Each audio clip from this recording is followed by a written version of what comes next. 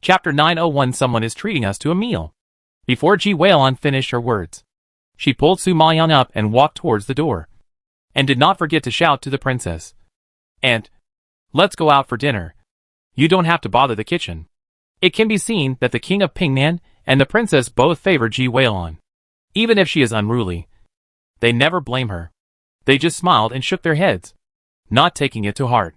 It must be said that the Zuyu Tower mentioned by Ji Weilon is indeed extraordinary. Before noon, it was crowded with people walking in. Looking at the clothes of these people, they should all be people of status. Since it is a place for rich people to consume, it will naturally not be too bad. No wonder the head of the Yin family is so distressed and unwilling to hand over the 5 restaurants. Now it seems that this restaurant is so popular and rich people come to consume. It must be a huge profit. If it were her, it would not be so easy to give it up. "Cousin, hurry up. I'm drooling just by smelling this fragrance." Ji Weilon pulled Su Mayan up with anticipation and walked into the restaurant quickly. The restaurant hall was already full of people at this time. At a glance, there was not even an ordinary seat. Ji Weilon had no choice but to shout to the waiter not far away, "Waiter, prepare a private room for us." The waiter naturally recognized Ji Weilon and hurried forward, smiling and saying in an embarrassed tone, "Miss Ji, I'm really sorry. The hall and the private room are full. Miss Ji can come in the evening. I will book a room for you in advance." "What? In the evening? You made us wait so long. Are you mistaken?" Ji Weilon frowned and growled angrily. The waiter was frightened by her arrogance and bowed his head to apologize. "Miss Ji, calm down. I really can't make room now. Everyone here is a distinguished guest. I really don't dare to offend them." "Humph. You don't dare to offend other guests. But do you dare to offend Princess Qingyin?" Ji Weilon pointed at Su Mayan beside her and asked coldly. When he heard that Princess Qingyin had arrived, the waiter was so scared that his face turned pale and his legs and feet became weak. A few days ago, their restaurant had just become an industry under the name of King Pingnan. Princess Qingyin was their new master. If he offended the new master as soon as he arrived, he would not be able to continue to hang around in Ziyula. Thinking of this, the waiter wiped his cold sweat and nodded quickly. "I will arrange it right away." Su Mayan saw that he was really embarrassed and couldn't help but relax. "Forget it. Business is more important. I can come anytime." As she said, she looked at Ji Weilon and persuaded softly, "This is already our own restaurant. If we offend the guests in the restaurant for the sake of temporary comfort, wouldn't it be driving our own business out? This restaurant was not easy for my father to get from the Yin family, so we still have to run it well." Ji Weilon nodded helplessly. "Okay, then I can only come later to eat. Alas, my uncle and aunt have a daughter like you who can make money, which is really worry-free. In the imperial capital, most of the children raised by wealthy families are playboys. They rely on their wealth and power to make themselves comfortable first, and they don't care as much as her cousin." Seeing that she agreed, Su Mayan turned around and left with her. But at this moment, a loud voice suddenly came from the second floor, calling them. "Princess Qingyin, please stay. My master invites you." Su Mayan and Ji Weilon were startled when they heard this. They stopped and looked up at the second floor. Su Mayan recognized the other person's identity. This man was the guard who followed Helian Yufeng at the auction house that day. It seems that Helian Yufeng is also eating in this restaurant. Thinking of the pair of dark brown pupils and the pale but beautiful face, Su Mayan raised her eyebrows slightly, and some strange emotions overflowed in her heart. She was very curious about Helian Yufeng and even the entire Helian family. Thinking of this, Su Mayan did not refuse, and curled her lips towards Ji Weilon. "It seems that we are lucky. Although there is no seat, someone is treating us." As she said that, she took Ji Weilon to the private room on the second floor. "Princess Qingyin, please come in." The guard bowed his head respectfully and made a gesture of invitation. Su Mayan was not polite and strode in. At this time, Helian Yufeng was sitting behind the table. He was dressed in white clothes like snow, and his temperament was elegant, like the bright crescent moon in the sky, emitting a faint light all over his body. His black hair was scattered on the snow-white collar, which made him look as black as spring and as warm as jade. His dark brown eyes were introverted and calm, without any waves. His eyes were so calm that they left no trace, but they gave Su Mayan an inexplicable coldness. Just as Su Mayan was examining him, Helian Yufeng had already raised his lips and smiled. Princess Qingyin, I just heard that you have no seats left. If you don't mind, please sit down and eat with me. Thinking of what happened at the auction house before, Su Maoyang said gratefully. Last time, Master Helian helped me out, and I haven't thanked him yet. Today's meal should be my treat. Princess Qingyin, you are too polite. I just did a small favor. It's not worth mentioning. Helian Yufeng said it calmly, as if he really didn't take it to heart. Su Maoyang shook his head in disapproval. Mr. Helian is too modest. He helped me out last time and gave up his private room this time. I should treat you to this meal anyway. Haha. Since Princess Qingyin insists, I have no choice but to obey. Helian Yufeng laughed and extended his hand to invite them to sit down. Ji Weilan, who was standing by, was surprised when she saw the interaction between the two. She pulled Su Maoyang and whispered to her, Cousin, you actually know the sickly girl from the Helian family? Su Maoyang nodded slightly. Yes. Last time I was troubled by Lung Xuqing at the auction house. It was Mr. Helian who helped me out. He dared to provoke the unruly daughter. Lung Xuqing? Did I hear it wrong? Ji Weilan was obviously shocked when she heard it. In her impression, this sickly girl from the Helian family was a waste, and he would not even resist when he was humiliated, let alone meddle in other people's business. To put it nicely, he has a good temper. To put it bluntly, he is timid and afraid of things. It is unbelievable that he would offend the daughter of the Lung family for her cousin. Seeing that Su Maoyang was really going to sit down and eat together, Ji Weilan grabbed her in fear and lowered her voice to stop her. Cousin, do you know that this Helian Yufeng is full of bad luck? Several people in the Helian family died in succession before. I suspect that they were all killed by him and the head of the Helian family. You'd better stay away from him. Although Ji Weilan's voice was as low as possible, it still reached the ears of Helian Yufeng and the guard. The guard scolded him harshly without waiting for his master to speak. Miss Ji, my master kindly invited you to dinner, but you spread rumors about my master like this. Isn't it too much? Chapter 902 Fighting for the Private Room. Helian Yufeng didn't care at all, and waved at the guard. Don't be rude. Leave. But sir, the guard frowned, looking embarrassed, and felt sorry for him. How many times do I have to say it? Leave.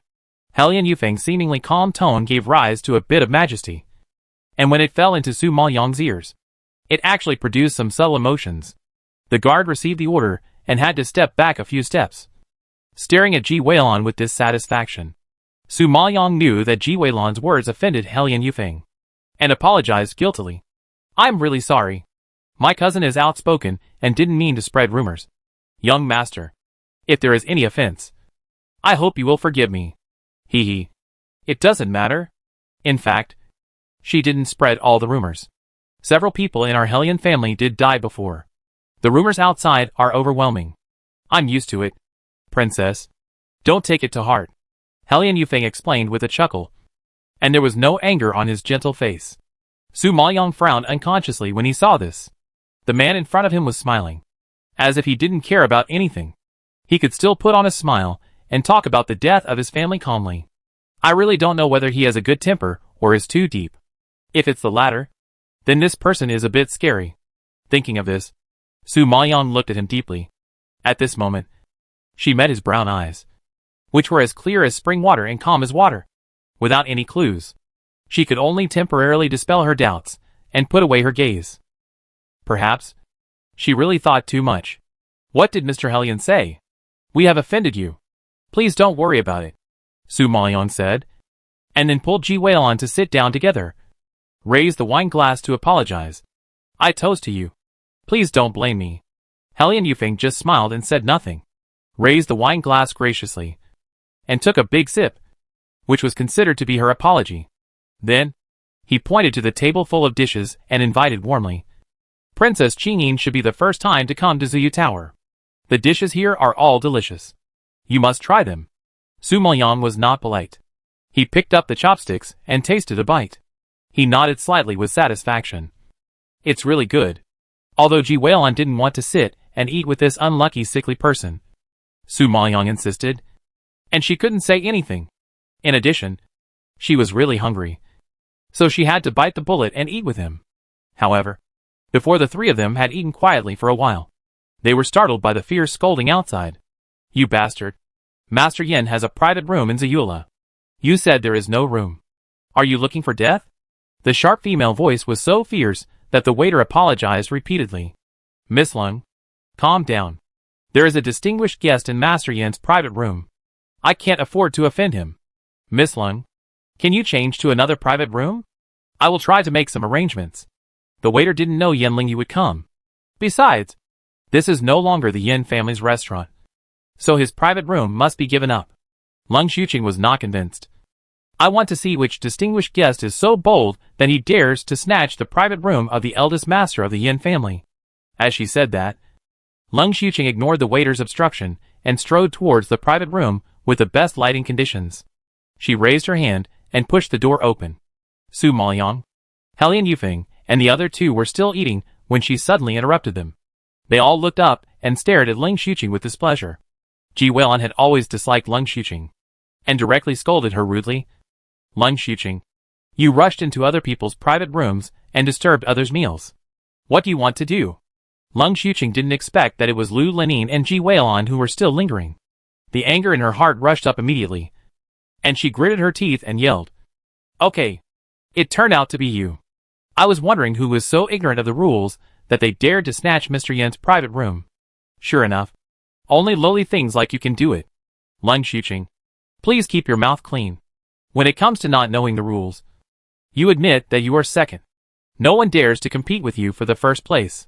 Everyone in the imperial capital knows that you are willful and unreasonable. And you have the nerve to say that about others. Ji Weilun was annoyed when she saw her arrogant look. Lung Xuqing's cheeks flushed, and she was furious. At this time, Lung Shuyue and Yin Lingyu also came over. Seeing Su Maoyang and Helian Yufeng eating together, both of them were surprised. They never knew that this Princess Qin actually had an intersection with the sickly man of the Helian family. Yin Lingyu frowned. His eyes lingered on Helian Yufeng for a while, and finally looked at Su Maoyang, who Lu Lin ate with had nothing to do with him. But it was wrong to rob his private room. Lu Lin, you deliberately robbed my private room. Are you trying to retaliate against me for embarrassing you by rejecting your marriage in public? Hearing this, Lung Xuqing on the side suddenly laughed, with sarcasm in her eyes. Ha ha ha. I forgot that Princess Qin made such a big fool of herself at the palace banquet last time. Now she has become a laughing stock in the burning blood imperial capital, and the first princess to be rejected by someone against the order. It's really pitiful to think about it. Lung Xuqing's sarcasm made Lung Shuyue beside her smile a little. Ji Weilun was so angry that her breathing stagnated when she heard this sarcastic sarcasm. She could not bear it any longer and growled. Lung Xuqing, don't go too far. If it weren't for the collusion between your Lung family and the Yin family, how could my cousin be humiliated like this? Oh! Don't slander me. It's obviously your cousin who is a waste and born in a humble family. She is not worthy of Master Yin. Master Yin didn't look down on her at all. So he refused the marriage. It has nothing to do with our Lung family. If you insist on making a connection, it's that your cousin was compared to my eldest sister. Master Yin likes my eldest sister, not your cousin, Lung Xuqing said with a smug look on her face. The pride that was so high above the top made Ji Weilun tremble all over. Lung Shuyue heard this, with a scornful smile on her lips, and glanced at Su Maoyang with cold eyes, not taking her seriously. A country girl is trying to steal her husband, but she doesn't even take a piss to show her how to behave. Su Maoyang was a little angry when she heard this, and asked coldly, Miss Lung, Master Yin, I invited Master Helian to dinner, and we are eating well. You guys are barging in like this. Aren't you too uneducated? Education? A woman who stole someone else's husband and now steals someone else's private room. Do you have the nerve to talk to us about manners? Lung Xuqing sneered a few times as if she had heard a big joke. Su Maoyang was originally embarrassed to argue with them because of Helian Yufeng's presence. But looking at this posture, they will not let her go easily. Thinking about it, Su Maoyang's face darkened, and he said sarcastically, Miss Lung, your elder sister and Mr. Yin haven't married yet, and you said I stole her husband. You said you were shameless, and you dragged your elder sister into it. If others knew that a girl who hasn't even married yet is talking about her husband, everyone would just laugh at your elder sister for being shameless and ruining her reputation. Isn't it a bit too vicious for you to frame your elder sister like this? Chapter 903 The Unlucky Hellion Master. You, You. Lung Xuqing was so embarrassed by Su Maoyang that she couldn't speak. Seeing Ling Shuyue's face getting more and more embarrassed because of Lu Lining's provocation, Lung Xuqing panicked and explained in a hurry. Sister, I didn't mean that. I didn't want to ruin your reputation. This Lu Lining is talking nonsense and wronging me. Lung Shuyue glared at this stupid sister fiercely and interrupted coldly. Okay. Shut up. Lu Lining. This is Master Yan's exclusive private room. Get out while I'm talking. If you make a fuss, you won't look good. Hearing such an arrogant warning, Su Maoyang laughed in his heart, and the corners of his mouth raised an arc, sneering and saying, Miss Lung, I'm afraid you've made a mistake. When did this private room become the exclusive property of Mr. Yan? Even I, the owner of Zuyu Tower, didn't say who this private room belongs to. Who gave you the face to say such a thing? Ji Weilon, who was standing by, laughed contemptuously when she heard this. Ha ha ha. It's really ridiculous. This Zuyu Tower was transferred to the name of the Pingnan Palace a few days ago. And now my cousin is the owner of this restaurant. Not only this private room, but even the entire restaurant belongs to her. You are also ashamed to say that this private room is your exclusive property. Isn't it too shameless? Ling Shuyue was so angry that her breathing stagnated, and her cold and beautiful face instantly darkened. In the past, Zuyu Tower was the property of the Yin family. They had eaten here all year round, and it had long been a habit. They even forgot that Zuyu Tower had become the property of the Ping'an king. Lung Xuqing and Yan Lingyu were also ridiculed by this, and their faces turned black, and their expressions were uglier than eating shit. Ji Weilon saw them being humiliated and laughed so hard that she pointed to the door and said rudely, Get out while we are talking. If there is a quarrel, you will be the ones who will suffer. Yan Lingyu was humiliated one after another in front of Su Maoyang, and his lungs were about to explode. He had never been so embarrassed in his life. Since he met Lu Lin, his life has become a mess. It's really hateful. Lu Lin, I paid a high price to buy this private room. Yan Lingyu brought people here. If he went back in disgrace, it would be too embarrassing. Su Maoyang heard this, raised his eyebrows slightly, glanced at him coldly. Mr. Yan, don't you see that I am entertaining guests? It's not appropriate for you to say this now. Oh, guests? Just him? Yan Lingyu never thought that the sickly child of the Hellion family was actually a guest in Lu Lin's eyes. Hellion Yufeng is well known in the imperial capital for being weak, incompetent, and timid. This kind of waste that everyone despises is actually treated as a guest of honor by Lu Lin. Is that wrong? You should know that Lu Lin has never given him a good face for this outstanding genius. Is he worse than a waste? I don't know what happened. When Yan Lingyu saw Lu Lin's different treatment, he suddenly felt a nameless anger in his heart, and stared at Hellion Yufeng with eyes as sharp as knives. When Hellion Yufeng received such a look, a dark light flashed in his calm brown eyes, and then he gently persuaded Su Maoyang. Princess, since they have no seats, let them sit down and eat together. Such a big table of dishes. We two can't finish it. Lung Xuqing heard this, and immediately retorted excitedly. Bah! Who wants to eat with a loser like you? Master Yan. Sister, let's go. These people affect our appetite. Even the best food will make us feel sick. As she said this, Lung Xuqing pulled Ling Xiu out. Yan Lingyu saw the two of them leave, so he had no choice but to follow them out of the private room. Su Maoyang saw the three people disappear at the door, and couldn't help but raise her eyebrows and glanced at Hellion Yufeng. Just now, the Ling sisters had been dealing with her for so long and were unwilling to leave. But Hellion Yufeng forced them to retreat with just one sentence. His words just now seemed to be an enthusiastic invitation to them. But in Su Maoyang's opinion, why did it seem more like driving people away? Just when Su Maoyang was pondering, Hellion Yufeng smiled and said, as if nothing had happened, Princess, the food is getting cold. It's more delicious to eat it while it's hot. Su Maoyang hid the doubts in his eyes, nodded slightly, and started eating again. Su Maoyang was absent-minded during this meal, but Ji Weilon was in a good mood because she saw the Ling sisters being humiliated. After eating and drinking, Su Maoyang and Ji Weilon said goodbye and left. Walking on the road, Su Maoyang was curious and couldn't help asking, Cousin, you said that many people in the Hellion family died. What's going on? Hearing her suddenly ask this question, Ji Weilon felt a chill on her back and whispered obscurely, Cousin, you don't know that the Hellion family is very strange. Some people say that Master Hellion killed his relatives. And some people say that Hellion Yufeng is a disaster star, bringing misfortune to the Hellion family. Some people even say that the Hellion family is haunted, and there are unclean things. Anyway, there are all kinds of rumors. No matter which one is true or false. Hellion Yufeng is very unlucky. Oh! This Hellion family is really a bit strange. I just don't know who died in the family, and how they died. Su Maoyang only heard that many people in the Hellion family died. But he didn't know the specific cause of death. So he couldn't help asking. Speaking of the cause of death, Ji Weilan's expression became even more mysterious. The first one to die was the eldest lady of the Hellion family. It is said that she died of illness. Then it was the eldest lady's son. It seems that he was killed because he caused trouble outside. The murderer is also a young man. But he comes from a small family. Naturally, he can't fight the Hellion family. So he was also sentenced to death. Then it was the second lady. The second lady was the strangest.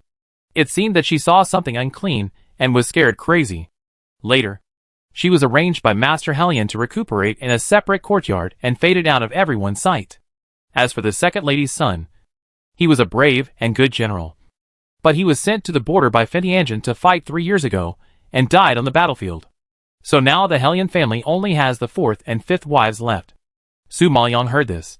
His expression flashed dark, and he nodded in sudden realization, and continued to ask, whose son is Hellion Yufeng? He is the son of the 3rd wife. This 3rd wife is the daughter of an ordinary merchant family. She was chosen by Master Hellion because of her outstanding appearance and was taken as a concubine.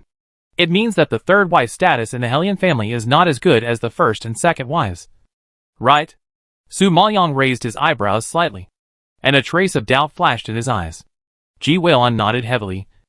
This is natural, because his mother was born in a low position. Hellion Yufeng's status in the Hellion family is also very embarrassing. But the most pitiful thing is that when Hellion Yufeng was born, the 3rd wife died of dystocia. One can imagine the bitterness of living in a large family without a mother and surrounded by concubines. Chapter 904. Not as simple as it seems. Pathetic? I don't think so. Su Maoyang frowned and murmured meaningfully. Ji Weilan didn't expect Su Maoyang to sigh like this, and frowned in confusion. What does cousin mean? Su Maoyang looked at her deeply and nodded slightly. You are right. It is best to keep a distance from this person. Yes, you finally figured it out. He is full of bad luck and has tuberculosis. It is better to have less contact with him. Ji Weilan saw that she finally came to her senses and nodded in agreement. But what Su Maoyang was thinking at this time was not what she was afraid of. After listening to her introduction of the situation of the Hellion family just now, Su Maoyang probably had a clear understanding of Hellion Yufeng. A child born of a concubine is not born with a high status. Not to mention that his mother died of dystocia. In addition, he is a waste and suffers from tuberculosis. The head of the Hellion family will definitely not like him. Therefore, it is almost impossible for a helpless waste to survive in a large family with many concubines and many brothers and sisters. But he is alive and well. Even the 1st and 2nd wives and their children died in front of him. A sickly person. It is really strange. So, she concluded that this Hellion Yufeng is definitely not as simple as he looks on the surface. Su Maoyang was thinking deeply, and Ji Weilan next to her did not notice her abnormality. She reminded her in a serious tone. Cousin, in a few days, it will be the experience competition. The Black Sand Forest is very dangerous, so you must be mentally prepared. When the time comes, stay close to me and my brother, and don't run around. Do you understand? Su Maoyang smiled and nodded. Don't worry. I know all this. Although she agreed, she was already planning how to leave Midway and sneak into the cemetery. To be honest, she didn't want to act with the people from Yulan Academy at all, because she heard that the children of 3 of the 5 major families were practicing in Yulan Academy, including the Ling family, the Yin family, and the Ji family. Since there were 2 Lung and Yin families, she would definitely meet the Lung sisters and Yin Yu. She really didn't like these people, and walking with them was undoubtedly a torment. However, if she went to the forest alone, it would definitely take several days. If she suddenly disappeared for so long, she really couldn't explain to the prince and the princess. So in order to reassure them, and not to arouse suspicion from others, she had to agree to go to the Black Sand Forest with Ji Weilan and the others under the guise of gaining experience. The days passed quickly, and in a blink of an eye it was the day of the training competition. Early in the morning, the silvery dawn just bloomed from the clouds, and the streets of the 4 major colleges in the imperial capital were already bustling with people, because the elders of the colleges found the cemetery of superpowers in the Black Sand Forest. The 4 colleges were eager to move, and were extremely excited. They all gathered their elders and disciples to go there. Entering the cemetery of superpowers is a very rare opportunity. Not only can you get a good experience, but you can also get a lot of treasures. If you get the inheritance, it will be even more of a merit for your ancestors. Therefore, everyone is looking forward to this experience, and they are fully prepared and eager to try.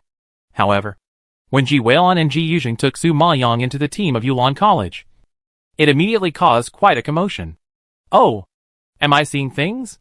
Isn't this Princess Qingyin, who has no spiritual power but a big air? A sharp and familiar female voice suddenly rose in the team. Su Maoyang knew that it was Leng Xuqing who was speaking without looking. Leng Xuqing's shout instantly attracted the attention of the surrounding disciples. Everyone cast their eyes on her, and saw her passing through the crowd, and slowly walking towards the Ji brothers and sisters.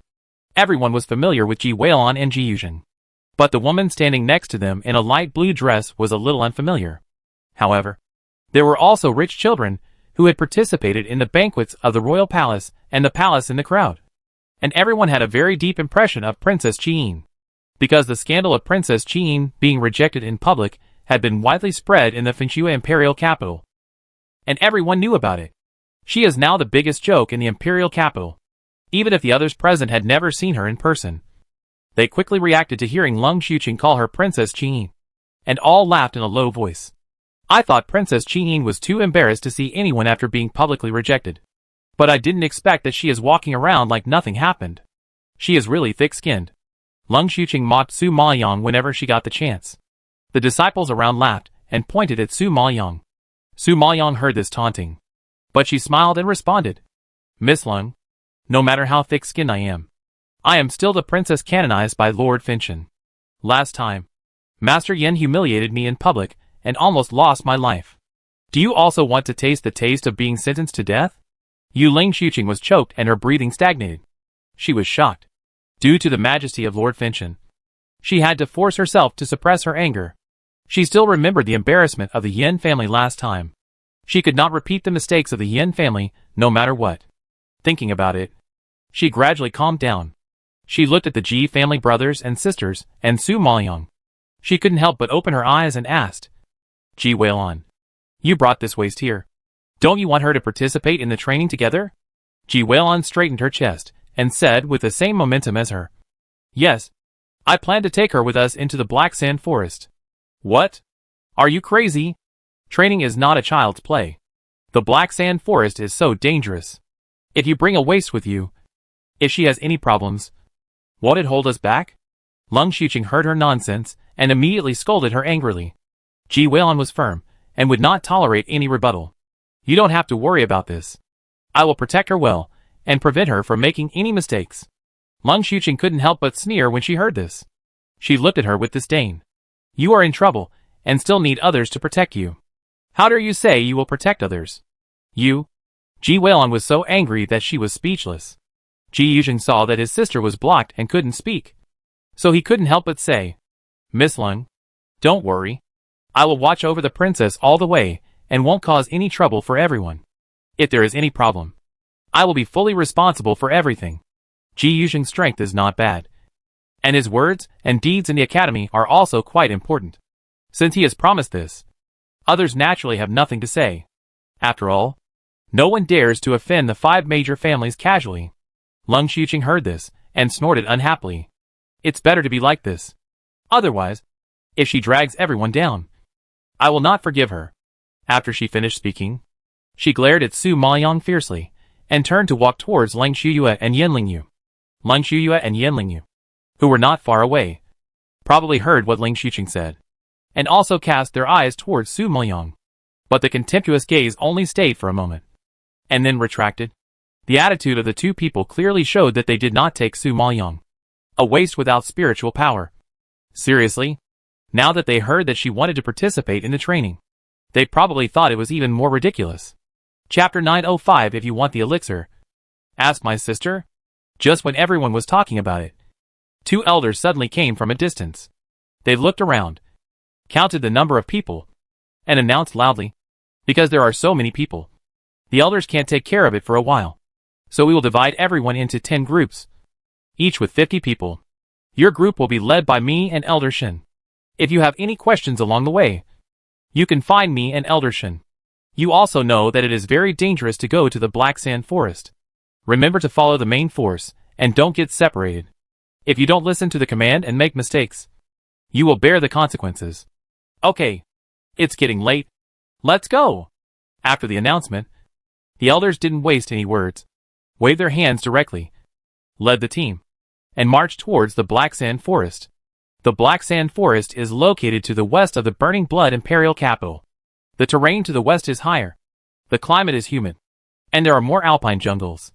The Black Sand Forest is the most vast, resource-rich, and dangerous of the many forests. Normally, no one dared to choose the Black Sand Forest easily. This time, everyone went there in a group because they found the cemetery of a super strong man in it.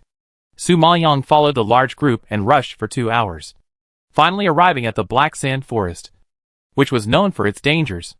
It was a sunny day, but as soon as she entered the forest, she felt a chill coming towards her. The vines of the big trees in the forest were entangled with each other, densely laid out together, like layers of large nets, allowing only a little light to project in, automatically blocking a lot of heat, and the damp mist and the smell of soil lingering around, showing a bit of gloom. She looked up and saw that everything was green. Occasionally, a strong wind blew, and all the trees fell down, as if huge waves were rolling up in the sea. In an instant, the waves were surging and making a series of roaring sounds. However, the weird atmosphere around did not affect everyone's interest at all. Along the way, everyone was in high spirits and full of expectations, and all kinds of excited voices continued. And Su Maoyang was silently observing the surroundings, always on guard against danger. Ji Weilon on the side thought that Su Maoyang was in such a place for the first time and might be scared, so she couldn't help but comfort her. "Cousin, don't be afraid. You stay close to us. Nothing will happen." However, as soon as she finished speaking, a loud buzzing sound came from the front. Hearing this big noise, the two elders who were leading the way in front stopped immediately, raised their hands suddenly, and stopped the team from moving forward. "Be careful. There seems to be movement ahead," Elder Lu warned loudly, startling everyone to tense their nerves and look ahead attentively. But before everyone could react, they saw dense brown insects in front of them, like a densely woven net, covering everyone. The brown insect was as big as a fist, with a pair of black wings, and it was in front of them in a blink of an eye. "Oh no! It's a giant poisonous flying ant. Everyone be careful. Don't get poisoned." Elder Shin recognized the type of insect at once. His face changed immediately, and he shouted in fear to warn. This roar scared everyone. They had heard of giant poisonous flying ants. This kind of ant has an astonishing number and is highly poisonous. Whenever it hunts, it must be dispatched in full force. It is a very terrifying existence. When everyone knew it was this thing, they were all scared out of their wits. They immediately burst out with spiritual power, killing and resisting while retreating to avoid their attacks. But the number of giant poisonous flying ants was too large. After fighting for a long time, they did not kill them all. Gradually, the weaker disciples were too tired to use their strength. A negligence allowed the giant poisonous flying ants to take advantage of them. In a short while, people were poisoned and fell down one after another. Seeing someone poisoned, the disciples who were still fighting were even more affected. They panicked and were also hit. In a moment, a large number of the team of 50 people had fallen, and only a few with good strength were left. Su Maoyang could not expose his strength. He was protected by Ji Weilon and Ji Yuzhen throughout the whole process. After a while, the two of them could not hold on, and fell down one after another. When they fell, Su Maoyang was poisoned as expected. At the end of the battle, it was still all supported by the two elders. After all, they were the elders with more experience in the academy, and they were quite strong. Although they were a little overwhelmed, they still resisted the attack of the giant poisonous flying ants. After fighting for almost an hour, the two elders completely repelled the attack of the giant poisonous flying ants. At this moment, even they were exhausted and panting. They sat on the ground, gasping for breath, and then saw the disciples lying on the ground. Their faces were very embarrassed. The team was seriously injured before they reached the destination. Thinking that there was still a long way to go, their hearts were covered with a layer of gloom. The two elders frowned and looked around. They found that among this group of disciples, only the Lung sisters, Yin Lingyu and Xiao Luoheng, had recovered their breath and eliminated the poison. They thought it was because they took Ling Shuyue's pills. Thinking of this, Elder Lu was delighted and asked Lung Shuyue in a flattering way, "Xu, you are an alchemist. Can you take out the pills to detoxify everyone?" Elder Shen also nodded repeatedly and looked at her expectantly. "Yes, Xu. We still have a long way to go. If everyone falls here, there is no way to reach the destination. So, can you see if you can take out the pills?" Faced with the honorable alchemist, the two respected elders had to discuss politely. Lung Shuyue glanced at the poisoned disciples around him indifferently and replied coldly, "Elder, it's not that I don't take out the pills, but the poison of this giant poisonous flying ant is a bit special. It must be detoxified with the 5 elements blood coagulation pill. And I have only refined a few here, which is only enough for a few people to detoxify. For others, I really can't help." Lung Shuyue didn't expect to encounter giant poisonous flying ants. She only brought a few 5 elements blood coagulation pills with her, and didn't prepare a lot. Besides, this kind of elixir is quite precious. To be honest, she is not willing to share it. Hearing this, the two elders' faces suddenly darkened. If there is no detoxifying elixir, although these disciples will not die immediately, they will have to return to the imperial capital to detoxify and heal their wounds. This return will delay them for several hours. By then, the tomb of the super strong must have been opened. With such a toss, everyone will miss the tomb of the super strong. How can people be willing to miss such a rare opportunity? When Ji Weilun heard this, even though she was poisoned and too weak to bear it, she couldn't bear to watch and yelled, "Lung Shuyue, you are obviously reluctant to take out the pill and don't want to save everyone. Why do you have to say it so high-soundingly? Ji Weilun, please understand that this pill was made by my sister.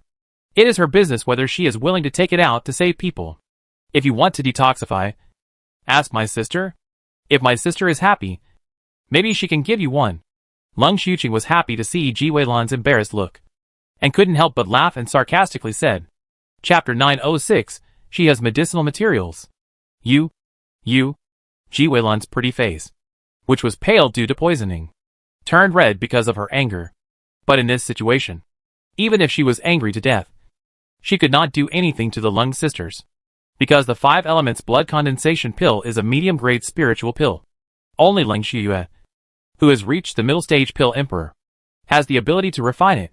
Therefore, whether everyone can continue to move forward and reach the tomb of the super strong depends on Lung Shuyue's words. If Lung Shuyue doesn't let go today, everyone will have to go back home and work in vain. Although Ji Weilun hates her, she has to admit that she and Ji Yuzhen really need Lung Shuyue's pills. This feeling of bowing to the enemy is too aggrieved and too unpleasant. At this time, Su Maoyang was also extremely helpless. She didn't take the poisoning seriously, because she herself was an alchemist, and detoxification was a piece of cake. This time, she also prepared a lot of detoxification pills. But who knew that this time, they would encounter giant poisonous flying ants? The poison of this insect is quite special, and ordinary detoxification pills cannot be used at all. 5 elements blood condensation pills must be used. For her, an alchemist at the Danzong level, it is naturally a piece of cake to refine pills that can be refined by the Danwang level. But the difficulty is that she cannot refine pills on the spot and expose her strength. She can obviously detoxify herself, but she can only endure it and wait for others to help her. To be honest, Su Maoyang is the most aggrieved. Lung Xuqing saw Ji Weilun's embarrassed face and was very angry. She laughed triumphantly. "Didn't you just pat your chest and promise to protect that waist? Ha ha ha. Look at you. You can't even stand up. How can you protect others? I think you are no different from that waist princess. You are equally useless. Ha ha ha." Xiao Luoheng had been ridiculed by Su Maoyang before, and he had always held a grudge. Now he took the opportunity to add insult to injury. Ha ha. Princess Qingyin, you were sharp-tongued and good at talking before. Why are you silent now? If you kowtow to Miss Lung and admit your mistakes, and say something nice, maybe you can get the elixir. Lung Shuyue, who was beside him, heard this and sneered. He glanced down at Ji Weilon and Su Maoyan on the ground, and his face flashed with disdain. Mr. Xiao, what you said is serious. No matter how bad she is a princess personally appointed by Lord Finchen. She has a noble status and great power.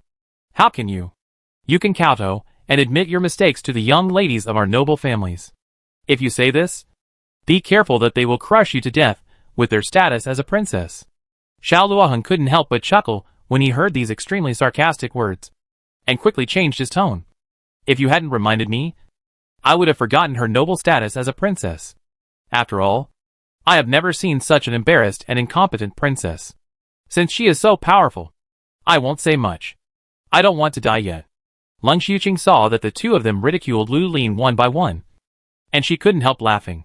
These days, she has suffered a lot from Lu Lin, and now she finally got her head held high.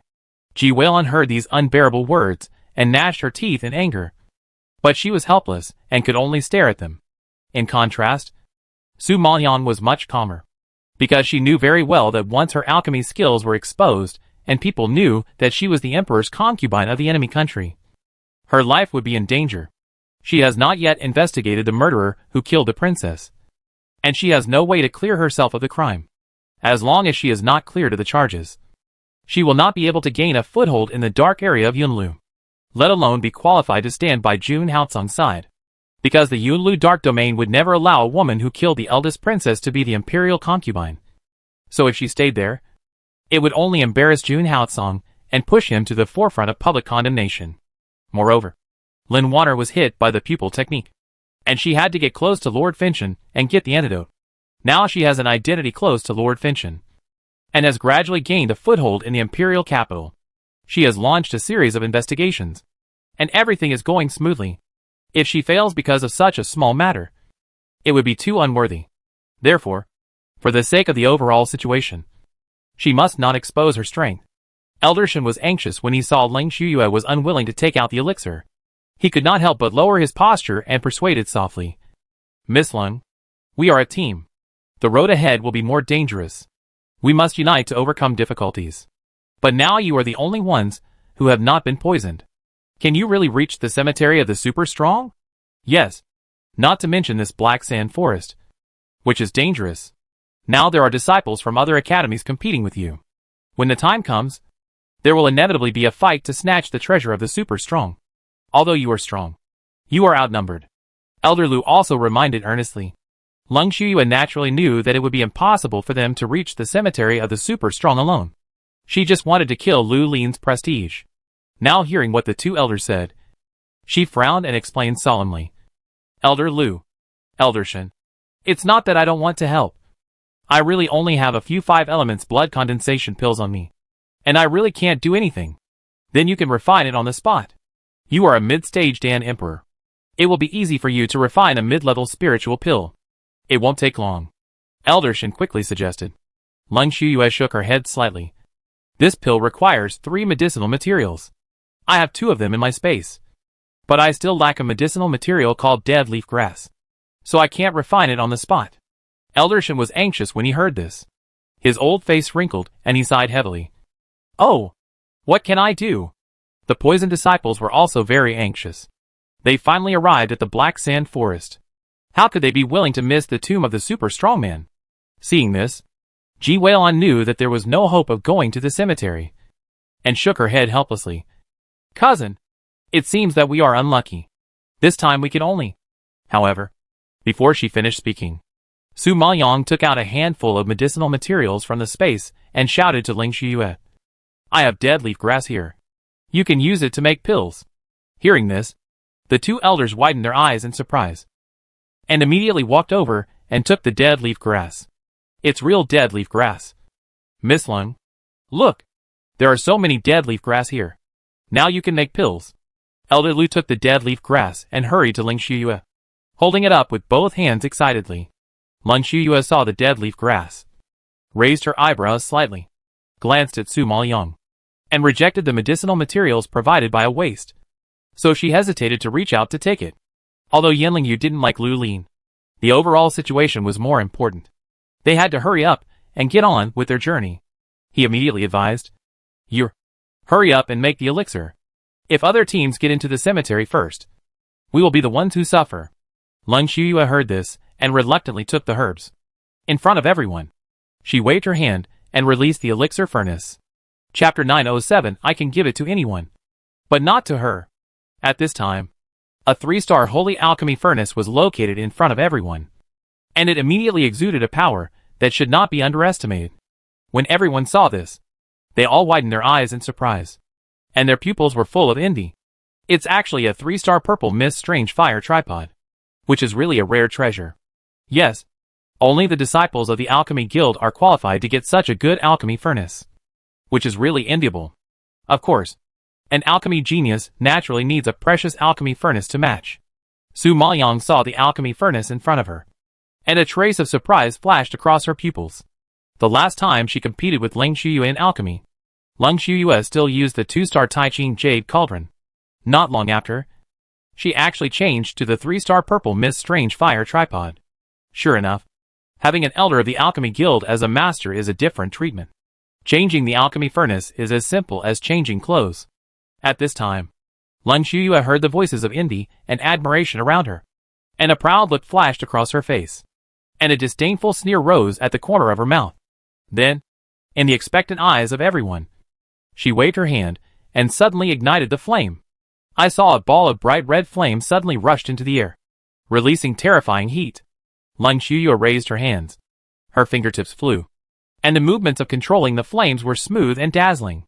Seeing that the fire was almost ready, she quickly threw the 3 medicinal materials into the alchemy furnace. After a while, everyone heard the crackling and burning sounds coming from inside. Lung Shuyue is now a mid-stage Dan Emperor, and she is naturally handy with the middle-level spiritual pills. After refining several times, it took about 2 hours to finally gather dozens of 5 elements blood condensation pills. She was sweating profusely from the high intensity of refining a pill. She quickly took a pill to restore her vitality, and gradually recovered her breath. The 2 elders were delighted to see that all the 5 elements blood coagulation pills were refined. They nodded to Lung Shuyue with gratitude. Miss Lung, you have worked hard. I will give the pills to them now.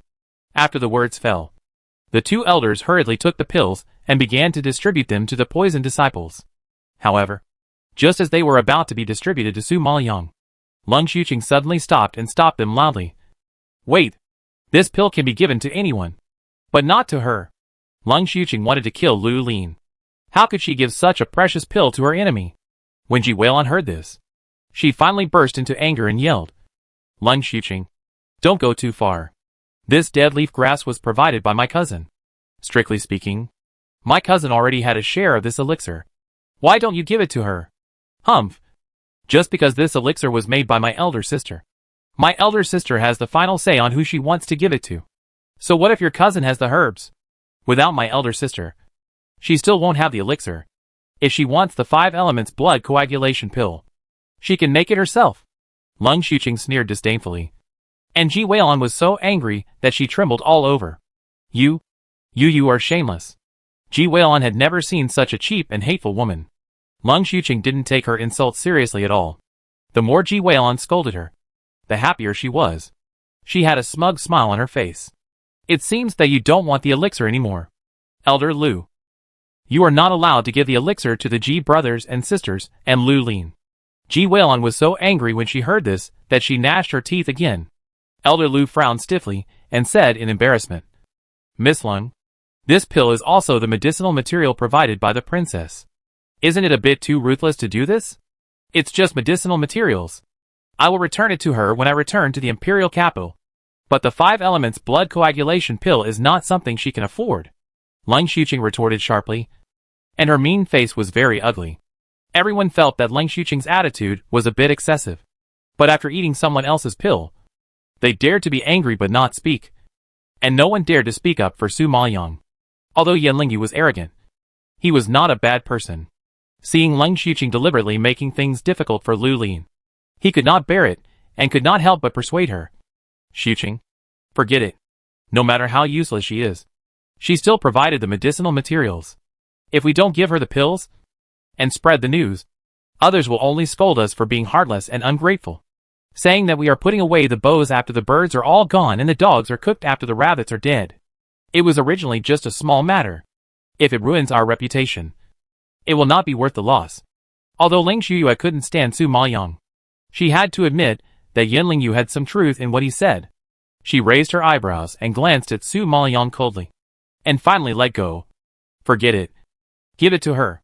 It's just a medium-grade pill. I can refine it easily. And it doesn't matter if it's one. She didn't care about the 5 elements blood condensation pill. Only this group of bumpkins regarded these pills as treasures. Hearing Ling Shuyue's resignation, the 2 elders also breathed a sigh of relief and quickly handed the pills to the Lung brothers and sisters and Su Maoyang. Although Ji Weilan was furious, in order to go to the cemetery, she had no choice but to endure the humiliation and swallow the pill. Su Maoyang didn't hesitate at all. She took the pill and swallowed it without saying anything. She didn't feel embarrassed at all. She exchanged a worthless medicinal material for a medium-grade pill. In the end, she still made a profit. The elder saw that everyone had recovered after taking the pill, so he directed the team again and continued to move forward. But who knew that after walking for nearly half an hour, everyone encountered a problem again. There was a fork in the road in front of them, one on the left and one on the right. Everyone didn't know which way to go for a while, so they stopped. The 2 elders observed for a long time, but they were also undecided and were about to choose one at random. At this time, Lung Xuqing's eyes were sharp. She immediately pointed to the left front and shouted in surprise. Sister, look! There is a golden thorn flower in front. Golden thorn flower. When Ling Shuyue heard the name, her cold expression also surged with surprise, and she immediately looked in the direction of Lung Xuqing's finger. You know, golden thorn flowers are very rare and precious medicinal materials. The elixir she wants to refine just needs a lot of golden thorn flowers.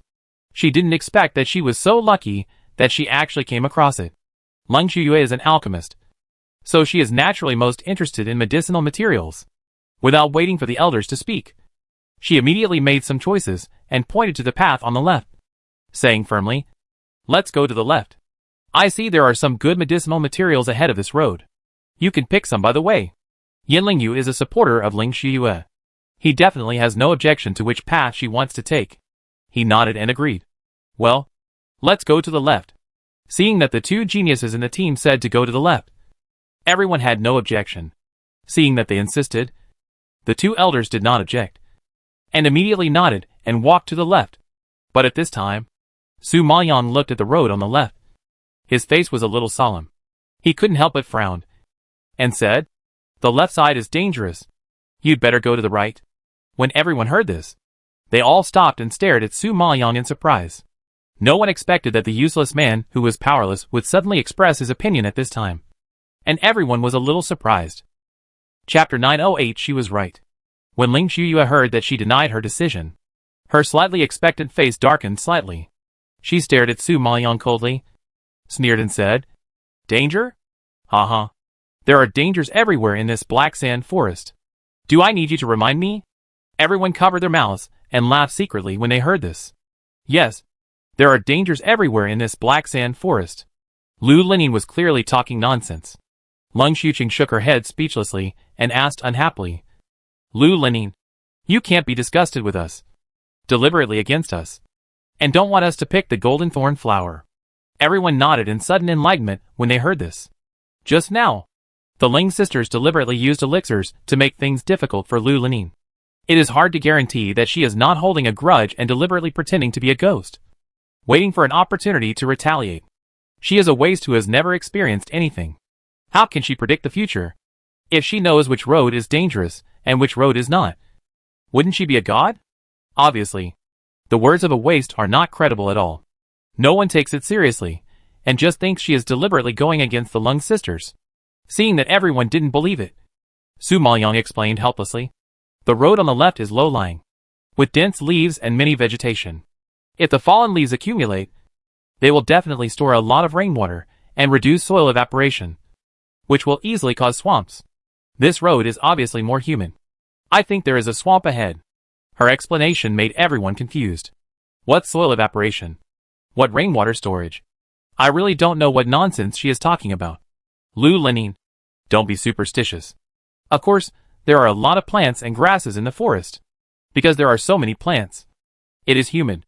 This is not surprising. We often go to the forest for training. Do you? A loser. No more than us who have experience. Lung Xuqing found it ridiculous and mocked him without giving him any face. The others nodded in agreement after hearing this, obviously not believing what Lu Lin said. It would be ridiculous for them to be led by a useless person with no experience. Lung Xuyue glanced at Su Maoyang and said coldly, Princess Qiying feels that the left side is dangerous, so she can choose the right side. Others, if you are willing to follow Princess Qiying to the right side, I will definitely not stop you. As soon as Lung Xuyue finished speaking, everyone expressed their opinions. Miss Lung, I won't go to the right side. I will definitely follow you. Yes. Yes. We are all willing to follow you to the left side. Who would follow a useless person? Well, if she wants to go to the right side, let her go alone. I want to see how she can walk to the cemetery alone. Everyone is not a fool. Who would be willing to walk with a useless person without strength? Naturally, they are willing to follow the genius alchemist, because when necessary, they can also get elixirs, which are life-saving things during training. With an alchemist by your side, your life is guaranteed. Seeing everyone's fierce flattery, Lung Xuyue's lips curled up into a proud sneer. She had expected such a situation a long time ago, and she glanced at Su Maoyang with contempt. Since everyone has decided, let's get going. After saying that, Lung Xuyue had already walked towards the road on the left. Everyone hurriedly followed after hearing this, leaving only Su Maoyang and the Ji family brothers and sisters frozen in place. Seeing that everyone had left, Ji Yuzheng frowned and advised, Cousin, the three of us can't do anything, so let's follow the main group. Ji Weilun also nodded. Yes, cousin. This black sand forest is full of dangers. We can't rely on our own strength. It's safer to follow everyone. Su Maoyang naturally knew this truth, now facing a one-sided situation. Even though she knew the road on the left was dangerous, she had to compromise and sigh. Oh, forget it. Let's go to the left. We can only take it one step at a time. Seeing her softening attitude, Ji Weilun and Ji Yuzheng nodded and rejoined the large group with her. Lung Xuqing, who was walking in front, found that the Ji family siblings and Lu Lin had caught up with them. A disdainful smile appeared on her face, and she winked at Lung Xuyue and said, Haha. Sister, look, they still caught up with us. I thought they were so strong. But they still have to rely on us. Lung Xuyue was not surprised, but just snorted with disdain. I expected it a long time ago. Among the three of them, there is a loser. If they don't catch up, are they looking for death? Haha. Yes, with just the three of them, let alone walking to the cemetery of the super strong. Even if they go home, they may not be able to return to the imperial capital safely. Lung Xuqing laughed loudly, and the sarcastic voice was not small, which immediately spread in the team. Everyone laughed and whispered about Su Maoyang. Xiao Luoheng smiled and nodded when he heard this. That Lu Lin has no self-awareness at all, which is really annoying. Since she has no strength, she should just obey. I really don't know where she gets so many opinions from. She is too self-righteous. She thinks she is a princess and can give orders and oppress others with power. Isn't our Yin family suppressed by her? Yan Lingyu snorted coldly, obviously still upset about Su Maoyang framing the Yin family. Lung Xuqing sneered when she heard this. Princess? Haha. She just relies on the support of the king of Ping'an. In this world where strength is everything, if she didn't have the king of Ping'an, she would be nothing. What's more, now she is training. Everything depends on strength. Saving her life is the most important thing. Who cares about her status as a princess? It's ridiculous. Everyone nodded in agreement when they heard this, and laughed at Lu Lin for being too self-righteous. Ji Weilun gnashed her teeth when she heard these humiliating words, and she felt sorry for Su Maoyang in various ways. But Su Maoyang turned a deaf ear to them, picked up a stick on the ground, and poked left and right all the way. No one knew what he was doing. At this moment, she suddenly frowned and stopped Ji Weilun and Ji Yuzheng. Be careful. However, as soon as she finished speaking, there was a scream from the front. The Ling sisters and dozens of disciples who were walking in the front instantly fell into the swamp. Although the two elders, Yan Lingyu and Xiao Luoheng, were walking in the front, they reacted quickly and jumped into the air in time when they found something wrong. So they were saved. However, the other disciples were slightly weaker and stepped into it accidentally. The swamp has a strong absorption ability. Once you step into it, it will sink quickly, giving you no chance to react. In addition, everyone struggled hard because of fear, and they sank deeper and deeper, and soon half of their bodies were submerged. Ji Weilun and Ji Yuzheng saw this scene, and they were shocked and widened their eyes, gasping for air. Fortunately, they were stopped by Lu Lin. Otherwise they would be trapped now. Thinking of this, they wiped the cold sweat from their foreheads with lingering fear, and couldn't help but feel a little fortunate. After a moment of stagnation, Ji Weilun looked at Su Mayan with shock, and exclaimed excitedly, "Cousin, you are really amazing. There is actually a swamp." Chapter 909, She is really surprising. Ji Yuzheng also stared at her with a face full of surprise, and was equally surprised. Yanling Yu and Xiao Luoheng saw the scene, heard Ji Weilun's exclamation, and cast strange glances at Su Maoyang. Obviously, no one expected that a waste would be so prophetic that he actually knew that there was a swamp on this road. This is really strange. Su Maoyang received their suspicious eyes and explained with a smile. When I was in Pingshui City before, my family was in the medicinal materials business. So when I was a child, I often went to the forest with my father to pick medicinal materials, and I was familiar with the climate and environment in the forest. Just now I saw this road. There are many vegetation, and the road surface is wet. So I guessed that there might be a swamp. But I didn't expect it to be right. Hearing this, Ji Weilun and Ji Yuzheng nodded in sudden enlightenment. They did hear their aunt mention that Lu Lin's family in Pingshui City used to be in the medicinal materials business. But later the family fell into decline. So they had to come to the imperial capital to make a living, since she was in the medicinal materials business. It was normal to go to the forest to collect herbs. No wonder she knew more about the swamp. After hearing this, Yanling Yu and Xiao Luoheng dispelled their doubts, retracted their sight, and looked back at the swamp. They found that the swamp had submerged the heads of several disciples. If it continued like this, I'm afraid a large number of them would die. When the two elders saw this, they shouted in a hurry, "Hurry up! Help! Pull them up!" It was urgent to fall into the swamp. If they delayed any further, all of them would die. Realizing the seriousness of the matter, Yanling Yu, Xiao Luoheng, and the few remaining disciples hurried forward and stretched out their hands to Leng Shiyue, Leng Xiuqing and others, ready to rescue them. Seeing this, Su Maoyang frowned and shouted to stop them. "Stop! Don't pull!" Leng Xiuqing in the swamp didn't expect Su Maoyang to stop her at an emergency, and she yelled angrily, "Lu Lin, you are so ungrateful. Not only did you not save us, but you also stopped others from saving us. You are so vicious." As she said that, she struggled hard, trying to reach out to the people on the shore. But who knew that this struggle would sink her body a lot deeper?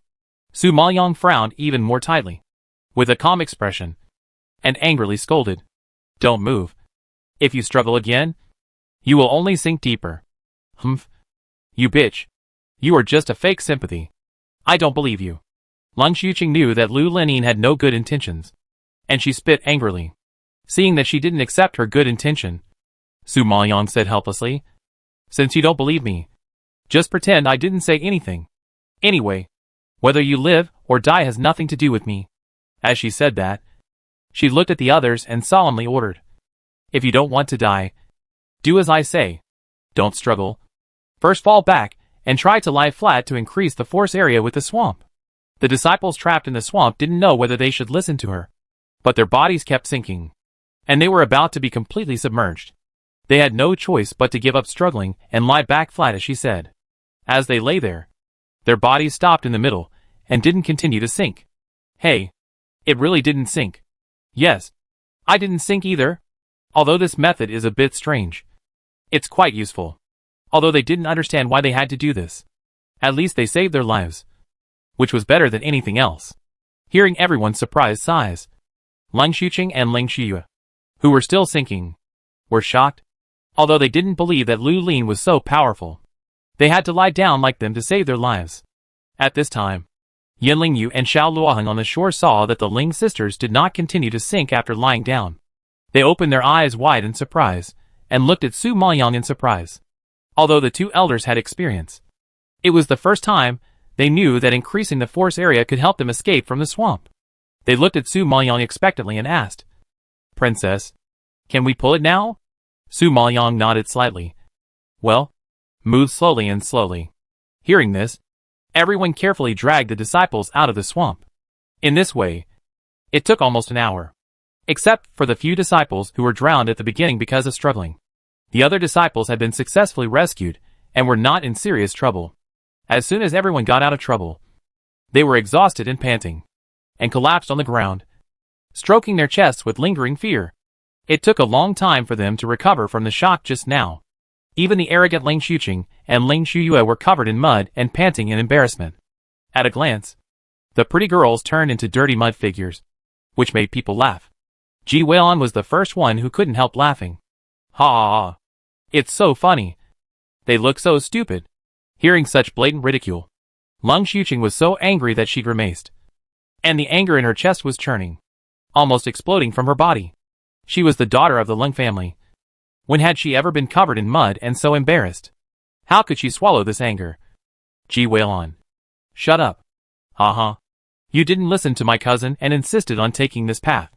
Now you've suffered a loss and are in a mess like a fool. Don't you allow us to laugh? Aren't you too domineering? Ha ha. Ji Weilon not only wanted to laugh, but also laughed louder and louder, making Ling Xuqing tremble all over. Although Ling Shuyue didn't say anything, she was also very angry. Even though her face was covered with mud, you could still see her face twitching. Seeing this scene, even the slightly more stable Ji Yuzheng twitched his mouth and held back a smile. It was the first time they saw the arrogant daughter of the Ling family so embarrassed and miserable.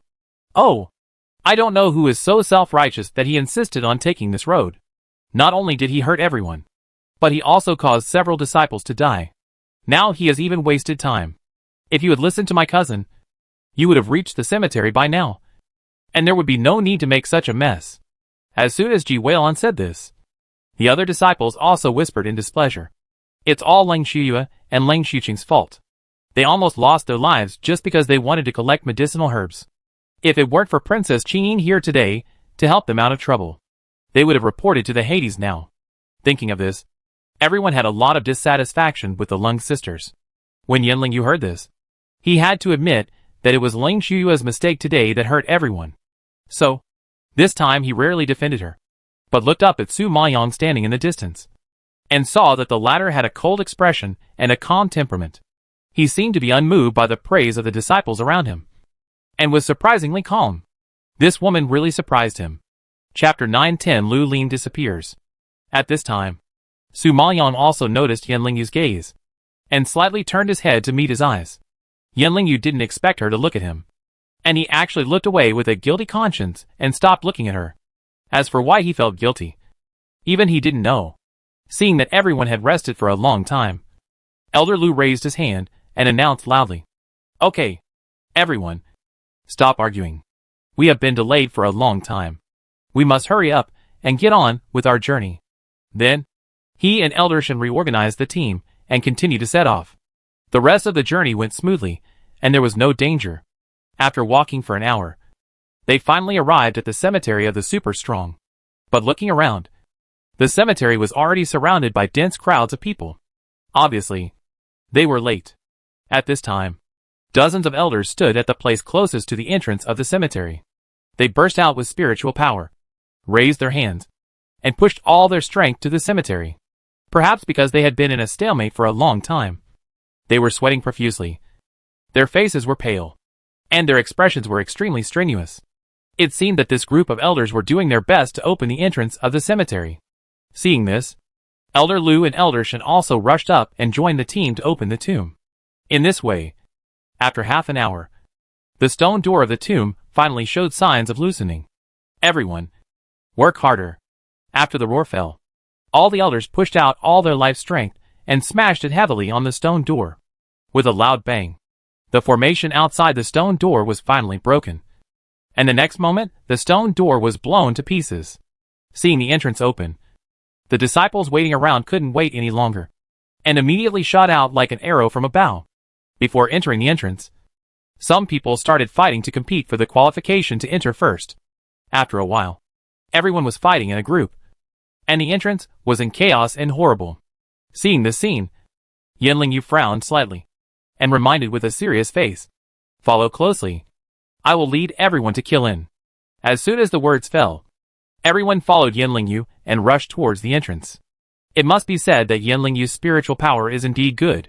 He led a group of people to fight a bloody road and successfully entered the cemetery. But just after entering the cemetery, Ji Weilun and Ji Yuzheng found that Su Maoyang was gone. Oh no! Where is my cousin? Ji Weilun looked around anxiously, and after searching for a long time, she didn't find Su Maoyang's figure, and screamed in horror. Ji Yuzheng was shocked when he heard this, and he also hurriedly looked for Su Maoyang's figure. I clearly protected her into the tomb just now. How could she disappear in the blink of an eye? Brother, what should we do? My cousin has no spiritual power. What if she gets lost? If she gets hurt, how can we explain to my uncle and aunt when we go back? Ji Weilun found that Su Maoyang was missing, and she had no intention of looking for the treasure. At this time, she was so anxious that she jumped up and down. Ji Yuzheng's face was particularly ugly when he heard this. His uncle and aunt doted on his cousin, which was obvious to all of them. If something happened to his cousin, he couldn't imagine what his aunt would do. Thinking of this, both of them broke out in cold sweat. Lung Xuqing in front learned that Lu Lin was missing, and couldn't help but sneered with gloating. In this kind of place, swords and knives have no eyes. She is a waste. I'm afraid she will be killed if she doesn't pay attention. You can go back and look for her. Maybe you can find her body. You Lung Xuqing. Shut up. My cousin won't be in any danger. I won't let you talk nonsense.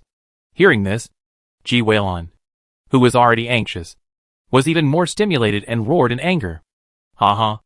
That's hard to say.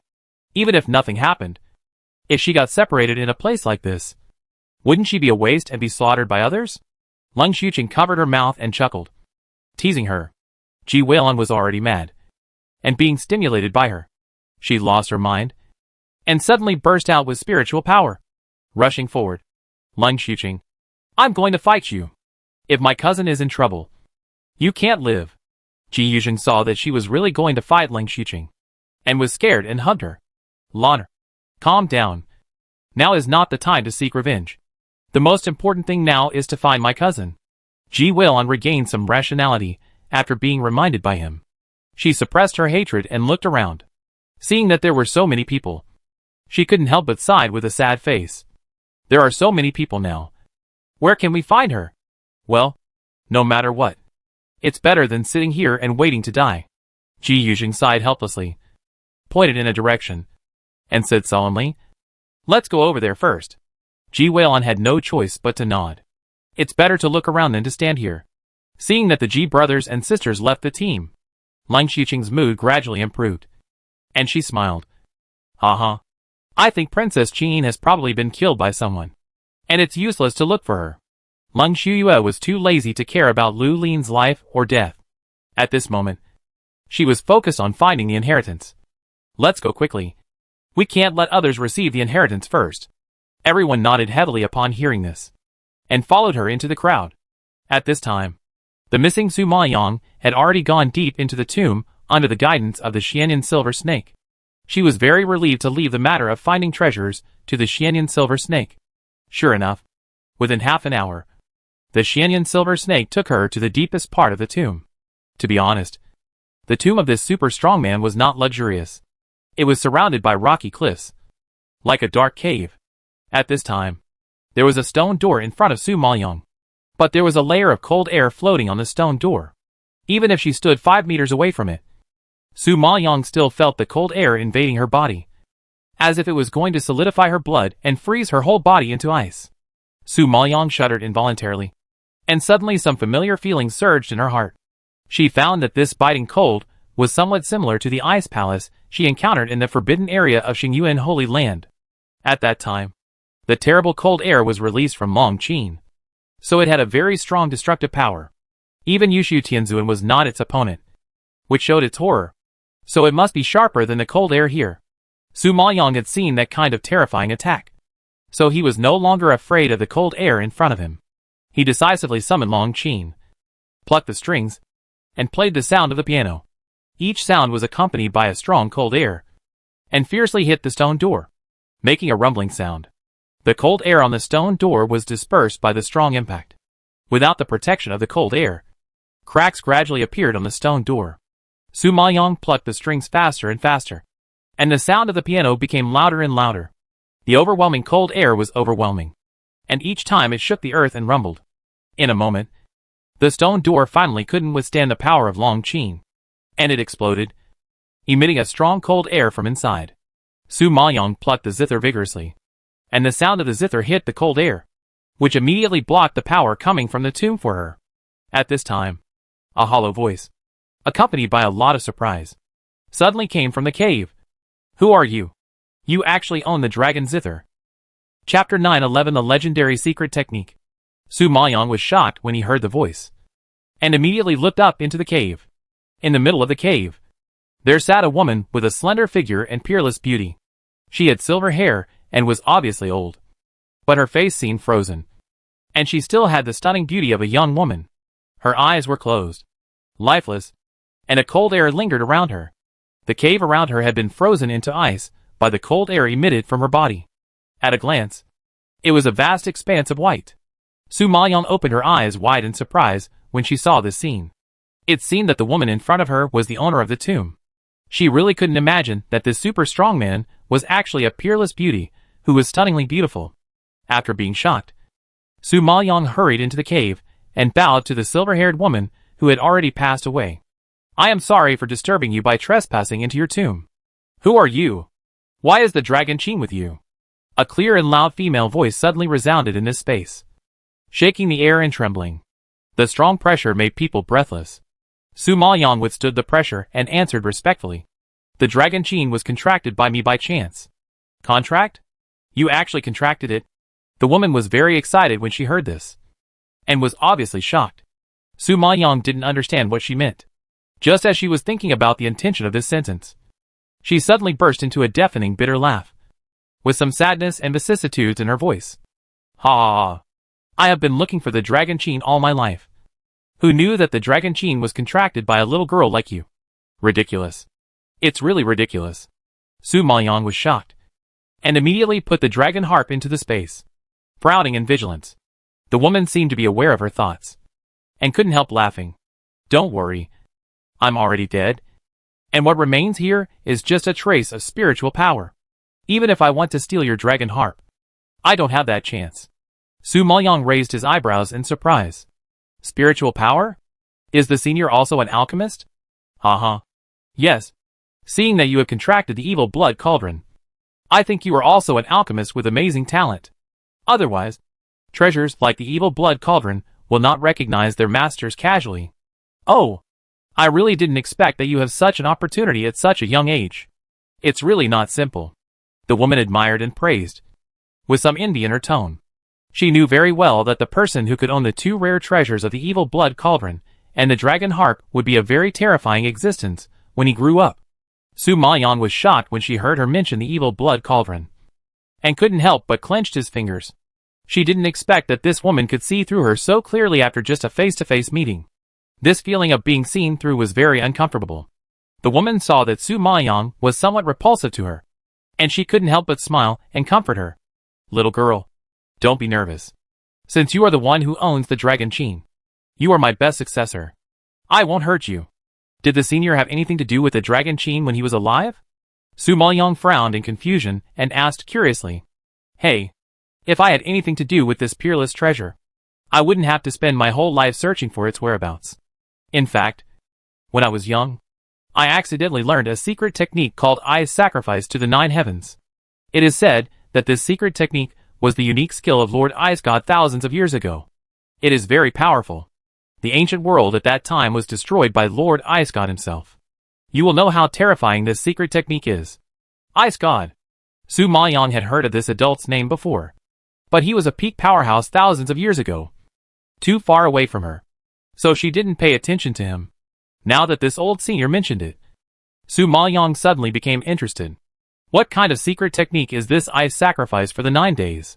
The only secret technique Su Maoyong had come into contact with was the pupil technique of Lord Finshin. But from the tone of this old senior, the secret technique of ice sacrifice for the 9 days seemed to be more terrifying than the pupil technique. Su Maoyong couldn't imagine what realm he had reached to destroy the entire ancient world to do such a shocking thing. Seeing that she was interested, The woman patiently explained to her. This ice sacrifice for the 9 days is divided into 9 levels in total. And the power released in each level is different. The first level is cold air. The second level is ice spikes. The third level is ice swords. The fourth level is dragon chants. And the fifth level can directly summon the afterimage of the dragon. But this must be combined with the dragon harp. Unfortunately, I have been searching for it all my life. But I have no chance to obtain the dragon chain. So I can only stop at the fourth level. Su Maoyang suddenly realized it after hearing this. No wonder she longed for the dragon chain so much. It turned out that the subsequent practice of this secret technique required the assistance of the dragon chain to complete. Back then, she summoned the afterimage of the dragon with the help of the old man Jinjuan. According to the current situation, as long as she practices this secret technique and strives to reach the 5th level, she should be able to perform it successfully without reaching the spiritual power level of the old man Jinjuan. This is undoubtedly a huge surprise for Su Maoyang. Thinking of this, she asked excitedly, "Senior, what about after the 5th level? Since the first 5 levels are so powerful, then the later cultivation will be even more amazing." When talking about the later realms, the woman's voice became solemn. After the 5th level, everything depends on the dragon harp. The 6th level is to summon 3 dragon afterimages. The 7th level is to summon 6 afterimages. The 8th is to summon 10 afterimages. And the 9th level is to summon a real dragon. Su Maoyang heard this and nodded in understanding, and was shocked. The last time she summoned a dragon afterimage, she had to rely on the power of the old man Jinjuan to barely summon it. Strictly speaking, it is at most a semi-finished product. But the power it exploded is already amazing. Su Maoyang can't imagine how amazing it would be to summon 10 afterimages. Or even directly summon a real dragon. Take the senior in front of him for example. She has only cultivated to the 4th level. And she is so powerful without the help of the dragon harp. If she cultivates to the later level, with the help of the power of the dragon harp, Su Maoyang can't even imagine such a terrifying fighting power. Girl, although you have contracted the dragon harp and have the opportunity to cultivate to the later level, I have to remind you that this secret technique is very dangerous and difficult to practice. You have to endure 100 times more pain than ordinary skills. If you are not careful, your life will be in danger. So it is not enough to have talent and strength to survive. You have to think clearly whether you want to accept my inheritance. The woman admitted that Su Maoyang had amazing talent and unlimited future. But she had personally experienced the pain brought by this secret technique. That kind of torment and despair was not something a little girl could bear. Therefore, she was worried that this little girl would die because of this and sacrificed a good seedling in vain. Su Maoyang was not a coward. Since she had encountered the secret technique, how could she not practice it? At that moment, she nodded without hesitation. I accept. No matter how painful it is, I am willing to give it a try. Her current strength is too weak, and there are too many people she needs to protect. Moreover, she is now in Burning Blood City, where her life is in danger at any time. Improving her strength is the only way to save her life. Chapter 912 Tortured Beyond Recognition. The woman saw that Su Maoyang was firm and did not retreat. So she nodded with satisfaction. Okay. I will teach you the ice sacrifice for 9 days now. The process will be very painful. But you must hold on. Once you relax, you will die. Do you understand? Su Maoyang nodded solemnly, and then meditated with her eyes closed. After she entered the state, she felt the remaining mental power of the predecessor fiercely crashing into her brain. A piercing pain instantly spread from her head to her limbs. It was as if thousands of sharp knives were scratching her flesh. And the pain that penetrated from it made her live a life worse than death. At this time, Su Maoyang could no longer meditate calmly. She rolled to the ground in pain, holding her head tightly with both hands. Her nails sank into her scalp, and she exerted force hard. After a while, she scratched her head with terrible blood marks. Fortunately, her hair covered the wound, and only blood kept flowing out, which looked extremely terrifying. That powerful mental force collided in her brain, and Su Maoyang felt that her brain was about to be blown up by this brutal force in the next moment. Perhaps it was the pain that reached the extreme, and she, who had amazing endurance, could not bear the pain and cried out. Every low cry would drain all her strength from her body, and every collision of power would make her collapse into pieces. I think the pain of being cut into pieces is not even 1/10 of her current pain. After all, this force not only ravaged her body, but also tortured her spirit. Under the double blow of body and spirit, she needed to stay awake and absorb this power. This required a strong will and tenacity to accomplish. Even a master of Xiantian Junlingshi level may not be able to endure such torture, let alone this young girl in front of him. It is already very remarkable that she can hold on until now. At this time, Su Maoyang has been tortured to the point that she is no longer human or ghost. Her body has been scratched by her, and is covered in blood, which is horrible. The Jinjuan old man and the spirit beasts in the space felt Su Maoyang's pain, and were sweating for her and worried. The Jinjuan old man knew best how painful and dangerous it was to accept the inheritance of the secret technique. This is simply risking one's life. However, she has achieved today's results. And every time she didn't risk her life. From the southern Sui kingdom to here, she has experienced life-threatening dangers again and again in the past few years. And she survived every time. So they believe that this time is no exception. Just when they firmly believed, Su Maoyang screamed suddenly, rolled his eyes, and fainted immediately. The old Jinjuan and the spirit beasts in the space were all frightened and shouted in fear. Master, wake up quickly. It's the critical moment of inheritance. You must not faint. Suddenly interrupting the inheritance of the secret technique will lead to death. The woman saw Su Maoyang fainted, and knew that she was probably not going to make it. She sighed with regret. Alas, it's a pity for a good seedling. If she grows up a few more years, she will definitely be a very powerful existence.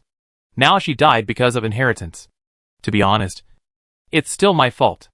I had too much hope for her and killed her. She saw that this little girl had the dragon harp, and she must be the one with the most talent and opportunity to practice the ice sacrifice 9 days to the 9th level. She had not fulfilled her last wish before her death, and she was eager for someone to help her fulfill it. But she didn't expect to hurt this little girl, and she couldn't help but feel guilty. However, just when she was discouraged, Su Maoyang's fingers moved. She promised Jun Haotsong that she couldn't die. She knew Jun Haotsong's character too well. If she died, he would never live. She couldn't leave so selfishly, and couldn't leave him alone in the world. She couldn't bear to see him sad and upset. He had already paid enough for her. The strong will supported her, making her try to open her eyes, regain her consciousness, and use all her strength to support herself from the ground. Seeing this scene, the old senior was also shocked by Su Maoyang's tenacious vitality. Even she couldn't believe that this little girl could wake up after fainting. It's incredible. Seeing this, the old man Jinjuan and the spirit beasts in the space breathed a sigh of relief, and their faces were filled with ecstasy. Their master will not let them down. Although Su Maoyang was covered in wounds and blood, and looked so miserable that it was unbearable to look at, she still managed to get up from the ground and meditate again. She bit her lips tightly. Her pale face had lost all color due to the pain, and her body even twitched slightly because she couldn't bear it. But she still tried her best to absorb the brutal power in her body and swallow it bit by bit. Although the process was slow and difficult, she didn't relax at all. In this way, after almost an hour, 9 pictures finally appeared in Su Maoyang's mind. There was a black shadow on each picture, gesturing the moves of each level. I think this is the practice method of Bingjiyushin. Each step above was vividly displayed in the form of black shadows. As long as she practiced according to the above moves, it should not be a problem. Realizing this, Su Maoyang's pale lips trembled, and raised an arc of relief. Because of weakness, her voice was inaudible. But she could not hide the ecstasy from the heart. Success. Finally succeeded. Hearing this, the old senior felt the changes in her body, and exclaimed excitedly, Girl, you are really amazing. You have such a strong willpower at a young age. Much better than those old guys who rely on their age. You know, although I was talented, I accepted the inheritance when I was in my 40s. And later, I spent 100 years practicing the ice sacrifice for 9 days. You successfully accepted the inheritance at such a young age, and your future prospects are limitless. She saw clearly that the little girl in front of her was not simple, and her future attainments might be higher than hers. Thinking of this, she was a little excited. Having such a promising inheritor can be regarded as a wish of hers. After absorbing the power of inheritance, Su Maoyang gradually recovered his breath. Hearing the praise from the senior, he kowtowed 3 times in gratitude. Thank you for your guidance. If it weren't for you, I wouldn't have successfully learned the ice sacrifice to the 9 heavens. Please rest assured, I will work hard to practice and live up to your expectations. Hearing this, The senior smiled with relief. Don't thank me. This is what you have worked hard for. If you hadn't worked hard to get through it, no one could help you. Thank yourself. As she spoke, she suddenly remembered something and continued. Girl, since you are also an alchemist, I will give you one last gift. I think it should be very useful to you. Chapter 913. Plan to cut the grass and root it out. Su Maoyang's face was filled with doubts when she heard this. However, before she could ask, the old senior had already explained. There is half a map in my pocket. The address of the strange fire is on this map. Unfortunately, I only got half of it. I died before I could find the other half of the map. If you have this opportunity, you can find the other half of the map. Go to this place and subdue the strange fire. I think this will undoubtedly be a great help for you. Hearing this, Su Maoyang's eyes widened in surprise. Last time she agreed to help Yushu Tianzuan refine the elixir, the prerequisite was that she needed to contract 4 kinds of strange fire. Unexpectedly, this old senior actually had a map of strange fire on him. Although it was only half a map, there should be hope. Thinking of this, Su Maoyang cowed out in gratitude. Junior is really grateful to the senior. Okay. Don't say thank you. This place is about to collapse. There will be danger at any time. You take the map and leave here quickly. My wish is now fulfilled. And it's time to leave. Speaking of the latter, the senior's voice became farther and farther away. And gradually, only the tail sound was left echoing in the cave. And then, there was a loud bang. And the formation covering the cave was shattered. It turned out that since accepting the inheritance, the old senior used the formation to protect her from being discovered and disturbed by others. It's really well-intentioned. Thinking of this, she was moved, cowed out in gratitude, and stood up. Because of accepting the inheritance, her spiritual power level has also been promoted to the late June Lingshi. Although she looks embarrassed on the outside, she is full of strength in her body, which makes her happy. Thinking of the map of the strange fire, she hurried to the old senior, reached into her clothes, and indeed took out half of the map from it. After getting the map, she carefully examined it for a while and found that it was an ordinary map. And there was no clue. It seemed that she had to find another map to crack the address of the strange fire. Realizing this, Su Maoyang had to temporarily put the map into the space and turn to leave the cave. But not long after walking, Su Maoyang heard the voice of talking from the front. When she saw clearly, she found that it was the Lung sisters, Yanling Yu and Xiao Luoheng, who were walking towards her. Where is the inheritance of the super strong? We have been walking back and forth here for an hour. Why do we feel like we are going around in circles?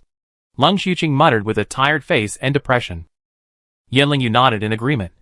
Well, I also feel that we are going in circles here. It is very likely that the formation set up by the owner of the tomb has trapped them here. Formation? Then what should we do? Lung Shuyu's face changed drastically when she heard this. And she suddenly felt a little anxious. She came here for the inheritance. And she must get it. If they are trapped here and someone else gets there first, then wouldn't she have worked in vain? I don't know. Let's find a way to break the formation first. Yanling Yu was also a little helpless. However, as soon as he finished speaking, Xiao Luoheng next to him spotted Su Maoyang in front of him and shouted in surprise. Look! It's Lu Lin! When everyone heard this, they all looked up and saw Lu Lin walking towards them. But she was covered in blood and wounds, and looked horrible, as if she had been through a fight. Seeing this scene, everyone was extremely surprised. Lung Xuqing thought that Lu Lin had been killed, but she didn't expect that she was still alive. She couldn't help but sneer and said, Lu Lin, you are really a scourge for thousands of years. In such a dangerous place, you have survived. I really have to admire you. Xiao Luoheng looked Su Maoyang up and down, and smiled and agreed, looking at her embarrassed appearance. I'm afraid she was seriously injured. Even if she didn't die, she has peeled off a layer of skin. Lung Xuyu frowned and asked Su Maoyang sternly, Why are you here? This is already the interior of the tomb. It's a bit strange that Lu Lin would appear here. Yanling Yu also stared at her in confusion, waiting for her answer. Su Maoyang didn't expect to run into them. She was afraid that they would be suspicious, so she could only pretend to be weak and answered, Ji Weilon and I got separated and were squeezed here by the crowd. Who knew that we would encounter 2 groups of people fighting each other? She didn't finish her words, and everyone understood. It's true that she got separated from the Ji brothers and sisters, When they were outside before, the Ji brothers and sisters were anxious for her, and they witnessed it with their own eyes. Now, looking at her embarrassed appearance with injuries all over her body, it is obvious that she was affected by the two forces fighting. Hearing this, everyone dispelled their doubts, and Lang Xuqing sneered disdainfully. Waste is really waste. It's useless to be injured like this by the residual power of others. Su Maoyang was worried that the cave would collapse, and didn't want to waste time with them. He quickly found an excuse, and planned to leave by mistake. My cousin and cousin must be looking for me anxiously. I'll go first. However, just as she took a step forward, Lang Shuyue stepped forward and blocked her way. Want to leave? I'm afraid it's not that easy. Su Maoyang's expression changed, and he immediately frowned and stared at her. What do you want to do? Hee. In a place like this, there are only a few of us. What else can you do? Lang Shuyue raised her eyebrows slightly. Her tone was gloomy, and she was obviously murderous. Su Maoyang didn't want to guess but knew that Lang Shuyue wanted to take this opportunity to kill her completely. She has now been separated from the Ji family brothers and sisters, and it is normal for her to die under the sword. What's more, there are no outsiders in this place, and no one will know how Princess Qingying died. They have a deep grudge against her, and now is the best opportunity for revenge. So Lang Shuyue naturally doesn't want to let it go. Lang Shuyue, are you planning to cut the grass and root it out? Su Maoyang asked with a calm face. Lang Shuyue curled her lips and sneered. You are not so stupid. You have hurt the Lung and Yin families so badly. You have to pay a price. As she said that, Lang Shuyue's eyes became fierce, and she suddenly burst out with spiritual power and raised her hand towards Su Maoyang. Yan Lingyu, who was standing by, didn't expect that she really had the intention to kill. He grabbed her arm in shock. She is a princess after all. If you kill her, it will be bad if the prince and Fentianjin investigate. Humph. Investigate? How to investigate? There are thousands of people who have entered the tomb. Who knows how she died and who killed her? There is no evidence, so we can't blame it on us. Besides, she knew that this place was very dangerous, but she insisted on following. She overestimated her own abilities. Even if she died, she was inferior to others in skills, and she deserved it. Lang Shuyue snorted nonchalantly. But although she is annoying, she is not enough to hurt people's lives. Yin Lingyu still doesn't agree with killing, although Lu Lin opposed them. She was just showing off with her mouth. Although she plotted against him when she refused the marriage last time, she still pleaded for him and saved his life. If Lu Lin really wanted to kill him, she could just watch Fentianjin kill him. If he died, it would be a greater trauma to the Yin family. But she didn't do that. Yan Lingyu, are you defending this bitch? Lang Shuyue didn't expect that Yan Lingyu, who always obeyed her, would actually speak for this bitch. Chapter 914 Falling into the Abyss. Yan Lingyu was choked by her, and his face froze. He frowned and explained in a deep voice. I'm not speaking for her, but talking about the facts. Just now you fell into the swamp, and she saved your lives. If you kill her, wouldn't it be repaying kindness with enmity? Lang Xuqing heard this, and retorted unsatisfactorily. Mr. Yan, you have to understand that Lu Lin needed us to lead the way at that time. So she saved us. If we were no longer useful, how could she care about our life or death? But, no matter what, she didn't hurt your lives. If you want to punish her, use some upright methods. Don't use these shameful means. Yin Lingyu is proud and upright. He disdains to do such despicable things, and naturally he can't stand the Lung sisters using such means. He really wanted to kill Lu Lin before, because she was sharp-tongued, arrogant, and completely ignored him. She also framed him and the Yin family, but she didn't kill him. What's more, along the way, she not only didn't hold everyone back, but helped a lot, whether it was providing medicinal materials or helping everyone get out of the swamp. No matter how you look at it, she is not an unforgivable person. Lang Shuyue's face darkened after hearing this, and she glared at him fiercely. Yan Lingyu, are you accusing me of being despicable? Yan Lingyu saw Lang Shuyue was angry and was blocked by her. He didn't know what was wrong with him. Today, he would make his sweetheart angry for a hateful person. Perhaps, Lang Shuyue's behavior was really unacceptable to him. Thinking carefully, it was the Lung sisters who had been provoking Lu Lin these days. This time, It was because of their dictatorship and arbitrary decision-making that they did not listen to advice, killing many disciples. Now they were planning to kill a waste. Although he looked down on Lu Lin, he would never rely on the strong to bully the weak and kill a woman who was powerless. Seeing that he had made her angry for a waste, Lin Shuyue's anger suddenly rose, and she was even more determined to kill Lu Lin. Humph! Since you think I'm despicable, then don't bother me anymore in the future. No matter what, Lu Lin must die today. Lin Shuyue roared angrily, and raised her hand to attack Su Maoyang. Su Maoyang saw this, and clenched her fingers under her sleeves, ready to fight back.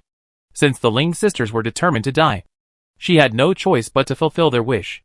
It was a pity for Yan Lingyu and Xiao Luoheng to be buried with these two idiots, because once Su Maoyang's strength was exposed, the people present must not be left alive. However, just when Lin Shuyue's attack was about to fall on Su Maoyang, a loud roar suddenly rose from the right. Stop! Dare to kill my cousin! I will fight you! At this time, Ji Weilon and Ji Yuzheng rushed from the right, and without saying a word, they rushed up and wrestled with Lin Shuyue. Su Maoyang didn't expect them to appear at this critical moment, and the spiritual power that was about to come out was instantly taken back by her. Since the Ji family siblings appeared, she must not reveal her identity in front of them. These two people were good to her, and she couldn't bear to kill them. Lin Shuyue didn't expect them to suddenly appear and interrupt her plan. She was almost about to kill Lu Lin, and now she failed. It's really hateful. Thinking of this, Lin Shuyue was furious and mercilessly met their attacks. However, Ji Weilon and Ji Yuzheng were both very strong. Even though Lin Shuyue was quite strong, she still felt very tired when they fought alone. After only a few moves, she was forced into a state of embarrassment by the Ji brothers and sisters. Seeing this, Yan Lingyu and Xiao Luoheng on the side helped, and only then Lin Shuyue was protected and the Ji brothers and sisters did not succeed. Yan Lingyu was the strongest among them. When he attacked, even Ji Yuzheng was no match for him. Therefore, the Ji brothers and sisters were undoubtedly defeated quickly. Lin Shuyue was hit by Ji Yuzheng because of a careless move. She was angry and shouted at Yan Lingyu. Yan Lingyu, kill them for me. I want them all dead. Not one of them alive. Ji Weilon heard this and gnashed her teeth. You vicious woman. I will fight you today. It's okay that she planned to kill her cousin behind their backs before, but now she wants to kill them all together. This Lin Shuyue is simply a vicious and ruthless person. Ji Weilon couldn't bear it anymore and rushed towards Lin Shuyue, bursting out with spiritual power, intending to fight her to the death. But Ji Weilon was no match for Lin Shuyue. This move was clearly seeking death.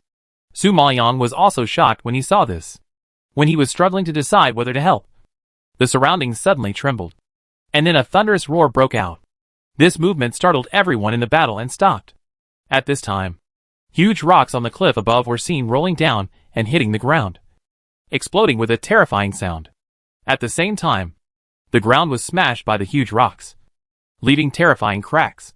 With a violent vibration, the ground began to sink rapidly, so fast that people were caught off guard. When everyone saw the scene, they were all frightened and turned pale, shouting in fear. Hurry! Run! The cave is going to collapse!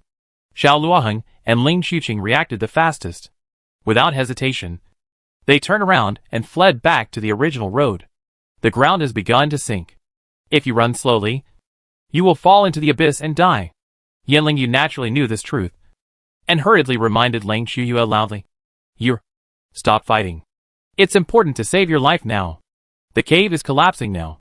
If you continue to fight, not to mention killing others, even your own life will be lost. Lin Shuyue heard this, looked at the rapidly sinking ground in front of her, frowned, bit her lips, and hated Su Maoyang unwillingly. In the end, she had to give up the idea of killing and return to the way she came. At this time, the Ji brothers and sisters did not dare to delay. Ji Weilon pulled Su Maoyang and followed them to flee in the same direction. Lin Shuyue saw them catching up, frowned slightly, and a dark light flashed in her eyes. Then, while the Ji brothers and sisters were not paying attention, she suddenly shot a fierce spiritual power at Su Maoyang. Su Maoyang was not willing to reveal her strength, so she had to endure the attack and was immediately pushed back several meters. Who knew that she retreated to the edge of the sinking, and Su Maoyang fell into the abyss before he could react. Ji Weilun and Ji Yuzheng did not expect this, and they were so scared that their livers and gallbladders broke on the spot, and they screamed hoarsely, "Cousin! Cousin! Lung Shiyue, if I don't kill you today, I won't be surnamed Ji." Ji Weilun had already planned not to pester her anymore, but she didn't know that this person was really bullying and didn't even let go of this juncture.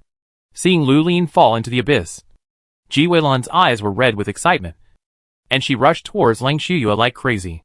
Ji Yuzheng, who was always calm, could no longer bear it this time, and followed Ji Weilun and slapped Lung Shiyue hard. Chapter 9:15 How did you get down? Lung Shiyue was no match for Ji Yuzheng, and was knocked to the ground by mistake. The ground was sinking very fast at this time, and before she could get up, it sank in front of her. She wanted to struggle to get up, but she was still a step too slow. As soon as she stepped on the stone on the edge, the stone instantly shattered and fell. In the next second, Lung Shiyue's whole body fell under the cliff. Yan Lingyu, who was far away, heard the movement behind him, looked back, and saw Lung Shiyue falling off the cliff. He was so scared that his eyes were broken, and he shouted in horror, "You're..." Before the roar fell, Yan Lingyu shot over like an arrow, jumped off the cliff without hesitation, grabbed the falling Lung Shiyue, and then flew to climb the cliff to stop the two from falling further. Lung Shiyue was caught in Yan Lingyu's hand, and she breathed a sigh of relief. She looked at the dark abyss below with lingering fear, and couldn't help but break into a cold sweat. If she fell down, she would be smashed to pieces, and I'm afraid there wouldn't even be a complete body. Are you okay? Yan Lingyu climbed the cliff with one hand and held Lung Shiyue with the other. One arm carried the weight of two people. His expression was extremely strenuous, and his face was flushed. Lung Shiyue thought of him defending Lu Lin just now, and she was full of anger. She frowned and scolded unhappily. "It's all your fault. If you hadn't stopped me just now, we wouldn't have been in this situation now. If she had killed Lu Lin earlier, she wouldn't have to deal with the Ji family brothers and sisters, and she wouldn't have almost lost her life." So, all this was due to Yan Lingyu's indecision. Yan Lingyu was somewhat helpless. Please stop talking. The ground is collapsing now. I can't hold on for long. I have to send you up first. Otherwise we will both die." Lung Shiyue woke up after hearing this and hurriedly urged, "You should find a way to get me up. She hasn't received the inheritance yet, so she doesn't want to die in such a ghost place." Yan Lingyu estimated the distance above and solemnly instructed, "I will use my spiritual power to throw you up, and you should be able to reach the edge of the cliff. Remember, you must move quickly and escape before the ground collapses. Understand?" Lung Shiyue nodded heavily after hearing this and said anxiously, "Okay, I know. You should start." Seeing that she was ready, Yan Lingyu immediately let go of the cliff and rushed upwards for a distance. He used all his strength to throw Lung Shiyue up. Lung Shiyue flew and jumped onto the ground, escaping quickly before the ground collapsed. After sending Lung Shiyue away, Yan Lingyu rushed to the cliff again to stabilize his body in order to prevent himself from falling. But this time, he was not so lucky. Because the top collapsed too quickly, the bottom did not support it for long and sank completely. This time he had no support at all, and his strength was used up again. He had no chance to struggle. The next second, his body fell rapidly into the abyss. At this time, Su Maoyang had already fallen to the bottom of the cliff. Fortunately, she had good kung fu and only suffered some skin injuries when she fell down. However, she was stumped by the environment in front of her, because there was an underground palace in front of her. She was standing on flat ground, but in front of her was a wide river. On the river, there stood several stone pillars. Although the stone pillars were far apart, they extended to the opposite bank, like a stone staircase. Looking down the stone steps, there is a cave entrance with a faint light coming out of it. Su Maoyang guessed that it should be the only exit of this underground palace. It seems that she must cross the river to the other side. However, the difficulty lies in the fact that there are dense water snakes entwined in the river, and the level of these water snakes is actually all at the strength of the 4th level monarch beast. The 4th level monarch beast is a very terrifying existence, which is comparable to the combat power of the acquired monarch spirit master. Sure enough, it is worthy of being the tomb of a super strong man. Any spirit beast is of such a high level, and Su Maoyang has only been promoted to the late stage of the monarch spirit master, and is still 2 levels away from the acquired monarch spirit master. Even if she uses the dragon harp, There is no hope of beating this group of 4th level monarch beasts. After all, from the monarch spirit master to the acquired monarch spirit master, it is a qualitative leap. Although there is only a difference of 2 levels, the effect is very different. Unless she borrowed the power of the old man Jinjuan and launched another dragon roar. But according to her current body, she could not withstand such torment. She was afraid that she would explode and die before killing the king beast. So, she had to find another way. Fortunately, there were several spirit beasts in her space to help. But among these spirit beasts, only the heavenly demon Martin was its opponent. But there were so many water snakes that it would be very difficult for the heavenly demon Martin to deal with. Thinking of this, Su Maoyang's face was solemn. And he took a deep look at the exit on the other side of the river. No matter what, she couldn't sit here and wait for death. Anyway, she would die. So she might as well go and try her luck. After thinking it through, Su Maoyang raised her hand slightly and was about to summon the spirit beast, who knew that there was a sound of stones rolling behind her. She turned her head and looked back, only to see a familiar figure flying down from above. In order to reduce resistance, he stepped on the stone wall with one foot, jumped up, and landed steadily on the ground. Seeing the identity of the person clearly, Su Maoyang's eyes flashed with surprise. She never thought that Yanlingyu would fall down here. And Yanlingyu, who saw Su Maoyang, was obviously more surprised than her. He was stunned on the spot, standing there in horror, and forgot to react for a while. After being stunned for a long time, he came back to his senses, and couldn't help but stare at Su Maoyang, stammering and exclaiming, You are not dead." Yanlingyu was frightened by this scene. His expression twitched, his sword eyebrows twisted together, and his eyes were full of disbelief. Just now, he fell from above himself, and he knew very well how deep this cave was. He had to work very hard to land safely on the ground. If he had no martial arts foundation and no spiritual power to support him, he would have been smashed to pieces. But this powerless waste in front of him was standing here safely. Apart from the scars on his body before, he had no other major injuries. This is too incredible. Yanlingyu rubbed his eyes in disbelief, and repeatedly confirmed whether he was dazzled or hallucinating. How could Lu Lin stand in front of him safely? Su Maoyang saw his face full of shock, knowing that his strength could not be concealed, and raised his eyebrows and glanced at him coldly. "I'm sorry to disappoint you. I was born strong and it's not that easy to die." Yanlingyu shook his head in disbelief, and still couldn't figure it out. "How did you get down?" Su Maoyang curled his lips and sneered. "You can see it clearly. Of course you were beaten down by your sweetheart." Chapter 916 Lu Lin. "You are crazy." But Yanlingyu certainly knew that she was knocked down by Leng Shiyue. What he didn't understand was why she was standing here intact. Su Maoyang knew his doubts, but the situation was critical now, and she didn't have time to explain so much to him. She couldn't help but raise her hand and pointed to the exit on the other side of the river, and said solemnly, "The top is constantly collapsing. If it collapses completely, we will fall into the river and become food for the spirit beasts. So, we must hurry to the other side." Although she didn't want to expose her strength in front of Yanlingyu, and she also had the idea of killing him to silence her, she knew very well that if she wanted to get out today, there would be a fierce battle. It was unlikely for her and the heavenly demon Martin to get out alone. If she was not careful, she would lose her life, which was very dangerous. And Yanlingyu's strength was good. If she had his help, her chances of winning would be much greater. So, even if she wanted to kill him to silence her, she had to do it after escaping from this place. After hearing this, Yanlingyu turned his attention away from her and looked towards the other side. He realized that the river in front of him was actually entangled with densely packed 4th level monarch beasts. He was frightened and his face changed drastically. His pupils were filled with horror, and he exclaimed in shock, "Oh my god! 4th level monarch beasts!" Although Yanlingyu was knowledgeable and had seen monarch beasts, this was the first time he had seen a 4th level one. With such a high level, it is conceivable that the combat power was to a terrifying degree. Therefore, even he was shocked, and was even more shocked by what Su Maoyang said.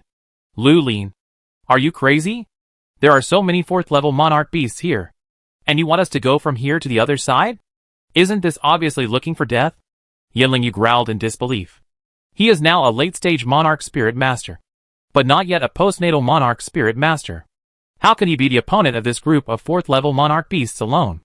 Su Maoyong heard this, but stared at the water snake in the river calmly, and said solemnly, "So, I need your help." "What? Do you know what you are saying?" Yinling Yu couldn't believe his ears, and stared at Su Maoyong in surprise. At this time, looking at her serious and cold profile, her dark pupils flashed a little cold light in the dark. Yinling Yu's heart skipped a beat, and suddenly some strange emotion surged. Lu Lin, a waste, was so calm in the face of a 4th level monarch beast, which shocked him extremely. Is this woman in front of him really the useless Princess Qingyin, who came from the countryside? Just when he was surprised, Su Maoyong suddenly ordered loudly, with a cold tone that was loud and clear, and it actually gave birth to a bit of inexplicable majesty. "Go up to the pillar. You deal with the right side, and I deal with the left side. In addition to the king beast in the water, there are probably hidden weapons around, so you must be careful to deal with it, and don't take it lightly. Understand?" After saying that, Su Maoyong's side glanced and looked at Yinling Yu seriously.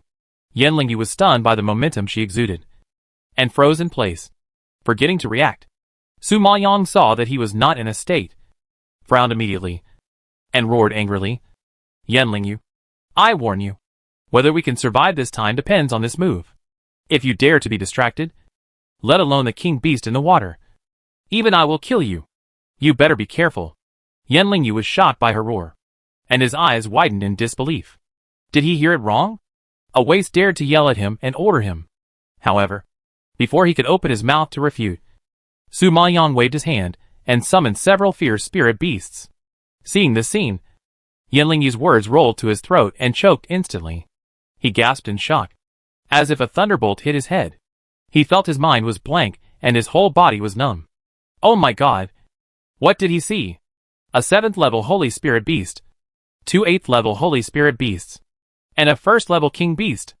Although the level of the last one could not be seen clearly, the spiritual power bursting out from his rubbing fist was even more powerful than that of the 1st level King Beast, which immediately shocked Yinling Yu. He was not dreaming. He just saw Lu Lin summon so many powerful spirit beasts. You must know that the 8th level Holy Spirit Beast is comparable to the existence of the peak Venerable Spirit Master, and the strength of the 1st level King Beast is comparable to that of the mid-level King Spirit Master. Even if the children of the 5 major families were talented, they could only contract 1 or 2 such powerful spirit beasts at most. However, this country girl from the border, with no background and no spiritual power, actually summoned 5 spirit beasts with a wave of her hand. What kind of terrifying soul power must one have to contract so many spirit beasts? He must have hallucinations. Everything in front of him must be fake. Yinling Yu was stimulated and shook his head in disbelief, trying to keep himself awake. But at this time, Su Maoyong had no time to pay attention to Yinling Yu's mentality. He had already commanded 5 spirit beasts and rushed to the center of the river to fight with the black water-cold snake. She also suddenly leaped into the air, stepped on the void, and flew up to the stone pillar in the middle of the river. She raised her hand, and a silver guqin suddenly appeared in her hand. The guqin suddenly burst out with terrifying cold air, covering her slender figure. The cold air lingered, blowing her clothes to disarray, her black hair flying, revealing her ordinary but cold face. Even at such a distance, Yinling Yu could feel the cold air chilling to his bones, as if he would freeze him into ice in the next moment. But before he could come to his senses, he was stunned by Su Maoyong's sudden burst of spiritual power. The dazzling light poured out from her palms. She raised her hands and touched the guqin. Her fingertips moved quickly, and the guqin sounded. The music was wrapped with fierce spiritual power, and it suddenly attacked the black water-cold snake closest to her. The violent collision burst out a terrifying sound, and the earth shook in an instant. It was so scary. Yinling Yu was terrified by this scene. His face turned pale. He opened his mouth and wanted to speak, but he couldn't spit it out for a long time. Later, late June Lingshi. He never thought that this waste he always looked down on was actually a late June Lingshi like him. What is unacceptable is that although the spiritual power she burst out is of the same level as his, the actual power is actually higher than his. Now, with the silver guqin in her hand, the pressure she vibrates out can be comparable to that of a peak monarch spiritual master. Such combat power is really shocking. At this time, Su Maoyong was fighting against the 4th level monarch beast, And even with the help of the dragon's ether, she still felt extremely strenuous. But the black water cold snake was full of fighting spirit and attacked her fiercely. Seeing that its bloody mouth was about to hit her body, Su Maoyang had no choice but to swallow a pill that forcibly increased her strength. She pushed her hands again and suddenly burst out with a loud noise. The spiritual power, which was stronger than before, fiercely hit the bloody mouth of the black water cold snake. Yanling actually saw with his naked eyes that the spiritual power actually directly penetrated the mouth of the black water cold snake, exploding a terrifying blood mist. Chapter 917. He was frightened. Yanling was stunned by the scene in front of him, and his eyes almost popped out. Such fighting power is too terrifying. Even the 4th level monarch beast was punched through the mouth by her. Doesn't her spiritual power reach the level of a postnatal monarch spiritual master? Yanling couldn't help but wonder. Is this true? Is he really not dreaming? How could Lu Lin, a country girl from Pingshui City, have such a strong strength? Before, she couldn't even match a finger of his. But now she has surpassed him directly, and even fought with the 4th level monarch beast, and even did not lose. At this moment, Yanling looked at Lu Lin, whose sleeves were flying on the stone pillar, and whose skills were sharp, and suddenly found that this woman, although ordinary in appearance, was surprised at this moment. Hearing the sonorous piano music as fast as a waterfall, and seeing the graceful figure surrounded by the cold air, Yanling couldn't help but feel dazed. His eyes seemed to be rusty, and fixed on Lu Lin, unable to move anymore. Yanling, what are you daydreaming about? Hurry up and do it! Su Maoyang had just repelled a black water cold snake, and the other two quickly attacked her.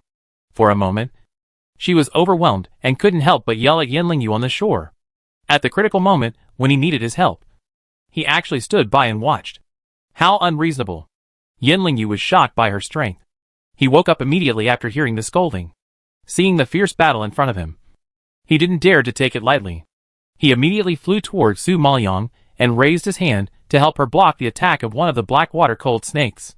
Seeing him join the battle, Su Maoyang couldn't help but breathe a sigh of relief, and said seriously, "You deal with the right side. I'll deal with the left side."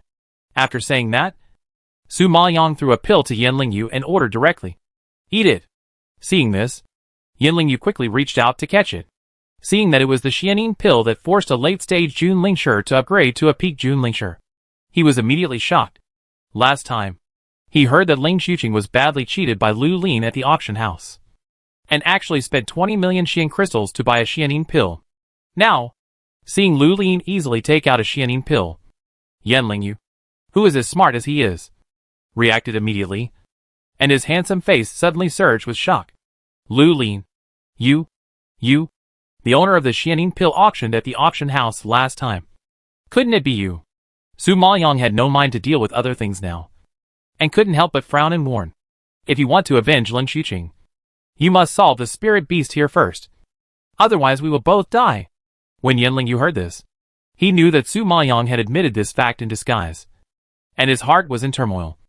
And he immediately understood the whole thing. It turned out that the woman in front of him took her Xianin pill to the auction, pretending to want the pill, and deliberately raised the price to stimulate Ling Xuqing. He knew Ling Xuqing's impulsive and strong character too well, and naturally couldn't stand Lu Lin's provocation, and he would not give up until he won or lost. So she easily blackmailed Ling Xuqing for 20 million Xian crystals. Such a terrible mind and tricky means are too sinister and too dark. Now, Yanling saw her strength exposed with his own eyes, and found that she was not only a late-stage Junlingshi, but also had an actual combat power that surpassed him. She also had 5 powerful spirit beasts and a high-quality weapon, and could easily take out a high-grade pill, no matter from which aspect. This person is a very powerful existence. No, it can be described as abnormal. She has such accomplishments at a young age. There is no doubt that her talent is definitely better than his. He is a few years older than her, and with his current strength, he can be called a genius. And this Lu Lin is obviously more talented than him. However, the most shocking thing is that such a powerful person is actually low-key and forbearing, and willing to be a waste that is looked down upon by others. It must be said that this mentality is unmatched by many people. If it were him, I am afraid he would not be able to keep his composure like her. It can be seen that this person is not only powerful, but also very strong in his heart. With such a cognition, Yin Lingyu was shocked and hit hard.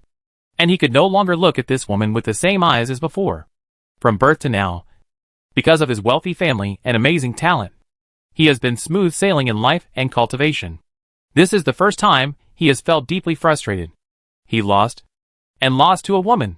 Just when he was lost in thought, a fierce spiritual power suddenly hit him, and smashed the sharp arrow shot at the back of his head. Then he raised his head and roared. Yin Lingyu, you should pay attention. Don't ask me to save you when you don't help at all. Su Maoyang saw Yin Lingyu's absent-minded look, and he didn't even notice the hidden weapon. He was furious, and suddenly regretted why he joined forces with him to fight. Yin Lingyu's self-esteem was frustrated by her roar. He quickly cheered up, and tried his best to resist the siege of the black water-cold snake. For some reason, he just didn't want to be looked down upon by Lu Lin. I have to admit that Yin Lingyu's skills and spiritual power are indeed good.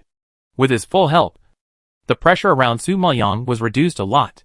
In addition, the fighting of the 5 spirit beasts made the black water-cold snake's momentum gradually weakened. With a breather, Su Maoyang immediately turned his head and shouted to Yin Lingyu. You cover me. I want to learn a martial art. Yin Lingyu was shocked when he heard it. What? You want to learn martial arts now? Are you crazy? It's so dangerous now. She actually wants to learn martial arts on the spot. She is simply a lunatic.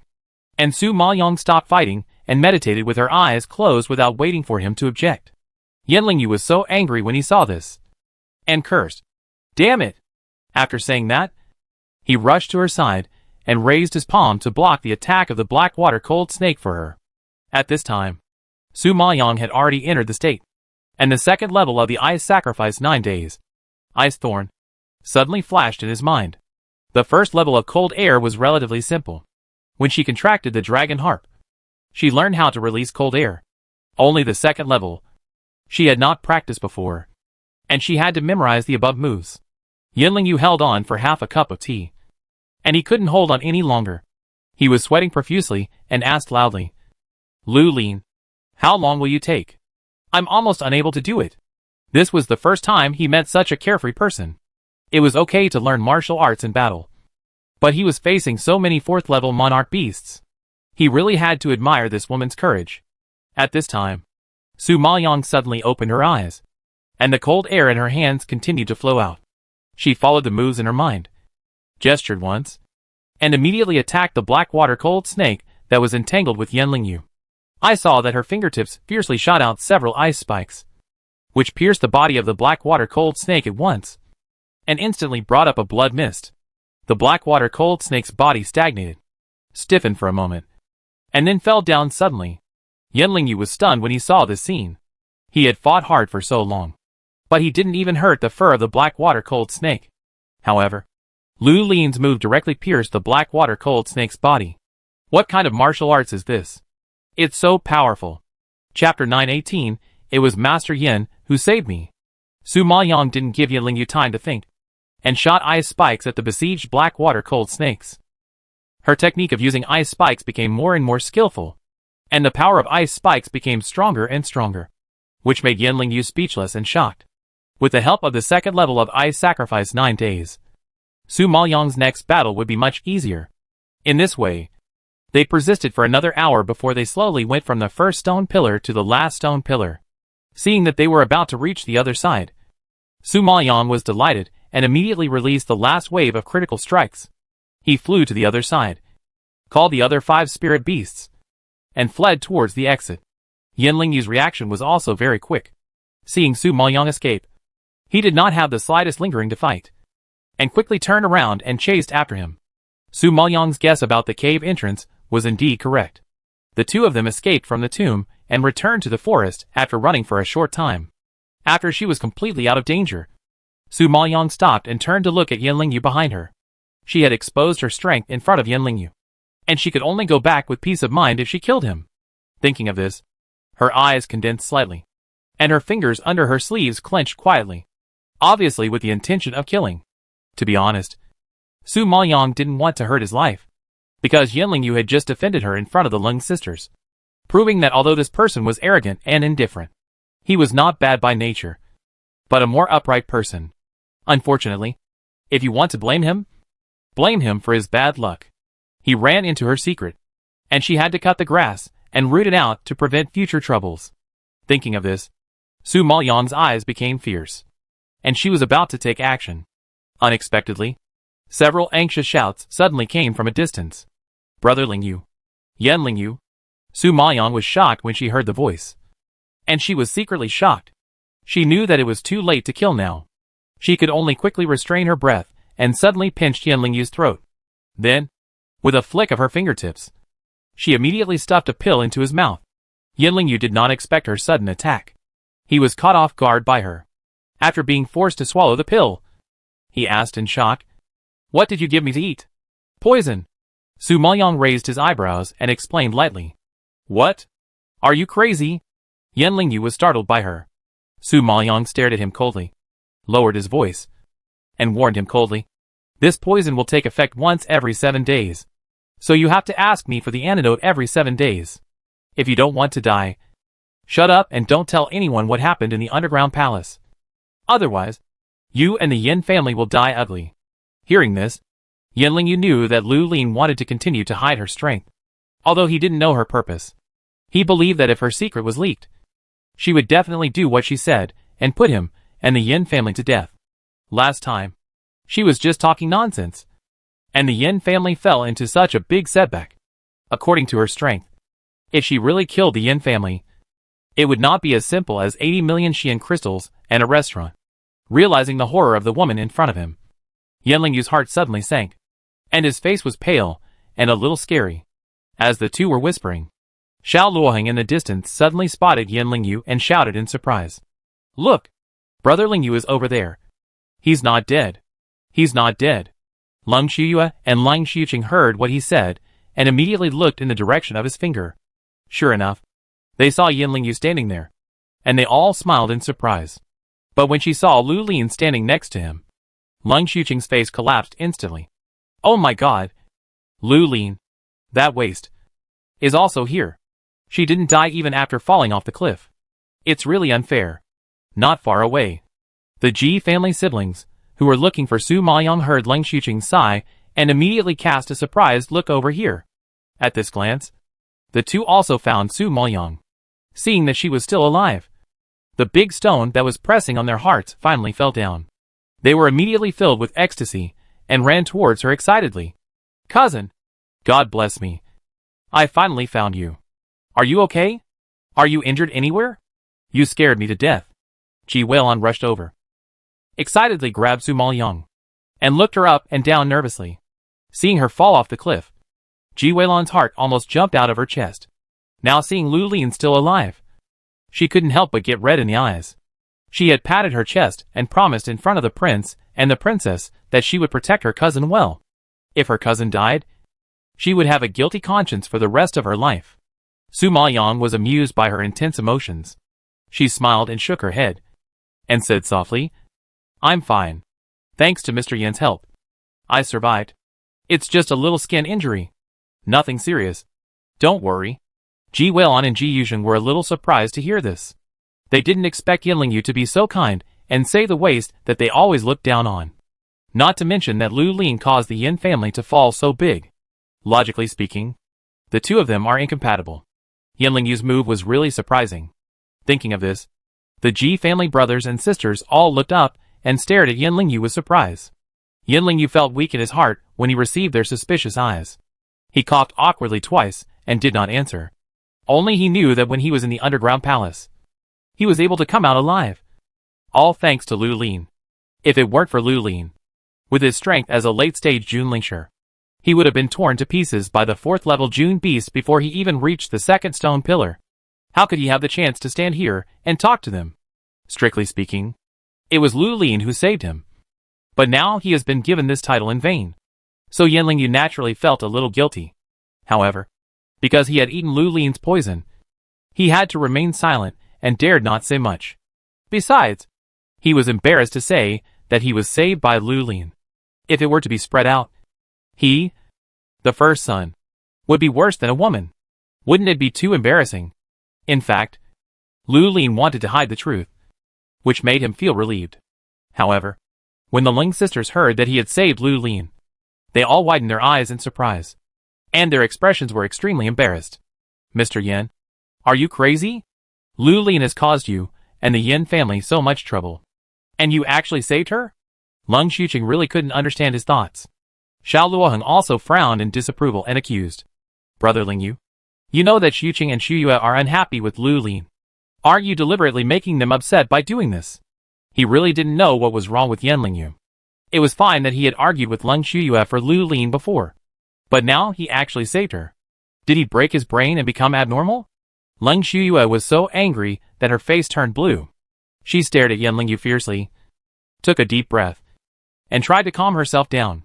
Originally, seeing that he risked his life to save her, Lung Xuyue had a better impression of him and had been worried about his safety. Now it seems that her worries were in vain. Yan Lingyu was like a dumb person eating bitter herbs, unable to speak out his bitterness when facing Lung Xuqing, Xiao Luoheng's questioning, and Lung Xuyue's anger. He could only touch his nose, laugh dryly and explain. No matter what she said, she helped everyone on the road, and I couldn't just stand by and watch her die. So, Chapter 919 Concealing the Truth. Xiao Luoheng and the Ling sisters were unable to accept this explanation. Yan Lingyu has always been a nosy person. Although he disdains to bully a loser, he definitely has no intention of helping a loser. He was indeed very abnormal this time. Hearing this, Lung Xuqing did not dare to directly accuse Yan Lingyu, and could only vent her dissatisfaction on Su Maoyang. Humph. Lu Lin, if you want to die, die far away. You fell off the cliff, and still need others to save you. I have never seen such a disgusting and haunting person as you. Ji Weilon heard this, and immediately yelled angrily. Bah! You are disgusting. If your sister hadn't deliberately framed my cousin, how could my cousin fall down? If your sister hadn't played tricks, Yan Lingyu wouldn't have fallen off the cliff to save her. All this is your sister's fault. You are the villain who complains first and accuses others of their faults. Do you have any shame? Ji Weilon. Don't talk nonsense. Lu Lin is a waste, and has no strength. It is obvious that she couldn't run faster and fell down accidentally. How can you frame me? Lung Xuyue raised her eyebrows, and refuted with confidence. Ji Weilon heard her lying with her eyes open and looking serious, without any guilty conscience. And she gnashed her teeth in anger, pointing at Lung Xuyue and unable to speak. You? She had never seen such a mean person before. It was clearly her who framed her. But she refused to admit it. Lung Xuqing saw that she was so angry that she covered her mouth and chuckled, saying sarcastically, I advise you to take her back quickly, and don't embarrass herself here. If she gets into trouble again later, Master Yan won't be able to save her a second time. Ji Yuzhen saw that Su Maoyang was covered in blood and was seriously injured. He was too lazy to bother with this group of people. He immediately advised Ji Weilon. Forget it. Don't say anything. My cousin is injured. You should go back to heal your wounds quickly. Don't let the prince and princess wait too long. After hearing this, Ji Weilon took a deep breath, suppressed her anger, glared at Lung Xuyue and Lung Xuqing, pulled Su Maoyang over, and said angrily, Cousin, let's go! Seeing this group of people makes me sick and want to vomit. Su Maoyang glanced at Yan Lingyu, with a cold look with a hidden warning, and then turned around and left quickly with the Ji brothers and sisters. Yan Lingyu was stunned by her look, staring at her leaving back, and her clothes fluttering and her face full of murderous look suddenly appeared in his mind. Although her appearance was ordinary, it was thrilling and amazed him. Thinking like this, Yan Lingyu was actually a little absent-minded, until Lung Xuqing snorted angrily. He came back to his senses. TSK. The Ji family brothers and sisters, and Lu Lin are really annoying. Master Yan kindly saved the life of that loser, but they are not grateful. And they are also rude to him. They really don't know what's good for them. Yan Lingyu knew the truth, and when he heard Lung Xuqing slandering Lu Lin, he felt a little uncomfortable. He frowned slightly and advised in a deep voice. The person has gone far away, so say less. Lung Xuqing saw that Yan Lingyu was not very happy, so she shut up and just hummed a few words in a low voice. Lung Xuyue frowned and looked at Yan Lingyu deeply, although Yan Lingyu did not show it very obviously. With her woman's intuition, she always felt that he was inexplicably protecting Lu Lin. You know, he is a child of destiny, and he looks down on losers the most. Why would he care about Lu Lin so much? Is this kind of care a bit too much? Although she didn't understand what was going on, Lung Xuyue felt unhappy when she thought about him saving someone she hated. She glared at him angrily and warned him. Yanling, don't come to me in the future. I don't want to see you again. Leng Shuyue said harsh words, and turned away angrily. Yanling watched Leng Shuyue get angry with him. But he couldn't tell her the truth. He could only sigh helplessly and followed her. At this time, Su Maoyang, who returned to the palace, really scared the Prince of Pingnan and the Princess of Pingnan. The two were terrified when they saw her wounded and in a mess, and immediately summoned several imperial doctors for consultation. Seeing that they were worried, Su Maoyang couldn't bear to refuse, so he had to let the doctors toss her around. Princess Pingnan stood by the bed, wiping tears with heartache, and angrily blamed King Pingnan. It's all your fault. You knew Ener had no spiritual power, but you still wanted her to go to the forest for training. Look at what you've done to your daughter. Hey, I just wanted to train her, but I didn't expect it to be like this. King Pingnan is a bold character, advocating martial arts and pursuing strength.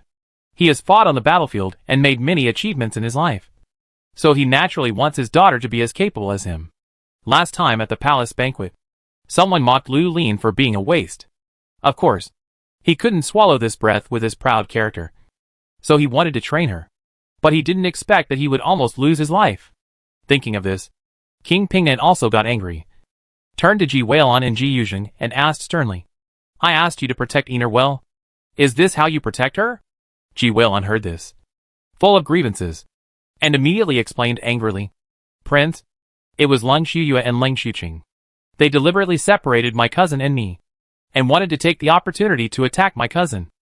When my brother and I arrived, we saw Leng Shuyue trying to kill my cousin, but fortunately we stopped her in time, so her conspiracy did not succeed. But later the cave collapsed. She did not change her bad habits, and pushed my cousin off the cliff while we were not paying attention. Everything is the conspiracy of the Leng sisters.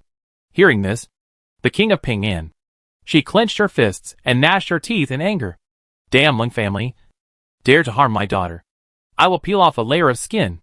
Su Maoyang saw that King Pingnan was very angry, and couldn't help but persuade him. Dad, if you want to blame someone, blame your daughter for being incompetent. It has nothing to do with other people. After all, the Leng family is one of the 5 major families. It is best not to make enemies easily. She temporarily borrowed the identity of the prince's daughter, and she was grateful to him in various ways. If she caused trouble to King Pingnan again and established the Leng family as an enemy, she would be even more sorry. Besides, she was fine. These injuries were caused when she accepted the inheritance, and had nothing to do with Leng Shuyue. If King Pingnan really investigated the matter, she would have a hard time explaining it. Therefore, Su Maoyang would rather King Pingnan not pursue the matter. King Pingnan heard her say this, and sighed helplessly. He naturally knew that this world was a world of the jungle, and it was normal to be bullied without spiritual power. But he still couldn't bear to see her in such a mess. Cousin, you are too kind. You provided everyone with medicinal materials for alchemy, and helped them escape from the swamp. They repaid you with hatred, and you still spoke for them. I really feel sorry for you. Ji Weilon was very angry when she talked about the Leng sisters. When King Pingnan heard the word medicinal materials, he couldn't help but look up and suggested with shining eyes, By the way, I forgot that your family used to be in the medicinal materials business. Since you are familiar with medicinal materials, you can try to cultivate your spiritual power. I have connections in the alchemy guild, and I can let you worship the elders there as your teacher and learn alchemy. What do you think? Chapter 920 Meet at Zuyu Tower. Lu Lin was framed this time and almost died, which has already stimulated the king of Pingnan and the queen. They knew very well that Lu Lin had offended Leng Shuyue and Leng Xuqing, and the two would definitely not let it go, and would play tricks behind her back and find ways to frame her, in order to prevent this from happening again. The most important thing at present is to improve Lu Lin's strength.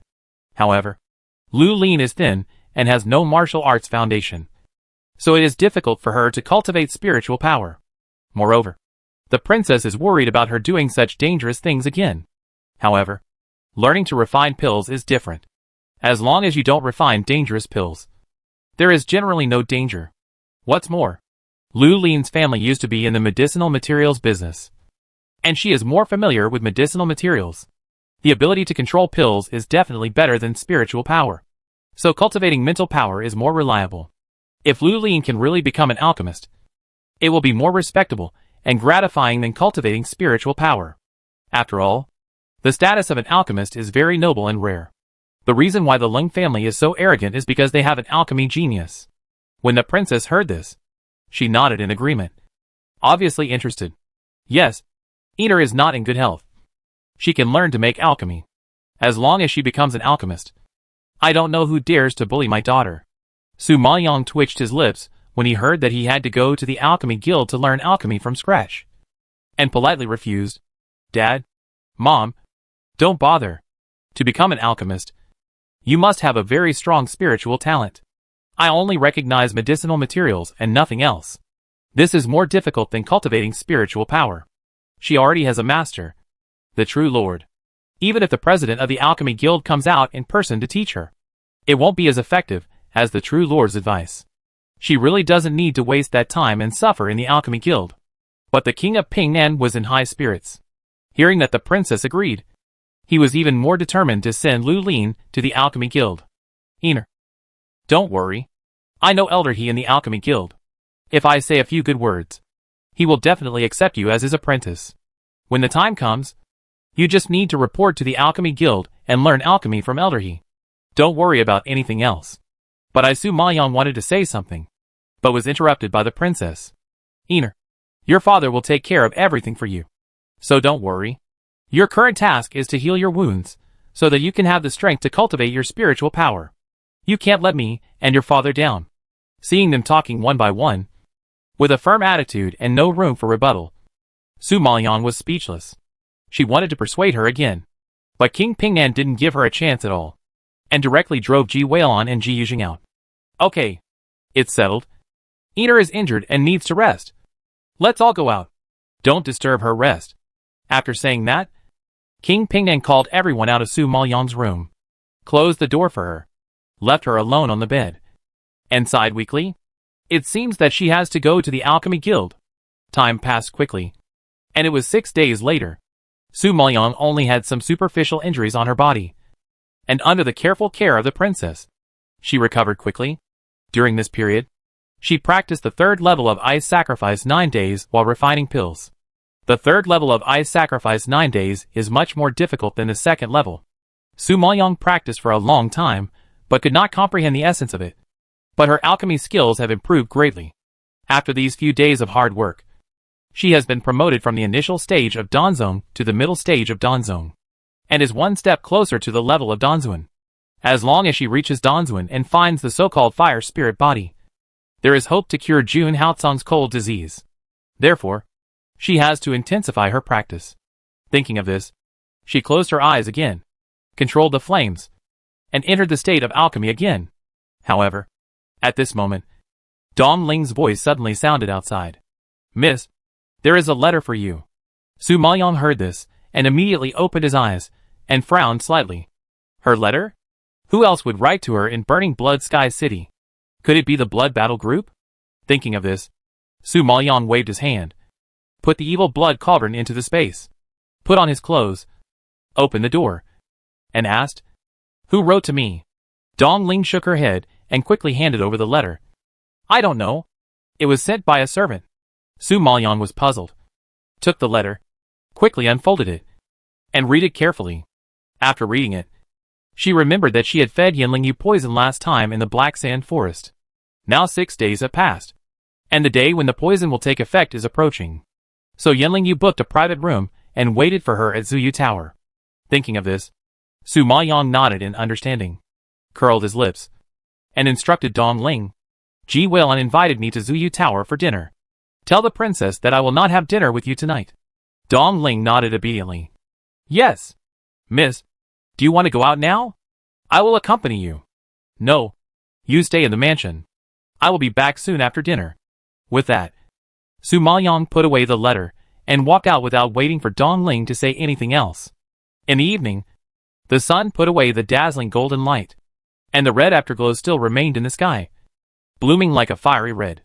At this time, Zuyu Tower was in the best business time, with people coming in and out in an endless stream, and it was very lively. Su Maoyong followed the crowd and walked into Zuyu Tower. Under the guidance of the waiter, he came to the private room on the second floor. pushing open the door. I saw Yin Yu sitting inside, waiting for a long time. When he saw Su Mayan coming in, his eyes lit up, and his slightly nervous handsome face suddenly smiled. He quickly stood up and stretched out his hand to her. "Princess Qingyin, please sit down." Today, he was no longer as sharp as usual, and his attitude seemed much more humble and gentle. The smile on the corner of his mouth seemed a little awkward, and his behavior was a little at a loss. Su Mayan didn't care so much, just glanced at him coldly and sat down indifferently. Seeing her expressionless face, Yin Yu couldn't figure out her thoughts, and felt uneasy. He couldn't help but pull up the corners of his mouth, laughed awkwardly twice, and apologized. "Princess Qingyin, I refused to marry you before, which embarrassed you in public. It was my fault. I hope you don't take it to heart." I. Thinking of his previous attitude, Yin Yu suddenly felt a little regretful, facing Lu Lin's cold face. He was speechless for a while. After seeing her true strength, he realized that he had foolishly pushed away a super genius. Whether it is from the perspective of spirit beasts, spiritual power, martial arts, and skills, she is absolutely excellent. Even Ling Shuyue can't compare with her. However, Ling Shuyue's advantage is that she is an alchemist, and Lu Lin is slightly inferior in this regard. At this moment, Yin Yu can only comfort himself in this way to slightly alleviate the regret in his heart. Su Mayan raised his eyebrows slightly when he heard the words, and responded without taking it to heart. "There is no need to apologize. I never thought about marrying you. To be honest, it was all thanks to your last rejection of marriage that I was able to get out of it safely. I should thank you instead." Chapter 921. What on earth do you dislike about me? Yin Yu's expression froze when he heard these words. His face darkened, and he felt indescribably uncomfortable. In her eyes, is he so unbearable? He is the recognized first son of Finshue. He is not only outstanding in appearance, but also knowledgeable and talented. He also has very good strength. How many women want to marry him? But he doesn't like them. She doesn't want to marry him. Is she wrong? Princess Qingyin, what on earth do you dislike about me? Yin Yu was more and more dissatisfied as he thought about it, and couldn't help asking. Su Mayan didn't expect him to suddenly ask such a strange question, and looked up at him. "Mr. Yin, did you invite me here today just to ask this question?" She came here because he spoke for her last time, and planned to spare his life and give him the antidote. But she definitely didn't have the leisure to sit here and chat with him. Seeing Lu Lin's impatience with him, Yin Yu's self-esteem was severely frustrated, and his face was particularly ugly. Even without hearing her answer to this question in person, Yin Yu already got the answer from her attitude. She rejected him, even hated him. He had been rejected by Ling Shuyue before. But even if Ling Shuyue didn't like him, she didn't hate him as much as Lu Lin did. He could see that even if Ling Shuyue didn't accept him, she would be proud of his pursuit. After all, being the sweetheart of the first son is indeed something to be proud of. And this ugly woman in front of him actually looked down on him. How could it be?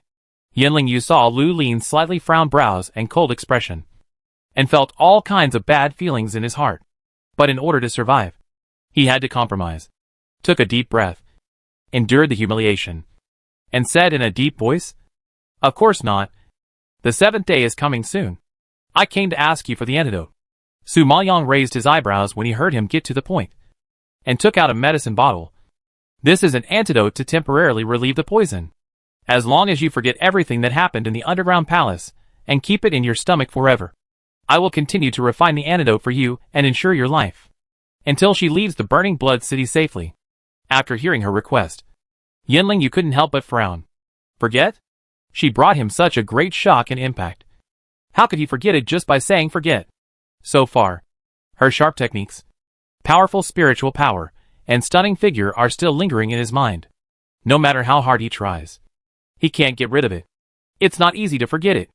Although he couldn't do it, he still agreed with her and said, "Of course, the fate of me and the Yin family is in your hands. I will definitely keep the secret. So don't worry." In the past few days, in order to detoxify and not be controlled by Lu Lin, he has tried all kinds of ways, but he is helpless.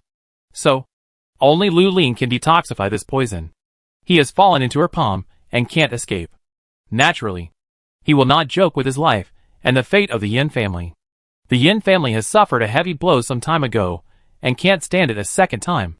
Su Maoyang saw that he understood and nodded with satisfaction.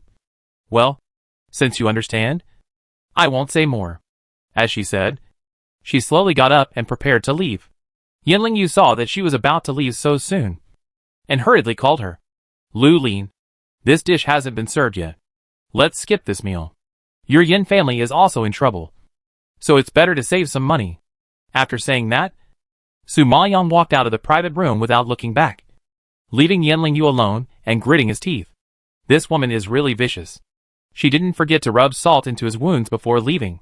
Thinking of her cold attitude, Yan Yu clenched his fingers unconvinced. Leng Shuyue is such a proud woman. She was obsessed with Fin Tianjin before, but she was moved by him in the end. He didn't believe that Lu Lin would reject such an excellent man as him. Let's wait and see. Once a man's desire to conquer is aroused, it is very terrible. Obviously Su Maoyang ignored this point.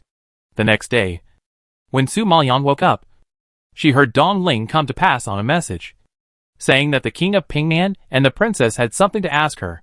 She didn't dare to delay. After finishing her makeup, she rushed to the hall. Dad? Mom? Is there any happy news? You are so happy? As soon as Su Maoyang entered the hall, she saw the two elders talking and laughing. They were in a good mood. And she also asked with a chuckle. When the king of Pingnan saw her coming in, he laughed and nodded. Ha ha ha. Yes. It's a great event. Yesterday I talked to Elder He of the Alchemy Guild, and he agreed to accept you as his disciple for my sake. I will take you to see him today. Su Maoyang was shocked when she heard this. She didn't expect that she would be asked to report to the Alchemy Guild so soon. She immediately frowned in confusion. Dad, I heard that in order to become a disciple of the Alchemy Guild, you must pass a formal exam. I have no foundation at all, and I don't have any talent for alchemy. If I become an elder's disciple directly, wouldn't it be a backdoor and let people gossip? Gossip?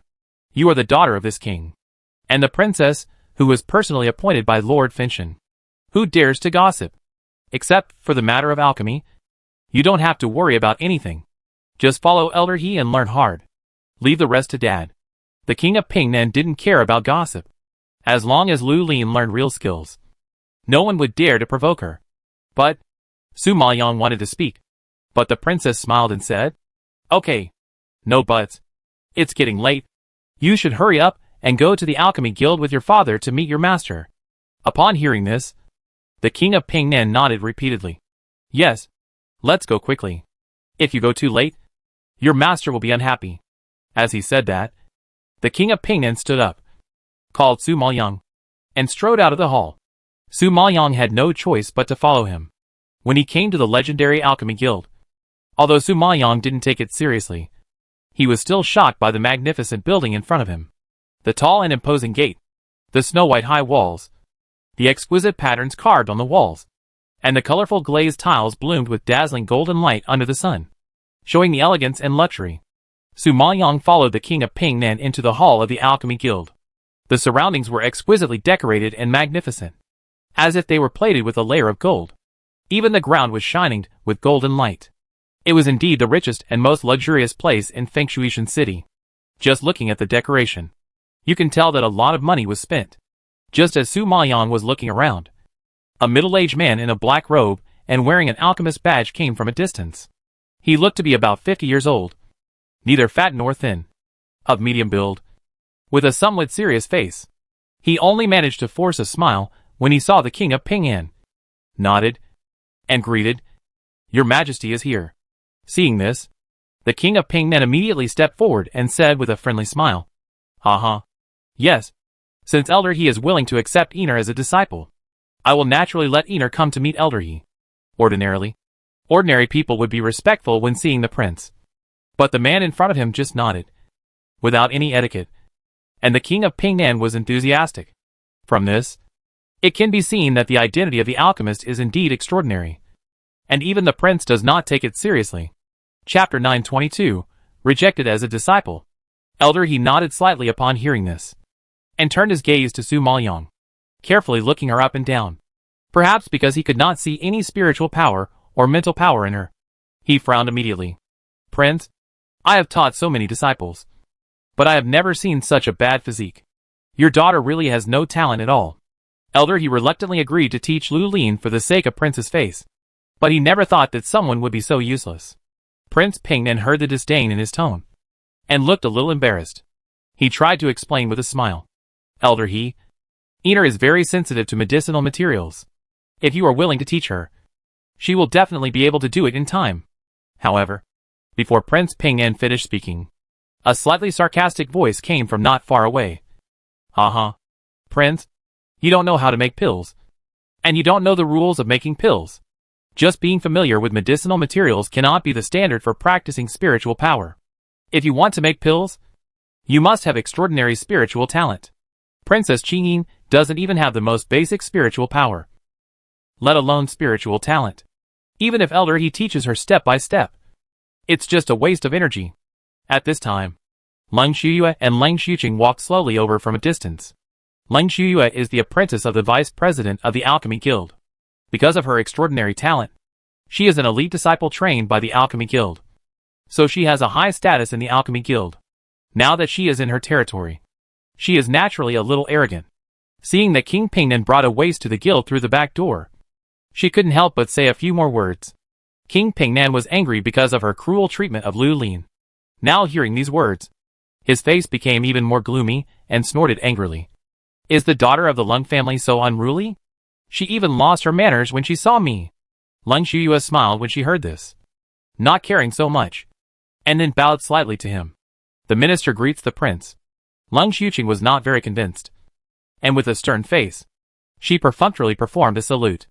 The prince snorted when he saw this, but because Elder He was here, he couldn't make trouble, so he had to hold back his anger and stopped looking at them. When Elder He saw Leng Shuyue, his old face actually had a flattering smile, and he nodded slightly as she said, Shuyue girl is right. This alchemy must have spiritual talent. Otherwise, no matter how you teach, it will not be successful. It can be seen that this Elder He is somewhat flattering Leng Shuyue. However, it is understandable that Elder He is only an early stage Danzong now, and Leng Shuyue has reached the middle stage Dan Wang at a young age. In 2 years, I am afraid that he will surpass him. What's more, Leng Shuyue is the disciple of the vice president, and her future is limitless. Maybe she can inherit her master's legacy and become the vice president of the Alchemy Guild. For such a genius, he naturally wants to build a good relationship. When King Pingnan heard this, he was a little angry and frowned and asked, Elder He, you promised me yesterday that you would accept Iner as your disciple. Do you mean to go back on your word now? Leng Shuyue didn't wait for Elder He to speak, and asked in surprise, Elder He, you actually promised such a thing in private. Everyone knows that in order to enter the Alchemy Guild, you must go through a strict assessment. If you do this, won't it cause dissatisfaction among other disciples? If my master knows about it, you're afraid you won't be able to explain it. When Elder He heard that she even brought up the vice president, he was immediately frightened and his face turned pale. Her master Peng Jianyuan is a very powerful person. If Master Peng were to pursue the matter, his fate would be miserable. Perhaps he had thought it through. So he apologized to King Pingyan. Your Majesty, it's not that I don't want to help. It's mainly because Princess Qingyin's talent is too poor. I can't do anything. The Princess Qingyin in front of him is simply a waste. Unless he is crazy, he will offend Leng Shuyue, the alchemy genius, and the powerful Master Peng for a waste. King Pingnan didn't expect him to really go back on his word. He was so angry that his face turned blue on the spot. He wanted to get angry, but was interrupted by Su Maoyang. Dad, forget it. I don't have any foundation. If I enter the Alchemy Guild like this, it will indeed be a handle for others to talk about. It doesn't matter if others say that I am bullying. But it's not good if they say that you are bullying others. Su Maoyang persuaded him sensibly. She had no intention to join this Alchemy Guild.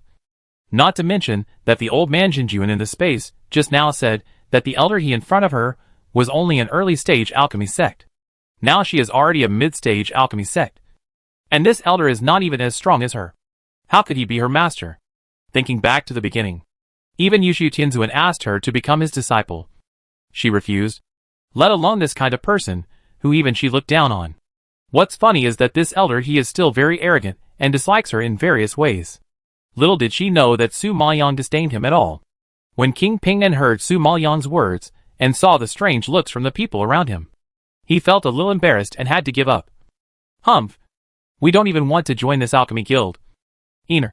Let's go! With that, King Pingnan angrily left with a wave of his sleeves. Lung Xuqing saw King Pingnan and Lu Lin leaving in disgrace, looking at their embarrassed backs. She chuckled. Ha ha ha. It's so funny. King Pingnan and Lu Lin are so ignorant that they even dream of joining the alchemy guild. It's just a foolish dream and a joke. Lung Xuyue raised the corner of her mouth slightly, with a sarcastic arc. King Pingnan certainly wants his daughter to have a promising future. It seems that there is no way to cultivate spiritual power, so she can only start with cultivating mental power. Ha ha ha. Cultivating mental power is not that easy.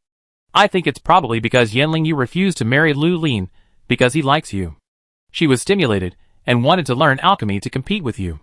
She is really overestimating her own ability. It makes me laugh to death. Ha ha ha. Lung Xuqing thought of this possibility and laughed so hard. Lung Xuyue laughed and shook her head when she heard this. Although she didn't say anything, she felt superior in her heart. A waste wanted to compete with her in alchemy. It was definitely the funniest joke she had ever heard in her life. When King Pingnan returned to the palace, he was very angry. Su Maoyang comforted her with a few words without caring, and then went back to his room to practice. However, King Pingnan was still not at peace. Although he gave up the idea of sending her to the alchemy guild, he thought of another way and recruited a secret guard for her. It is said that this secret guard has strong martial arts and spiritual power, has reached the level of a postnatal monarch spiritual master. With his protection, King Pingnan and the princess can be completely relieved. Now, seeing the man kneeling in front of her, Su Maoyang stroked his forehead and had a headache. She never liked to have someone around her when she did things. Not to mention that she was hiding her identity this time, and was in such a dangerous place. She had to be particularly careful in her words and deeds. If someone was watching her in the dark, she would always be worried. However, she had no way of rejecting the King of Pingnan's kindness. She could only sigh helplessly and ask, "What's your name?" Chapter 923, Recruiting a Secret Guard for Her. The man lowered his head and clasped his fists respectfully. "My humble servant Yunqian. I pay my respects to Princess Qin." Su Maoyang looked at him coldly and whispered, "Raise your head. Let me see." After that, the man raised his head slightly and looked at Su Maoyang. What came into view was an ordinary face, dark skin, and featureless facial features. Even if thrown into a crowd, you can't find it. Overall, it's relatively low-key. Seeing this, Su Maoyang nodded slightly and continued to ask, "I heard that you are a postnatal monarch spiritual master? My princess?" "Yes. You are quite capable. Why are you willing to be a useless secret guard?" Su Maoyang raised his eyebrows slightly and asked quite directly, without feeling the slightest bit of shame for being a waste. The man bowed his head and answered respectfully, "I was born a killer. I take money from others and help them get rid of disasters. If the prince can afford it, then I will do it for him." Su Maoyang nodded in understanding after hearing this. After a moment of silence, he suddenly said, "Then I will pay twice as much as the prince." Yunqian was slightly stunned, and immediately raised his head, looking at her in confusion. Su Maoyang smiled and explained in a low voice, "Since the prince gave you money to buy you as a secret guard, then I will pay twice as much as he did to buy you, and you will be mine in the future." Yunqian heard this, and immediately realized that this woman wanted to recognize her as his master and follow her lead in the future instead of working for the King of Pingnan. After understanding, he cowed out without any hesitation, "I am Yunqian, your subordinate, and I pay my respects to the master."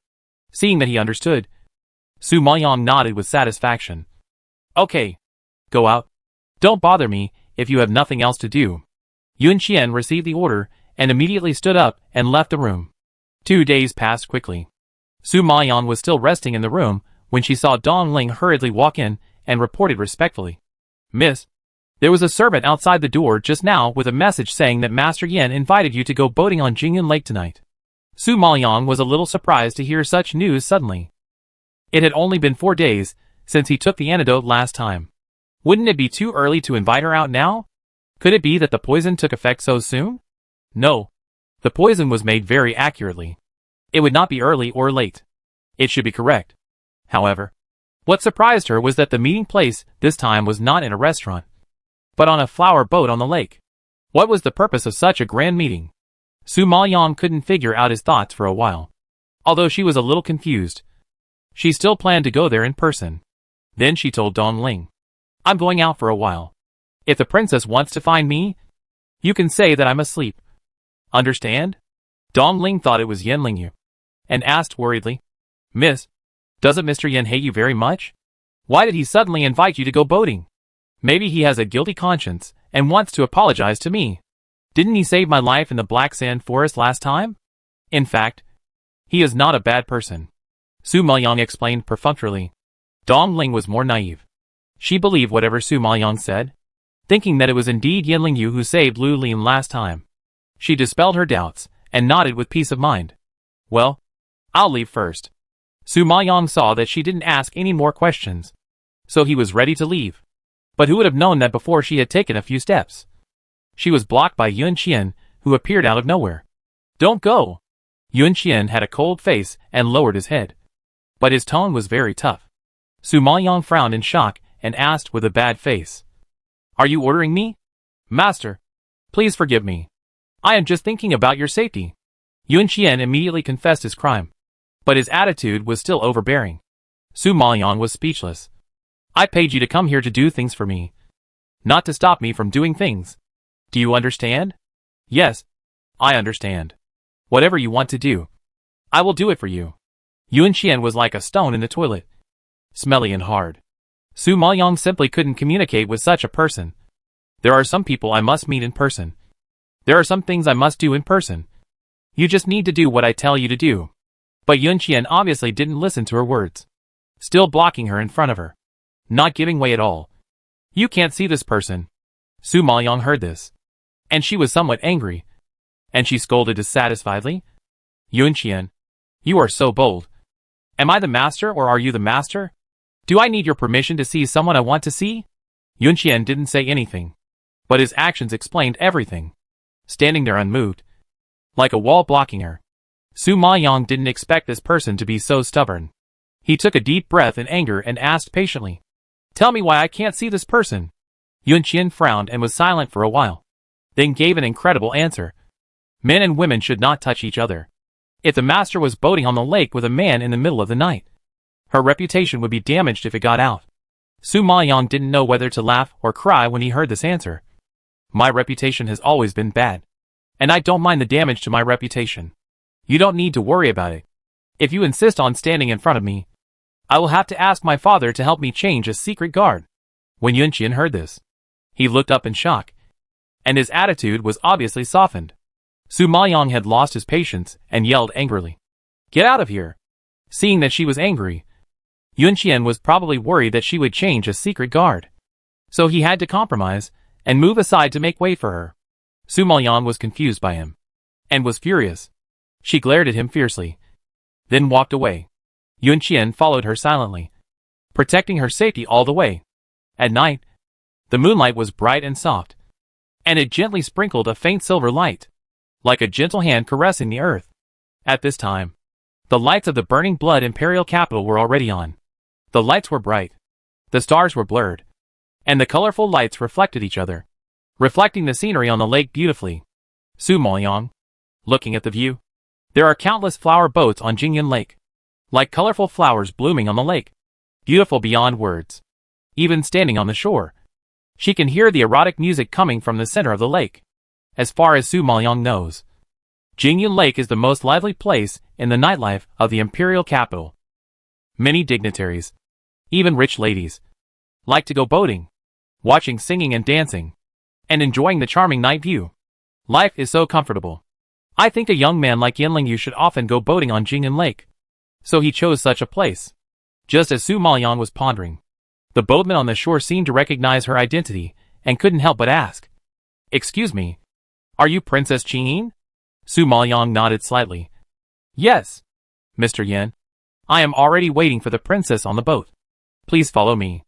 As he said that, the boatman extended his hand, made a gesture of invitation, led her onto the ferry, and swam towards the center of the lake. When Su Maoyang got on the flower boat, he saw a table of delicious food and wine prepared at the bow, which was delicious and mouth-watering.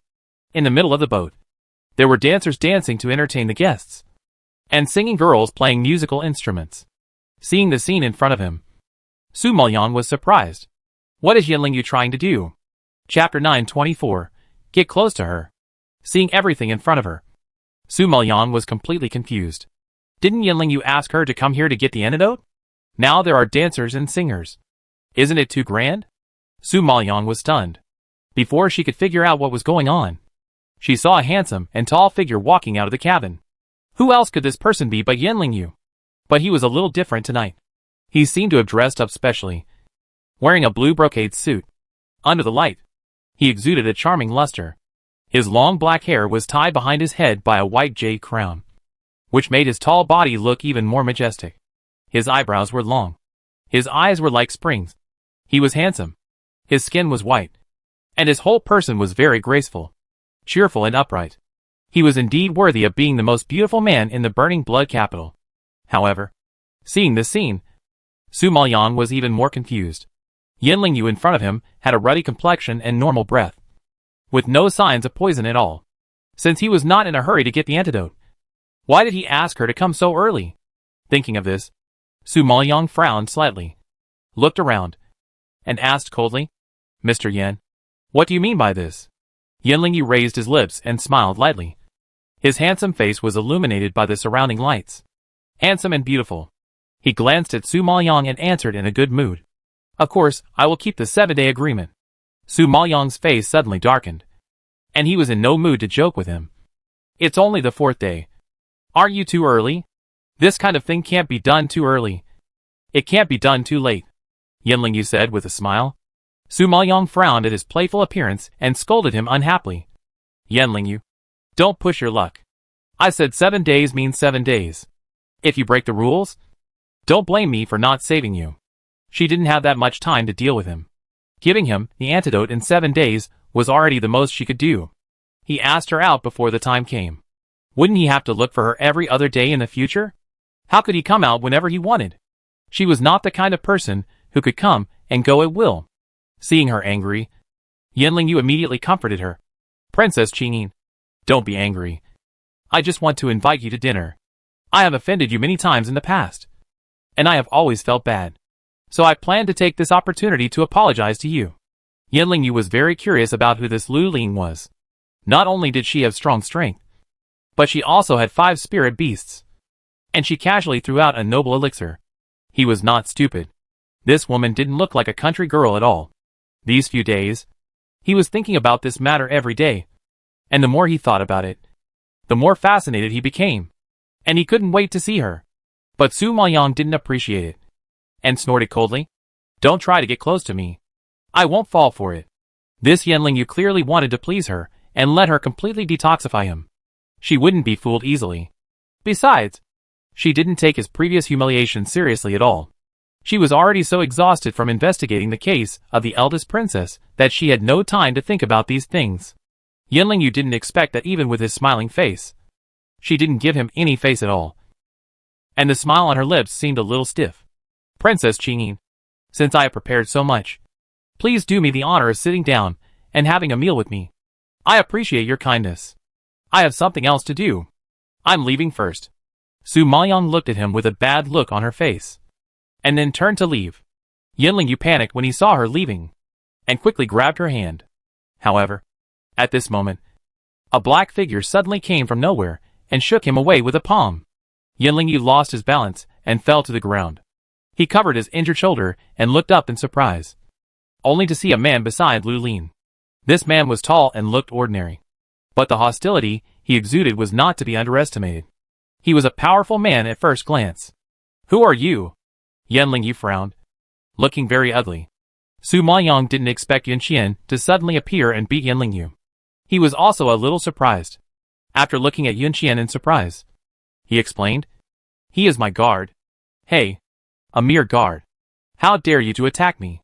Yanlingyu stood up from the ground and roared angrily, his handsome face leaping with anger. Su Maoyan didn't want to tangle with him anymore, and warned impatiently, Yanlingyu, I thought you had figured out your current situation. But now it seems that you still don't understand it. I advise you to be obedient.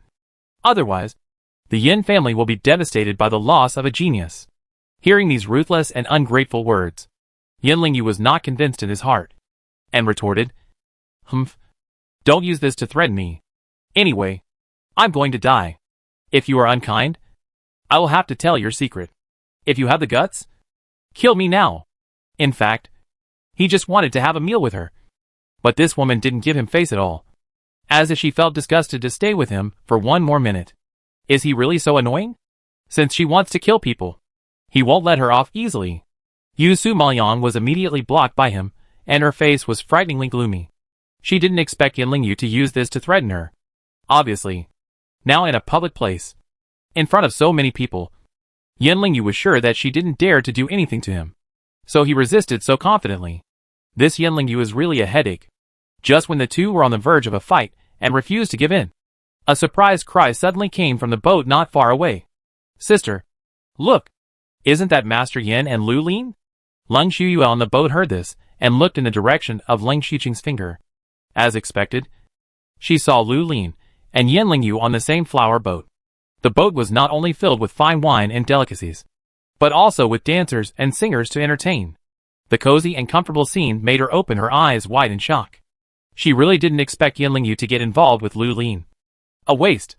Because of the last Black Sand Forest incident, she deliberately left Yin Lingyu alone for several days and didn't go to him, just to make him reflect and apologize to her.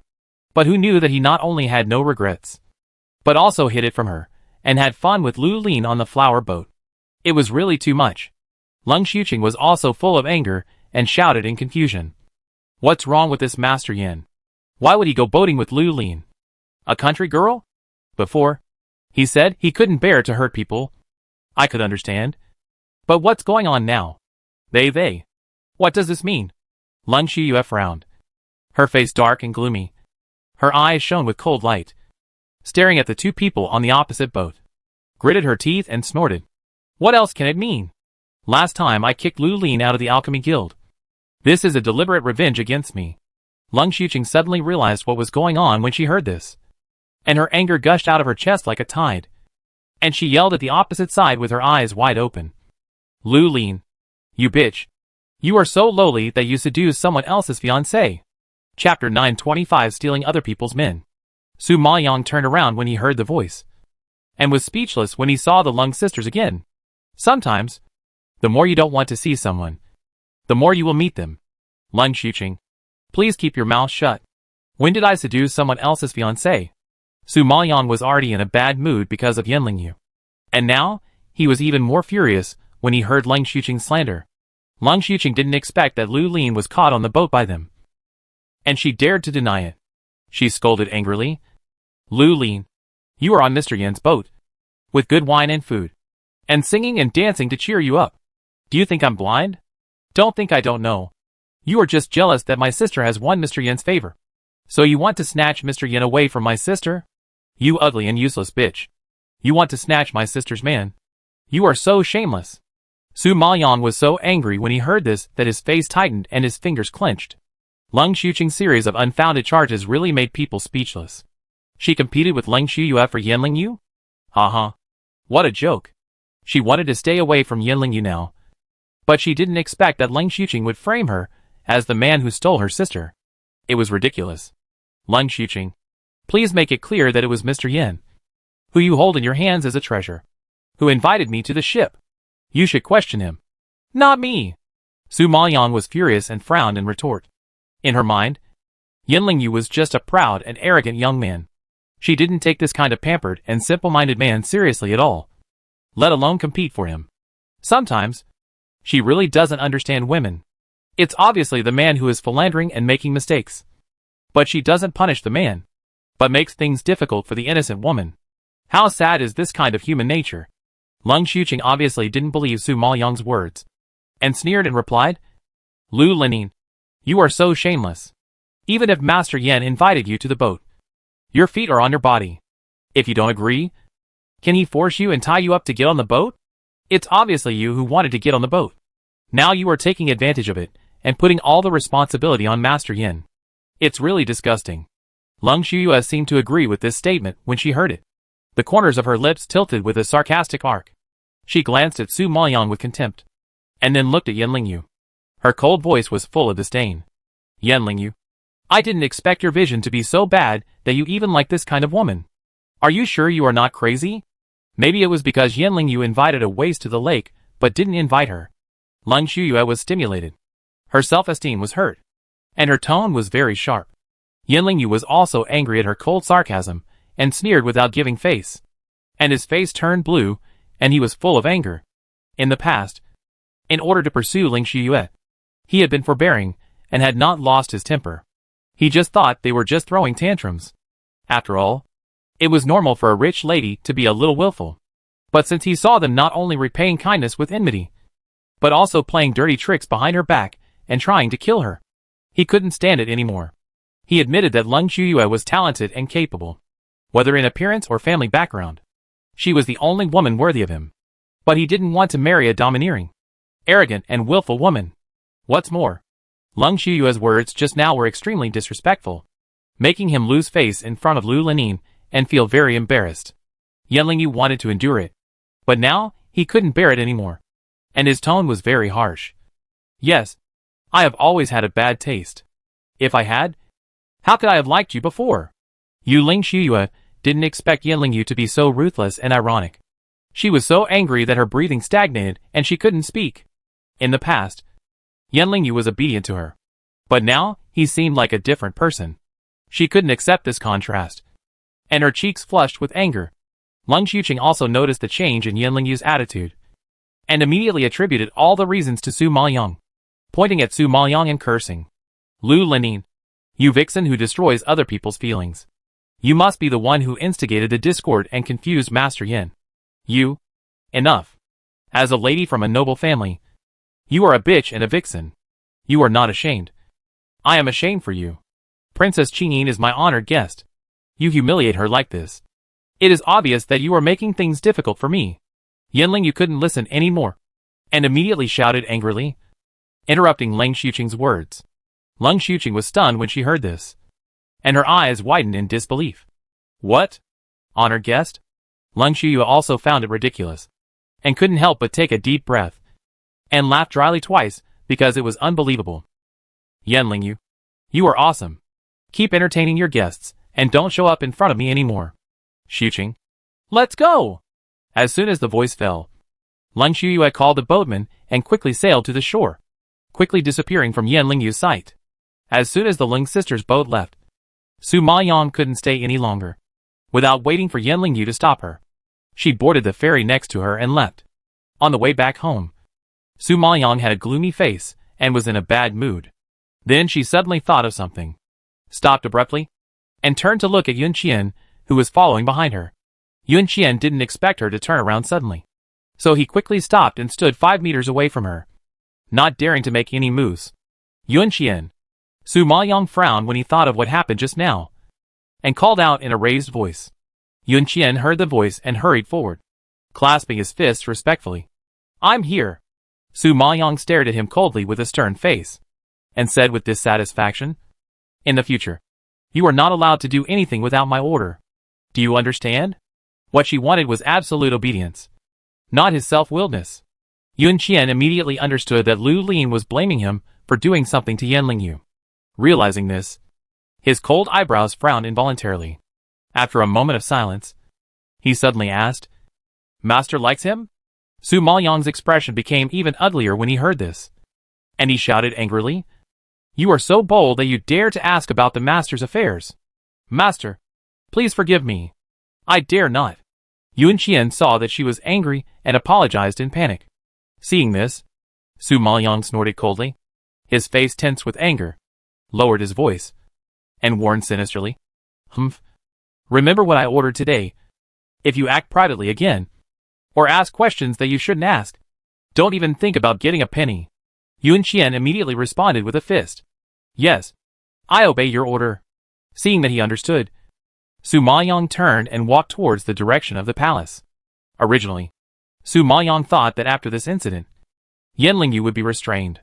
Unexpectedly, after only 2 days, he became even more aggressive and even found the palace. At this time, Dongling rushed into Su Maoyang's room in a hurry. panting and reporting. Miss, go out and see. Master Yin Yin is here. He is at the door. And was stopped by the housekeeper. Chapter 926. No message received. Su Maoyang was shocked when she heard this. And frowned. Why is Yinling Yu here? He said he wanted to see you. Young lady. But he had refused the marriage with the young lady before. And had a bad relationship with the palace. So the housekeeper was afraid that he was here to cause trouble. So he didn't dare to let him in. But he said he wouldn't leave until he saw the young lady. And now he is deadlocked at the door. I'm afraid it will alarm the prince and the princess. Dong Ling panted and answered with a frown. Hearing this, Su Maoyang couldn't sit still anymore. And immediately stood up. Strode out of the room. And went straight to the front yard. This Yinling Yu is really restless. Last time I warned him. He went too far. Her identity must not be exposed. And the deal between the two of them must not be known to others. But if he comes to the door now, what will happen if he alarms the prince and the princess and accidentally leaks the poison? Thinking of this, Su Maoyang walked quickly, not daring to delay for a moment, and arrived at the door in the blink of an eye. Sure enough, Yinling Yu stood at the door, like a stone statue, standing there. No matter how the housekeeper persuaded him, he would not leave. Seeing this, Su Maoyang's anger suddenly rose, and he stepped forward and scolded. Yinling Yu, why did you run to the palace? What else can I do? Of course I'm looking for you. When Yinling Yu saw her coming out, his eyes lit up, and his angry expression just now eased. But his tone was actually a little aggrieved. Su Maoyang couldn't figure out what he was aggrieved about. At this moment, she really had the urge to slap him to death. Yinling Yu knew that she didn't want to expose her strength. So every time they traded the antidote, they met in private, trying to avoid being seen. Unexpectedly, he actually broke into the palace. Damn it! In order not to expose the secret of the two, Su Maoyang tried to be calm and reminded him implicitly. Mr. Yin, I know you have a lot of apologies to me. If you really feel sorry, just treat me to a meal at the restaurant. And there is no need to come to the palace. You also know that my parents hate you and the Yin family now. If my parents find out that you came to their house, you will be in trouble. Su Maoyang's words were obviously warning him that if he wanted the antidote, they could meet at the restaurant, not to come to the palace. But Yinling Yu got angry when he heard this, and retorted angrily, I wrote you so many letters, and sent a servant to the mansion to invite you to dinner at Zuyu Tower. I invited you several times, but you were indifferent. I waited for you in the restaurant for a long time. You still have the nerve to say this now. If she really went, he wouldn't have to run to the palace to see people's faces. This Lu Lin was obviously avoiding him on purpose. Now she was speaking so righteously. What had she been doing earlier? Su Maoyang was surprised when she heard this, and frowned in confusion. When did you write to me? Lu Lin, if you hate me and don't want to see me, just say it directly. There's no need to play me like this. I've invited you so many times. You know it in your heart. There's no need to pretend here.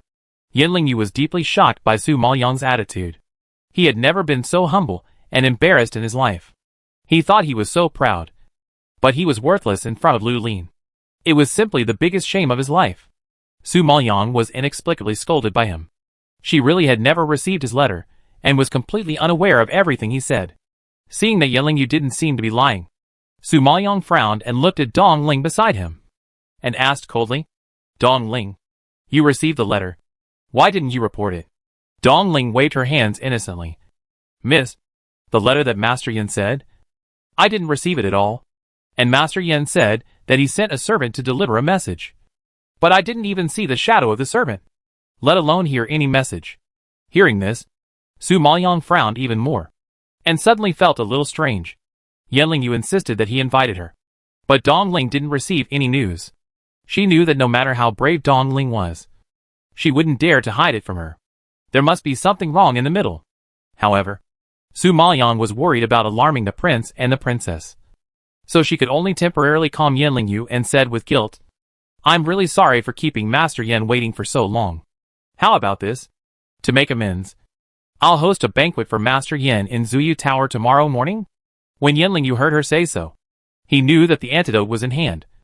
But when he thought of her playing with him, he couldn't calm down his anger, and gritted his teeth and warned, Humph, Lu Lin, you'd better not lie to me. Otherwise I don't know what I will do. After saying this, Yinling glared at Su Maoyang and left in anger. Seeing him leave, Su Maoyang breathed a sigh of relief and simply instructed the housekeeper. Don't let the prince and the princess know about Yinling's visit. If they know, they will be angry again. The housekeeper received the order and nodded repeatedly. Yes, old servant understands. Su Maoyang nodded and returned to his yard with Dong Ling. She walked into the hall and sat down slowly, thinking of what happened just now. Her face was gloomy. She frowned and pondered for a moment, and suddenly called out in a cold voice, Yun Qian. After the voice fell, a black figure suddenly rushed in from outside, came to Su Maoyang, and respectfully clasped his fists. Master, what do you want? Su Maoyang looked at him and said faintly, Have you seen the letter sent by Yinling you? Yun Qian lowered his head and answered without hesitation. Master, Yun Qian has not seen it. Hearing this, Su Maoyang raised his eyebrows slightly and asked again, Have you seen the servant sent by Yinling you? Master, no. He had a cold face and could not see any emotion. His righteous tone did not show any guilt. Su Maoyang nodded gently. Okay, you can go down.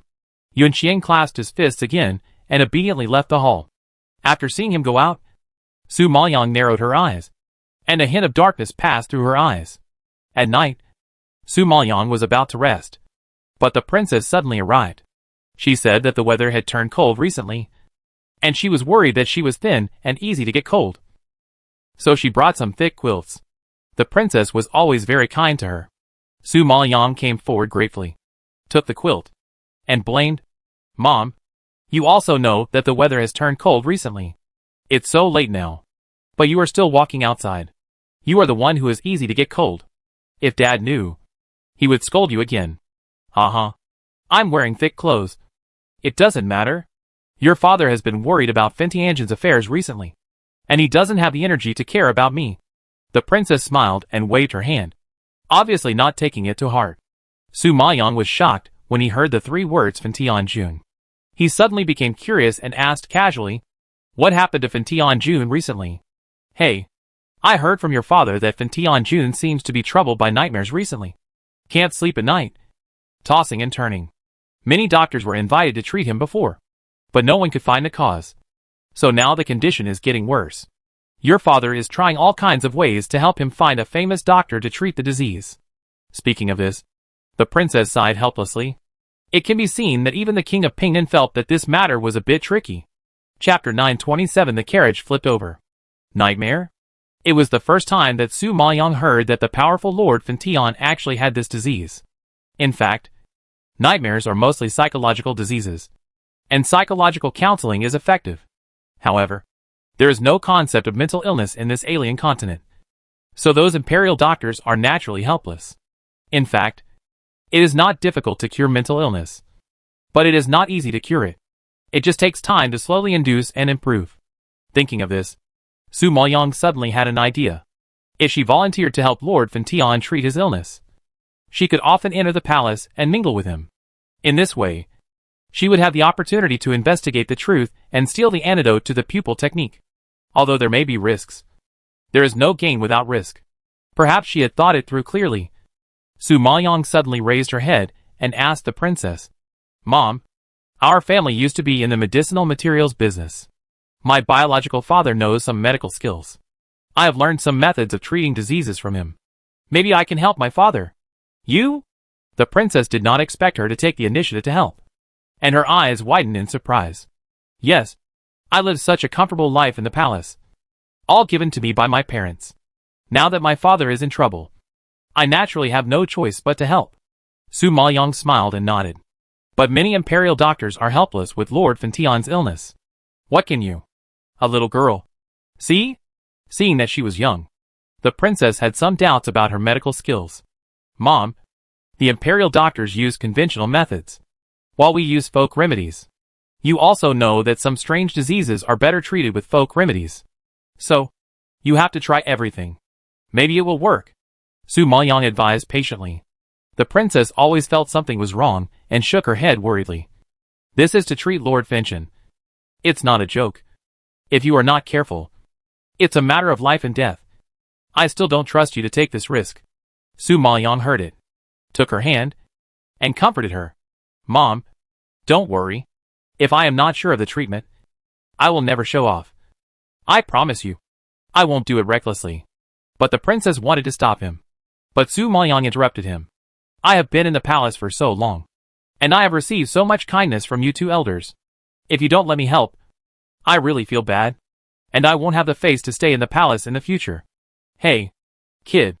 Since we have recognized you, we treat you as our own daughter. Why are you so polite to us? If you want to go, go ahead. But you must listen to your father and not cross the line. Understand? The princess patted her hands and worriedly instructed. Su Maoyang nodded obediently and agreed. Yes. In the past, she didn't have so many scruples. In order to investigate the truth and get the antidote, she could do anything. But now she will take into account the situation of the king of Pingnan and the princess, and will consider whether her behavior will hurt them. So, this time when entering the palace, everything should be done with caution. Since the king of Pingnan learned that Lu Lin wanted to help with the treatment, he was a little hesitant at first, but Lu Lin insisted, and the princess couldn't bear to see her disappointed, and kept beating the drums on the side. So he had no choice but to compromise. Anyway, so far, he hasn't found a suitable doctor. So it's better to give Lu Lin a chance. I think if she encounters a problem, she will definitely give up. So, early the next morning, King Pingnan prepared the carriage and took Lu Lin to the palace with him during the morning court session. He planned to let Lu Lin meet Lord Finshan after the morning court session. Perhaps it was because the time for the morning court session was approaching, and the carriage was moving very fast. In the carriage, King Pingnan gave her many instructions, telling her how to greet Lord Finshan, how to speak, what to say, what not to say, what to do, and what not to do, all of which were explained clearly. It seems that because she lost her composure at the palace banquet last time and almost angered Lord Finshan, King Pingnan had a psychological shadow and was always worried. Although Su Maoyang understood everything, she still pretended to be obedient and agreed one by one. However, just as the two were talking, a mad horse suddenly rushed in front of the carriage. Seeing this, the coachman was shocked and immediately pulled the reins to brake. But because it was going too fast, it was impossible to brake for a while. Just as the coachman was terrified, the mad horse neighed and rushed up suddenly. The violent impact knocked the carriage to the ground. The coachman was unable to dodge and was knocked to the side. Su Maoyang and King Pingnan in the carriage were knocked to the side because of the overturning of the carriage. They did not expect this sudden situation, and their faces were full of surprise.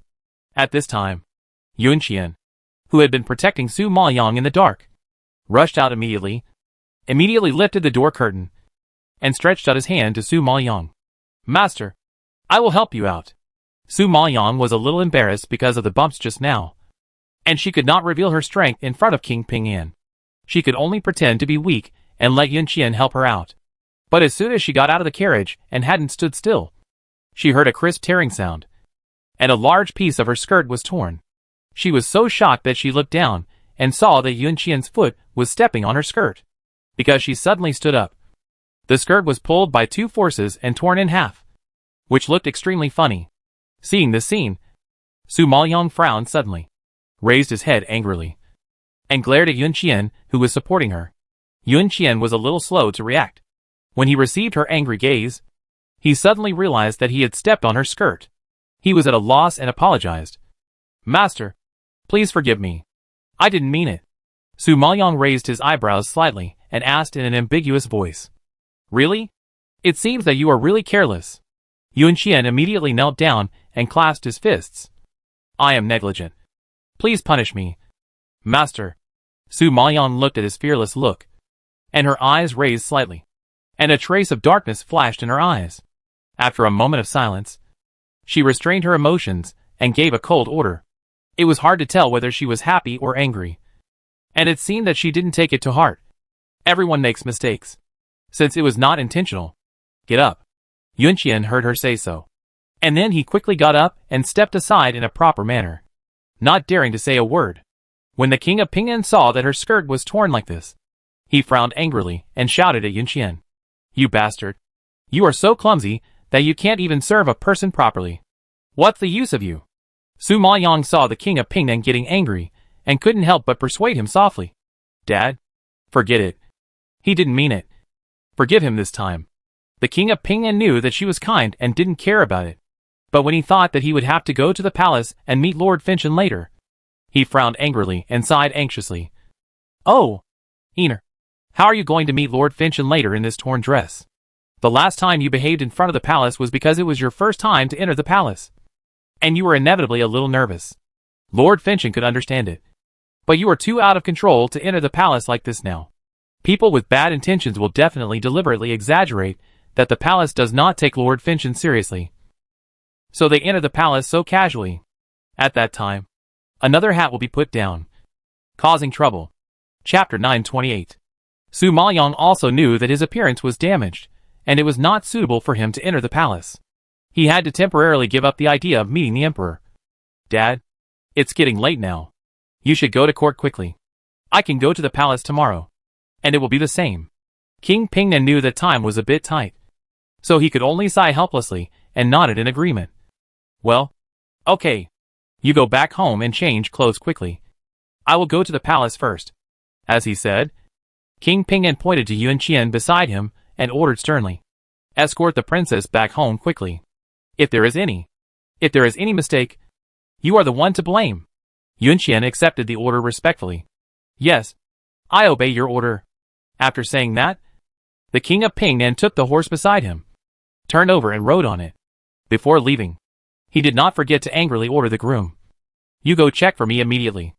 I want to know why a horse suddenly rushed out of the street. The groom was overwhelmed by his majesty, trembling, wiping cold sweat, and nodded repeatedly. Yes, I will investigate this matter immediately. Hearing this, the king of Pingnan spurred his horse and rushed towards the palace. Su Maoyong took a deep look at the overturned carriage on the ground, and then glanced at Yuan Qian, who was lowering his eyebrows and looking obediently beside him. Her eyes were slightly fixed, and a hint of obscurity flashed across her expression. After a long time, she restrained her emotions and returned to the palace with an expressionless face. Back at the palace, the princess was shocked to see her in such a mess. She immediately took her to change her clothes and carefully checked whether she was injured. Fearing that she would be frightened, the princess even ordered the kitchen to prepare a calming soup for her. Su Maoyong couldn't refuse the princess's kindness, so he had to accept it. Facing her enthusiasm, Su Maoyong suddenly realized that dealing with the princess was more tiring than having a car accident. Finally, after a long struggle, the princess let her go back to her courtyard. However, as soon as she stepped into the room, Dong Ling followed her in, holding the calming soup ordered by the princess, and said with a smile, "Miss, the soup is ready. Drink it while it's hot." Su Maoyong raised his eyebrows and looked at the soup. A gleam of light flashed in his eyes, and then took the bowl of soup. Without any hesitation, raised his head and drank it all. "Okay, take it out." Su Maoyong handed the bowl back to Dong Ling, waved his hand, and signaled her to leave. Dong Ling saw that she was exhausted and knew that she wanted to rest early. So she nodded tactfully, left the room, and closed the door for her. When Su Maoyong saw her leave, he quickly spit out the soup he had drunk, and after spitting it out, he took a handkerchief to wipe the corners of his mouth, and went back to the side hall to rest on the bed. The next morning, the dawn slowly opened the curtain. The rising sun soaked the light blue sky, gently sprinkled on the earth, and illuminated the whole world. Dong Ling knew that because of the accident of the carriage yesterday, Lu Lin changed the date of entering the palace to today. She was afraid of delaying time, so she knocked on the door early in the morning to call her. "Miss, it's late. It's time to get up." But she knocked for a long time, and there was no movement inside. Dong Ling began to panic a little, and even raised the decibel and shouted, "Miss, it's time to get up. You have to go to the palace with the prince this morning." However, no matter how she called, there was still no response from Lu Lin inside.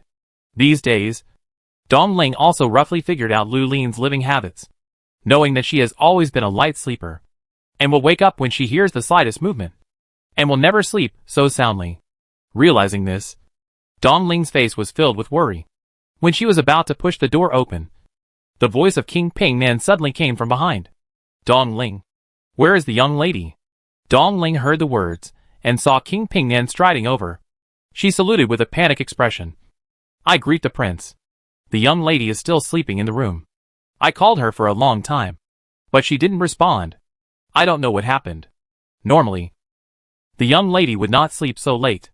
When King Pingnan heard this, he was also surprised. He knew that Lu Lin had always been well-behaved and sensible. Knowing that she would enter the palace to meet the emperor this morning, she would definitely be ready early. Why was she still sleeping? Feeling a little strange, King Pingnan had some bad premonitions in his heart, and anxiously instructed Dong Ling, "Go in and see if something happened to the young lady." As a foster father, he was not convenient to enter a woman's boudoir, so he had to quickly order Dong Ling. Dong Ling was also frightened and pale when she heard the order, and was about to push the door open to go in. Unexpectedly, at this time, the door actually opened by itself. Su Mayan had already dressed elegantly and gracefully, and walked out of the room in a very decent manner. Her face was filled with a gentle smile, and she walked towards him, making people feel like they were bathed in spring breeze. Her clear and pleasant voice slowly rose. "Dad, I'm ready and can enter the palace." Seeing that she was safe and sound, and nothing happened, King Pingnan breathed a sigh of relief, relaxed his expression, and nodded repeatedly. "Well, let's go. The carriage is waiting at the door." Dong Ling saw this scene. Her eyes widened in surprise, scratched her head in confusion, stared at Su Maoyang's back with a confused face, and couldn't react for a long time. She had called for so long outside, but Lu Lin didn't respond at all. Now that the prince came, she was ready and walked out directly. What on earth was her young lady doing? Dong Ling couldn't figure it out. Only Su Maoyang knew that she did this just to cover up her tracks. She felt something was fishy when a crazy horse suddenly rushed out of the street and knocked over her carriage. Then, her skirt was torn again. No matter how you look at it, it seemed like someone was trying to stop her from entering the palace. The other party's conspiracy was successful yesterday, but she still had to enter the palace today, and he would definitely not give up. Therefore, she guessed that the other party might tamper with her diet. So, in order to paralyze the other party, she pretended to be tricked so that he would relax his vigilance and enter the palace smoothly. But she was very curious about why this person wanted to stop her from entering the palace. Su Maoyan was worried all the way, thinking about the other party's intentions, and unknowingly, she had already arrived in the palace. Prince Pingnan got off the carriage and told Su Maoyan seriously, "Ener, wait outside first. I will report this to Lord Finchen after the morning court session. If Lord Finchen is willing to let you see a doctor, he will send someone to invite you." Su Maoyan nodded slightly. "Yes." After that, Prince Pingnan left quickly. After nearly an hour, as Su Maoyan expected, Eunuch Chen beside Lord Finchen came in person and saluted respectfully. "Princess Qingyin, Lord Finchen invites you." Su Maoyan got off the carriage and nodded politely to him. "Thank you for leading the way." After that, she followed Eunuch Chen through the corridor and came to Lord Finchen's imperial study, Yin Hall. As soon as Su Maoyan entered, she saw Prince Pingnan standing in the middle of the hall, lowering his head and waiting for instructions. And Lord Finchen sat at the top, his sharp purple eyes like an eagle watching her walk in intently. That kind of gaze was too sharp. Su Maoyan felt like being stabbed by a thorn, and in a moment, a layer of cold sweat appeared on his palms. Chapter 929. You have a heart disease. Your servant kowtows to the king. Su Maoyan pretended to be calm and came to the center of the hall, kneeling down respectfully. Seeing this, Vientiangen raised his charming eyes slightly, narrowed his purple eyes slightly, and leaked a dark and cold light from them. He looked at Su Maoyan for a long time. Just when Su Maoyan was a little nervous about this kind of pressure, he said coldly, "Get up." Su Maoyan got the order, and then he saluted meekly and stood up. "Thank you, King. I heard that your biological father was a quack doctor, and he also did a medicinal material business?" Vientiangen looked at Su Maoyan and asked expressionlessly. Su Maoyan lowered her head and replied politely, "Yes, Lord Finchen." Hearing this, Lord Finchen's eyes gradually turned cold, and he raised his eyebrows and asked sternly, "Your father is just a quack doctor. You dare to use those tricks on me?" Such a question was so powerful and sharp that it frightened the king of Pingnan, who was standing beside him. He bowed and explained in fear, "Your Majesty, please forgive me. I am just worried about your health, so I volunteered to share your worries. I definitely don't have the intention to harm anyone." Su Maoyang knew very well that she must not be weak at this time. Once she was weak, she would not be able to convince Lord Finchen and accept her treatment. Thinking of this, she took a deep breath and tried to calm herself down. She ignored the panic of King Pingnan and calmly asked, Lord Finchen, if the quack doctors rely on deception, then what do the imperial doctors, who can't even find the cause of Lord Finchen's illness, rely on? Su Maoyang asked back without showing any weakness, which immediately shocked the king of Pingnan. Even the Lord Finchen above was changed by such a sharp question, and his purple eyes jumped into a rare surprise. Her words clearly meant to mock the legitimate imperial physician who couldn't even find the cause of the disease, and was probably no better than the quack doctor. This woman was so bold that she humiliated his ministers in front of him. Ha. She was really lawless. In the eyes of King Pingnan, such an act was undoubtedly seeking death. He had given so many instructions before, but it seemed that Lu Lin had not listened to a word. Now she dared to speak rudely to Fentianjin. King Pingnan was so scared that he was sweating profusely on the spot, and hurriedly warned in a low voice, Ener, are you crazy? Do you know what you are saying? But Su Maoyang didn't care at all, and continued to say fearlessly, as the saying goes, heroes should not be asked about their origins. A truly powerful person does not necessarily have to have a very high status and position. If Fentianjin is so pedantic, this disease may never be cured. Ener, shut up. King Pingnan was already scared by her. Now he heard that she dared to accuse Fentianjin of being pedantic, and continued to challenge Fentianjin's authority. He was even more frightened and turned pale, and hurriedly scolded. However, at this time, Fentianjin seemed to have heard such bold remarks for the first time, and felt fresh. He couldn't help but look up and smile, and his charming face suddenly bloomed like a flower, beautiful and dazzling. A deep, magnetic voice with an inexplicable meaning slowly sounded in the hall. What a hero! Don't ask where you came from. It seems that you are very confident about my illness. I'm not sure, although I can't guarantee that I can completely cure Lord Fentian's illness. I at least know the cause of Lord Fentian's illness. Su Maoyang shook his head slightly and answered solemnly. Hearing this, Lord Fentian also became interested, raised his eyebrows, and asked loudly, Oh, then what disease do you think I have? Su Maoyang looked up, met the pair of gorgeous purple eyes, and said in a deep voice, Heart disease. Lord Fentian was shocked when he heard this. The smile on the corner of his lips suddenly condensed, and his charming face suddenly sank. He didn't expect that this person could see through his illness at a glance, which surprised him. In fact, he knew very well that the reason he was entangled in nightmares these days was because of a person in the dream. This person made him heartbroken and miserable. In order not to meet this person in his dream, he simply didn't sleep, tossed and turned all night, trying to make himself insomniac. Therefore, many doctors came to see him, but they didn't know the reason. They just thought he had a physical problem, and kept looking for physical problems. None of them mentioned mental problems. King Pingnan had been observing Lord Finchen's expression. Seeing his gloomy face, cold eyes, and oppressive aura, he was horrified and said quickly, Lord Finchen, my daughter is immature, and her medical skills are still shallow. If I have offended you, please forgive me. I will take her away now. He didn't dare to imagine what disaster Lu Lin would cause if he stayed any longer. Lord Finchen might think it was fresh once or twice, and would not care.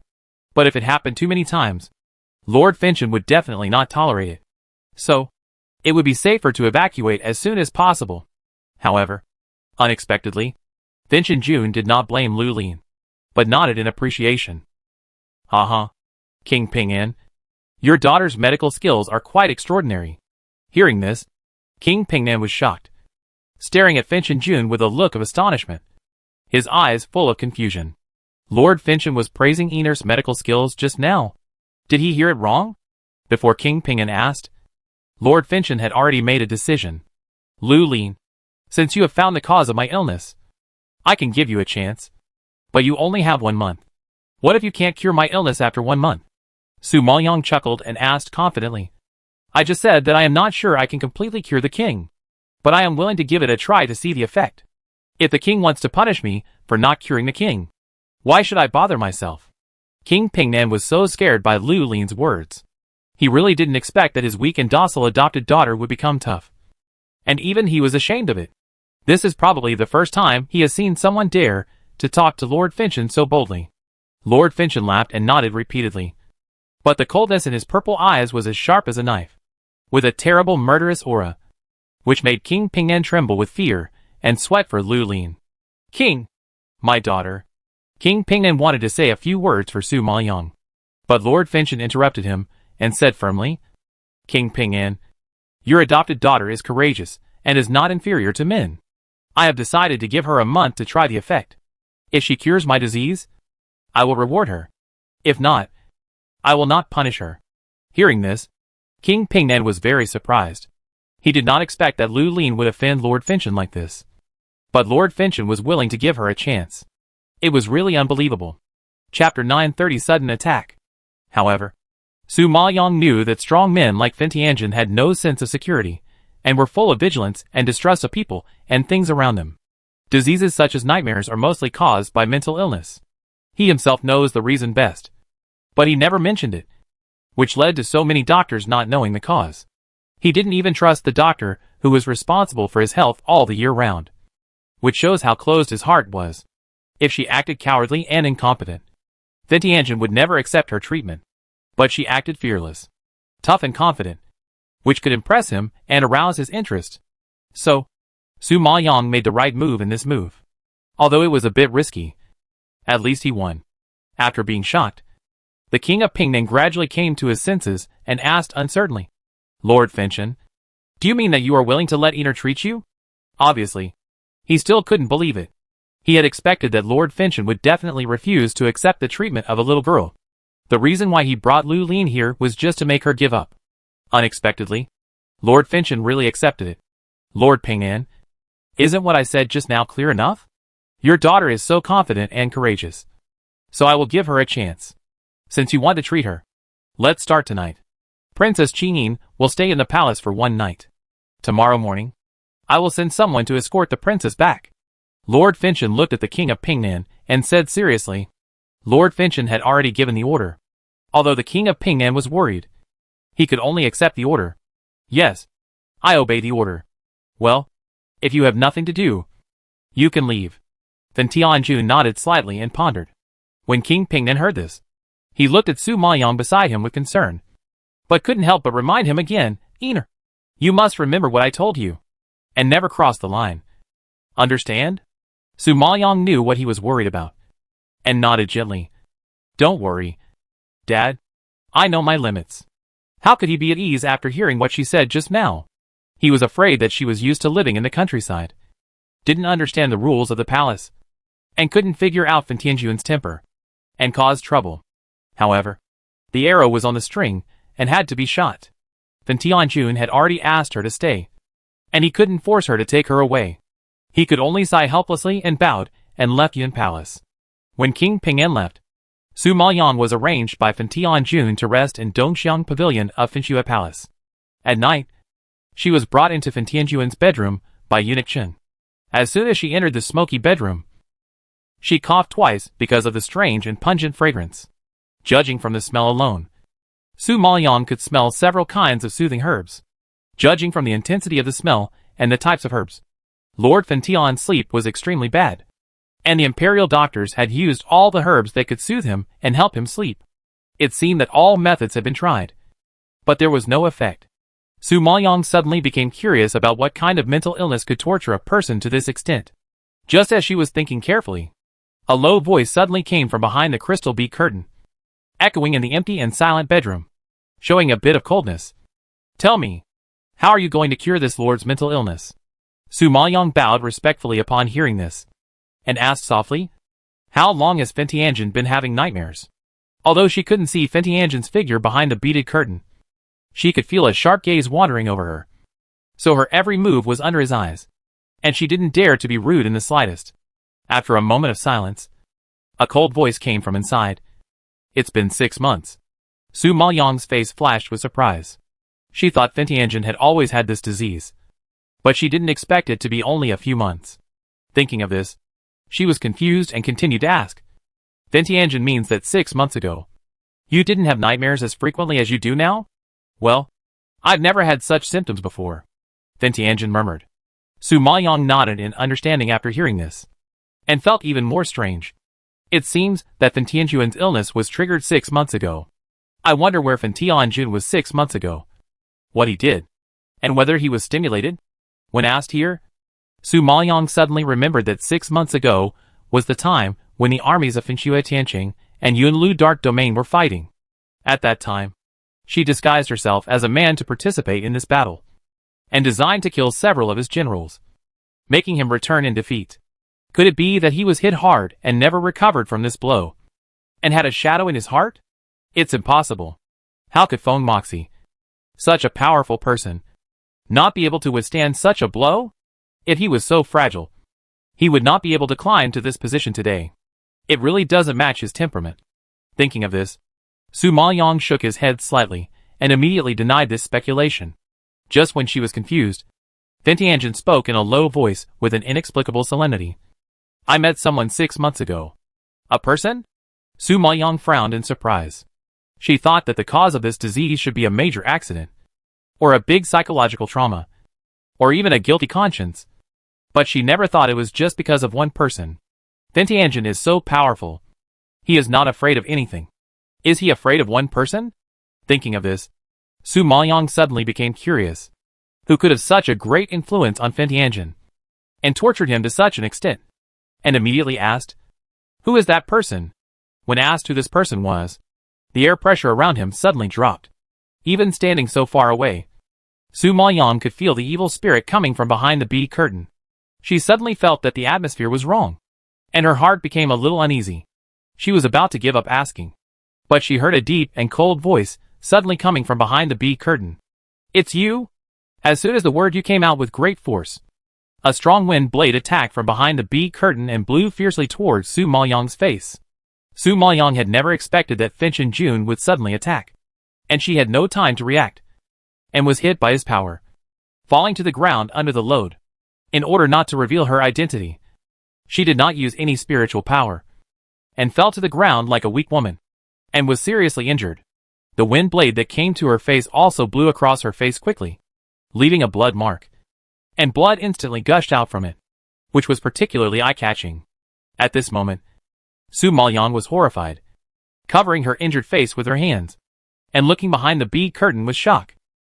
Chapter 931 Violating his bottom line. Fan Tianjun, what do you mean by this? Su Maoyang knew that he was suspected by him, and was shocked in his heart, but he had to pretend not to understand and asked loudly, because at this critical moment, he must keep calm. Fan Tianjun in the dark found that her face had not changed at all, just a blood stain. At this moment, his expression froze, and his purple pupils couldn't help but dilate, and he couldn't hide his surprise. Before seeing Lu Lin's sharp words and quick thinking, the first person that came to Fan Tianjun's mind was Su Maoyang. That woman was also brave and witty, and her words were sharp. This rare aura left a very deep impression on him. So when he saw Lu Lin exuding a similar temperament, he doubted her identity. But the result disappointed him greatly. The woman in front of him, even if her face was injured, did not change her face. It seems that she did not take the disguise pill, and she was really not the Su Maoyang he suspected. Realizing this, Lord Finch's expectations suddenly fell to the bottom, and his charming face became gloomy, as if the sky was covered with dark clouds and thunder and rain could come at any time. Receiving Lu Lin's questioning gaze, Feng Moxie had to give an explanation. I recognize the wrong person. Princess Qingyin, don't take it to heart. As he said that, he threw a healing pill to Su Maoyang as an apology. Su Maoyang was not polite either, and swallowed the pill in one gulp. The wound healed quickly, and within a moment, he recovered his breath. Even the scars on his face faded quickly, and gradually disappeared. At this time, Su Maoyang tried to pretend to be calm and stood up from the ground, carefully probing. I wonder who Lord Finchen recognized the minister as. Do I look like her? Su Maoyang never thought that Fan Tianjun had such a keen insight. He had seen through her identity after only meeting her for the second time. If she had not been prepared in advance and had taken the Yingxiang pill, which had a very powerful disguise effect before coming to Fengshuishan City, she would have been exposed and become a prisoner. Fortunately, this Yingxiang pill is of high quality, and can only be refined by a strong man at the Danzone level, because of its very powerful disguise effect. The refining method is very complicated and difficult. So even if she has reached the level, she succeeded in refining it under the guidance of the old man Jinjuan. Therefore, this pill is much stronger than the general disguise pill. And even if the face is injured, it will not reveal the appearance. However, there is a time limit, and the appearance can only last for a year at most, because the medicinal properties are very strong. After taking it once, it cannot be consumed again for nearly 2 or 3 years. Otherwise it will cause great damage to the body and may damage the meridians, completely becoming a useless person. However, a year is more than enough for Su Maoyang. She has been in Fengshuishan City for less than a month, and she has had the opportunity to get close to Fen Tianjun. I believe that in a short time, she will be able to successfully find out the truth and get the antidote. So she must not give up at such a critical moment. Then Tianjun saw that she was curious about his private affairs, and a hint of sinisterness flashed across his purple eyes. He frowned and warned in a voice like ice thorns. This is not something you should ask about. Your current task is to cure the disease. Su Maoyang heard the words, and knew that Fen Tianjun was angry. So she stopped quickly. The minister has crossed the line. I hope Fen Tianjun will forgive me. From his words, he seemed to be very reluctant to talk about himself.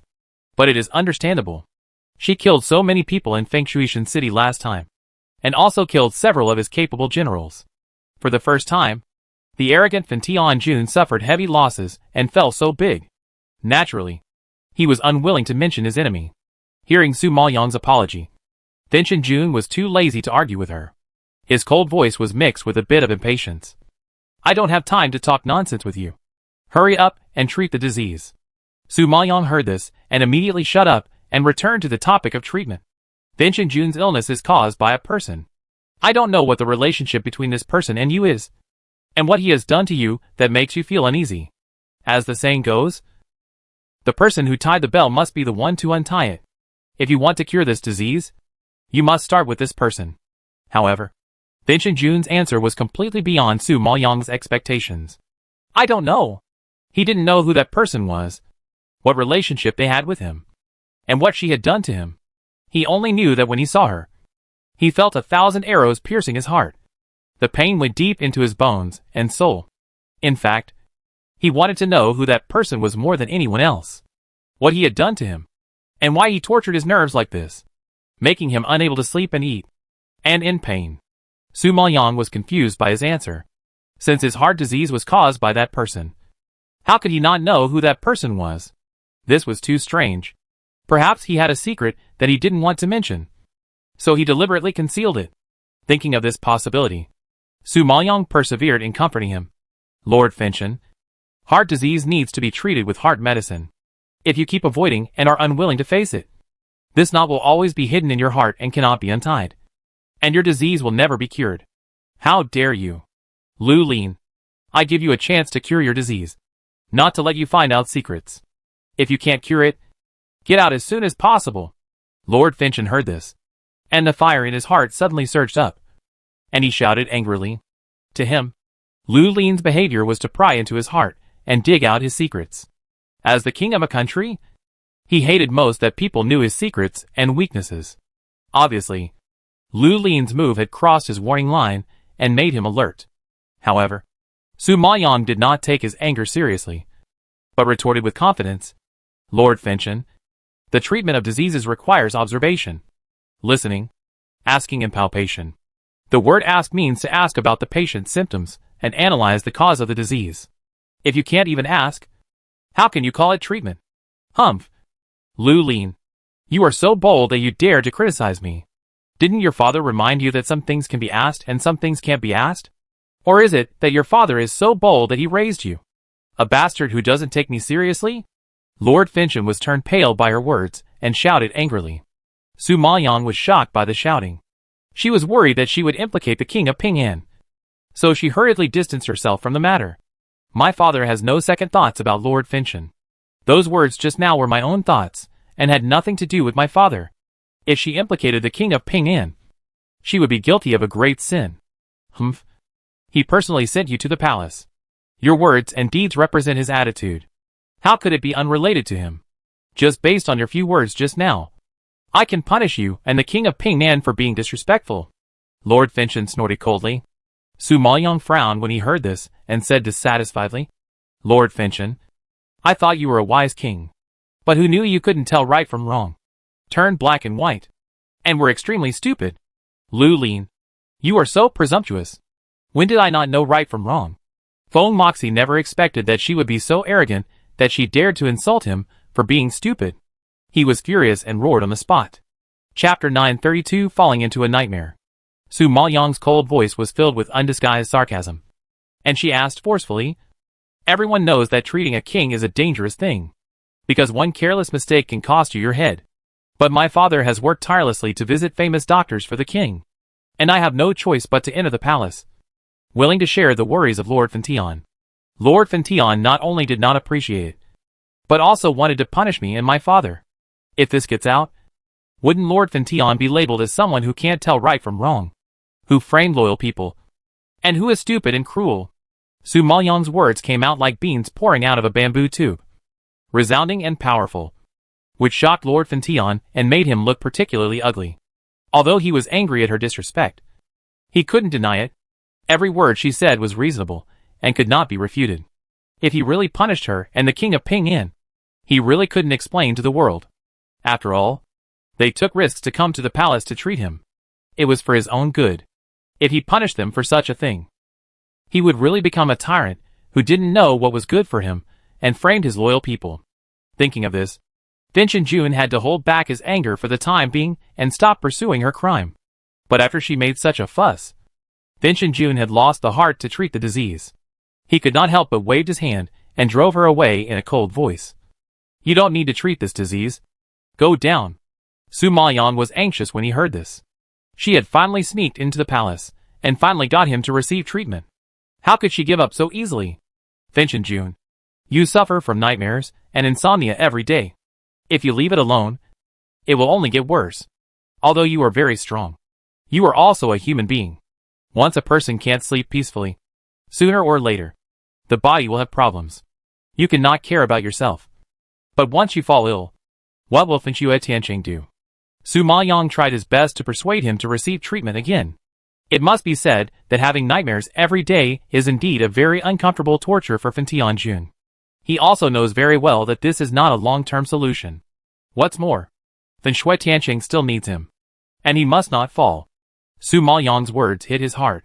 The only thing he can't let go is Fin Shui Tianqing. How do you want to cure this disease? After a moment of silence, Feng Moxie planned to give her one last chance.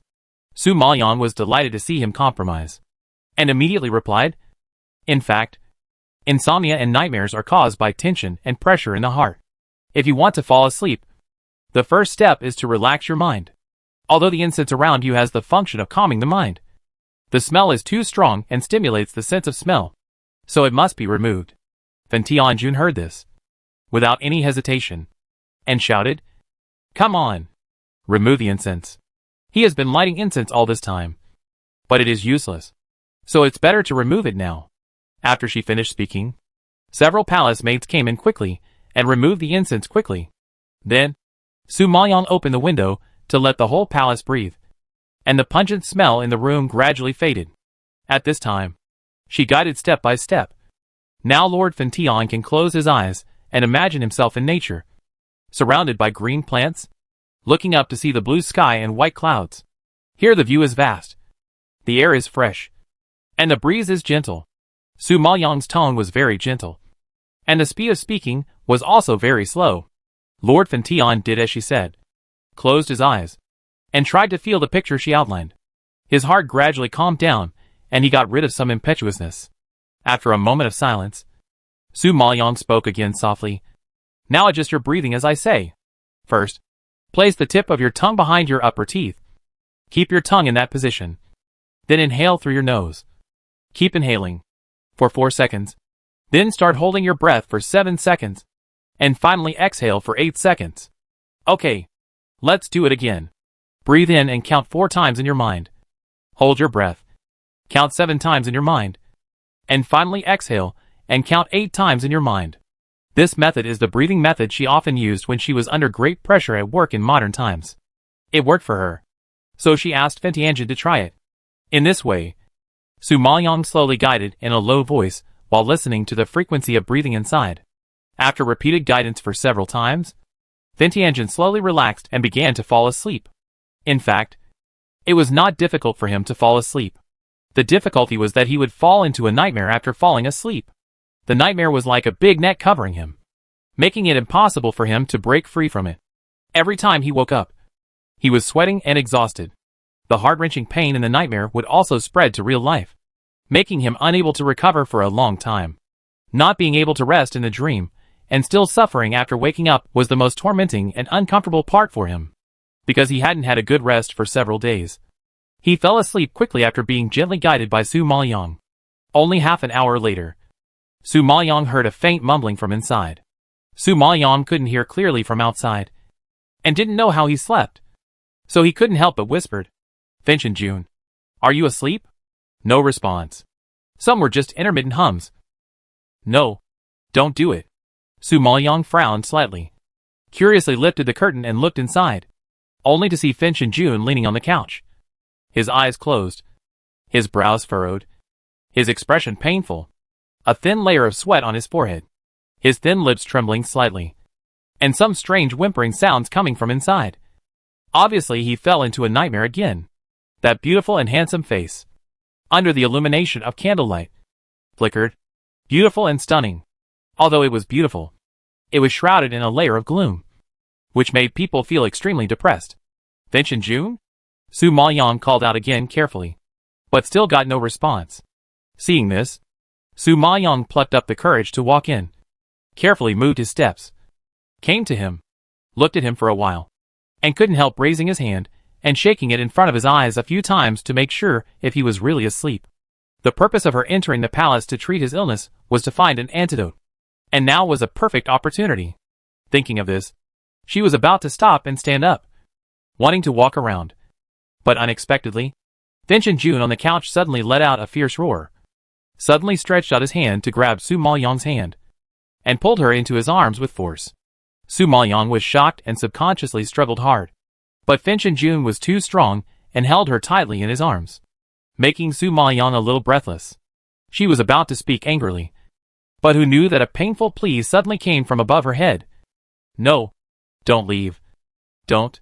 Su Maoyang was shocked when she heard such a humble and fragile request, and a touch of surprise flashed across her pupils. She looked up in astonishment and found that he still had his eyes tightly closed at this time, and his expression was surging with great sadness. It turned out that he was dreaming. Realizing this, Su Maoyang couldn't help but breathe a sigh of relief. However, she never expected that the powerful Lord Fintian would have such a vulnerable side. She also didn't know what he dreamed about, and why he had such a sad expression. Chapter 933 Comforted for a whole night. In her impression, although Fintianjian looks glamorous, flamboyant, and gorgeous like a flower, he is the focus of everyone's attention wherever he goes. But those who know him will know that there is actually a venomous snake living in his heart. Insidious, dark, and even cruel, which forms a strong contrast with his appearance. You never know when and where he will bite you and send you to hell. It is such a dark and sinister man, like a venomous snake. Such a man who seems to think that the whole world is against him, and forges himself to be indestructible and fearless, but now shows such a fragile side, which is really surprising. I think this should be the biggest secret in his heart, and the person in the dream should be his biggest weakness. No wonder he was so excited and repulsive when he was asked who the person in the dream was just now. Seeing this, Su Maoyang understood everything. At this time, feeling his arms constantly exerting force due to emotional excitement, Su Maoyang was strangled and had difficulty breathing. As the saying goes, a lean camel is bigger than a horse. Even in a dream, Lord Fintian's hand was quite strong. Su Maoyang wanted to struggle, but he had no chance to struggle. He simply stopped and whispered to comfort him, trying to make him relax. "Don't worry. I won't leave. You can sleep peacefully. I will always be here and won't go anywhere." As she said that, she gently patted Feng Mox's back to relieve his nervousness. Each time was very gentle.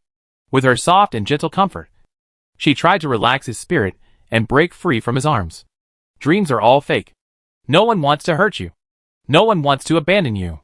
You are the king of Finchua Tiancheng, the monarch loved by all the people of Finchua. So you have to cheer up and be strong. I don't know what happened, But Su Maoyang's patting and comforting him had a magical effect. Then Tianjin, who was excited just now, actually calmed down and gradually calmed down. The strength of his arms around Su Maoyang was obviously much looser, so that she could breathe smoothly.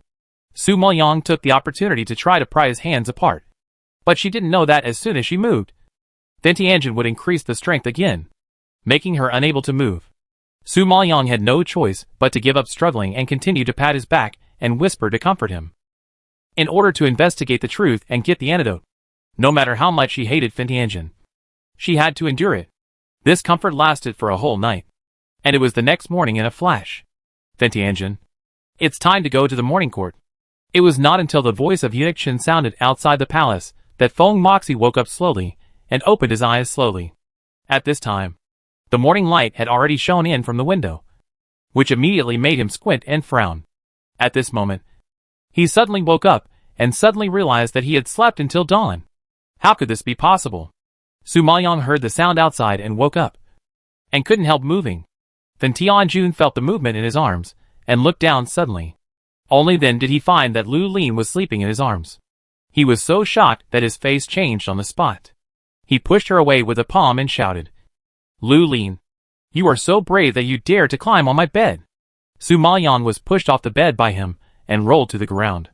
He frowned in pain and got up from the ground, facing Feng Moxie's injustice. Su Maoyang couldn't help but angrily retorted, "Then Tianjin, you are too ungrateful. It was you who had a nightmare last night and forcibly grabbed me into your arms. The more I struggled, the tighter you held me.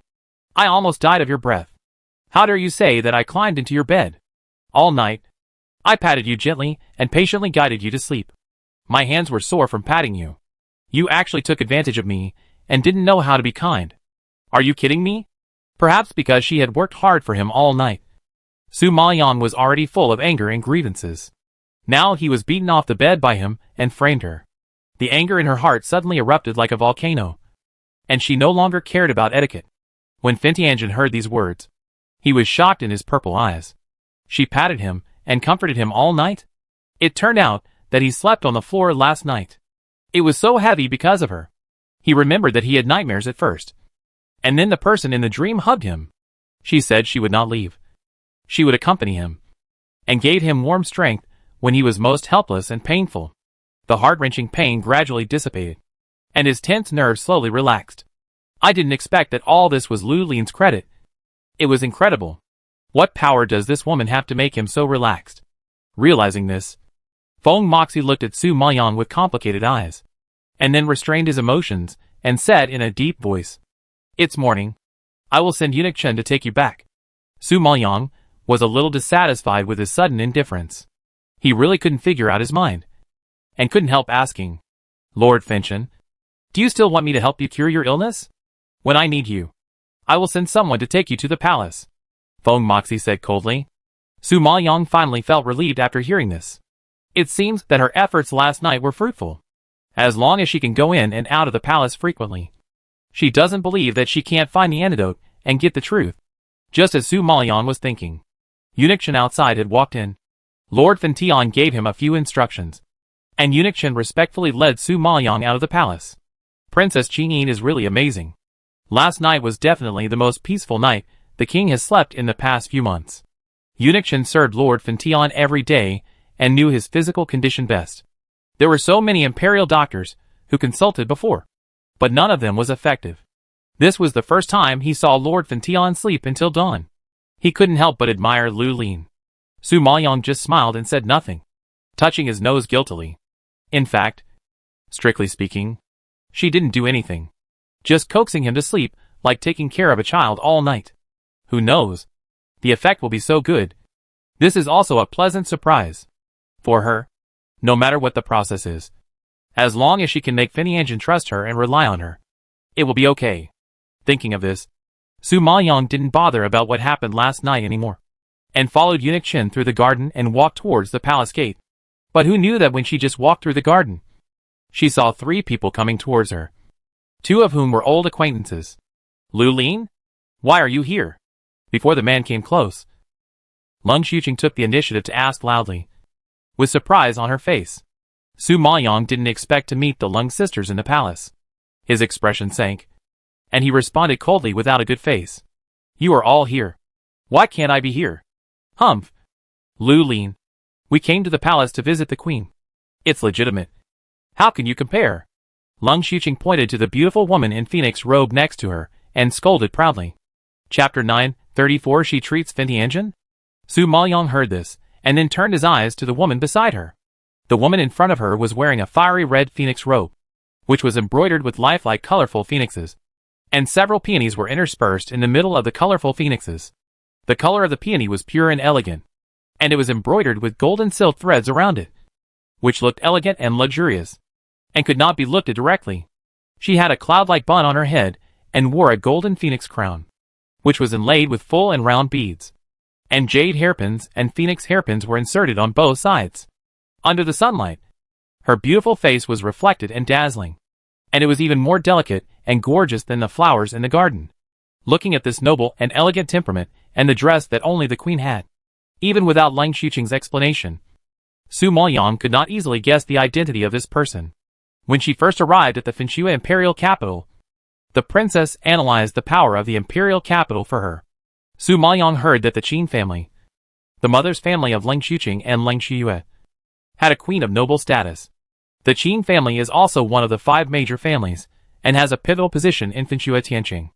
The queen from the Qin family is 2 years older than the Lung sisters, and can be regarded as their cousin. It is said that 6 years ago, Lord Fentian recruited a group of women over the age of 16 to enter the palace as concubines, all to appease the 5 major families and the forces in the imperial capital. But since then, he has never taken a concubine again. Although the family forces still want to continue to give him people, he has rejected them all. Lord Fentian's original purpose was to appease these families. Marrying once was already the biggest concession, so there was no need to marry more women. The Lung sisters were unlucky. When Lord Fentian selected concubines, they were not yet 16 years old and had not reached the age of marriage, so they missed this only time to select concubines. Later, Lung Xiyue wanted to enter the palace, but she had missed the opportunity. Even if she racked her brains, she could not become the woman of Lord Fentian. Therefore, the queen in front of her not only has the support of her family, but also has good luck. More importantly, it is heard that this person was a famous talented woman in the capital of Fenshua. It must be very difficult for her to stand out among so many women. Thinking of this, Su Maoyong couldn't help but look at this person twice more. Seeing Lu Linin looking at the queen, Lung Xuqing's face jumped into a proud look, staring at her arrogantly. No wonder Lung Xuqing is so proud. With the support of her cousin who is the queen, she naturally doesn't take her seriously. Su Maoyong is just an adopted daughter. Even if she is named a princess, no matter how noble she is not as noble as the queen. Sure enough, before Su Maoyong could speak, Lung Xuqing had already shouted fiercely, Lu Lin, you are so bold that you don't even salute the queen. Last time, Su Maoyong forced them to salute at the gambling stone shop. She remembered this account. Now that she has such a good opportunity, she must get it back. Su Maoyong glanced at her after hearing this, but she didn't hesitate. She bowed slightly and saluted in a proper manner. The minister pays respects to the queen. Lung Xuqing and Lung Xiyue saw the scene, and their mouths were full of relieved smiles. No matter how arrogant this sharp-tongued woman is, she has to bow her head in front of the queen. The queen had just heard the Lung sisters mention Lu Lin, who had a humble background but bullied others by taking advantage of her power. After knowing what she did, she had a very bad impression of her. Now seeing the real person, she naturally didn't have a good face, and asked coldly, So you are Lu Lin? This is an important place in the palace. Not everyone can enter and leave at will. Why are you here? Eunuch Chen, who was standing by, heard the queen's reproach and hurried forward, explaining with a smile. Replying to the queen, Princess Qin was brought into the palace by the Prince of Pingnan. She treated Lord Fentian's illness all night last night. Lord Fentian asked me to send her back now. What? She treated Lord Fentian's illness all night?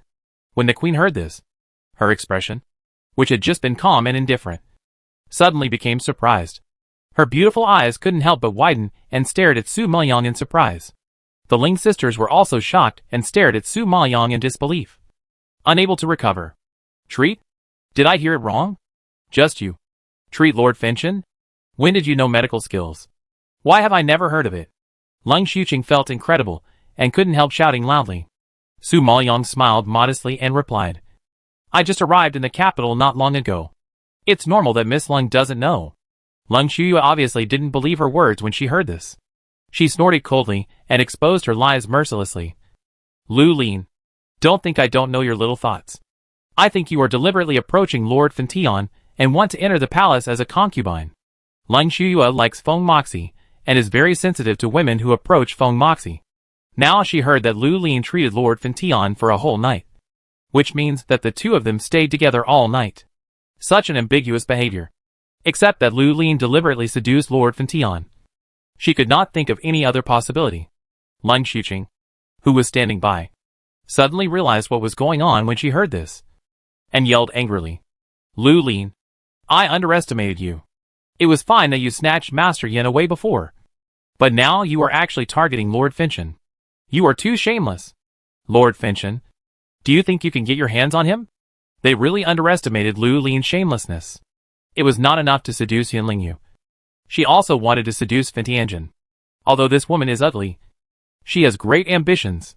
Su Maoyong frowned when he heard their ugly slander and retorted unhappily, Miss Lung, you can eat whatever you want, but you can't say whatever you want. Everyone knows that my father is visiting famous doctors everywhere for Fentianjin's illness and is exhausted. I went to the palace to treat Fentianjin purely to relieve my father's worries. How did it get into your mouth? It becomes unclean? Hearing such high-sounding words, Lung Xuqing was furious and gnashed her teeth. Lu Lin, you hypocritical woman. Stop pretending. You don't know any medical skills at all. This is your conspiracy against Prince Ping'an. The last time you were rejected by the Yin family, you lost face. And Lord Fentian felt a little guilty about you. You just caught Lord Fentian's thoughts.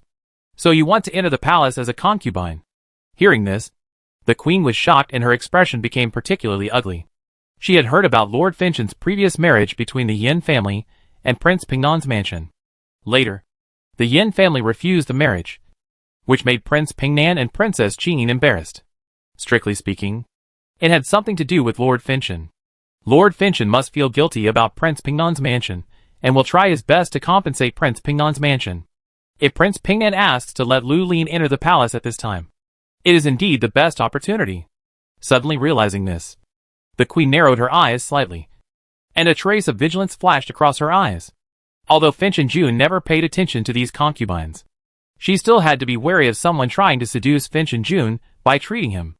Chapter 935 The One Who Killed the Queen. Originally, she looked ugly, and was a village woman from a remote town. Qin Feixian was born into a family, and was the queen of the dynasty. So she naturally would not take such a low-class woman seriously. But I heard from the Ling sisters that even the first son of Finchua fell for her, and took the initiative to invite her to go boating on the lake. It is enough to show that this woman is not simple, and she must not take it lightly. Thinking of this, Qin Feixian's face was terribly gloomy. She looked at Su Maoyong with some hostility. After a moment of silence, she suddenly asked, Eunuch Chen, did Lord Fentian take the initiative to let Princess Qing enter the palace for treatment? Eunuch Chen's expression froze when he heard this, and he answered honestly, My queen, no. When Qin Feixian heard this, she naturally understood that it was Prince Ping'an who took the initiative to bring Lu Lin into the palace, and she shouted loudly on the spot, Humph! Prince Ping'an is really bold. Lord Fentian asked him to find a famous doctor, but he sent his daughter directly to the palace. It's really outrageous to treat Lord Fentian's body like this. Pass on this palace's imperial decree. From now on, Qin is not allowed to. If the princess enters the palace to treat Lord Fentian again, and Lord Fentian has a problem, even if the princess has 10 heads, it will not be enough to chop off. Eunuch Chen saw the queen was angry and hurriedly advised, Queen, Lord Fentian has agreed to let Princess Qing treat him. This is not good. How dare you? I do this for Lord Fentian's health. Even all the imperial doctors are helpless with Lord Fentian's illness. How can Lu Lin, a young girl, cure him? Lord Fentian's health is already bad enough. If something goes wrong again, can you bear the responsibility? Qin Feixian's majestic reprimand was so loud that Eunuch Chen turned pale. How could he, a servant, bear such a big responsibility? He was questioned by the queen, and could only remain silent. Su Maoyong finally got the opportunity to enter the palace for treatment. How could he be forced to give up because of an imperial decree? Facing the queen's difficulty, she frowned slightly and retorted in a neither humble nor arrogant manner. Queen, Lord Finchon has decided to accept the treatment of this minister. Even if he wants to refuse, Lord Finchon should give the order. You made a private decision like this. Isn't it overstepping your authority? Qin Feixian had heard from the Lung sisters that Lu Lin was a sharp-tongued and arrogant woman. Now that she saw her contradicting herself, she admitted that this person was indeed too arrogant. She immediately became angry and scolded her loudly. Lu Lin, you are so presumptuous. How dare you talk to me like this? Madame Fan, slap her in the face. Just now, Qin Feixian heard that she had spent a whole night with Lord Finchon. She was angry and couldn't find a reason to teach her a lesson. Now that she had a chance, she would naturally not let her go easily. Nanny Fan behind the queen received the order, rolled up her sleeves, and strode towards Su Maoyang, her old face full of ferocity. And she looked like she wanted to swallow Su Maoyang. Eunuch Shen was shocked when he saw this scene, and he advised in a panic. Queen, you can't do it. Princess Qingyin is now the doctor appointed by Lord Finchon. If you hit her, how can I explain to Lord Finchon? Eunuch Shen, Lu Lin is lawless and dared to contradict me, breaking the palace rules. As the head of the harem, can't I teach a princess a lesson? Qin Feixian snorted coldly and asked loudly, leaving Eunuch Shen speechless. But Eunuch Shen saw Nanny Fan coming over aggressively, and the queen was determined to teach Lu Lin a lesson. He was embarrassed and sweating anxiously. Su Maoyang watched Nanny Fan raise her arm and shouted loudly, how dare you? No matter how bad I am the princess canonized by Lord Finchon. How can you, a slave, do anything to me? Nanny Fan was frightened by Su Maoyang's fierce momentum and froze in place. Qin Feixian didn't expect Lu Lin to be so arrogant and dared to scold her nanny and disobey her orders. She was even more furious and shouted, Lu Lin, this is my order. Nanny Fan represents me. Are you scolding me for not doing anything to you? I dare not. Su Maoyang replied. Humph. I think you are not afraid. But you are so bold. You should know that even the king of Pingnan has to be respectful when he sees me. You, a princess with no real power, dare to contradict me. I didn't drag you down to beat you with a stick, which is already a special favor. I didn't expect you to dare to resist. Aunt Fan, teach her a lesson quickly. Aunt Fan received the order and raised her arm again, ready to slap Su Maoyang's face hard. In order not to expose her strength, Su Maoyang had to endure and planned to take her slap. However, at this moment, a figure suddenly came from her side, raised his hand suddenly, and grabbed Aunt Fan's wrist. With a crisp sound, Aunt Fan's arm was directly twisted off. But before she could scream, she was thrown out and fell heavily to the ground. She died without struggling. Seeing this scene, everyone present was shocked. Qin Feixian and the Ling sisters were stunned and speechless. They were obviously scared. Even Su Maoyang was shocked by the sudden change. She swallowed her saliva in shock and immediately looked up at the man standing in front of her. When she saw his identity clearly, Su Maoyang's pupils were filled with extreme shock and she angrily scolded. Yuan Qian, are you crazy? Didn't I warn you not to do anything without my order? This Nanny Fan was at least someone around the queen. He actually killed the queen's people with one palm. This matter is too big. It was just a quarrel between women. Now that someone has died, it is not so easy to end it. However, Yuan Qian had a cold face and protected her behind him. His low voice was as cold as ice. I have only one task, which is to protect the master. Su Maoyang heard this, looked at his cold and hard profile, felt the coldness emanating from him, and her heart was suddenly hit hard, and she was shocked. At this moment, she was stunned. Even Qin Feixian's furious roar on the opposite side. She turned a deaf ear to it, staring at Yuan Qian's profile. Her eyes seemed to be rusty, and could no longer move. This feeling is too familiar. Lu Lin, you are so bold. You actually indulged your people and killed my nanny. Come on. Arrest Lu Lin for me. Qin Feixian saw her personal nanny die with her own eyes, and almost fainted with anger. She gritted her teeth and yelled that she would punish Su Maoyang. After receiving the queen's order, all the guards around rushed up and prepared to attack Su Maoyang. Unexpectedly, at this moment, a low roar suddenly came from a distance, like a thunderclap in the plain. which made everyone stop and ask, "What are you doing?" Chapter 936 Obvious Partiality. At this time, Lord Finchon came over from a distance.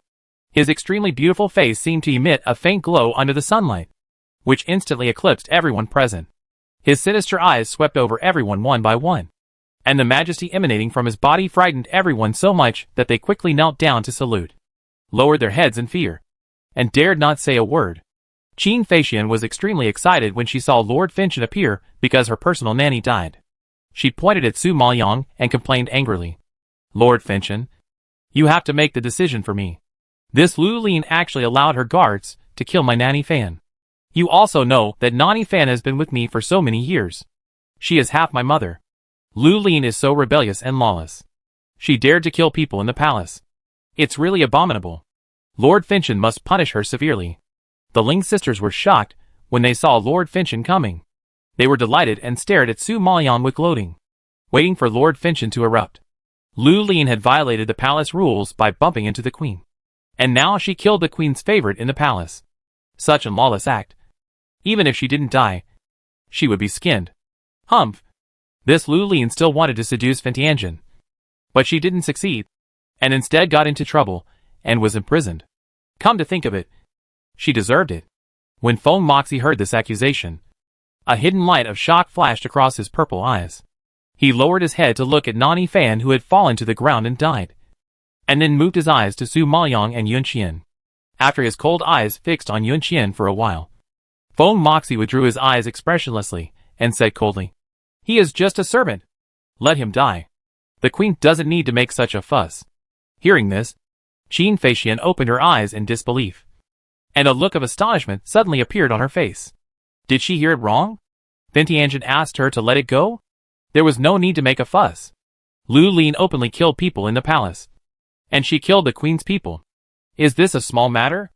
Leng Xuqing and Leng Shuyue had expected Fentianjin to be angry and punish Lu Lin, but they didn't know that not only did he not punish her, but he also let the queen let it go. The smiles on the corners of their lips suddenly froze, and their expressions were full of astonishment. For a moment, they didn't react. Fentianjin. Fentianjin. Lu Lin killed my concubine's Nani. How can you let it go? Qin Feixian has always been unsure of Fentianjin's thoughts, and now she is even more unsure. Although Fentianjin is unpredictable, he is not so confused about right and wrong. It is obvious that Lu Lin has caused a big disaster, but he does not pursue it at all. This is too strange. Seeing that Qin Feixian was still unwilling to give up, Lord Finchon frowned and said in a deep voice, "That's enough. Madame Fan is dead, and there are still Madame Zhang, Madame Li, and Madame Wang. Whichever madam you want, I will give it to you. There is no need to make a fuss here. It is not in line with your queen's manners." Qin Feixian was choked and speechless after being yelled at by Lord Finchon. She was the queen of the dynasty and the head of the harem. Now that the madam was dead, Lord Finchon not only did not punish the murderer, but instead reprimanded her for not being a queen's manners, and made her lose face in front of so many people. She was a queen, but she was bullied by a princess, and the adopted daughter of the prince from the countryside. Is there any queen in the world who is as aggrieved as her? Facing Lord Finchon's harsh words, Qin Feixian's nose suddenly surged with sourness, and her heart felt even more wronged and ached badly. Leng Shuyue was also confused by Fentianjin's attitude when she saw the scene. She hurriedly said, "Fentianjin, this Lu Lin is too arrogant. She relies on her title of princess and doesn't even take the queen seriously. It's okay that she contradicted the queen before, but she actually killed someone when the queen said a few words to her. If she is not severely punished, and the news gets out, wouldn't Lu Lin climb over the queen's head?" Leng Xuqing also nodded repeatedly and took over the conversation. Yes. Lu Lin killed people and didn't punish them. Where is the dignity of the royal family? If this gets out, won't the royal family become a laughing stock? How dare you? An angry roar suddenly rose. Everyone saw that Fentianjin's face had become gloomy, and his purple eyes flashed with a strange cold light. Under the sunlight, he looked extremely charming and ghostly. The Ling sisters were scared when they saw such a sight, and they had goosebumps all over their bodies. At this moment, they held their breath and didn't dare to say anything. Qin Feixian was even more angry when she saw that the Ling sisters were scolded for speaking up for her. She said unwillingly, Lord Finchen, Lu Lin kill people with their own eyes. How can you stop the gossips by favoring her like this? Queen, you are so bold. Lu Lin is now my royal doctor. She has been responsible for my health since yesterday. According to you, my health is not as important as a nanny beside you. Lord Finchen had a gloomy face, and his charming face showed a bit of coldness. He lowered his voice and asked sternly. Qin Feixian was shocked when she heard the words, and her pupils jumped into shock. She didn't expect that Lu Lin was actually appointed as the royal doctor by Lord Finchen. This was too outrageous. The Ling sisters stared at Su Maoyang in disbelief, unable to digest the sudden news for a long time.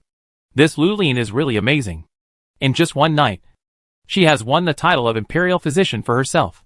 You know, if you want to be the imperial physician of Lord Finchen, you must have rich knowledge and experience, superb medical skills, and a legitimate position. Lu Lin is a little girl from the countryside, who probably can't even recognize all the medicinal herbs. But she has become the imperial physician of Lord Finchen. This is definitely the most incredible thing they have heard. It can be seen that this woman's foxy skills are really perfect. When Qin Feixian heard this, she felt it was ridiculous and couldn't help but persuade again. Finchen Jun, don't be fooled by this woman. She is a country girl. What kind of medical skills does she know? She clearly has the intention of climbing up the dragon and phoenix. Qin Feixian wanted to continue persuading, but Finchen Jun obviously had no patience to listen, and suddenly interrupted. Enough. Today's matter ends here. If anyone dares to question my decision again, go to the underworld and be with Madame Fan. Finchen Jun glanced at the Ling sisters sinisterly, and his eyes finally fell on the queen. Qin Feixian was glared at by this cold look, as if she was thorned, and felt as if a poisonous snake was crawling on her back, which made people shudder. Seeing this scene, she knew very well that Lord Finchen had clearly favored Lu Lin today. If she continued to insist, she would only be accused of being ignorant and unmannerly.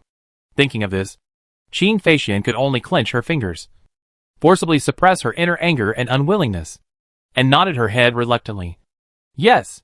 Seeing that the queen had compromised, the Ling sisters wanted to rush up and cut Lu Lin into pieces. But they had to accept their fate and shut up, and endure it for the time being. Chapter 937 Seemingly affectionate but heartless. Su Maoyang was already thinking about how to get away with it, but she didn't expect that before she could say a word. Lord Finchen directly protected her. Not to mention the queen and the Ling sisters were shocked. Even she was quite surprised. When did Lord Finchen become so kind? No. He is not kind. He was able to protect her like this today. It seems that he had a good sleep last night. It seems that she has succeeded a little step. Su Maoyang was somewhat happy, while the Ling sisters were furious. They could still hold back in front of Lord Finchen. After Lord Finchen left, Lung Xuqing yelled at Su Maoyang in anger. Lu Lin, you vixen. We really underestimated you. But in just one night, you let Lord Finchen speak for you. You are really capable. Lung Shuyue was also gnashing her teeth when she heard this. She has always admired Lord Fintian. Seeing her beloved men favoring other women, she was angry and jealous. Her pretty face was as pale as paper, and veins on her forehead were faintly visible, showing how angry she was. It was understandable. She had liked Feng Xie since she was a child and pursued him for so many years. But he didn't even look at her. She had worked hard for so many years, and racked her brains for so many years. But she was beaten to the punch by a country girl who had just arrived in the capital of Fenshui. How could she not be angry?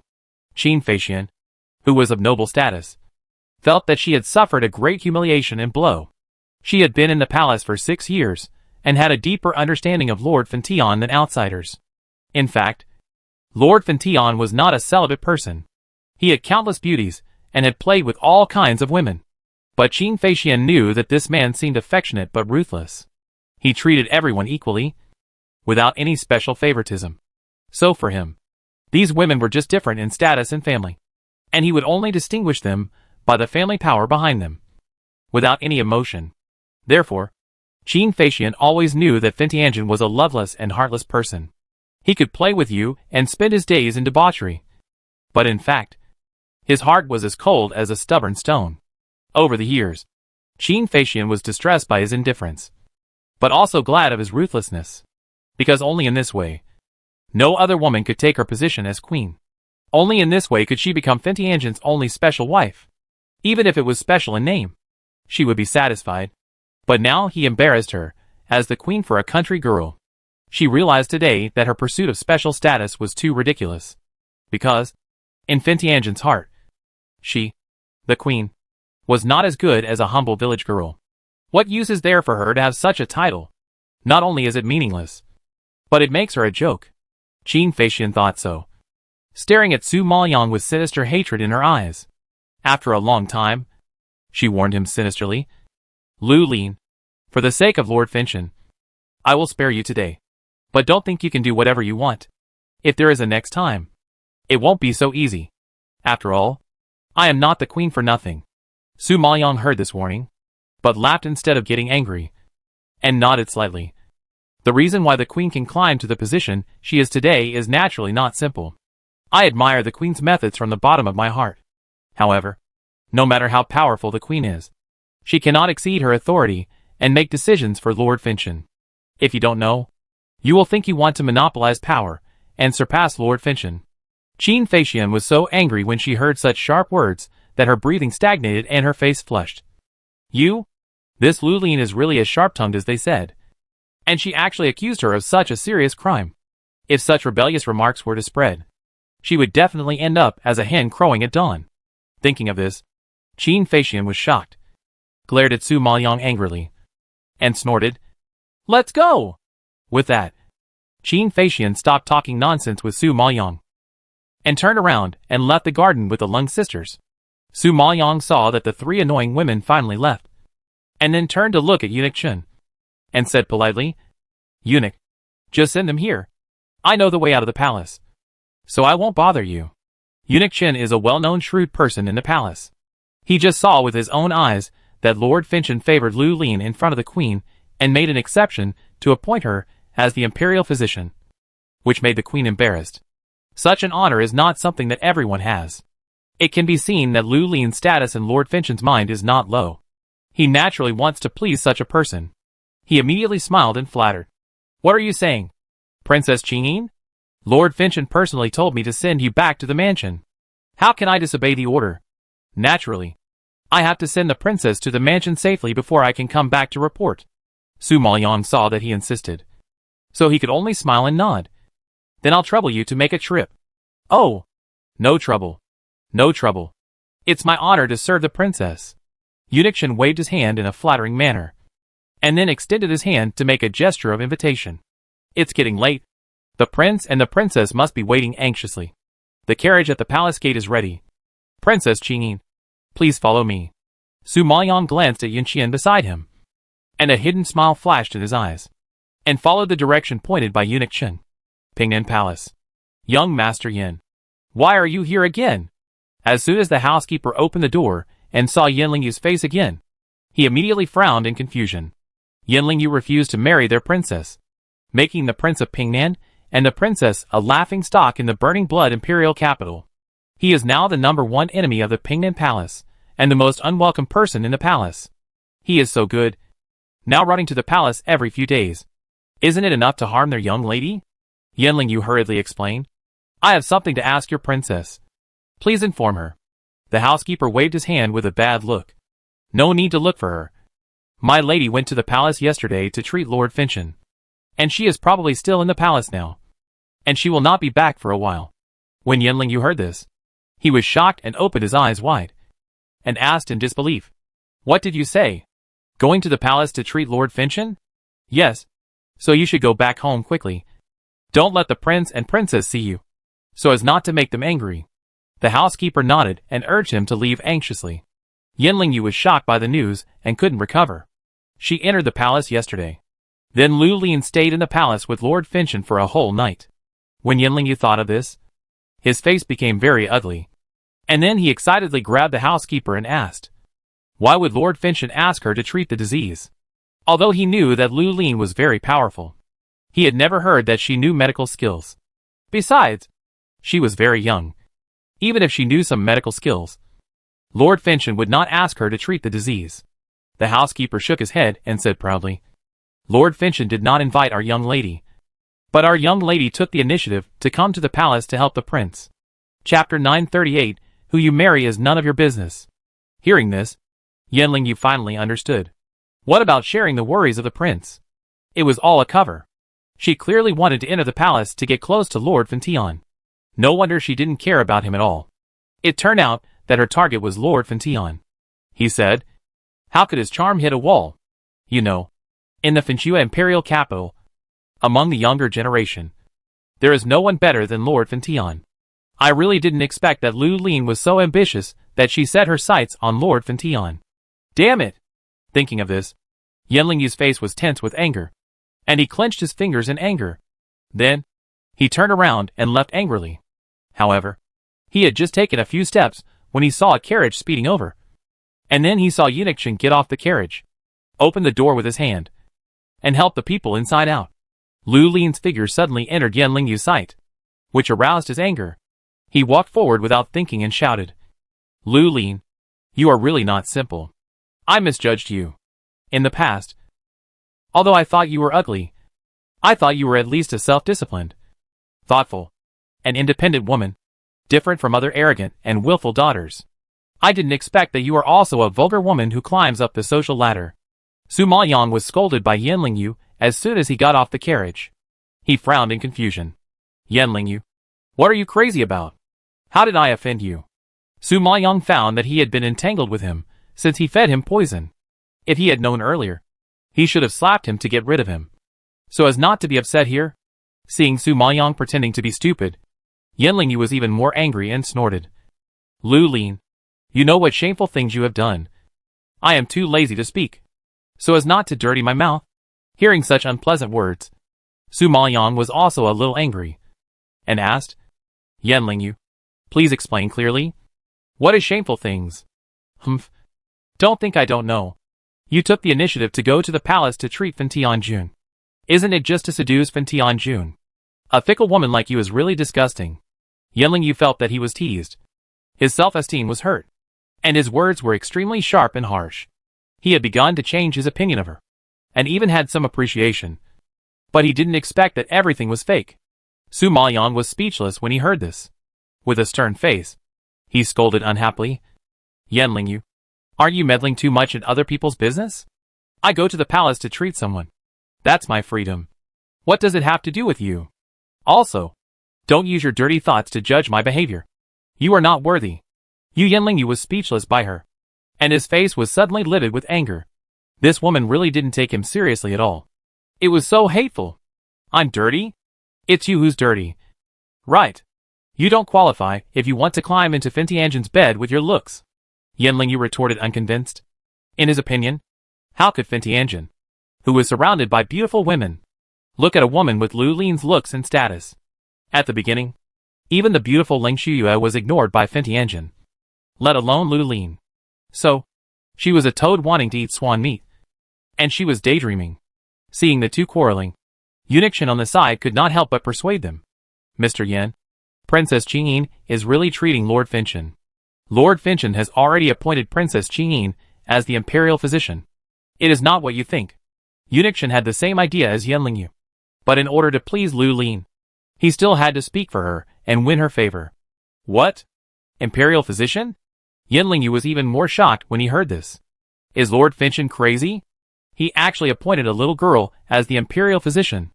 Yunikshin, are you mistaken? How could Lord Fentian appoint her as the imperial physician? How could he? Yan Lingyu pointed at Su Maoyang in disbelief and was speechless.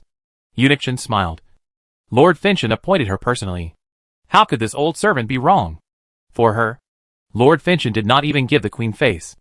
This imperial physician is not simple. When Yunikshin said this, it was absolutely true. Realizing this, Yan Lingyu was shocked and angry. His face turned blue, and he gritted his teeth and said, "Ha. Lu Lin, you really know how to serve a man. In just one night, you have won back Lord Fentian. Even I have to admire your seductive tricks. How dare you? Yan Lingyu, you refused the marriage, but you dared to act wild at the gate of our Prince Pingnan's mansion. You are so brave." At this time, a roar suddenly rose behind him. Yan Lingyu was startled by the roar and immediately turned his head to look behind him. I saw Prince Pingnan and Princess Pingnan walked out of the palace. seeing their dark faces and full of anger. They should have heard what he said just now. Seeing this, Yanlingyu restrained his arrogance a little, but his face was still very ugly. Humph. You kid.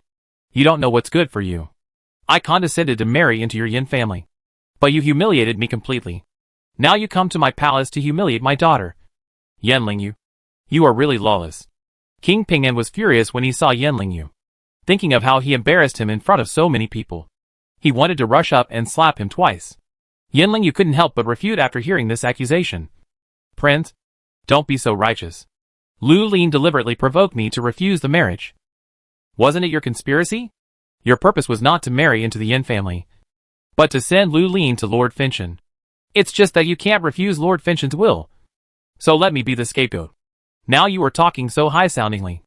It's really ironic and ridiculous. Yu Pingnan Wang was immediately slandered by him. His cheeks flushed. His eyes wide open. His daughter saw that he was worried about Lord Finchen's illness. So she kindly shared his worries, and took the risk to enter the palace to treat Lord Finchen. But she was exaggerated to be so unbearable. What does it mean to take good intentions for granted? He finally saw it. The more he thought about it, the angrier he got. King Pingnan simply shouted angrily. Even if I want to send Lu Lin to the palace, it's better for her to marry Lord Finchen than you. Besides, you have already refused the marriage. What does it have to do with you who my daughter marries? Do you need to be here to make decisions? Yanlingyu's anger almost exploded when he heard this. He took a deep breath and nodded heavily. Yes. It's none of my business. I came here today because I was bored. Lu Lin, I misjudged you. You can do whatever you want. After that, Yanlingyu left angrily, leaving Su Maoyang speechless. He really didn't understand what he was angry about. Chapter 939 Lord Finchen's Dream Talk. Only after seeing Yanlingyu leave did the prince and princess relax their expressions a little, and said to Su Maoyang with a smile, Ener, I just heard from Eunuch Qin that you were appointed as the imperial physician by Lord Finchen. You are quite capable. Su Maoyang smiled modestly. Lord Finchen cooperates with the treatment, so the effect is good? But I am not sure whether it can be completely cured. I can only say that I will try my best to improve it. The princess took over the conversation with a smile, and her tone was a little proud. Anyway, this is also your credit. This honor is not something that everyone can have. You must cherish it. Pingnan Wang laughed and nodded. Yes, Lord Finchen gave you a chance this time. You must perform well. Show it to the kid from the Yin family who looked down on you, and let him regret it. Just now, seeing Yanlingyu leave in anger, Pingnan Wang felt a little relieved and couldn't help laughing. Su Maoyang laughed and shook her head when she heard this, then looked at Eunuch Qin and thanked him. Thank you for sending me back today. Haha. Princess, you are too polite. Since you are already home, I will go back to the palace to report. With that, Eunuch Qin called the convoy back and drove out of Su Maoyang's sight. Time flies, and 2 more days have passed. During this time, Su Maoyang really studied medical books seriously. After all, treating Fentianjin is not a joke. Last time, she was lucky and coaxed him to sleep. It's not that she will be so lucky every time. So, she learned some practical knowledge, combined with her modern methods, listed a lot of measures to improve sleep, and made systematic plans in terms of diet, work and rest time, environment, sleeping posture, physical condition, and psychological condition. I think that as long as this kind of conditioning that takes both internal and external factors into consideration, it should be effective. Just when Su Maoyang was practicing hard and concentrating on medical skills, Fentianjin really sent Eunuch Qin to pick her up and bring her into the palace. Su Maoyang was fully prepared this time, and decided to search his bedroom while he was having a nightmare. And she must not miss any hard-won opportunity. At night, she sat in a carriage and drove into the palace again. When she came to the bedroom again, Fentianjin had been waiting for a long time. She followed the routine and respectfully went forward to greet him. Your servant kowtows to Fentianjin. Hearing that she was coming, Fentianjin, who was leaning on the couch, slowly opened his eyes. A pair of enchanting purple eyes bloomed with a strange darkness in the darkness, staring at the petite figure outside the bead curtain, and couldn't help squinting his eyes. In the past 2 days, he tried countless times to see if he could still sleep peacefully without Lu Lin's comfort. But every time he fell asleep, he would still fall into dreams. This time, in the dream, he learned a strange name. the name that made him heartbroken and miserable. He thought that the last time he slept peacefully under the comfort of Lu Lin was just a coincidence. Now it seems that this Lu Lin still has some effect. So, he had to invite her to the palace again. After a moment of silence, he said coldly, "Get up." Su Imo was so cold that he got up and took out the prescription from his arms and explained, "Lord Finchen, I used the breathing method to help you fall asleep last time, and it was a little effective. This time I plan to recuperate from the inside to improve your sleep condition. This is the prescription that the servant wrote early in the morning. To be honest, the ingredients on it are not considered medicinal materials, but supplements such as jujube and donkey hide gelatin, which are harmless to the body. Boil them together to make medicine, which has the effects of nourishing qi and kidney, clearing the mind and calming the nerves. It only needs to be taken once in the morning, noon and evening." Hearing this, Lord Finchen did not have any questions and directly called out, "Eunuch Chen." Eunuch Chen, who had been waiting outside the palace, immediately walked in quickly after hearing the words, bowed and waited for instructions. "The slave is here. Give the prescription to Dr. Zhang to take a look. If there is no problem, let him boil the medicine according to this prescription." Eunuch Chen heard it and immediately responded, "The slave will go right away." As he said that, he took the prescription handed over by Su Maoyang and quickly retreated. Seeing him leave, Su Maoyang retracted her gaze, looked behind the bee curtain, and said tentatively, "Lord Finchen, if you don't want to tell your servant what you dreamed about, you can actually draw the scene in your dream, things that you didn't understand in the dream. Maybe, after you draw it, you can figure it out, which is better than you always worrying about it in your heart. This can also be regarded as a way to vent." Hearing this, Lord Finchen raised his eyebrows slightly, and a look of surprise flashed across his eyes. Obviously, he had never thought of such a way to vent. He did have a lot of problems in his dreams that could not be solved. Every time he dreamed, it was a piecemeal picture. If he drew it according to what Lu Lin said, he might be able to piece together a complete picture. This is a feasible way. Thinking of it, Lord Finchen relaxed his brows and looked much more relaxed. He had to admit that Lu Lin was indeed more useful than other imperial doctors. Su Maoyang didn't get his response, and couldn't figure out his thoughts. So she reminded him again carefully, "Fentianjin, it's getting late now. If you want to adjust your sleep, you must develop good habits and never go to bed late. So, now you can close your eyes, relax slowly, and try to fall asleep." Although Fentianjin didn't trust her completely, after a peaceful sleep last time, the inexplicable warm power attracted him, and he couldn't help but want more. So, he had to do what she said and close his eyes. At this time, Su Maoyang still guided him like last time, sketching out the refreshing natural scenery for him, and using soft and slow language to slowly relax his nerves.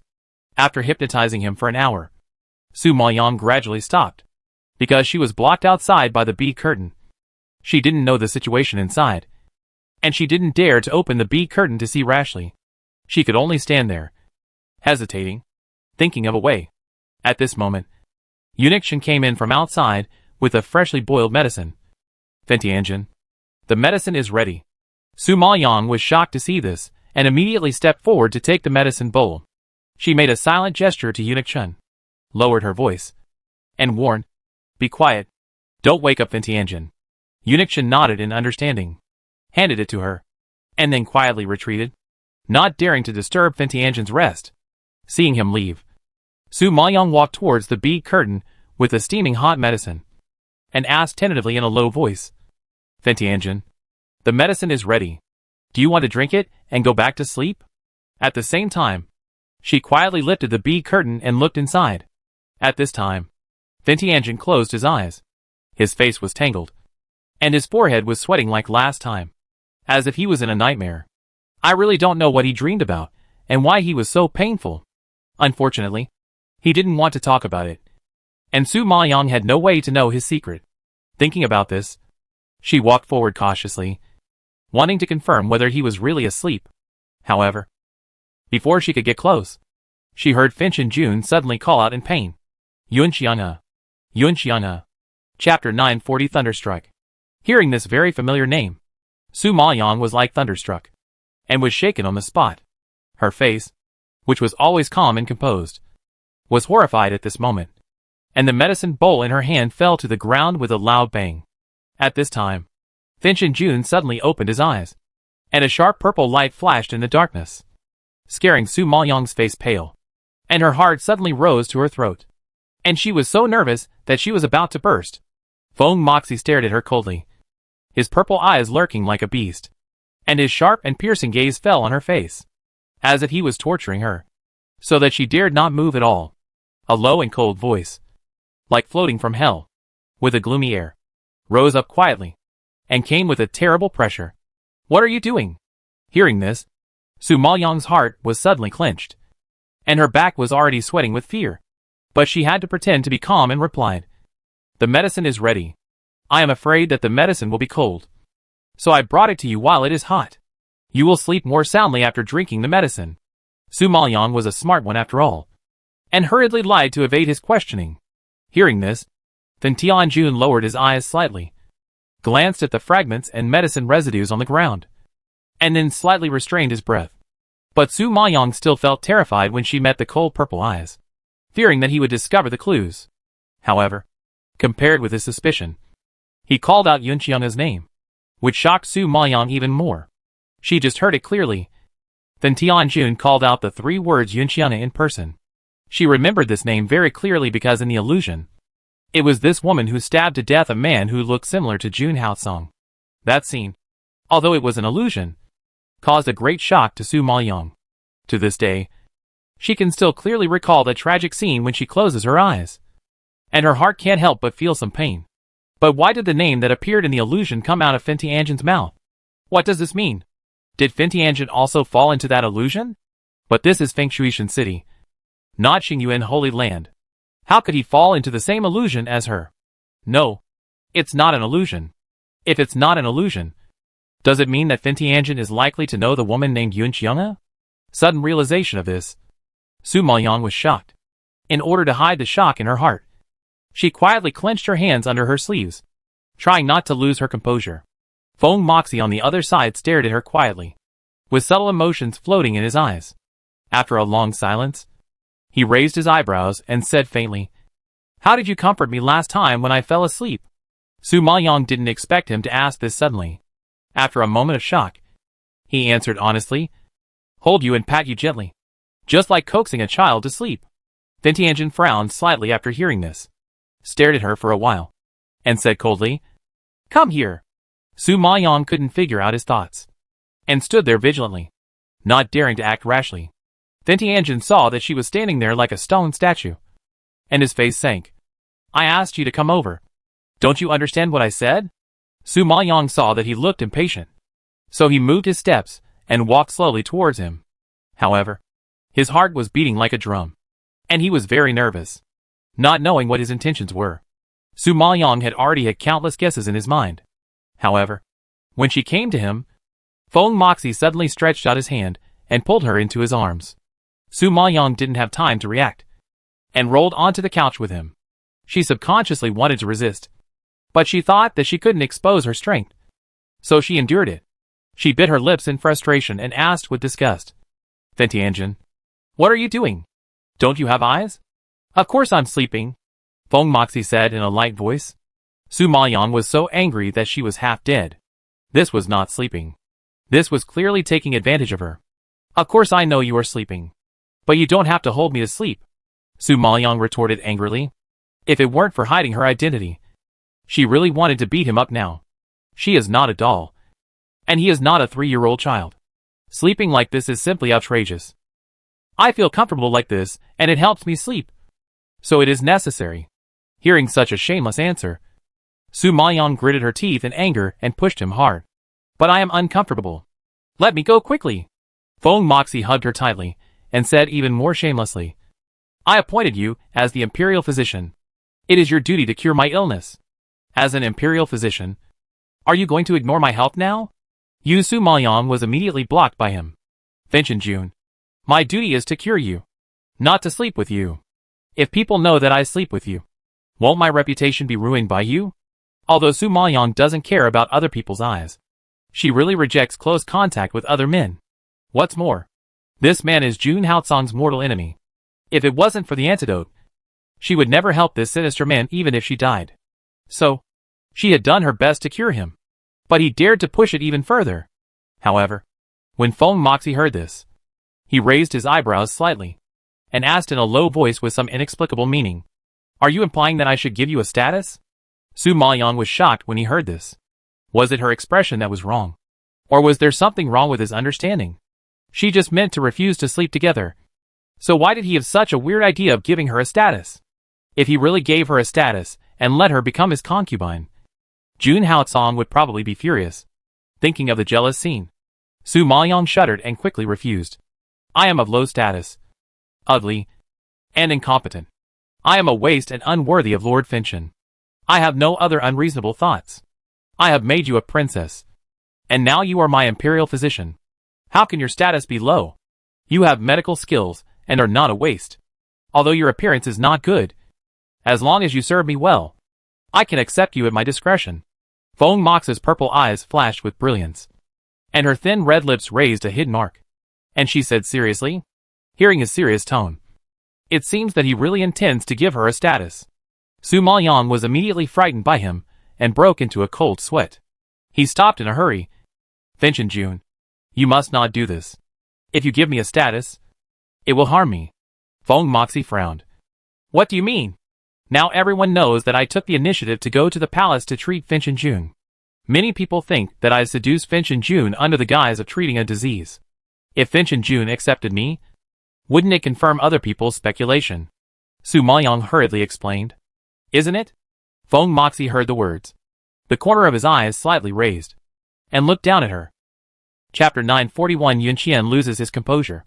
Su Maoyang almost vomited blood when he heard such a question. If he also thought she was seducing him, then she really couldn't clear herself even if she jumped into the Yellow River. However, although her purpose was not to seduce him, she did have other intentions. Su Maoyang could only patiently say, "The minister just wanted to share my father's worries. Lord Fintion is overthinking. Whether you think too much or not, you know it in your heart. Since you want to share your father's worries, then you should sleep with me obediently. Otherwise, your father will be in a state of panic." As Lord Fintion said this, he tightened her body, found the most comfortable position, and closed his eyes. At this moment, holding her in his arms, smelling her faint body fragrance, Lord Fintion didn't know why. He would have an inexplicable sense of security and relaxation, which was a feeling he had never had before. From childhood to adulthood, he was always on guard around him, because there were always people who wanted to harm him, and he couldn't relax at every moment. Therefore, he gradually developed this autistic personality, and even when he was with the concubines, he would never hug them. This was the first time that he took the initiative to hug someone and get close to her, and the feeling was not bad. It made him feel indescribably comfortable and relaxed. In order to prevent Su Maoyang from making small moves while he was asleep, Feng Moxie still pressed her acupoints cautiously, and then fell asleep peacefully. Su Maoyang had thought about getting up quietly while he was asleep, but who knew that this man was so insidious that he didn't give her any chance to resist, which was really hateful. Looking at the current situation, she had to find another opportunity to search the bedroom of Lord Fintion. But fortunately, before entering the palace, she sent a letter to the Blood Battle group, asking them to visit the palace tonight and search places other than the bedroom while Lord Fintion was tied up by her. I think they have already started to act now. In order to temporarily stabilize Finchen Jun, Su Maoyang had to endure the humiliation and be held in his arms to sleep with him. Even Su Maoyang didn't know why. Finchen Jun did sleep more deeply when he held her. Su Maoyang had heard Yunqiang's name before, and was full of curiosity about his dreams. She wanted to eavesdrop on his sleep talk, but he never talked in his sleep again after that. The 3 words Yunqiang echoed in her mind for a long time, and her heart seemed to be covered with a layer of gloom, which was very depressing. At this moment, she had to face up to a question. Who is Finchen Jun?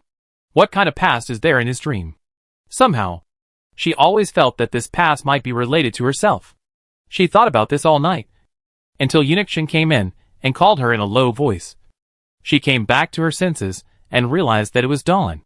At this time, Lord Fintion slowly opened his eyes, with a slightly more satisfied look on his face, and then whispered, "Help me change my clothes."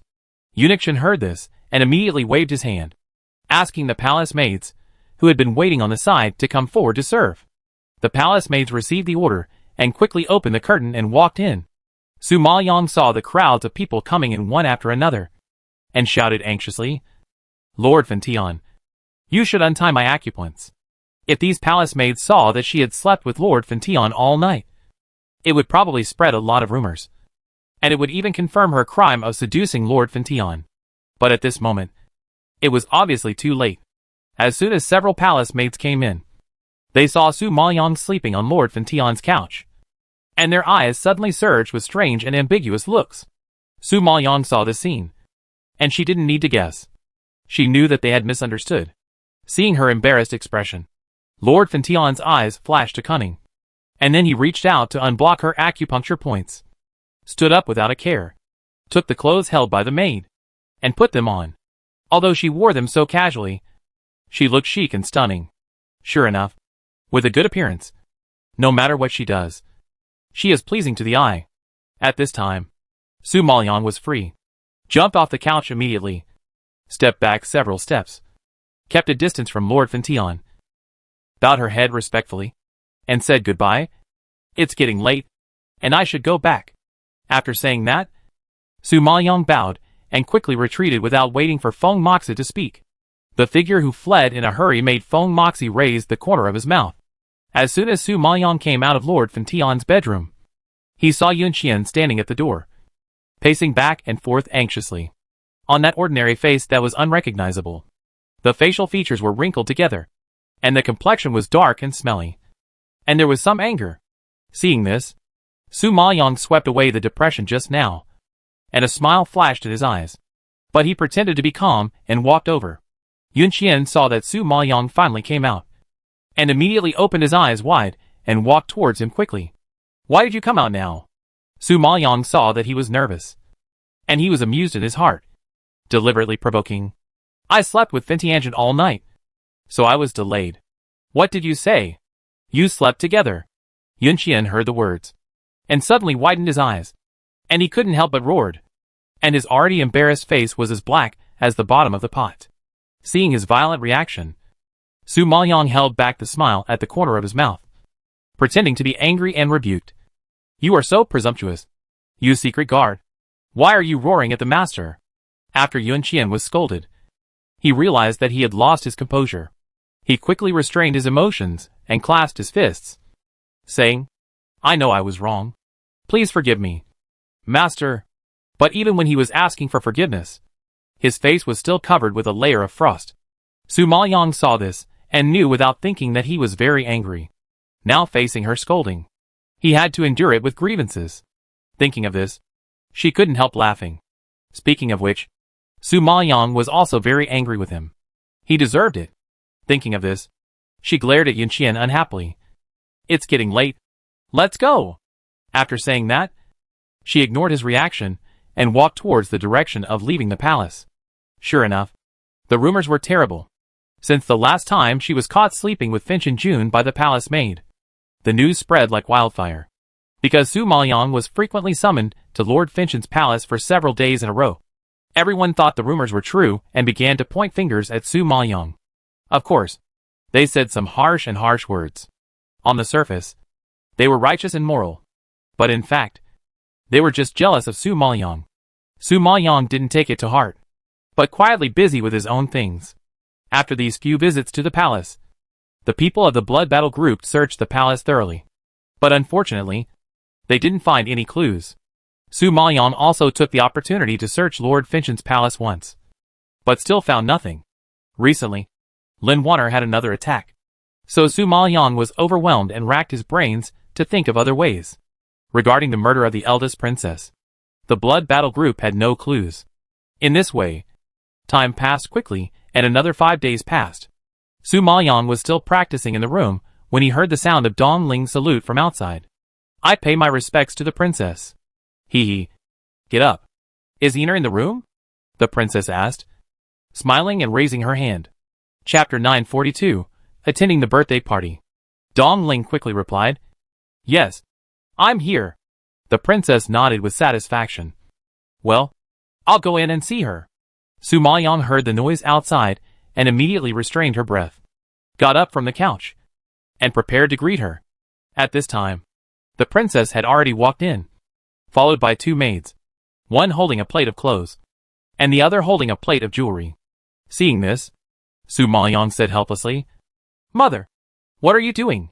You gave me so many clothes and jewelry not long ago, and now you prepared so many more. How can I wear them all? Haha. How can a girl have too many clothes and jewelry? As a lady from a noble family, you have to dress brightly and beautifully when you go to banquets, so that others won't look down on you." The princess smiled and shook her head, totally disagreeing with Su Maoyong's statement. Su Maoyong heard this.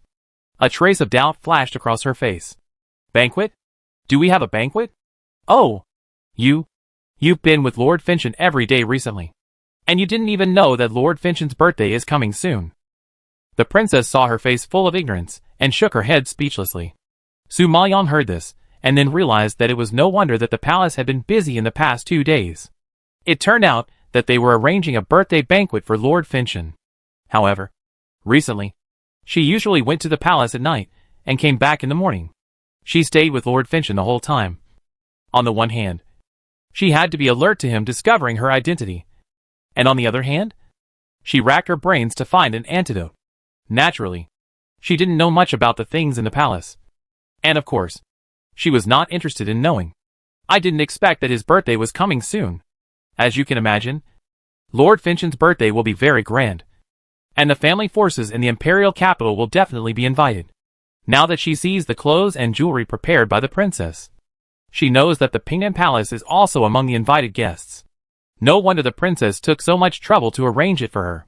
On such a big day as Lord Finchen's birthday, she really can't lose her composure. Thinking of this, Su Maoyong nodded slightly and agreed. "Well, mother, don't worry. I will wear the clothes."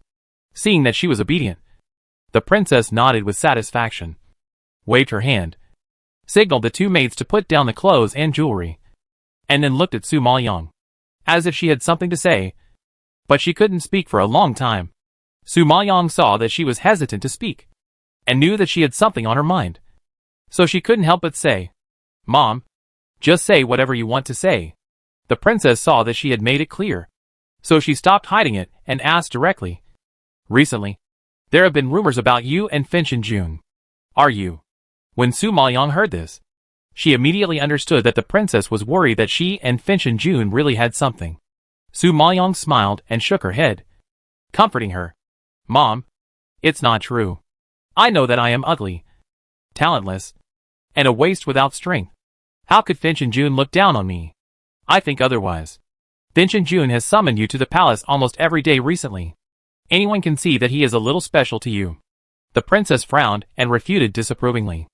After being in the Finchua imperial capital for so long, she had never seen Finchen Jun treat anyone as special as Lu Lin, and even a little dependent on her. Su Maoyong laughed. He was deeply troubled by nightmares, and I could relieve his pain. So of course, he would summon me to the palace. "Mother, you think too much." The princess still didn't believe it and asked back, "Is that so?" "Yes, mother. Don't worry about this kind of thing. There is really nothing between me and Fintianjin." Su Maoyong smiled and comforted. "Alas, mother was thinking that Fintianjin felt a little guilty about our Pingnan Palace when you were rejected last time. If your father asked Fintianjin to marry you into the palace at this time, Fintianjin would not refuse.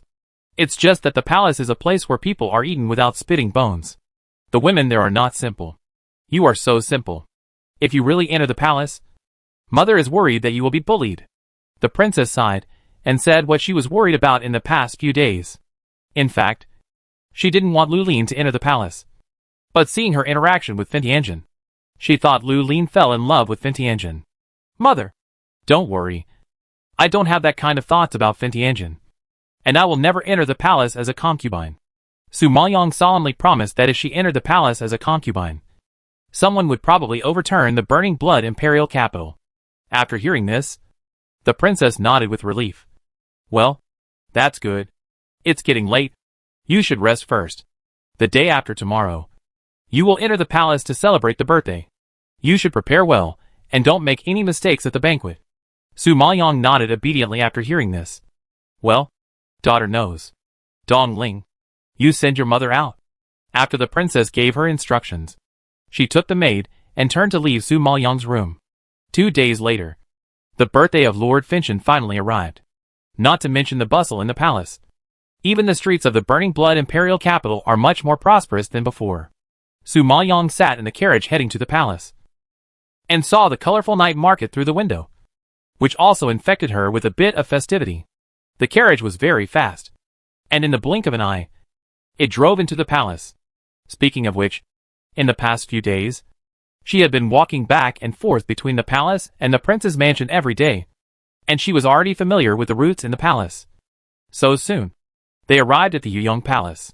At the entrance of the palace, the eunuch who was responsible for reporting saw Su Maoyang and immediately put on a flattering smile. Now everyone knows that Su Maoyang is a favorite of Finchin Jun. Even Shen Gonggong, who served beside Finchin Jun, was very flattering to her, so they dared not neglect her. Prince, Princess, Princess, please come in. The eunuch smiled flatteringly and stretched out his hand. The king of Pingnan nodded slightly, took the princess and Su Maoyang in, came to the center of the hall, and respectfully saluted Finchin Jun and the queen who were sitting above. At this time, the Ji family had already sat in the seat. Ji Weilun saw Su Maoyang's figure and immediately waved to her. It was not known whether it was intentional or not, but the location of the Ji family was right next to the location of the Pingnan Palace. After Su Maoyang finished her greetings, she followed Ji Weilun's wishes, walked over quickly, and sat next to her. As soon as Su Maoyang sat down, she received the gaze from above. She raised her eyes slightly, and saw that Finianjin was staring at her quietly.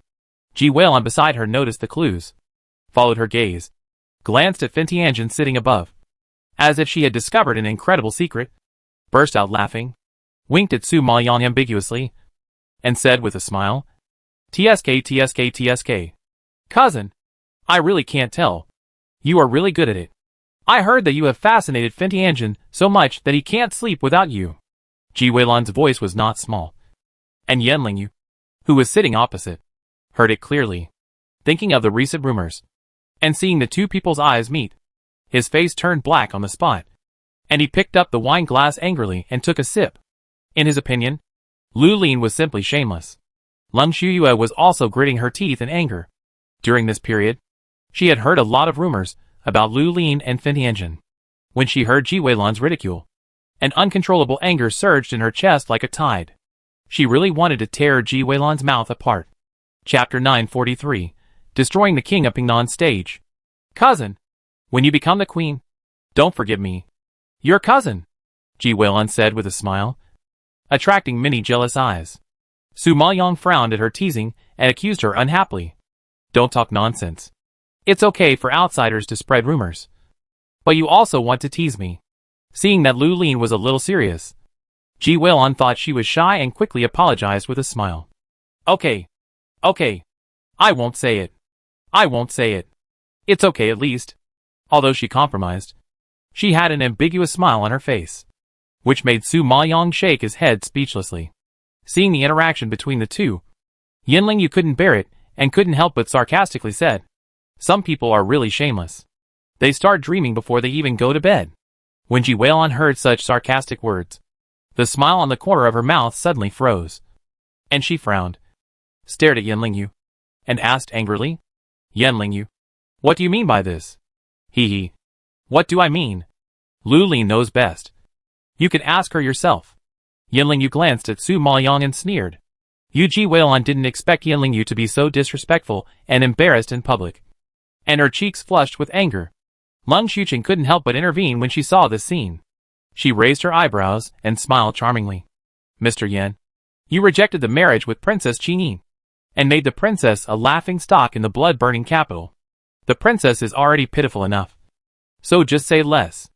After all, you don't want her anymore, so why don't you allow her to catch other men? If she doesn't take the initiative, do you want her to be an old maid for the rest of her life?" Lung Xuqing's words seemed to be for Lu Lin's sake, but the meaning behind them was extremely vicious, directly humiliating her to the point of being completely humiliated.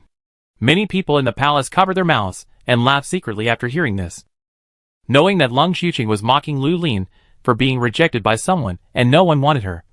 So she used some shameful and seductive means to seduce men, and was anxious to marry herself off. Lin Shiyue, who was sitting next to her, couldn't help but curl her lips and sneered twice, feeling relieved. In her opinion, a waste, an ugly freak of humble origin, also wanted to compete with her for Fentianjun, which was simply a fantasy. Sister, you can't say that. Princess Jean entered the palace for Fentianjun's health after all. Lin Shiyue took over in a weird tone.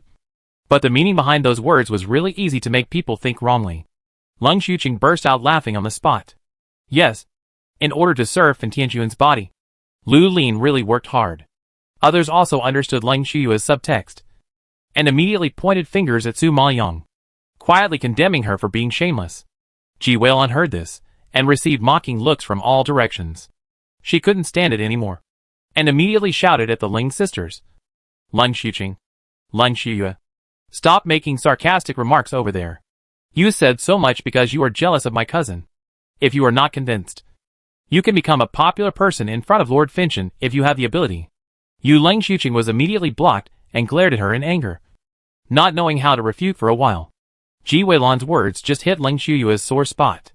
Although she didn't want to admit that she was jealous of Lu Lin, she couldn't think normally when she saw how special Lord Finchen was to Lu Lin. She knew it best. She had tried all kinds of ways over the years, but she couldn't make Lord Fentian look at her differently. However, Lu Lin did it in a short time.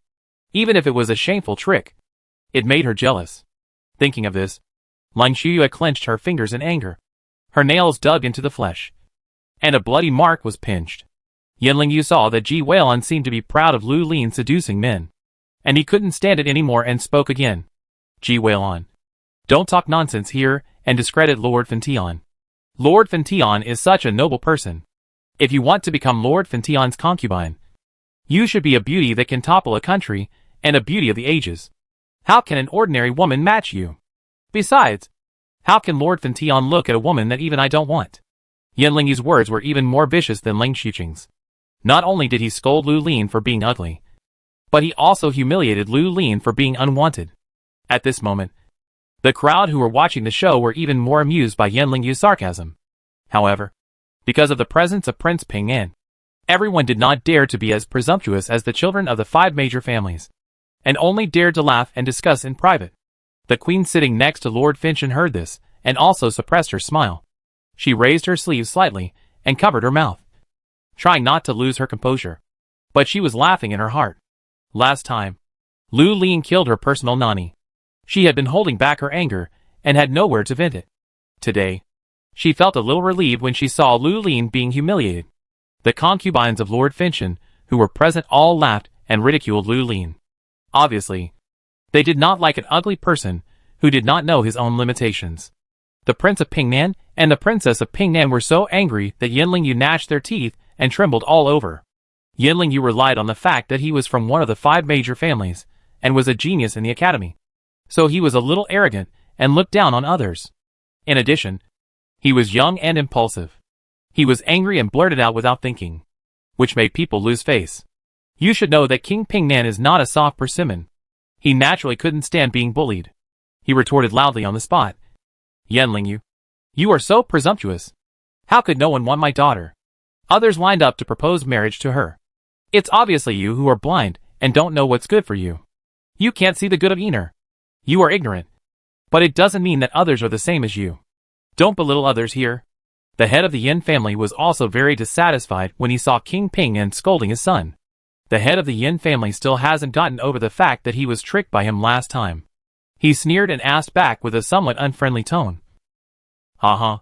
It turns out that Princess Jean is such a good person. King Ping'an, I wonder which young man is proposing to Princess Jean. When everyone heard this, they instantly understood that the head of the Yin family was deliberately trying to undermine the king of Ping'an. Seeing this scene, everyone was immediately excited and whispered, casting curious glances at the king of Ping'an, looking forward to his answer. How could the king of Ping'an have expected to be outwitted by the head of the Yin family? He just made up a story in a hurry to save his and Lu Lin's face. Now he couldn't say the man's name. He said it and let people know that there was no such thing. Wouldn't it be a joke? Seeing that the king of Ping'an was blocked and speechless, the head of the Yin family sneered again and again. and the others present also whispered, receiving everyone's sarcastic gazes. The Prince of Pingnan's face turned blue with anger, and veins popped out on his neck. Seeing this, Su Maoyang was about to say a few words of comfort, not wanting him to engage in such meaningless verbal disputes. However, before she could finish her words, a clear voice suddenly rose from a distance. I propose to Princess Qin. Chapter 944 Helian Yufeng proposed marriage? Hearing this, the whole audience looked in the direction of the voice with surprise. Even the king of Pingnan, the princess of Pingnan, and Su Maoyang were suddenly startled and immediately cast a surprised look at the source of the voice. At this time, in the left corner opposite, Helian Yufeng, who was wearing a white gown and looked extremely thin, had a gentle smile on his lips and nodded gently at Su Maoyang to express his goodwill. Such an ambiguous move, in the eyes of others, could not help but raise a trace of surprise. Judging from this situation, this young master of the Helian family seems to have some interest in Princess Qin. Realizing this, everyone was very surprised and looked at Helian Yufeng and Su Maoyang in disbelief. They couldn't understand why the sickly man of the Helian family hooked up with Lu Lin. Before, they had never heard any rumors. The Lung sisters ran into the two of them at Zuyu Tower, and knew that Lu Lin and Helian Yufeng had an unusual relationship. Seeing this scene now, they confirmed their guess. Yinling Yu also saw some clues at the time, but he didn't really think about it. Now that he heard that Helian Yufeng actually proposed to Lu Lin, he understood everything and his anger rose a lot. He had to admit that this Lu Lin was really not a good person. Not to mention that other people were shocked. Even Prince Pingnan and Su Maoyang were stunned. Prince Pingnan knew best that Helian Yufeng had never come to propose marriage. Now he was lying with a clear conscience, which was clearly to help them. However, their Pingnan palace and the Helian family had no intersection. Why did this Helian Yufeng help speak? Did he really like his daughter? The Prince of Pingnan and the princess stared at Helian Yufeng in confusion. Their expressions were stunned, and they were a little bit unable to react. Su Maoyang frowned slightly, and met the pair of brown eyes as deep as an ancient well. Although he was smiling on the surface, Su Maoyang didn't know why, but always felt a little chilly. Perhaps, after listening to what Ji Weilun said last time, she was a little resistant to this person. Now facing his rescue, she was not grateful, but felt hairy in her heart, and her face gradually sank. After being in the burning blood imperial capital for so long, Su Maoyang had a certain degree of understanding of people with status and position in the imperial capital. But the Helian Yufeng in front of her was the only one she couldn't see through except for burning Heavenly Lord. Since he was a person who was hard to see through, he must have unknown secrets. Although she didn't understand why he would rescue her in public, Su Maoyang still thought it was better to avoid provoking him. At this time, the head of the Helian family did not expect that his son would say such shocking words. He immediately opened his eyes wide, staring at Helian Yufeng in disbelief, and growled angrily. Helian Yufeng, when did you propose marriage to the Pingnan Palace? How come I didn't know? This kid is getting more and more lawless. He dared to make the decision on his own on such a big matter as marriage, without even notifying you. He is too presumptuous. Hearing the angry and shocked questioning of the head of the Helian family, everyone stared at Helian Yufeng, and was even more surprised. It turned out that he proposed marriage, and even his father didn't know about it. What kind of marriage is this? Helian Yufeng had a faint smile on his lips, and he didn't seem to take the anger of the head of the Helian family seriously. He replied calmly, "It was just a few days ago. The reason why I didn't mention it was because I saw that you were busy and had no time to take care of these trivial matters. Therefore, I planned to get the consent of King Pingnan before informing my father." King Pingnan and Su Maoyang were surprised to hear Helian Yufeng's serious lie. If they didn't know the truth, they would have been fooled by Helian Yufeng. This man's lies really sounded like that. When the head of the Helian family heard this, he was so angry that he trembled all over. If there were not so many people present, he really wanted to stand up and slap Helian Yufeng. For such a big thing, he actually acted first and then reported it. King Pingnan's opinion is an opinion, and his opinion is not an opinion? Now that so many people are watching, he can't get angry and scold. So he can only endure it temporarily, and stare at Helian Yufeng angrily. Seeing this scene, Qin Feixian was surprised. And then she smiled. "I didn't expect that Mr. Helian has proposed to Princess Qin. This is a big happy event.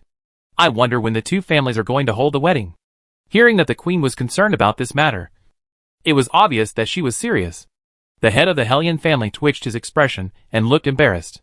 He coughed awkwardly and responded, "Your Majesty, my son is young and ignorant. He thought that visiting the door was a proposal. He didn't even have the most basic etiquette. It was really rude to Princess Chiying. Besides, my son is not in good health and can't even take care of himself. I am afraid that I will wrong the princess." So, although the head of the Hellion family did not want to marry into the Pingnan Palace, he was still a little afraid of the power of the Pingnan prince. And even his refusal was very tactful. But no matter how tactful he was, everyone could hear that the head of the Hellion family did not agree with this marriage. The Pingnan prince was not stupid, so he naturally heard it clearly. He had a dark face and snorted in dissatisfaction. Since the head of the Hellion family thinks that the marriage is not appropriate, then let it go. This prince wants to keep Ener for 2 more years, and does not want to marry her off so early. Lung Xuqing heard that at this critical moment. Prince Pingnan was still talking to himself, pretending to be noble, and said to Hellion Yufeng with a sneer, "Mr. Hellion, if you want to maintain the face of Prince Pingnan's mansion, don't joke about your own lifelong event." When Ling Xuqing said this, everyone nodded in agreement. Even the head of the Hellion family didn't know about it. This was not a marriage proposal. It was very likely that Hellion Yufeng was quick-witted and spoke up to block Prince Pingnan in order to save the face of Prince Pingnan's mansion, so as not to make him embarrassed in public. Hellion Yufeng heard this, but raised his eyebrows slightly, smiled and looked at Ling Xuqing. "I am not a 3-year-old child, so I will not joke about the lifelong event."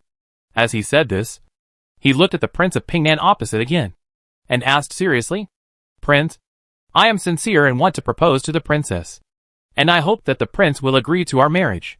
When this was said, the Prince of Pingnan, the princess, and Su Maoyang were all shocked. They thought he was just helping to maintain the face of the Prince of Pingnan's mansion, but he didn't expect that he would really want to marry Lu Lining. Su Maoyang was also shocked by his attitude, and a lot of shock surged on her calm face. She suddenly couldn't figure out what this Hellion Yufeng wanted to do, and why he suddenly made such a weird request. You know, she and him had only met 2 or 3 times and had a meal together, and they were not yet at the stage of talking about marriage. No, that's not right. They are not even friends. At most, they are just acquaintances. Now, what is he doing? He even directly talked about marriage. Did she hear it wrong? Or was Hellion Yufeng's mind not clear? Chapter 945. I don't agree. This is too unbelievable. Su Maoyang didn't even have any psychological preparation. Hellion Yufeng suddenly did this. He is really different from ordinary people. The others present were also stunned by Hellion Yufeng's firm attitude. Obviously, they didn't expect him to be serious. The Lung sisters were speechless. They clenched their fingers in dissatisfaction and were very angry. I don't know what Lu Lin is so likable. Why do all of them like her? Does she really have some magic to confuse men? The Ling sisters couldn't figure it out. And Yen Lingyu was so angry that his face turned black. In fact, he didn't know what he was angry about. He just heard that she had an affair with other men, and he couldn't control his anger. This Lu Lin is definitely the most annoying woman he has ever seen in his life. Hellion Yufeng suddenly proposed to her. To outsiders, he really fell in love with Lu Lin. However, only Su Maoyang herself knew that there must be something fishy about Hellion Yufeng suddenly talking about marriage at this critical moment. She didn't believe that a man who had never known her in depth and had never come into contact with her could fall in love with her. What's more, this man was the unpredictable Hellion Yufeng. Just as Su Maoyang was thinking, Qin Feixian, who was sitting upstairs, didn't want to miss such a good opportunity, and fanned the flames again, saying, I think Mr. Hellion and Princess Qinin are in love with each other, and their identities are very compatible. It can be said that they are a match made in heaven. If they can get married, it will definitely be a good story. Prince, Master Hellion, please help this pair of lovers. These days, she witnessed Fan Tianjun's dependence on Lu Lin in the palace. She had never seen Fan Tianjun get close to other women like he did to Lu Lin. Therefore, Lu Lin was definitely special, and an exception to Fan Tianjun. She was very afraid and worried that Lu Lin would take away her position and completely occupy Fan Tianjun's heart. At present, Hellion Yufeng proposed to Lu Lin, which just solved her urgent needs. As long as Lu Lin married, she would have no chance to enter the palace as a concubine, and she would have no qualifications to stand beside Fan Tianjun. Even if Fan Tianjun relied on her, he would not openly snatch someone else's wife. Besides, Hellion Yufeng was the son of the Hellion family, and the 5 major families had a deep foundation, which Fan Tianjun would not easily shake. Therefore, Hellion Yufeng was the best candidate. Considering this, Qin Feixian naturally tried her best to match the two. Seeing that the queen was so enthusiastic about Lu Lin's marriage, the head of the Hellion family guessed something and wanted to refuse. But when the words came to his lips, he didn't know how to express it. If he refused, it would make the queen unhappy and offend the king of Pingnan. Princess Qingyin had been rejected by the Yin family last time. If it happened again, the king of Pingnan would probably be really furious. Thinking of this, the head of the Hellion family was tangled to death and didn't know what to do. However, when Fan Tianjun heard Qin Feixian's words, his exquisite and beautiful face suddenly sank. His pair of purple eyes, which were as charming as a fox and as proud as a phoenix, showed a sharp cold light. He glanced down, which made people shudder. The hostility emanating from inside and outside instantly made the whole audience quiet. He moved his thin lips slightly and uttered a few words indifferently. His voice was low and deep. Although they were far apart, it was clearly heard by everyone. This marriage? I do not agree. Hearing this, everyone was obviously stunned. After a moment, their eyes widened unconsciously, and a look of astonishment suddenly appeared on their faces. In theory, the identity and background of the Hellion family head and the Pingnan Palace are quite compatible. And Hellion Yufeng is a sickly person, and Lu Lining is a halfway princess, who has no strength. If they are combined, no one will dislike each other. It is really a match made in heaven. What's more, Hellion Yufeng expressed his feelings for Princess Qingyin in front of so many people. If they can really get married, it will be a beautiful thing.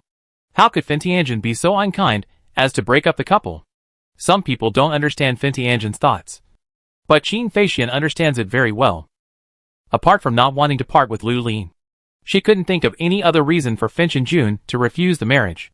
Looking at his cold and even angry face, and his firm and irrefutable rejection echoing in her ears, Qin Feixian was shocked, and a chill ran through her heart. Sure enough, the thing she had been most worried about happened. Sure enough, Lu Lin's position in Fan Tianjun's heart was extraordinary. So extraordinary that he would take the initiative to help her refuse the marriage. Thinking of this, Qin Feixian felt heartbroken and scared in addition to being chilled. Such emotions made her face look extremely ugly. And because of fear, her hands were trembling slightly. In order to prevent herself from losing her composure, she hurriedly grabbed the armrests on both sides of the chair and tried to calm herself down. Leng Shuyue and Lang Xuqing were also surprised by Fan Tianjun's sudden intervention. Their eyes widened in surprise, and their faces suddenly fell, as if they were covered with a layer of paste. They all knew very well what Fan Tianjun's refusal at this time meant, but they didn't dare to think about the deep meaning, nor did they want to think about it. When the head of the Hellion family heard Fan Tianjun stop, he was stunned for a moment, and then he suddenly felt surprised. If Fan Tianjun came forward to stop him, he wouldn't have to offend the king of Pingnan and the queen. However, he was not stupid. Through this incident, it can be seen that Fan Tianjun did have some differences with Lu Lin. Seeing this situation, the king of Pingnan was confused. Hellion Yufeng suddenly proposed marriage, and the queen inexplicably matched them. Now Fan Tianjun unexpectedly refused. He and his daughter hadn't said a word about their marriage, but they were discussing it, and they didn't ask him about it. This is too much.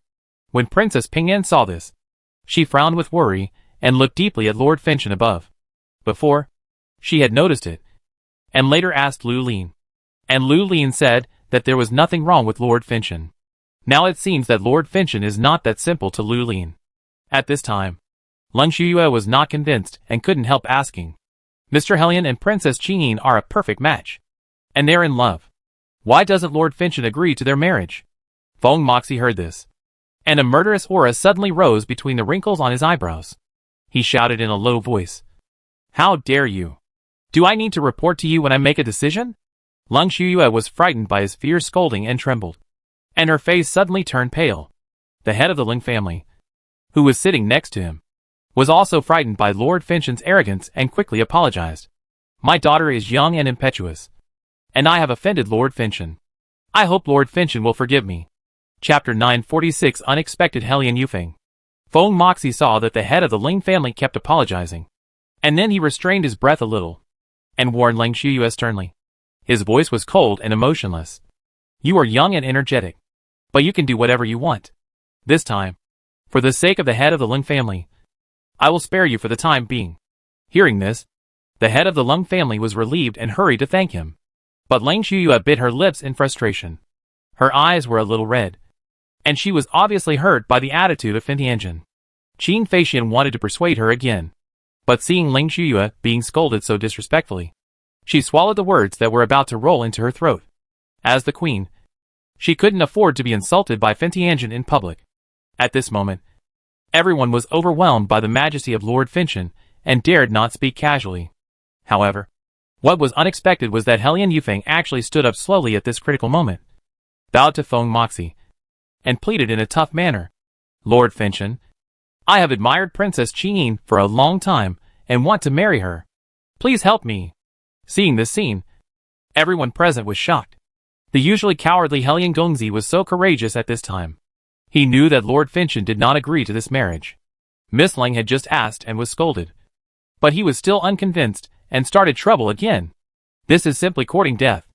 Everyone was shocked by Helian Yufeng's actions, and they were overly frightened. They stared at him in disbelief. And suddenly they were a little uncertain. Is this brave man for love really Helian Yufeng? There was a moment of silence in the hall because of Helian Yufeng's behavior. After being shocked, everyone suddenly became noisy, all sighing at the depth of Helian Yufeng's love. For a woman, he dared to challenge the authority of Finchen Jun, which shows how deep their feelings are. The atmosphere was so exaggerated.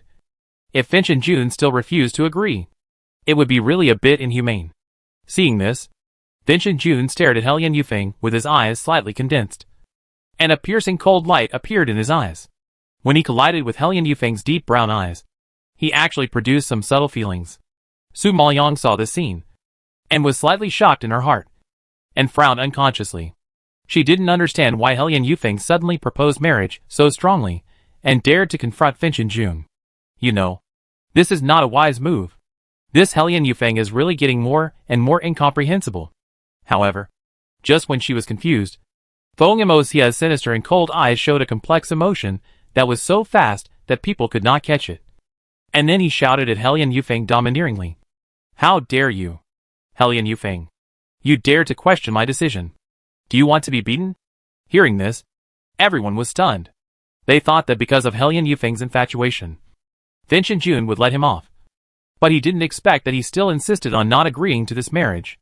When he heard that he was going to be tortured, the head of the Helian family turned pale as paper.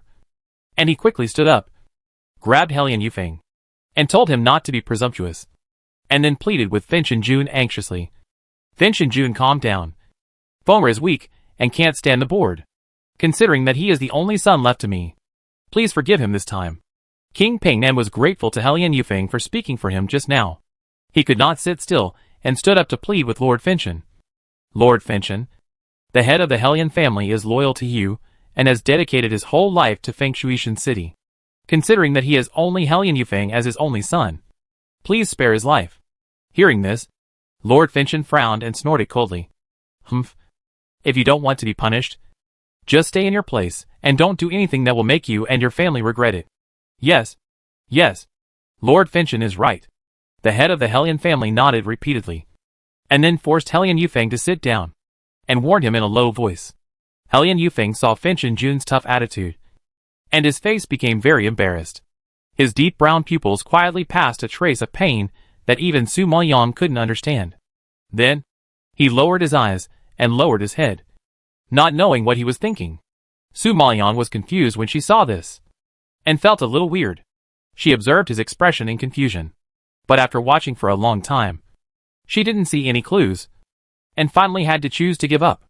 However, Su Maoyang didn't want to have any intersection with Helian Yufeng. Finchen Jun refused the marriage on her behalf, which she naturally wanted. Thinking of this, Su Maoyang felt a little relieved. At this time, the slightly stiff expression of the King of Pingnan saw that the atmosphere was not right, and he quickly smiled and smoothed things over. Since Finchen Jun has objections to my daughter's marriage, then this marriage will be cancelled. Ener has only been in the palace for a short time. My wife and I are reluctant to let her get married so early. I thank Lord Finchon for his understanding." When the King of Pingnan said this, he immediately covered up the real intention of Lord Finchon. He took Lord Finchon's refusal as a sign of understanding that the couple had just had a daughter and were reluctant to let their daughter marry. So he spoke out to stop her. This saved the face of Lord Finchon and Lu Lin. In fact, he didn't want Lu Lin to marry a sickly man. I heard that the Hellion family was very unlucky, and many people died in a row before. If Lu Lin went there and was infected with the disease, the princess would probably be heartbroken. Seeing that Lord Finchon's anger had subsided a little, the King of Pingnan smiled again and changed the subject. "Speaking of which, it will be the hunting season soon. Lord Finchon used to go to Muyun Paddock to hunt every year. This time should be no exception." "Right." Hearing about hunting, the slightly stiff atmosphere on the field suddenly became lively. Everyone swept away the haze just now and discussed Muyun Paddock fiercely. Upon hearing this, Lord Finchon nodded slightly and responded, "Well, the palace has already started preparing. Ministers and generals, you should also go back and prepare. List some feasible tactics, and we will set off in 5 days." The civil and military officials present received the order, stood up one after another, clasped their fists respectfully towards Lord Finchon, and accepted the order. "Yes, I obey your command." Then, Su Maoyong heard the families of the civil and military officials in the palace whispering excitedly, as if they were extremely looking forward to the hunt. Ji Weilon, who was sitting next to her, saw Su Maoyong's confusion and couldn't help but lean over to her ear and whispered in her ear, with some joy in her tone, "Cousin, you don't know that at this time every year, Lord Finchon will lead civil and military officials and the army to Muyun Paddock to hunt. This is also the day for the family forces in our Finchu imperial capital to go out together. It's fun to travel along the way, and the person who hunts the most and has the best tactics will also receive a generous reward. This is the event I look forward to most all year round." Hearing this, Su Maoyong nodded in understanding. It turned out to be a hunting event held by the royal family. Chapter 947 Royal Hunting. As far as she knows, this royal hunting, on the surface, seems to be hunting and playing, pure entertainment. But in fact it is the emperor's military exercise. Because hunting can, on the one hand, exercise horseback kung fu and improve the ability of horse racing and archery, on the other hand. It can enhance the combat effectiveness of generals and soldiers through fighting with spirit beasts, on the other hand. It can improve the strategic analysis ability of generals, so that when encountering war, they can deploy the army better and more skillfully, on the other hand. It can enhance team cohesion. From hunting to fighting, the two are seamlessly connected, and field training is much more effective than talking about war on paper. However, these are things that Lord Fintion and the generals should consider. For people of Ji Weilon's age, what they look forward to in their hearts is naturally playing. However, the younger generation is also regarded as the inevitable reserve force of Finchua Tiancheng in the future, and Lord Fintion naturally has the intention of training them. Su Maoyong was thinking carefully, while Ji Weilon was chattering in her ear, excitedly talking about the interesting things that happened in the enclosure before. It can be seen that Ji Weilon is indeed looking forward to this hunting activity. "Cousin, you don't have to worry about danger this time, because there are no spirit beasts on the way to Muyun Enclosure. Even if you arrive at Muyun Enclosure, the large army will only be stationed on the periphery, and will not go deep into the interior. Even many female relatives, who have no strength, will go together. If you don't know how to hunt, just rest on the periphery. Besides, this time, my uncle and aunt will also go with you, so you don't have to worry." Ji Weilon saw Su Maoyong lowering her head, and not in a very good mood. She thought she was worried that she would almost lose her life, like last time. So she quickly comforted her. Su Maoyong raised his eyebrows in surprise when he heard this. "Will my parents go with us?" Ji Weilon smiled and nodded. "Yes, it's a rare opportunity for an outing. Everyone will go with us." Hearing this, Su Maoyong's face suddenly darkened.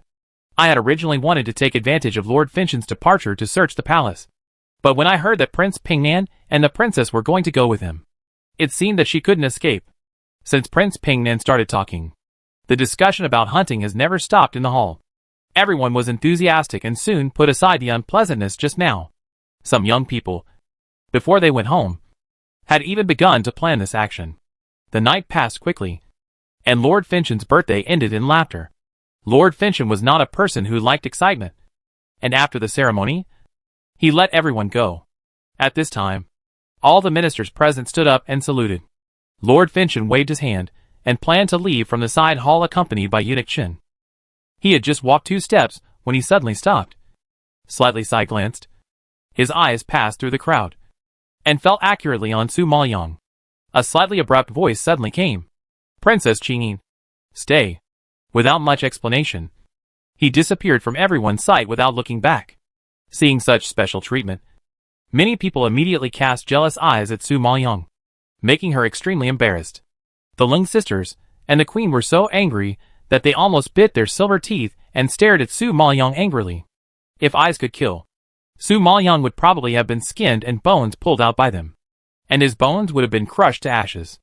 As soon as Lord Fentian left, the people in the palace quickly dispersed, and Su Maoyang, led by the eunuch, went to Lord Fentian's bedroom.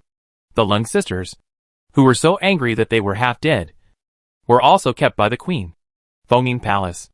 My queen, now Lu Lin has climbed over your head. Are you really not going to do anything about it? Lung Xuqing asked Qin Feixian, who was sitting in the upper seat, with a depressed expression and worried. When Qin Feixian heard this, her slightly pale face suddenly flushed with anger, and she shouted angrily, Humph! She's dreaming. She will never be able to climb over my head in this life. I am the legitimate daughter of the Qin family after all, and I have been in the palace for 6 years. No one can shake my position, just relying on a country girl from the countryside. Dreaming? Seeing that Qin Feixian was a little excited, Lung Shuyue calmly advised, My queen, you have the support of the Qin family, and you have been in the palace for so many years. You have already established a firm foothold. Others can't shake your position. But don't forget that there is a person in this world who can not only shake your position, but also send you to hell. He is Fentianjin. As soon as these words came out, it was like a bolt from the blue, hitting Qin Feixian's forehead with a bang, and her heart couldn't help but tremble violently. It seemed that a large ball of cotton was stuffed into her chest, and she couldn't breathe. Her beautiful face was even grayer, as ugly as death. Yes, only Lord Fincham can lift her up to heaven or throw her into hell. But this man, who is like a god to her, is now with a woman named Lu Lin. Lung Shuyue saw that Qin Feixian was deeply shocked, and took advantage of the victory to persuade her again.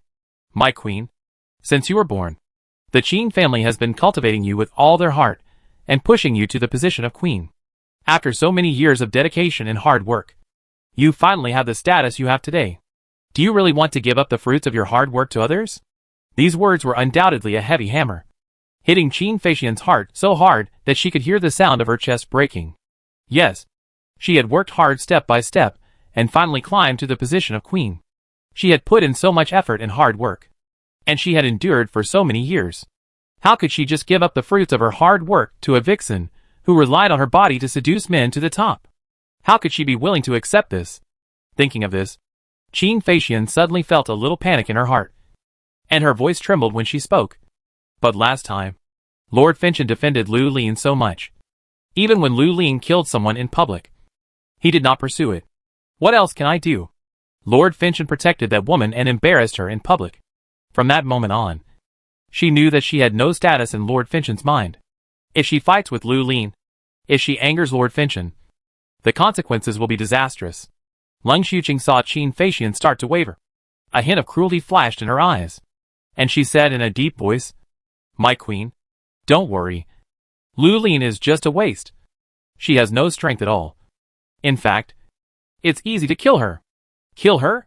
She is either in the palace or with Lord Fincham now. How can she be killed? Qin Feixian asked with her eyes wide open in surprise. Ping and Wang is powerful, and it is impossible for the assassin to sneak into the palace. If it is in Lord Fincham's bedroom, it is even more impossible.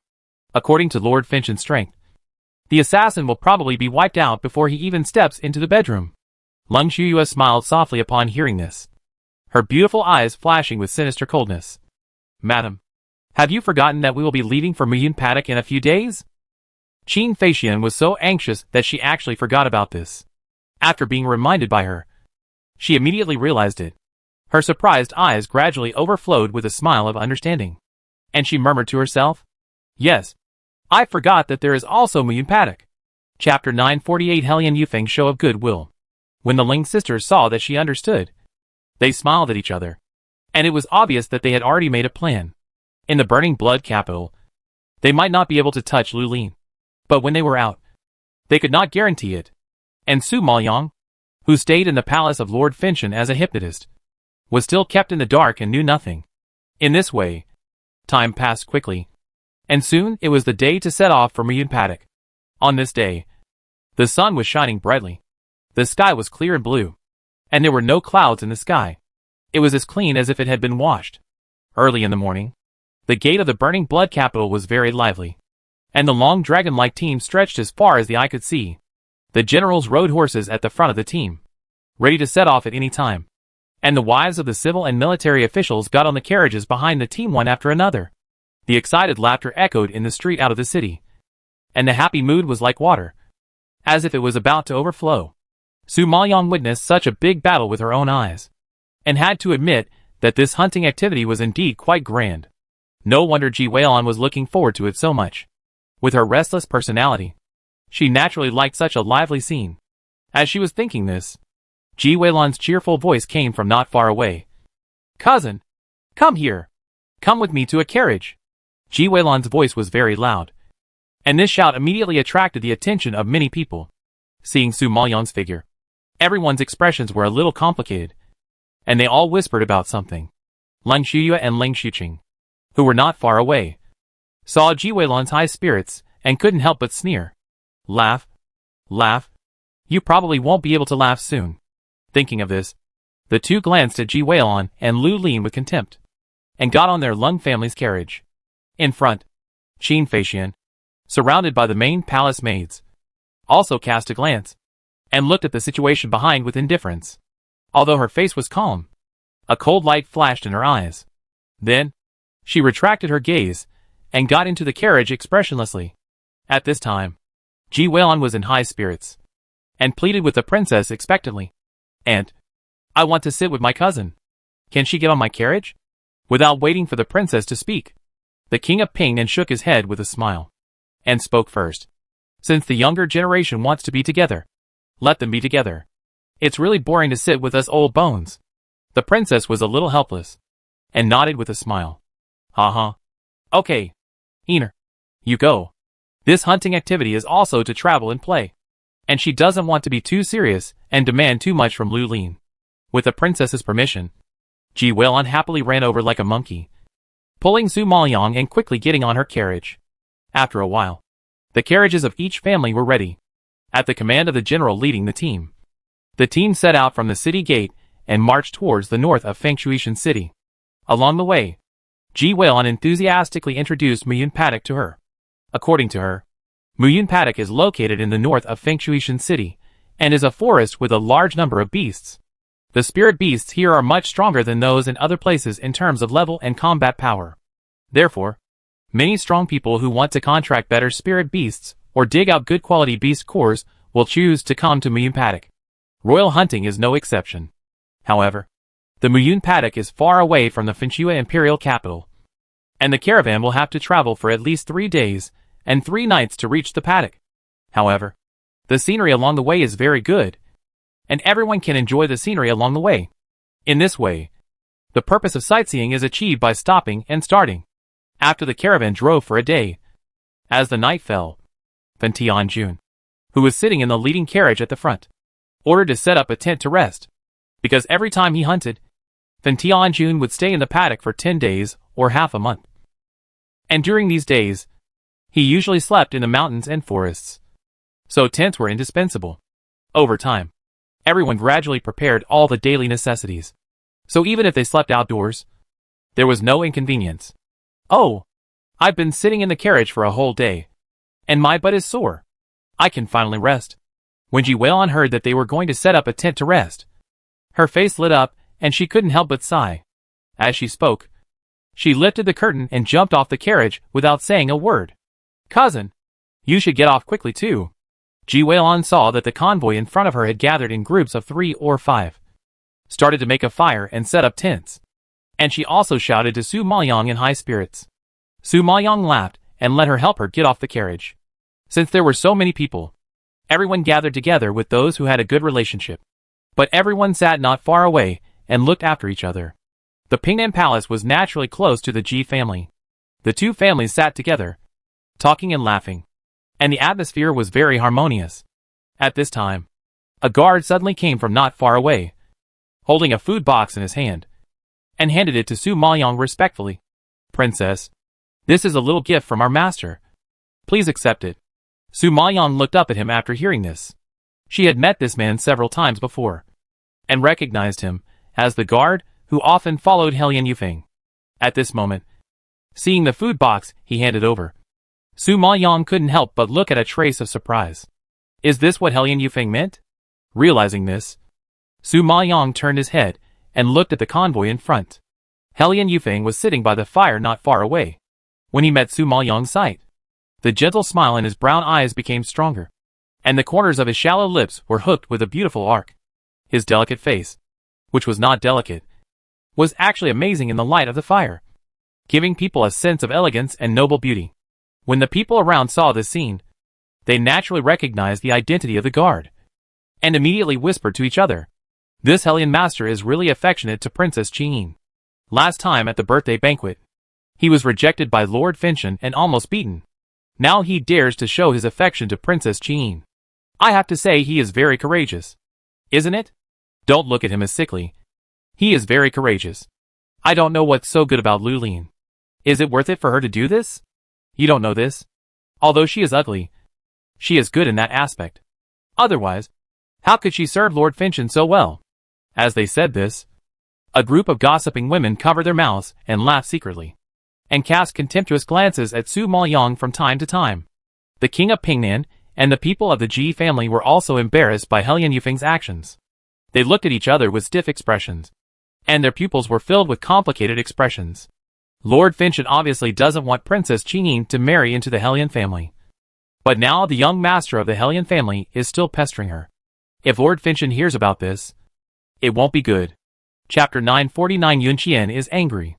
Su Maoyong just felt strange. In her opinion, Helyan Yufeng didn't like her, and he might even have other intentions towards her. But she still didn't know what he wanted. It seemed that she had to investigate this person carefully.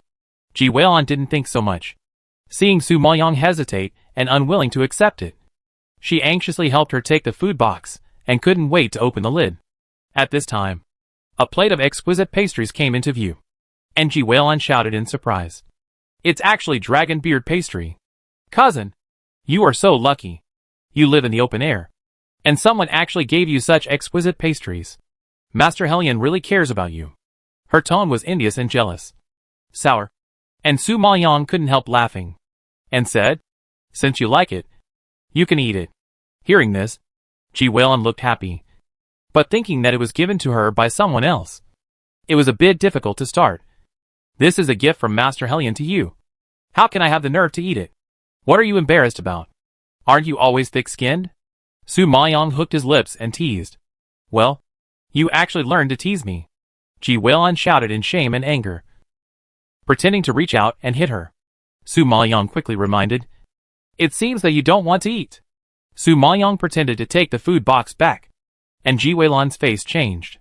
Like an old hen who protects her shortcomings, she hugged the food box in her arms and refused to let go. "Once you say something, you can't regret it. However, since you are so righteous, I will give you a piece." After saying that, Ji Weilon picked up a piece of dragon beard pastry and passed it to Su Maoyong's mouth. However, at this moment, Yunqian, who had been guarding behind Su Maoyong, rushed up as fast as lightning, and swung his sword to knock the pastry in Ji Weilon's hand to the ground. Due to the strong force, even the food box in her hand fell to the ground, and a plate of white dragon beard pastry rolled on the ground, black and dirty, obviously inedible. Ji Weilon was shocked by Yunqian's sudden move. She widened her eyes in shock and stared at the dragon beard pastry rolling on the ground. After a moment of stiffness, she came back to her senses, raised her head suddenly, and angrily scolded Yunqian. "Asshole! What are you doing?" Yunqian, a guard, dared to offend the master, which was too presumptuous, not to mention Ji Weilon's shock. Even the prince and princess sitting next to them, and the people of the Ji family were staring at Yunqian in surprise. I don't understand why he reacted so strongly. Yun Qian lowered his head, looked cold, and answered with a fist. For the sake of the princess's safety, I have no choice but to resort to this.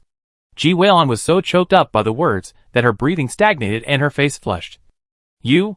When Su Maoyang heard this, he raised his eyebrows and glanced at Yun Qian. Although he lowered his head and looked respectful, his tone was stinky and hard, and clearly carried a bit of anger. Seeing this, Su Maoyang couldn't help laughing in his heart, and couldn't help but secretly say that he was stingy. It's just a plate of pastries. Look how angry he is. Suppressing the smile in his heart, Su Maoyang gently advised Ji Weilon.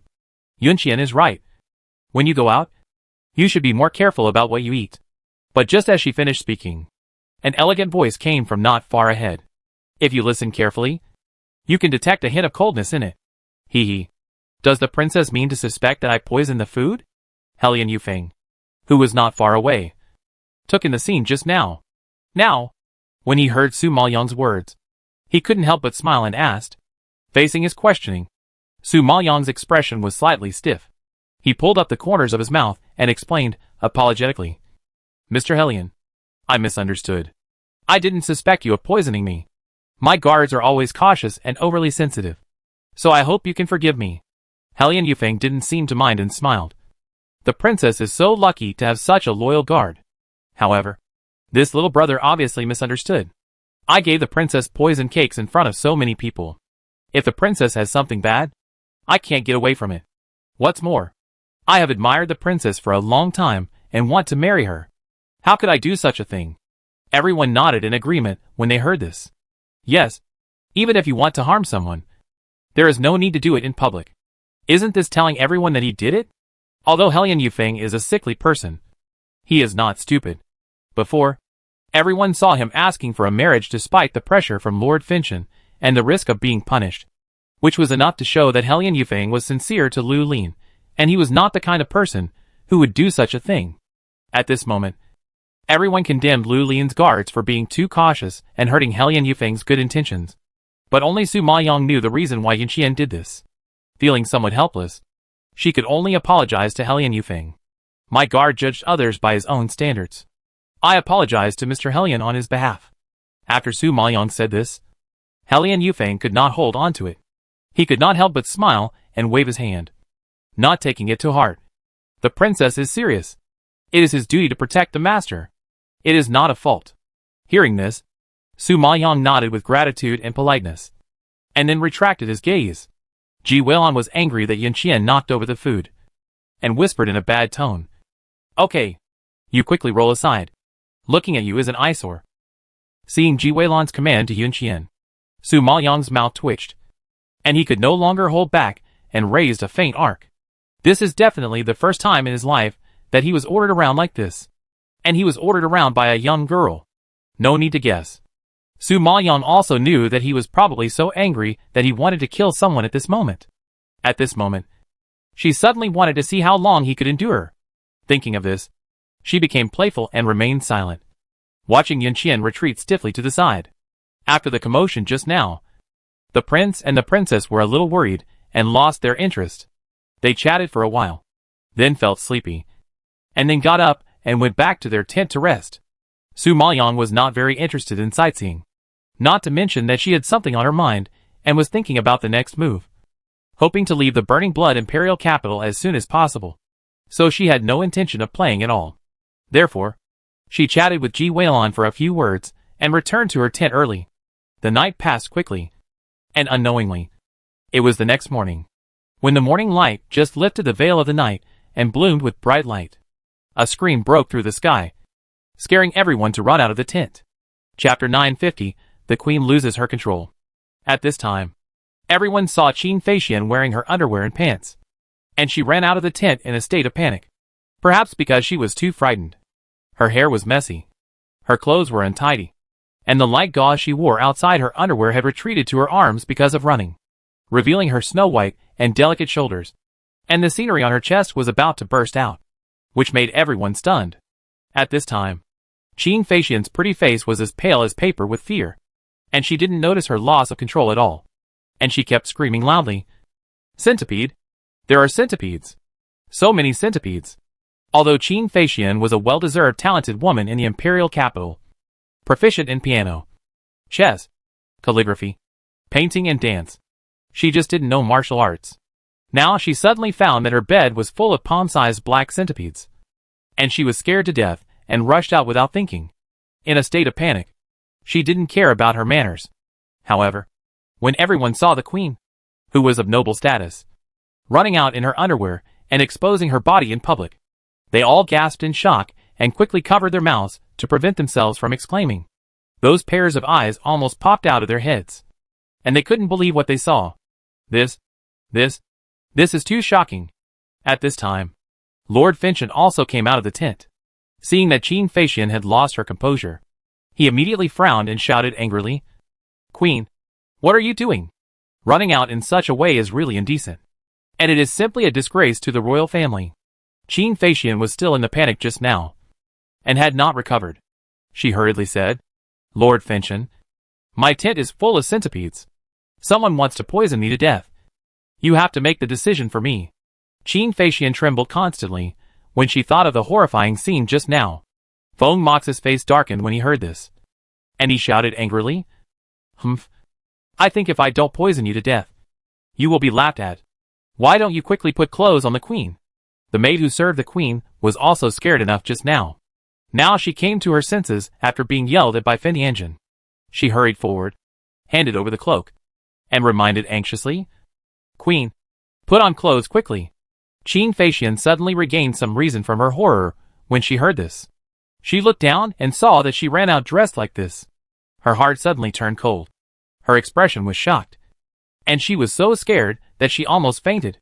She is a dignified and solemn queen who is the mother of the country. Now she has exposed herself in front of everyone. No wonder Lord Finchon is angry. You know, even if a girl is dressed like this and appears in front of everyone, her reputation will be ruined. Not to mention that she is the queen of a country. Shame. A huge shame. Such a shame is better than killing her with a knife. Thinking of this, Qin Feixian quickly took the cloak and wrapped her somewhat embarrassed body with the help of the palace maid. But it is too late to cover it now. Everyone has seen what they should and shouldn't see just now. The scene just now was too shocking. I believe many people will never forget it. Qin Feixian should be the first queen to make such a fool of herself. Su Maoyang was also quite surprised to see this situation. He really didn't expect that someone would dare to mess with the queen and use such vicious means. He is really brave. Just as Su Maoyang was sighing, Qin Feixian suddenly turned around, pointed at Su Maoyang angrily, and yelled through gritted teeth, "Lu Lin, it's you? It must have been you who did it." Qin Feixian almost didn't think about it, and subconsciously determined that it was Lu Lin. Because here, the one who had the most hatred for her, and was the most daring was Lu Lin. Su Maoyang was suddenly named, and his expression flashed with astonishment. Obviously, he didn't expect that the crime of framing the queen would suddenly be put on his head. He was speechless and retorted unhappily, "Queen, you can't make such a charge casually. Everything must be based on evidence. You said that I did it without evidence, which means you are slandering and framing me." "Humph. Don't quibble. Last time you killed my maid, so many people witnessed it with their own eyes. So only you can do such a lawless thing." Qin Feixian thought that Lu Lin killed her maid Fan and made her so embarrassed. And she was even more furious. Su Maoyang sneered, "Queen, you must twist the facts like this. I still suspect that you deliberately framed me in order to help Nani Feng get revenge." Qin Feixian didn't expect Lu Lin to be so shameless and dare to frame her. She was so angry that she was gasping for breath and burning with anger. "Asshole! Do I have to sacrifice my reputation to frame you? Reputation is sometimes more important than life for a woman. What's more, she is a queen of noble status." Su Maoyang heard this and laughed twice. Who knows?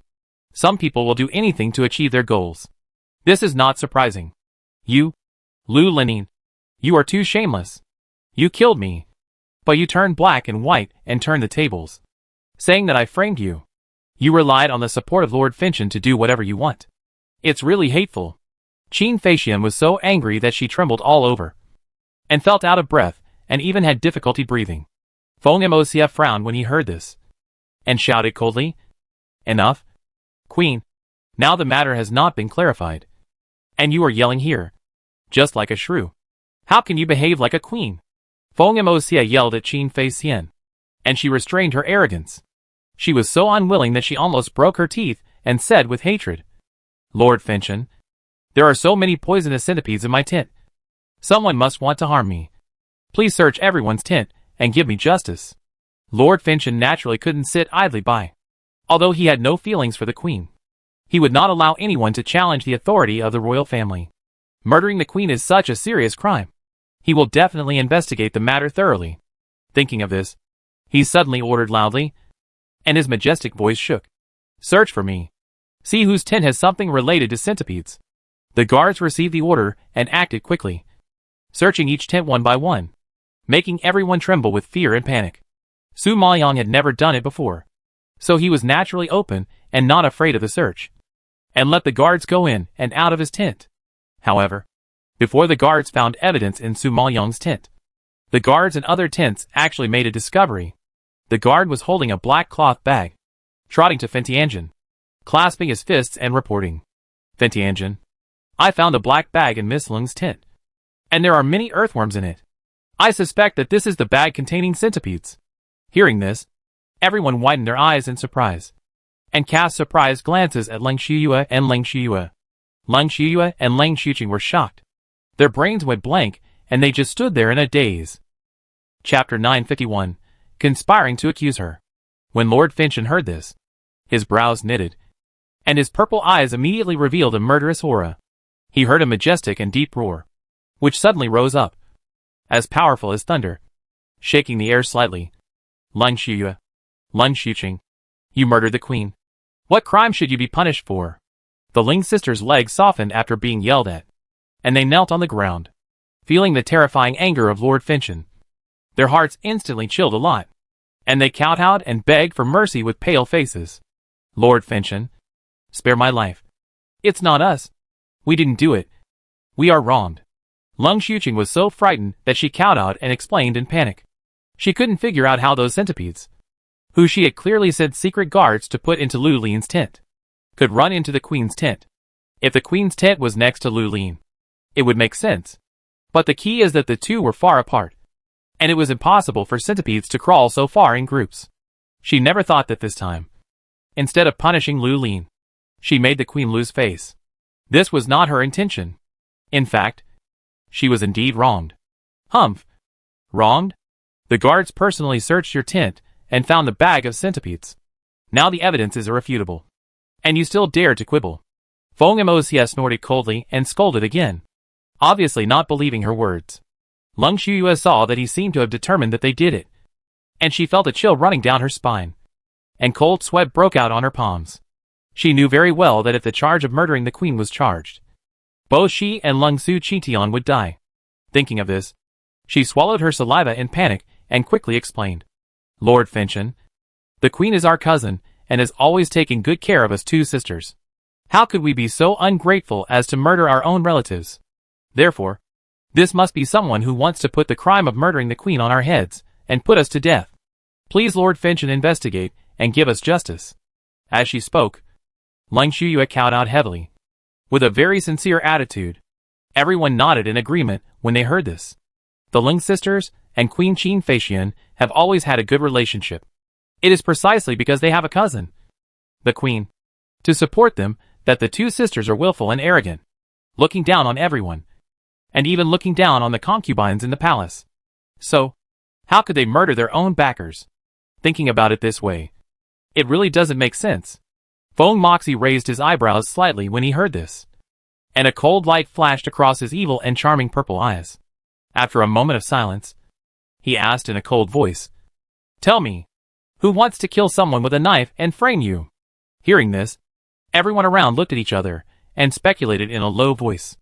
If someone really murdered the queen and framed the Leng sisters, then this person is too bold. He offended the queen and provoked the Leng family. This person is probably not simple. When Leng Shiyue heard the question, she immediately turned her head to look at Su Maoyang, who was standing not far away. Seeing the latter's indifferent expression, as if he was watching a good show, she immediately understood. They had clearly sent someone to deliver the bag of centipedes to Lu Lin's tent, but it strangely appeared in the queen's tent. She threw the bag of centipedes into the woods herself, and buried it carefully to prevent the truth from being exposed. Logically, no one except her would know. But now it appeared in their tent. It was obvious that this was Lu Lin's conspiracy. She saw through their plan. So she took advantage of it, and threw the centipedes into the queen's tent. On the one hand, she could make the queen look bad. And on the other hand, she could accuse them of the death penalty for murdering the queen. What a vicious heart. Thinking of this, Leng Shuyue was furious, pointing at Su Maoyang and yelling, "It's you? Lu Linin. You are so cruel. Even if you hate us, there is no need to be so cruel. Put us to death." Faced with her accusation, Su Maoyang sneered speechlessly. "Miss Leng, I know you have a good relationship with the queen. But isn't it too much for you to join forces to frame me like this?" Leng Shuyue saw that she refused to admit it, and gritted her teeth and said, "Bah, I didn't frame you. You did it all. Last time you had a quarrel with the queen in the palace. And you have a deep grudge against us. You think we are the reason why you were rejected and lost face. So you hold a grudge against us, and have been waiting for an opportunity to take revenge. So you use this vicious plan to kill two birds with one stone to frame me and the queen. Lu Lin, you vicious woman. I really underestimated you." Hearing Leng Shuyue's decisive and firm words, everyone changed their faces in surprise, and cast horrified eyes at Su Maoyang. They didn't expect that the weak and incompetent Princess Qin actually had such a vicious heart and such vicious means.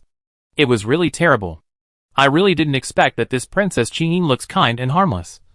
But she is actually a cruel and ruthless woman. Haha. That's natural. If she didn't have some skills, could she enter the palace and become a favorite of Lord Finchin? Hearing the discussions around him, Yan Lingyu shook his head in shock. He had seen Su Maoyang's strength before, and knew that she was not simple. Such a method of killing two birds with one stone was indeed easy for her, and there was no difficulty at all. If it was true as Leng Shuyue said, all this was Lu Lin's trick. He couldn't imagine how insidious this person was. Princess Pingnan saw that everyone started to condemn Lu Lin after listening to Leng Shuyue's one-sided words. She was anxious and hurried forward to block Su Maoyang, protecting her behind her, and loudly retorted, "No, it's not my daughter. You are wrong. My daughter is weak, and has a simple and honest character. How could she have the idea of harming others? What's more, it was a plot to murder the queen. A big figure like the daughter of the Leng family. She wouldn't dare to do it even if she had 100 guts." Hearing the princess defending Lu Lin, the head of the Leng family stood up and snorted angrily. "Princess, don't quibble for Lu Lin. It's obvious that she framed her. Keeping such a vicious daughter by your side will only bring you trouble. You'd better not interfere. Head of the Leng family, you are slandering me. My daughter is definitely not that kind of person. You have no basis. You are not allowed to slander my daughter's reputation." The princess' cheeks flushed with anger. She was obviously a gentle person, but now she became like a sharp hedgehog, protecting her child. As the saying goes, when the wall falls, everyone pushes it. The head of the Yin family was tossed around by the Pingnan Palace last time. Now seeing Lu Lin suffer, he also added insult to injury and said, "Lord Finchin, Princess Qin has committed such a serious crime. If she doesn't die to apologize, I'm afraid it will be difficult to stop the malice of you. Last time, the Pingnan Palace almost killed his son. This time he returned them all."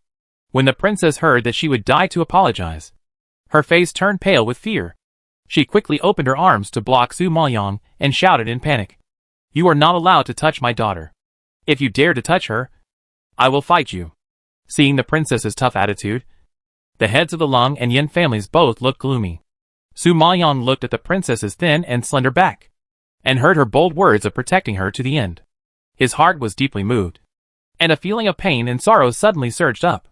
Chapter 952, Sowing Discord. Just when Su Maoyang was shocked, the princess grabbed her hand and whispered to comfort her. "Ener, don't be afraid. I'm here. They dare not do anything to you."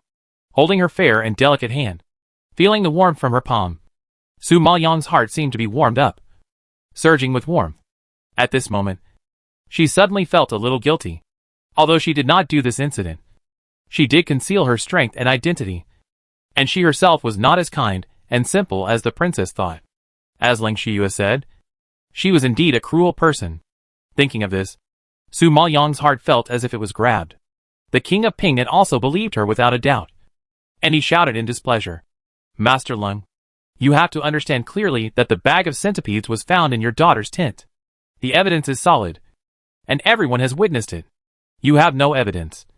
So why do you say that my daughter framed your daughter? I also suspect that your Lung family is jealous of my daughter. So when the truth comes out, you push my daughter out to take the blame. If you rely on guesswork to convict people, wouldn't it be a mess? The king of Ping then scolded the master of Lung, making him speechless. You? Feng Xie is not a fool. So he naturally won't judge the case based on Lung Shiyue's words. After a moment of silence, he questioned her. Since you insist that Lu Lining framed you, do you have any evidence? Lung Shiyue was choked.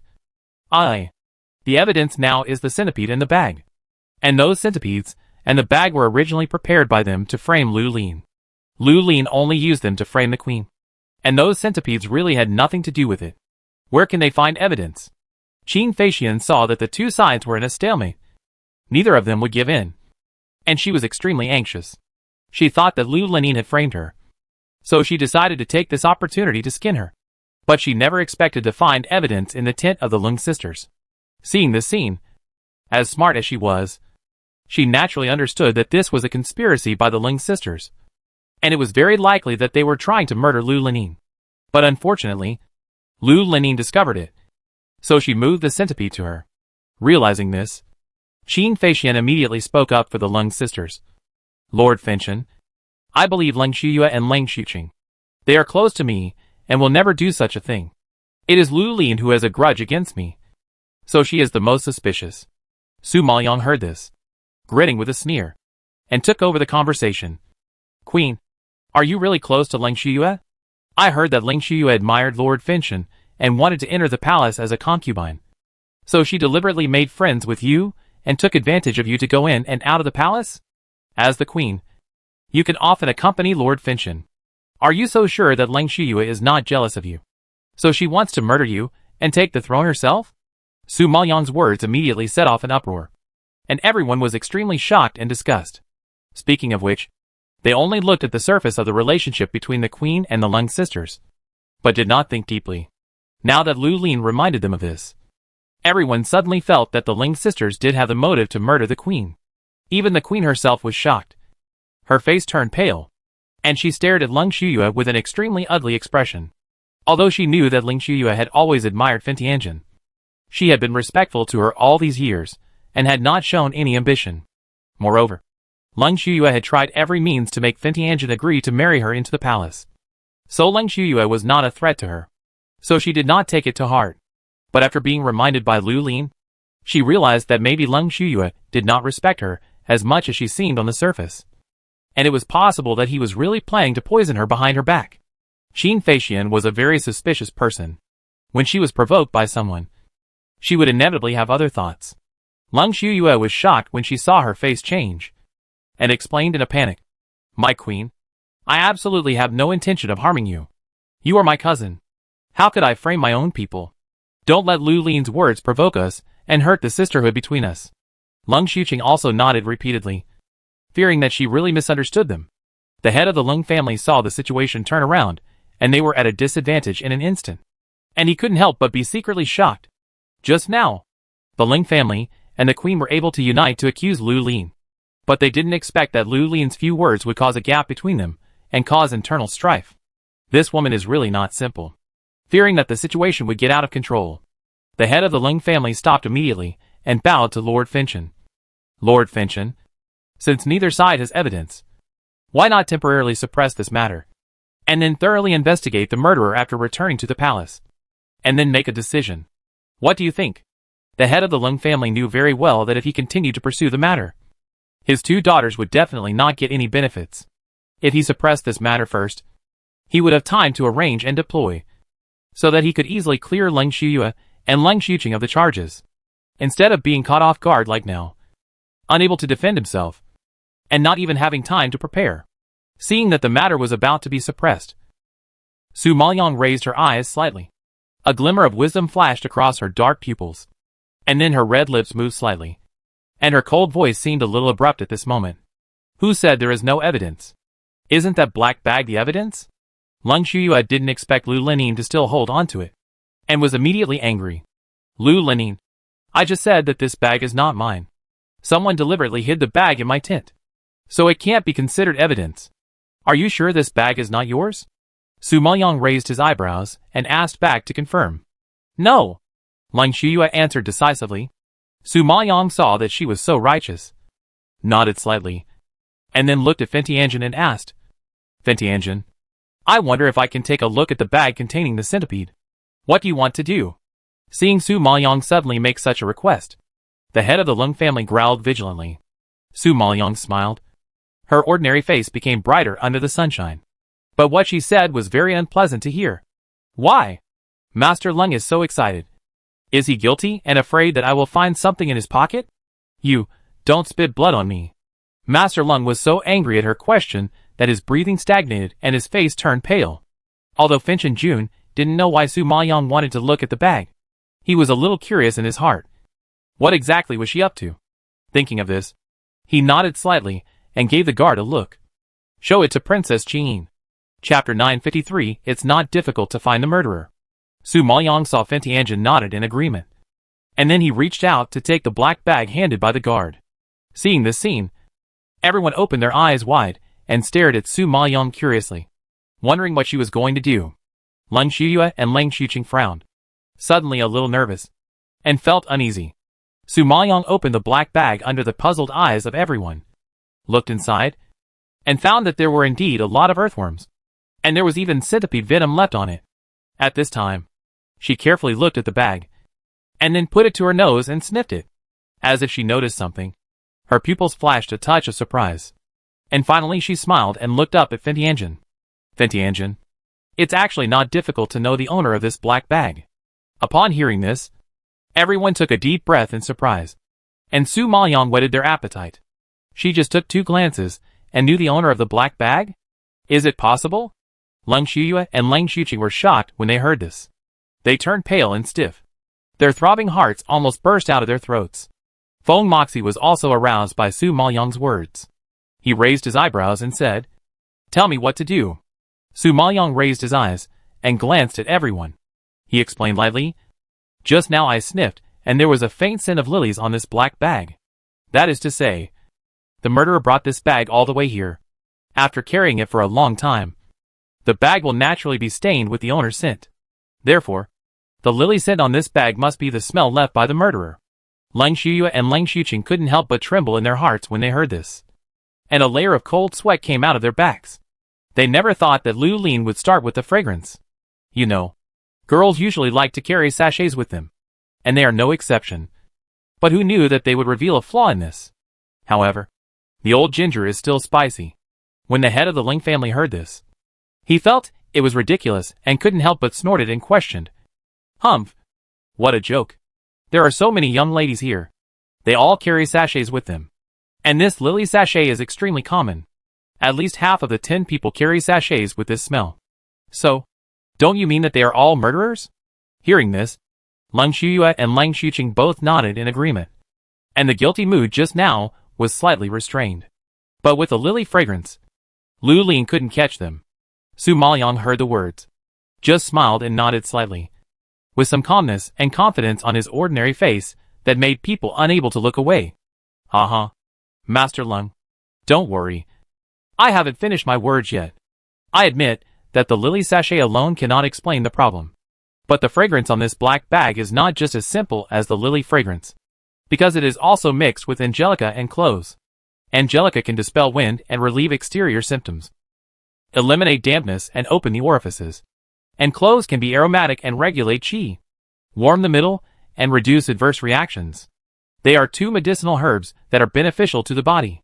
And my father used to be in the medicinal herbs business, so I know a thing or two about medicinal herbs. So I am sure that in addition to the lily fragrance, there are also the smells of angelica and cloves. Therefore, as long as the young ladies present take out the sachets and check to see whose lily sachet is mixed with these 2 medicinal herbs, then whoever has it will be the real murderer. When Lang Shuyue and Lang Xuqing heard this, they were shocked and trembled. Lang Shuyue was an alchemist, so she was very familiar with medicinal materials. So when she prepared the sachet, She deliberately added 2 medicinal materials that were beneficial to health. Who knew that it would become evidence to identify her today? Thinking of this, Lung Shuyua's face turned blue-gray, and her eyes widened in shock, filled with horror. After hearing what Su Maoyang said, Lord Finchen's purple eyes flashed with an inexplicable light. After taking a deep look at her, he loudly ordered the guards, "Search the sachets one by one for me." Seeing the guards start to act, Lung Shuyua was completely panicked and kowtowed to beg for mercy. "Lord Finchen, I confess, this bag is indeed mine. But I raised so many centipedes not to harm people, but to use them as medicinal materials for making pills. Rather than being caught in the act, she might as well confess and admit her mistakes. And perhaps there would be a glimmer of hope." When Lord Finchen saw that she finally admitted it, his face suddenly darkened, his sword-like eyebrows raised, and he growled in a cold voice, "It's really you. Since it wasn't meant to harm people, why didn't you tell the truth just now, and deliberately made up a lie to frame Princess Qingyin? I didn't expect that my mistake would make the queen so embarrassed. I was afraid of the queen's punishment, so I resorted to this desperate measure. Lord Finchen, I was wrong. I won't dare to do it again. Please forgive me this time," Lung Shuyua said, and began to cry bitterly, crying and begging for mercy, which made people feel a little bit sorry. Lung Shuyua knew that it was better for her to say it was a mistake than to say it was a deliberate murder. If it wasn't intentional, Lord Finchen might have spared her for the sake of the Lung family. If it was determined to be intentional, the nature would be different. She murdered the queen, which was an act of challenging the imperial power. Lord Finchen would definitely not let her go. The head of the Lung family was so scared when he saw this scene that he was sweating all over his head. He immediately knelt down and begged, "Lord Finchen, you also know that Yura is an alchemist. Some elixirs do need insects as medicine. It's not uncommon for her to keep them with her. So she really didn't mean to frame the queen. I hope Lord Finchen will spare her life for her unintentional mistake." As he said this, the head of the Ling family also kowtowed heavily, and his panic and fearful posture was humbled to the dust. Although Qin Feixian was angry that the Lung sisters made her embarrassed, they were members of the Ling family after all. Although their Qin family was also one of the 5 major families, it was because of the support of the Lung family that they stood firm over the years. If the Lung sisters died because of this, the Qin family and the Lung family would definitely fall out. She has already made a fool of herself, which is an irreversible fact. If she damages the interests of the 2 families and even affects her position as the queen in order to vent her anger, it will not be worth it. Qin Feixian is a smart person who can analyze the pros and cons and be flexible. Then she actually spoke in person and pleaded with Lord Finchen. "Lord Finchen, forget it. I think the Lung sisters did not mean it. Since it is a misunderstanding, there is no need to make a big deal about it, so as not to hurt the harmony between the monarch and the ministers." Everyone was quite touched when they heard Qin Feixian's words. She suffered a great humiliation today, but she could still repay evil with virtue and plead for the Lung sisters. Just for this demeanor and this mind, it is quite extraordinary. Chapter 954. The Ling sisters suffered. Su Maoyang saw that Qin Feixian could endure humiliation and put the overall situation first, and she had some respect for her. However, the Ling sisters framed her again and again, in order to conceal her identity and not expose her strength. She did not take their lives, but it did not mean that she could let things go peacefully. So this time, she would make the Ling sisters pay a painful price no matter what. Thinking of this, Su Maoyang raised her eyebrows and spoke softly. Her clear voice seemed to be sympathetic to the queen, but the meaning of her words was to severely step on the Lung sisters. "Queen, you are too kind. You treat them so well, but they are ungrateful and poison you behind your back. You still plead for such a ruthless and vicious woman. Is it worth it?" Lung Xuqing heard that Su Maoyang was still fanning the flames, and her face flushed with anger. She pointed at her in anger and shouted, "Lu Lin, you bitch. My sister said that she didn't intend to murder the queen. This time it was purely an unintentional mistake. Don't slander us and provoke the relationship between us and the queen. Even if it was not intentional, you also hurt the queen. The queen doesn't care about you because she is tolerant and generous, which doesn't mean that you are not wrong. You made the queen lose so much face. How can it be erased by a word of unintentional mistake?" Su Maoyang retorted coldly, blocking Lung Xuqing speechless. You Lung Xuqing pointed at her angrily. Trembling with anger, gasping for breath, unable to utter a complete sentence. Seeing that Lu Lin refused to give up, the head of the Ling family was worried that Lord Finchen would really kill his 2 daughters. So he immediately kowtowed heavily, crying and said, "Lord Finchen, although my 2 daughters are a little willful, they are not bad-hearted and have absolutely no intention of harming others. What's more, this person is the noble queen. If they are investigated, it will be a capital crime. Even if they have 100 courage, they dare not do it. Besides, the centipede was really kept by Yer for alchemy. If Lord Finchen and the queen don't believe it, they can go back and ask Master Pang of the Alchemy Guild. Master Pang has been teaching Yer to make alchemy, and he knows the situation best." Su Maoyang heard that the head of the Ling family actually brought up Master Pang, and he had to admit that the old man was still the best. The Alchemy Guild is in existence beyond the 5 major families, and Pang Jianyuan is the vice president of the Alchemy Guild. His status in Fengshuishan City is naturally extraordinary. The reason why their Lung family is so arrogant is because they have an alchemy genius, and the alchemy genius has the support of the vice president of the Alchemy Guild. What he meant by this was to remind Lord Finchen that his daughter is Master Pang's apprentice and cannot be easily touched. It is not worth it to offend the Alchemy Guild because of an unintentional mistake. Head of the Lung family, Master Pang is Leng Shuyu's master. Of course, he has to protect his apprentice. "You let. What can Finchen Jun ask him? Isn't your nonsense? Besides, your 2 daughters not only embarrass the queen, but also frame my daughter. The queen is tolerant and generous, and she doesn't care about you. I am not so generous. It's not easy to let it go after you wrongly accuse my daughter." Hearing that the head of the Ling family threatened people with Master Pang, the king of Pingnan couldn't bear it. He was so angry that he couldn't help but step on him. The sarcastic and cold tone made the head of the Ling family look black and tremble. Su Maoyan was grateful when he saw the attitude of the king of Pingnan. In order to seek justice for her, he bluntly said that he was not generous, and he was determined to investigate to the end. How could he not be moved? As soon as the king of Pingnan finished speaking, without waiting for the head of the Lung family to react, he clasped his fists towards Lord Finchen and said, "Lord Finchen, even if Ling Shuyue did not do it on purpose, it is a fact that she made a big mistake and caused adverse consequences. She deceived Lord Finchen and framed the princess intentionally. So please Lord Finchen severely punish the Lung sisters and give my daughter justice."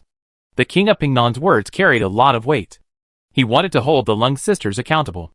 Lord Finchen was not easy to get rid of, but Ling Shuyue had the support of the Alchemy Guild behind her, and it would be too costly to kill her.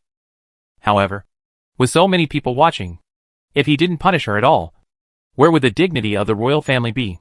After weighing the pros and cons, Lord Finchen had made a decision. He ordered the Ling sisters, who were kneeling on the ground in fear, "I will spare them the death penalty because it was an unintentional mistake. Come on. Beat them with 50 boards to serve as a warning to others." As soon as the majestic roar fell, several guards immediately walked towards Lang Shuyue and Lang Shuqing. Seeing that the boards were about to fall on them, the Ling sisters were completely panicked.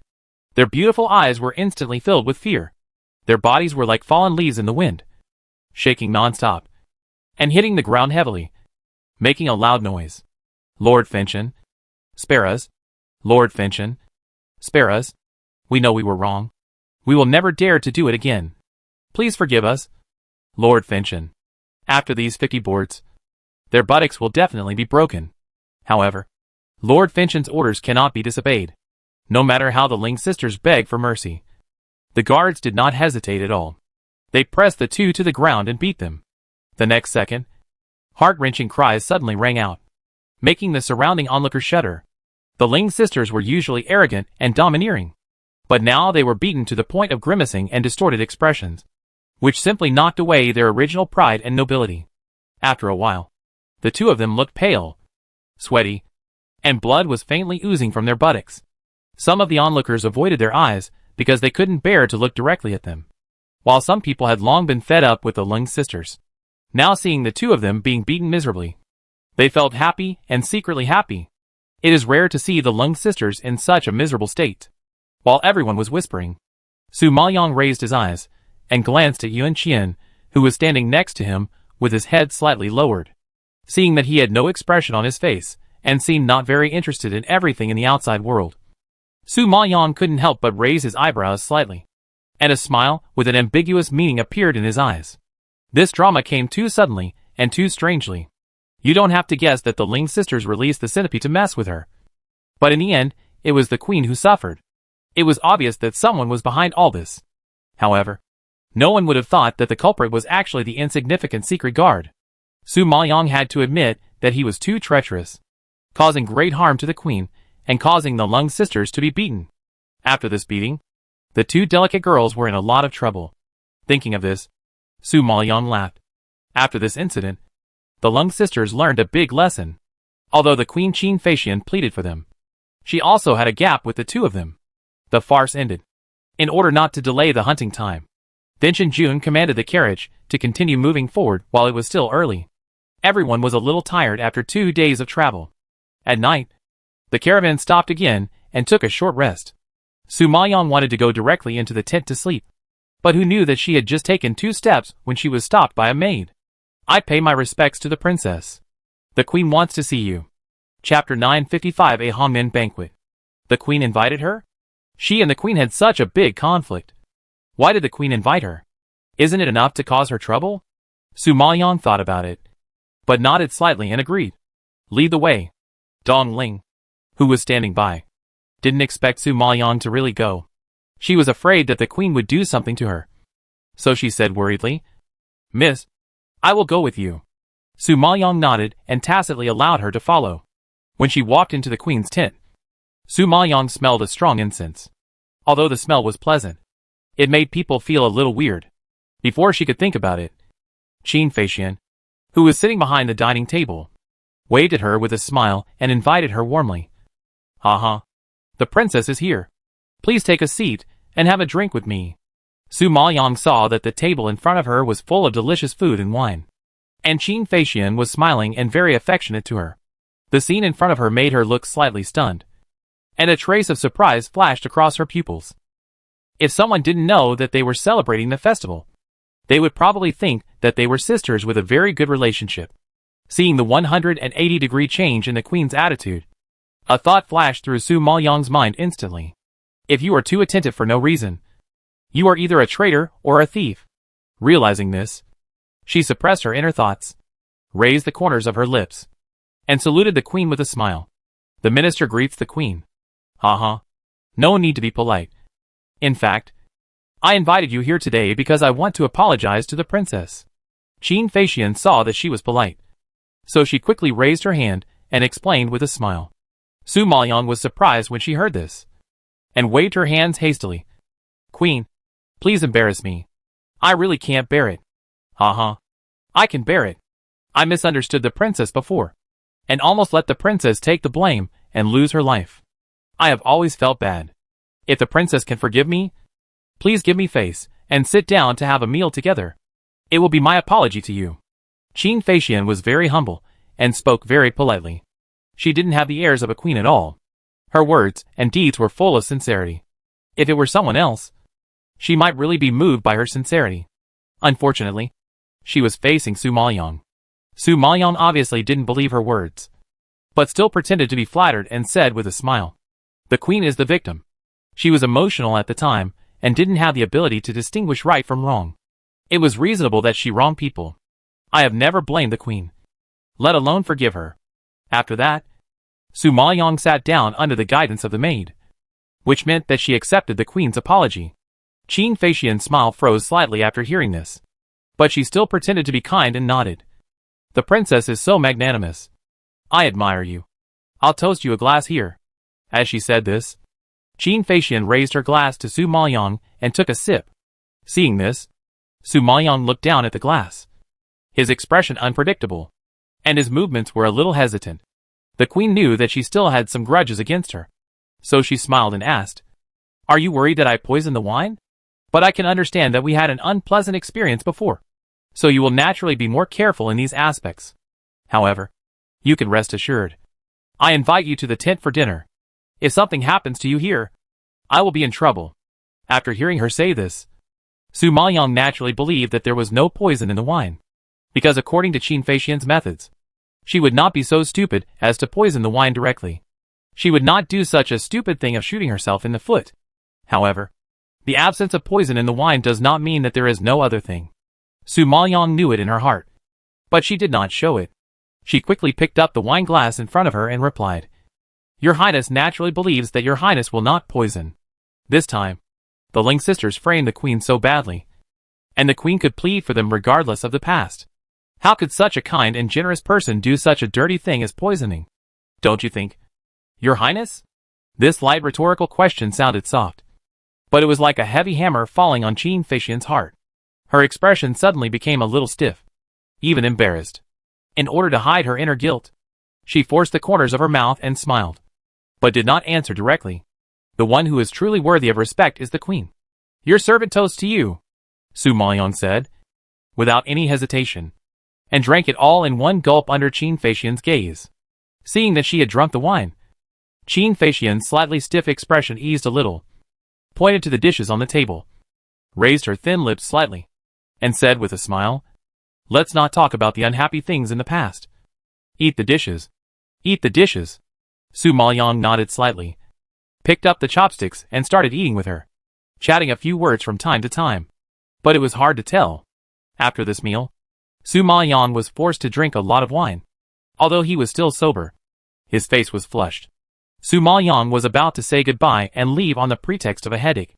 However, at this moment, a maid suddenly came out of the tent and respectfully reported to Qin Feixian, "My queen, Eunuch Chen wants to see you." Hearing about Eunuch Chen, Qin Feixian's hand holding the wine glass suddenly paused, and her pupils jumped with a little surprise. Since the last time she embarrassed Lu Lin in public, Finchen Jun was unwilling to see her in private, and even avoided her a little. She knew very well that she had displeased Finchen Jun. Now when she heard that Eunuch Chen beside Finchen Jun asked for an audience, she suddenly had a lot of doubts and hurriedly ordered, "Let him in." Eunuch Chen got permission and then lifted the curtain and walked in.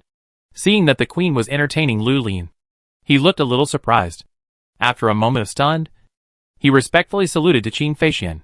"Your servant kowtows to the queen. No need to be polite." Eunuch Chen suddenly asked for an audience. "Is there something wrong with Finchen Jun?" Qin Feixian asked lightly. Eunuch Chen stood up and replied, "Lord Finchen learned that Princess Qin was with the queen, so he sent me to invite her over." "What?" Qin Feixian's expression changed drastically when she heard this, and she couldn't help but exclaimed. Eunuch Chen didn't expect her to have such a strong reaction, and stared at her in surprise. "My queen, is there any problem?" Faced with his doubts, Qin Feixian suddenly realized that she had lost her composure, pulled up the corners of her stiff mouth, and smiled awkwardly. "No, nothing." Seeing this, Eunuch Chen dispelled his doubts and nodded slightly. "Lord Finchen is waiting for the princess to treat her illness, so I will take the princess over first." Hearing this, Qin Feixian's eyes widened in shock, and she immediately stopped him. "Wait, does the queen have any other instructions?" Eunuch Chen felt that the queen was a little strange, and asked again. "That princess just drank a lot of wine here, and is already drunk. She just told me that she has a headache. I'm afraid she can't treat Lord Finchen tonight. In my opinion, let the princess go back to rest and sober up, and we'll talk tomorrow." Qin Feixian had an idea and explained hurriedly. Chapter 956 Lord Finchen. "Why are you here?" Eunuch Chen looked at Su Maoyang and found that her face was flushed. It seemed that she had drunk a lot of wine. He couldn't help but frown in embarrassment. "Lord Finchen asked me to invite the princess. If I fail to bring her, I will have a hard time explaining it." "Eunuch Chen, this is your fault. The princess is drunk and unwell. How can she treat Lord Finchen in this state? If something goes wrong with Lord Finchen, can you bear the responsibility?" Qin Feixian frowned and questioned him dissatisfiedly. She suddenly put on the airs of the queen, and her attitude was a bit tough. Su Maoyang didn't expect that Lord Finchen would ask her to see a doctor at this critical moment. She knew very well that she was not suitable to see him in her current state, because from the moment she entered the queen's tent, she felt that there was something wrong with the incense. Later, the old man Jinjuan told her that the incense released the fragrance of purple water lotus. Purple water lotus is originally a medicinal herb for calming the mind and refreshing the brain. It is not harmful to the human body. However, if a drunk person smells this fragrance, it will have an aphrodisiac effect, and soon the body will feel hot and itchy. What is even more speechless is that the fragrance is easy to evaporate, even if the imperial physician examines. Nothing can be found. It will only be mistaken for drinking too much and alcohol. Knowing that Qin Feixian used such a despicable and dirty method, Su Maoyang guessed that she was probably trying to ruin her reputation. She had to admit that Qin Feixian was much smarter than the Ling sisters in using this way to harm people without anyone noticing, and it was not easy to trace her. However, even if she knew that Qin Feixian had bad intentions, Su Maoyang couldn't refuse the queen's invitation according to her current status. Because if she was accused of being arrogant and disobeying the imperial decree, she would be in trouble again. Besides, she had the herbs for this kind of aphrodisiac in her space, and she was fully capable of refining the antidote. So she was not afraid of the queen's frame-up. But if she went to Fentianjun now, she would not be able to detoxify, and she would not be refining the elixir in front of Fentianjun. It was no wonder that Qin Feixian reacted a little violently when she heard that she was going to Fentianjun. If the drug took effect, she and Fentianjun would be in the same room. Wouldn't Qin Feixian be trying to match her with Fentianjun in disguise? So Qin Feixian would definitely try her best to stop her from going to Fentianjun's tent. Of course, Su Maoyang was unwilling to lose his composure in front of Lord Finchen. If something really happened, Jun Haocong, the jealous man, would definitely come out and fight to the death with Lord Finchen. The consequences would be disastrous. Thinking of this, Su Maoyang followed the queen's words and nodded slightly. Well, I just drank too much and have a headache. I'm afraid I can't go tonight. Please explain to Lord Finchen. Seeing that Su Maoyang was indeed not in a good state, Eunuch Shen had a tangled expression and sighed helplessly. Okay. Then I will go back and talk to Lord Finchen. I'll take my leave first. After saying that, Eunuch Shen respectfully left the tent. Seeing that Eunuch Shen had left, Su Maoyang didn't want to stay for long. He saluted the queen and prepared to leave. The queen pretended to be worried and concerned. You are drunk. I'll send someone to take you back. Su Maoyang smiled and waved her hand. Don't bother, your majesty. Dong Ling will take me back. She still needs to find a place to dissolve the aphrodisiac first. So naturally, she doesn't want anyone to follow her. The queen nodded slightly when she heard this. Yes. Okay. Go back and rest quickly. And you'll be fine after a good sleep. Her eyebrow medicine must be a pill of the highest grade to dissolve it. And this highest grade can only be made by the alchemists of the Dan sect. It is absolutely impossible for a waste like Lu Lin to have it. Looking at her drunken appearance, let alone the pill, she probably doesn't even know that she has been poisoned. Therefore, Qin Feixian is still very confident and sure of everything she has arranged. Su Maoyang got her approval before letting Dong Ling help her out of the tent. Halfway through, she suddenly stopped and said, Dong Ling, I'm going to the forest over there to relieve myself. You wait here for me. Dong Ling knew that she had drunk a lot of wine and was probably holding her urine for a long time. She understood a little. Miss, I'll accompany you. No need. I can't pee if you stand next to me. You wait here. I'll be back soon. As she said that, Su Maoyang walked into the forest next to her. When she reached a deserted place in the forest, Su Maoyang called out in a low voice. Yun Qian. As soon as she finished speaking, Yun Qian immediately rushed to her and respectfully clasped his fists. What do you want? Master? Su Maoyang looked at him meaningfully and said, You cover me. I want to make pills here. Yun Qian clasped his fists and accepted the order. Without saying a word, he disappeared into the dark. Su Maoyang knew that according to his ability, he was more than enough to protect her. So he put out the alchemy furnace with confidence and began to refine the elixir. In fact, the process of making the antidote was not complicated. Su Maoyang did not delay for too long and successfully refined it and swallowed the antidote. Afterwards, she put away the alchemy furnace, walked out of the forest quickly, and returned to the tent with Dong Ling. Qin Feixian had been paying attention to Su Maoyang's movements. When she saw the maid walking in quickly, she immediately asked, Has Lu Lin returned to the tent? Yes. I saw her enter the tent with my own eyes. The maid nodded heavily. Qin Feixian got the exact news, and a cold smile gradually appeared on her lips, and her beautiful eyes flashed with excitement. Let Rushuang go to invite Mr. Helian. The maid got the order and retreated with understanding. Watching the maid leave, Qin Feixian's smile deepened, revealing a bit of coldness. Lu Lin, are you very good at seducing men? This time, I will prove your crime of being fickle and pretending to be a wife. Let's see what identity you can use to stand by Lord Finchen in the future. Qin Feixian was planning everything with confidence. But Su Maoyang, who had just returned to the tent, was startled by the scene in front of him. Lord Finchen, why are you here? Su Maoyang didn't expect Feng Moxie to be lazily leaning on her couch at this moment, staring at her faintly. Her heart skipped a beat, and she asked in surprise. I heard that you were drunk. I sent someone to invite you, but you dared to disobey my order. So I came to see how drunk you are. However, it seems that you are not drunk now. Feng Moxie has frivolous eyebrows, seductive purple eyes, sharp eyes, and extremely shrewd eyes. He saw through Su Maoyang's disguise at a glance. Su Maoyang was shocked when she heard this. She was afraid of being exposed. So she chuckled and explained, I just walked over from the Queen's tent and felt the night breeze, which made me feel much more awake. It's just that my head still hurts a little. So I'm sorry that I can't treat Lord Finchen tonight. Lord Finchen raised his eyes slightly when he heard this, and said with an inexplicable tone, Why do you want to have dinner with the Queen? Chapter 957. You also invited Helian Yufeng? He had heard that Lu Lin and the Queen were not on good terms. So why did he suddenly think of inviting her to dinner? Su Maoyang lowered his head and answered respectfully. The Queen misunderstood that I had framed her before, and she felt bad. So she invited me to dinner to make amends. Oh, is it really just a misunderstanding?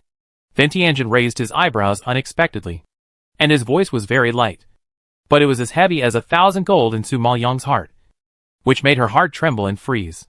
Su Maoyang was not stupid. From his tone, he probably realized that she was involved in framing the Queen. Sure enough, Feng Moxie was not so easy to fool. He saw everything and knew everything. Although Su Maoyang was shocked, she still tried to maintain her composure on the surface, pretending to be ignorant, and replied, I am terrified and don't understand what Lord Finchen means. Perhaps Feng Moxie was just trying to irritate her, and said this on purpose to see her reaction. So Su Maoyang must not fall for his trick. After all, this man is too insidious and cunning, and if you are not careful, you will be led into a trap by him. Seeing her pretending to be stupid, Feng Moxie's charming eyes narrowed slightly. But he didn't care about her fooling around, raised his thin red lips, and whispered, I advise you not to play tricks in front of me. The Queen has the Qin family behind her. If you make an enemy of her, you will suffer. If you make a big fuss, I can't protect you. Su Maoyang naturally knew that it was Lord Finchen who supported her in the previous confrontation with the Queen. This time, it seems that he helped to cover it up, so that she could pass smoothly. Otherwise, if he really pursued it, this matter would not be so simple. Su Maoyang heard him remind her so straightforwardly, and she knew what was going on, but she didn't show it on her face. She lowered her head and replied, Lord Finchen is worrying too much. I dare not be an enemy of the Queen, let alone play tricks in front of Lord Finchen. The Queen is looking for trouble with me because she is jealous of Lord Finchen and is worried that I will snatch him away. So she misunderstood me and framed her. Feng Moxie didn't expect that even though he had spoken frankly, Lu Lin still had reservations. She was so cautious, which was enough to show that she was deep in her mind. Thinking of this, his beautiful purple eyes, as cold as the moon, flashed a dark light, and the corners of his lips were curled up with a smile. And he sneered and asked, According to what you mean, it is my fault that you are wronged? Su Maoyang heard the coldness in his tone, and replied with a little fear, I don't mean that at all. Lord Finchen misunderstood. Humph. Whether it is a misunderstanding or not, you know it in your heart. Feng Moxie snorted coldly, and glared at her sharply. Seeing that she hung her head and dared not say anything, Feng Moxie was too lazy to argue with her. After a moment of silence, he ordered, Come here. When Su Maoyang heard these words, she knew that he wanted her to sleep with him again tonight. She immediately raised her head and explained, Lord Finchen, I am drunk today, and I am not feeling well. I am afraid I don't have the energy to help Lord Finchen cure his illness. She did drink a lot of wine today. Although she had taken the aphrodisiac, she was indeed a little drunk and wanted to rest early. Feng Moxie frowned upon hearing this, and a layer of anger appeared on his handsome face. He had sent Eunuch Shen to invite her before, and her refusal had already made him a little angry. Now that he had come to her tent in person, she dared to refuse. Such a bold move made Feng Moxie narrow his eyes in anger. However, just as he was about to get angry, He heard Helian Yufeng's voice coming from outside the tent. Is the princess here? I'm Helian Yufeng. I heard that you have something to talk to me about. Can I come in? When Feng Moxie heard this, his purple eyes flashed with cold light, and his face darkened instantly. He stared at Su Maoyang and asked in a low voice, Didn't you say that you were not feeling well? You didn't have the energy to treat me. But now you have the energy to invite Helian Yufeng to be your guest? Feng Moxie's cold voice was mixed with obvious anger, and Su Maoyang's back was chilled when he heard it. And he hurriedly explained, Lord Finchen, I did not invite Mr. Helian to be my guest. Before Su Maoyang finished speaking, Feng Moxie interrupted him with a cold and hard voice. How dare you? If you hadn't invited him, would he have come to your tent so late at night? Do you really think I'm easy to fool? He had just heard Helian Yufeng say that Lu Lin had something to talk to him about, and she dared to deny it. She was really brave. Su Maoyang was speechless after hearing this. She knew very well that Helian Yufeng's sudden appearance must be the queen's conspiracy. It was obvious that the queen must have seen Helian Yufeng's proposal last time and knew his feelings for her. So she deliberately gave her aphrodisiac and invited Helian Yufeng to her tent. Once her drug took effect, a man and a woman were in the same room, and the consequences were imaginable. However, if she confessed the queen's conspiracy now, it would be groundless and Lord Finchen might not believe it. If she was accused of framing the queen at that time, it would be more trouble than gain. At this time, feeling Lord Finchen's anger, Su Maoyang sighed helplessly and ordered Dong Ling, Go and tell Mr. Helian that I'm already asleep. If there's anything, we can talk tomorrow. Dong Ling nodded and was about to turn around and leave. But unexpectedly, Lord Finchen suddenly called her. No need. Since you have something to ask him, let him in. Su Maoyang saw that he still refused to believe her, and her face was tangled. She explained again, Lord Finchen, I really have nothing to ask him. It's so late. Let him go back. You want me to treat the disease? I will do it. Now Lord Finchen is here, which is already a headache for her. If Helian Yufeng comes, the three of them will stare at each other. What's the point of it? Besides, she doesn't know who Helian Yufeng is. Last time, he dared to offend Lord Finchen in order to propose marriage to her. If the two of them start to argue again, I'm afraid it will not end well. Seeing that she was not going to see Helian Yufeng, Feng Moxie's eyes slightly raised, and a hint of coldness flashed through her charming eyes. Do you think that I am here to hinder you from talking about things? Hearing this, Su Maoyang completely surrendered. She found that the more she explained, the worse it would be. It would be better not to explain. Then she compromised and ordered Dong Ling, Go and invite him in. Dong Ling nodded and walked out quickly. After a while, Helian Yufeng walked in. When Helian Yufeng came in, he found that Fentianjin was also here. His pupils, as deep as an ancient well, shrank slightly, and a complex emotion flashed across his eyes. After a moment of stiffness, he saluted him respectfully. Yufeng kowtows to Fentianjin. Although his words and deeds were respectful, his face was cold, which was different from usual. Although Su Maoyang didn't know him very well, she had met him a few times and had dinner with him once. In her impression, Helian Yufeng was a gentle person who rarely got angry. He could even laugh it off when others laughed at him. But now he had a stern face and exuded a rare hostility, which was beyond Su Maoyang's expectation. Chapter 958 The confrontation between the two. Su Maoyang found that she had never seen through the Helian master in front of her from beginning to end. She always felt that he was very strange, but she couldn't tell what was strange about him. Since you are here, sit down. Then Tianjun raised his eyes and glanced at Helian Yufeng, pointing to a seat beside him. Su Maoyang didn't expect that Fan Tianjun really intended to keep Helian Yufeng. Surprise flashed across his face. Just as he was about to speak, who knew that Helian Yufeng really sat down without any courtesy, and he didn't even mean to leave. Seeing this scene, Su Maoyang swallowed the words that were about to roll to her lips, and looked at Helian Yufeng with some surprise. She thought that Helian Yufeng would leave tactfully when he saw Fan Tianjun here, but she didn't expect that he really stayed. I really don't know what he is thinking, and what he is going to do. Just as Su Maoyang was thinking, Fentianjun was the first to ask.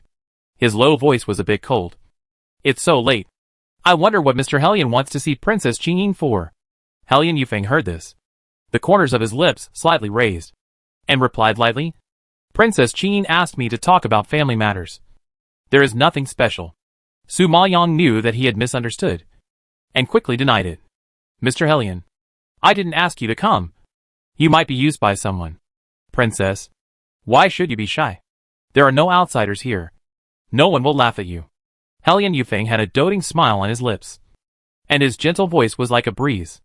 But Su Maoyong heard this, but he widened his eyes in shock. Seeing his ambiguous look, he was extremely surprised and speechless for a while. It would have been fine if she didn't explain, but this explanation was actually described by him as shyness, as if there was something going on between the two of them, which was simply making things worse. Facing Hellion Yufeng's attitude, Su Maoyong was unsure for a moment. Was he being kept in the dark? Did he really think that she was looking for him to chat? Or was he deliberately pretending to be intimate in front of Fin Tianjin? If it was intentional, why did he do this? Did he really like her? Until now, Su Maoyong still didn't quite believe that Hellion Yufeng would like her, and always felt that she had missed some details.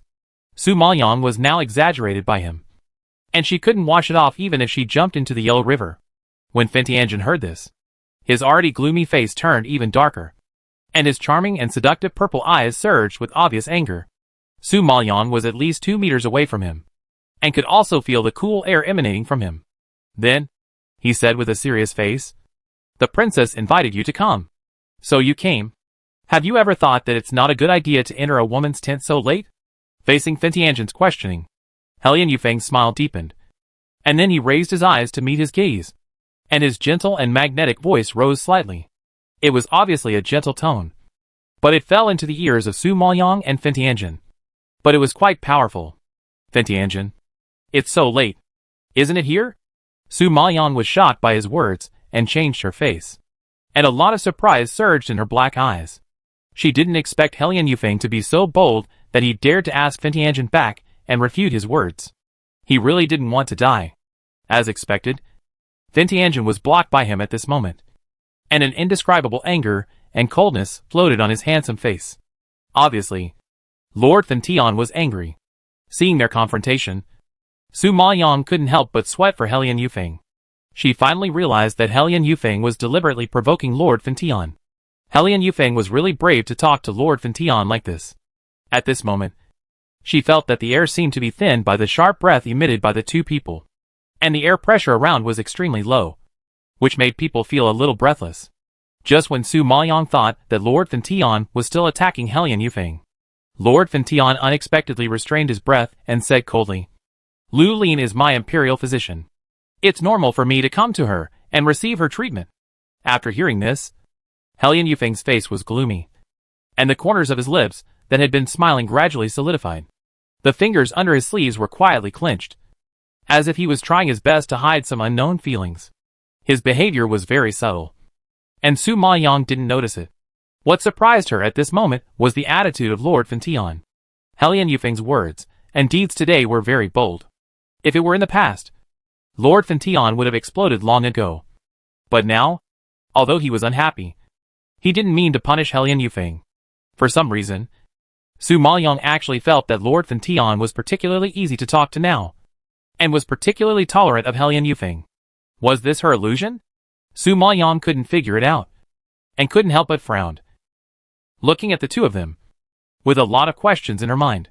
On her side, the three parties were in a stalemate, and they fell into a weird atmosphere, while Qin Feixian, who was waiting for the opportunity in the tent, was a little uneasy. At this time, Qin Feixian saw the maid rushing in. Her eyes lit up. She stood up immediately, and asked anxiously, What happened? The maid smiled and nodded happily. My queen, it's done. Hellion Gongzi has entered the tent of Princess Qin. It's been a cup of tea, and he hasn't come out yet. Now the maid next to the princess is guarding outside the tent. I think the two of them are probably in the tent, and they are already. The maid didn't explain the rest of the words, but the ambiguous look of winking made Qin Feixian very happy. She praised in a good mood. You did a good job this time. There is a reward. The maid was flattered and knelt down to thank her. The queen didn't have time to talk nonsense with her. There was a touch of excitement in her eyes. She directly ordered loudly, Let's go. Follow me to catch the adulterer. After the voice fell, Qin Feixian had already strode out of the tent, as if she couldn't wait to see Lu Lin's disgrace.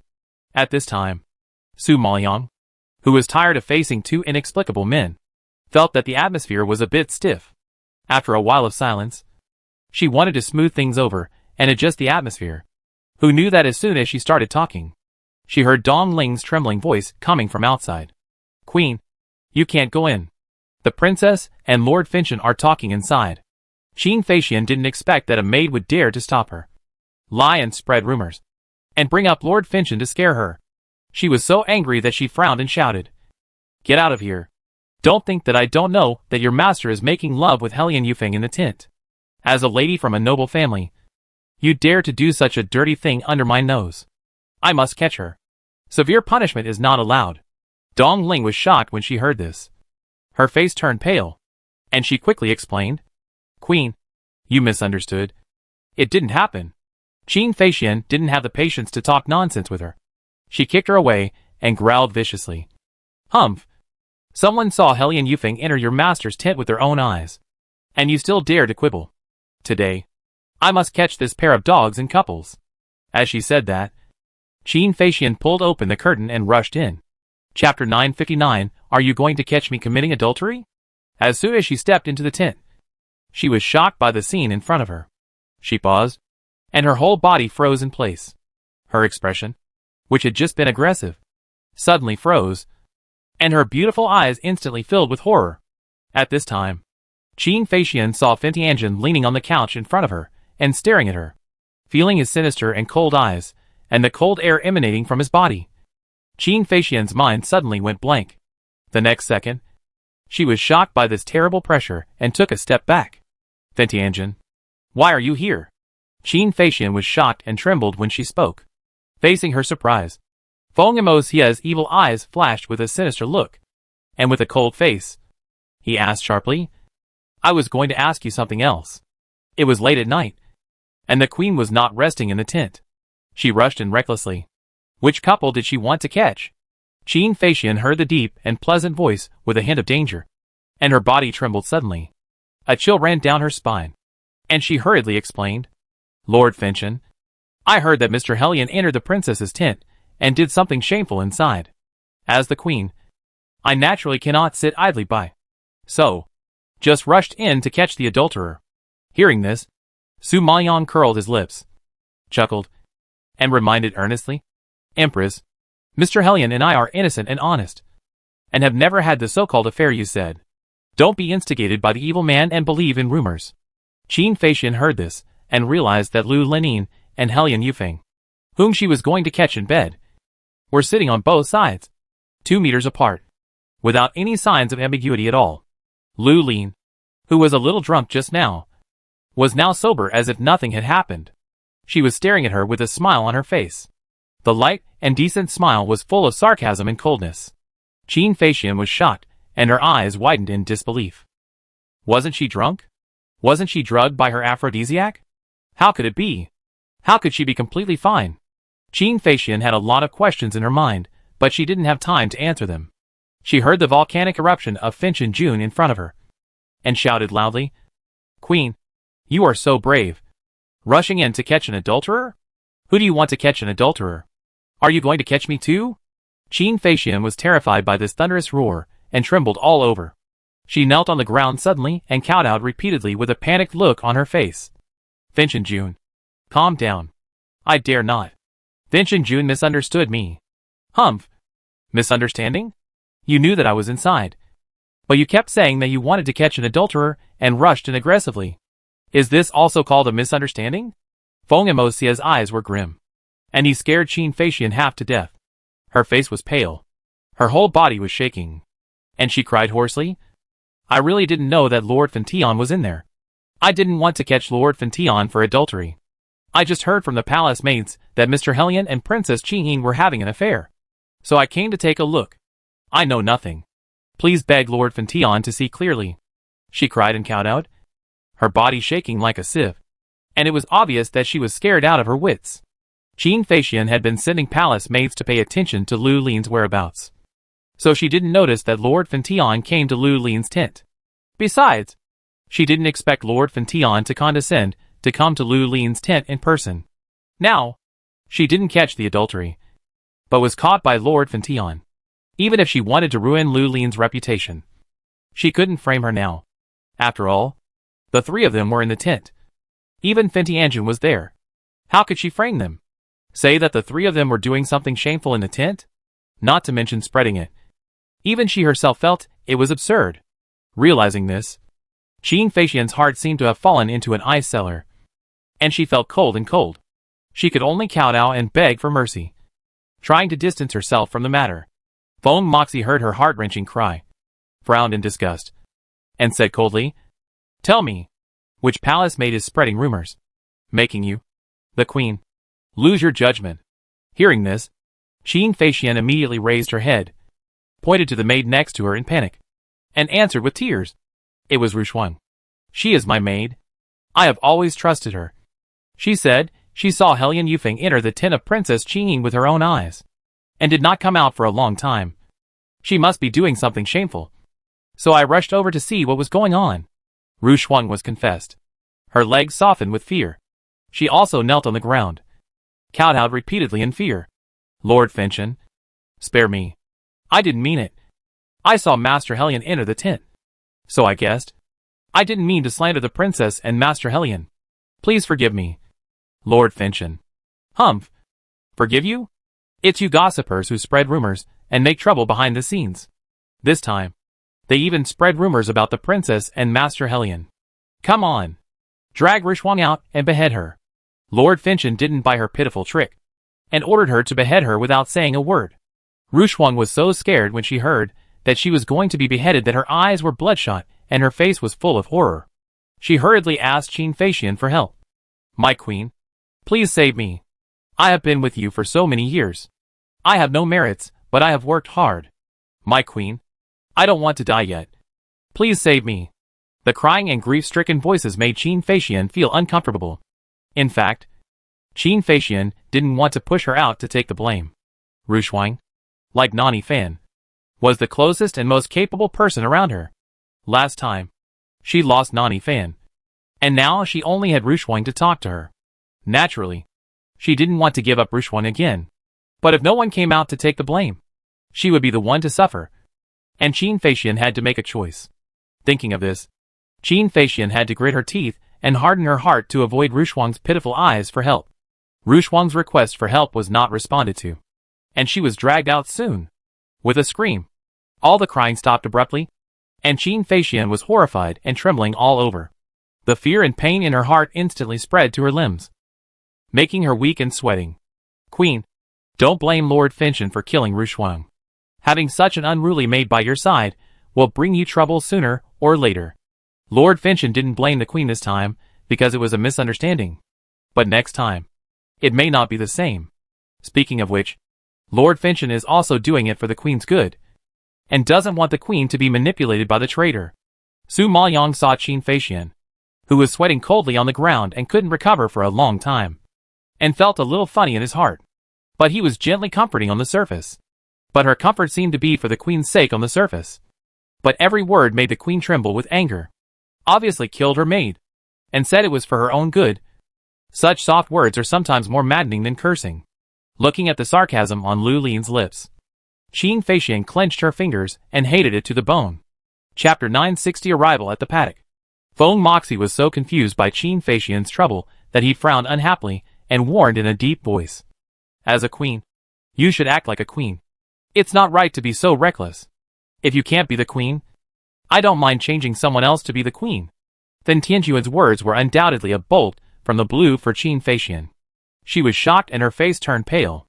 The position of queen was her only pursuit in this life and her entire spiritual support. She had no love left.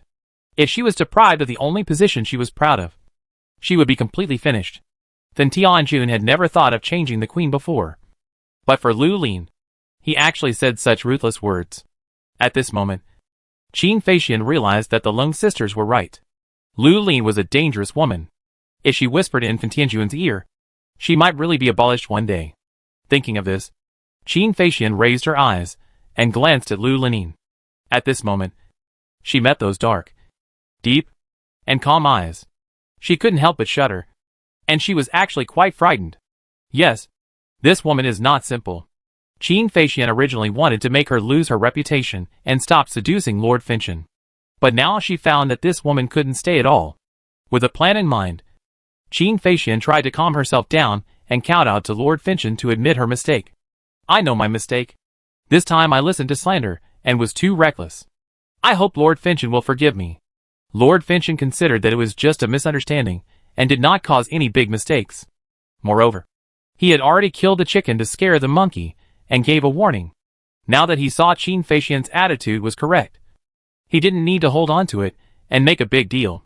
He immediately let go and waved his hand impatiently. Okay, Queen, leave. Go back and reflect on yourself. Don't make it again. Hearing this, Qin Feixian was relieved, thanked gratefully, and then walked out of the tent. Su Maoyang took his eyes off Qin Feixian and saw the two men still staring at each other. He sighed helplessly and reminded them. It's late now. Don't you go back to rest? Helian Yufeng saw that Lu Lin had a tired look on her face. But he nodded considerately and said to Finchen Jun, It's really late. We won't disturb the princess to rest. Finchen Jun, I'll take you out. Finchen Jun wanted Lu Lin to sleep with him. But seeing Helian Yufeng standing here, and looking like he wouldn't leave until he left, it really made people angry. Feng Moxie had no choice but to stand up with a gloomy face, and stared at Helian Yufeng fiercely with his purple eyes that were not human, and then strode out of the tent. Helian Yufeng saw him leave, and didn't stay for long, and followed him out of the tent. Seeing that both plague gods disappeared from his sight, Su Maoyang finally breathed a sigh of relief and rubbed his brows tiredly. The night passed quickly, and soon a sunny morning came. Early in the morning, everyone packed up their luggage and got on the carriage again to rush to the enclosure. This time the action was quite fast, and it took a day to reach the outer periphery of the enclosure. As soon as they arrived at the destination, the team quickly camped outside. Su Maoyang heard from Ji Weilon that hunting activities usually take about 10 days and half a month. So everyone will stay outside for 10 days. Because they were in a hurry to travel these days, everyone didn't have a good rest. So Fen Tianjin specifically ordered everyone to recuperate for a day. After everyone had rested, Lord Fen Tian assembled the team at the entrance of the enclosure and prepared to set off. You should all be very clear about the rules of hunting. The 4 generals and I will each lead a team to compete. Your generals know the specific tactics and strategies. So no matter what the process is, I only look at the results. Whoever kills more spirit beasts and whoever kills spirit beasts of higher levels will be the winner. After giving orders to the army, Feng Moxie cast his eyes on a group of vigorous young people and said earnestly, You are the reserve force of Fenshuetian City. The future of Fenshuetian City needs you. So exercise well, improve your strength, and don't let me down. The rules of your competition are the same. You form your own team. Whoever kills more prey and has a higher level will win. When you return triumphantly, there will be rich prizes waiting for you. As soon as Lord Fen Tian finished speaking, everyone was in high spirits, rubbing their hands, eager to try, and excitedly discussing. The women who didn't know martial arts stayed outside to rest and wait for them to come back from hunting. Su Maoyang was naturally left behind as expected. Ji Weilon wanted her to go with her, but the princess firmly disagreed with Su Maoyang's adventure because of the shadow of the last experience. Ji Weilon had no choice but to pout and pull Su Maoyang's hand unhappily, saying regretfully, It would be great if you could go with us. You don't know how fun hunting is. Su Maoyang smiled and comforted her. I scared my mother enough when I went to experience last time, and I can't let her worry about it this time. It's the same if you go on my behalf. If you encounter something interesting, wouldn't it be nice to come back and share it with me? Ji Weilon nodded slightly, sighed softly, and said righteously, Okay, you stay here. I'll help you get a level 7 Holy Spirit beast back to protect you. In her opinion, Lu Lin was too weak and was always bullied, which made people worry. If she got a spirit beast back for Lu Lin, she would be able to get help if she encountered danger again in the future, so she wouldn't have to wait for death. However, just as she finished her words, Su Maoyang had no time to reply, and suddenly heard a disdainful and sarcastic voice from the side. You want to fight a 7th level holy beast? You should be lucky if you are not beaten by a 7th level holy beast. At this time, Lung Xuqing, who was not far away, rolled her eyes at Ji Weilon. The contemptuous expression made Ji Weilon's breathing stagnate. She gritted her teeth and retorted unconvinced. Lung Xuqing, you really have forgotten the pain after the scar healed. It seems that the last board was not heavy enough. It should be beaten a few more times.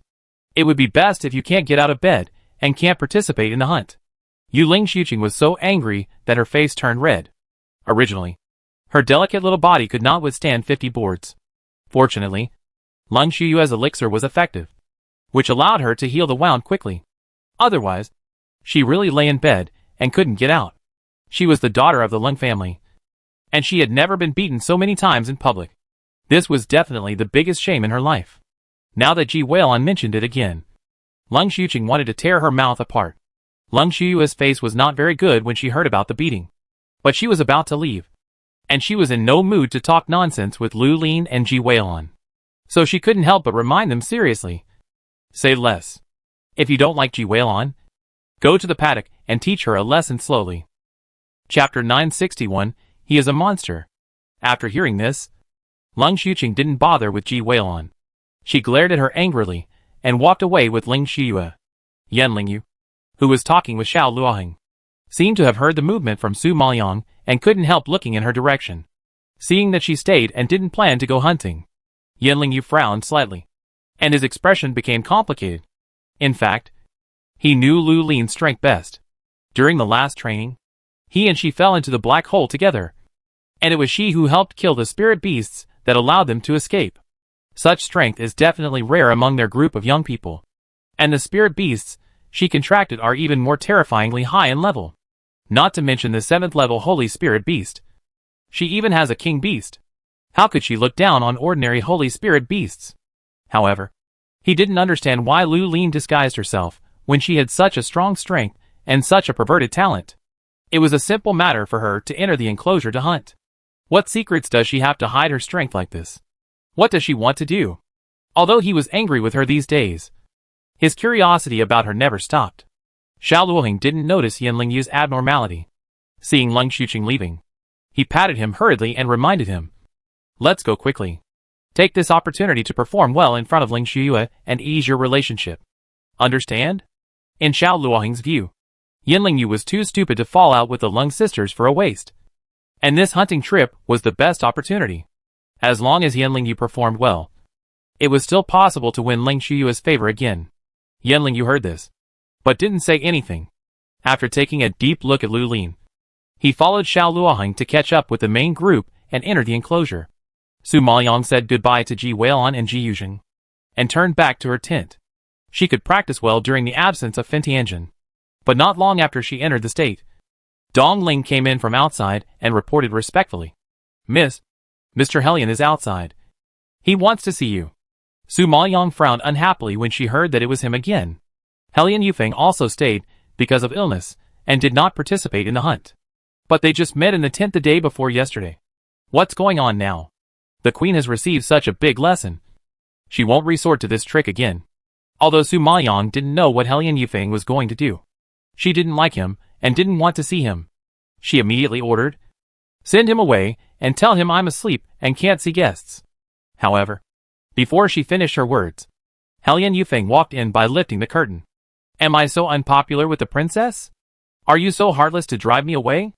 A gentle voice suddenly rose, and a tall, then white figure came into view. Although her tone was a little sad, her delicate and elegant face had a faint smile.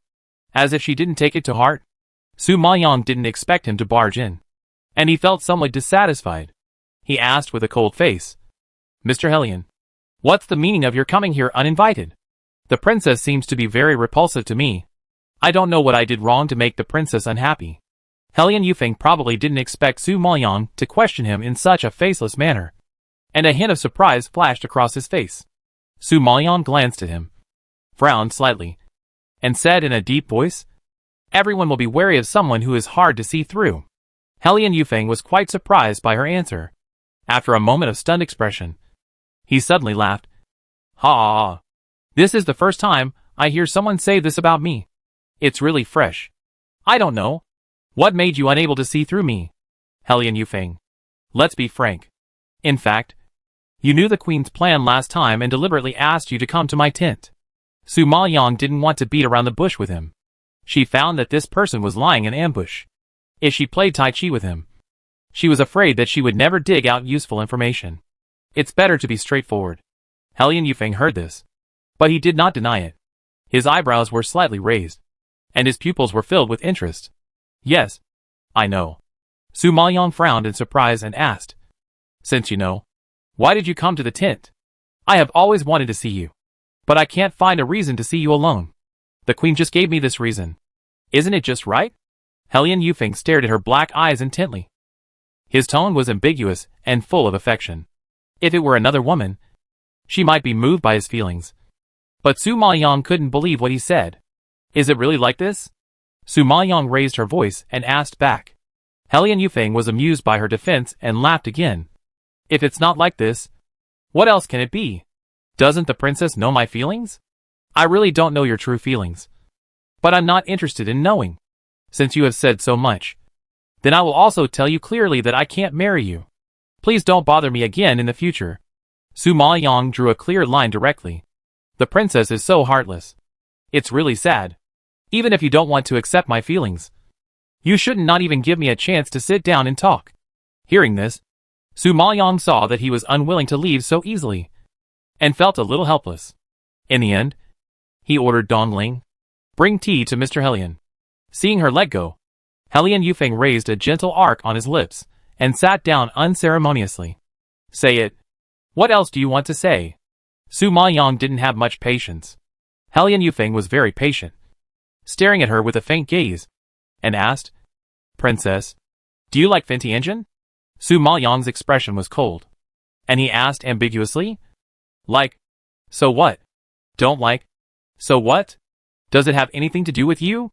When Helian Yufeng heard this answer, the smile on his lips condensed slightly, and his eyes, as deep as an ancient pond, flashed a trace of imperceptible coldness.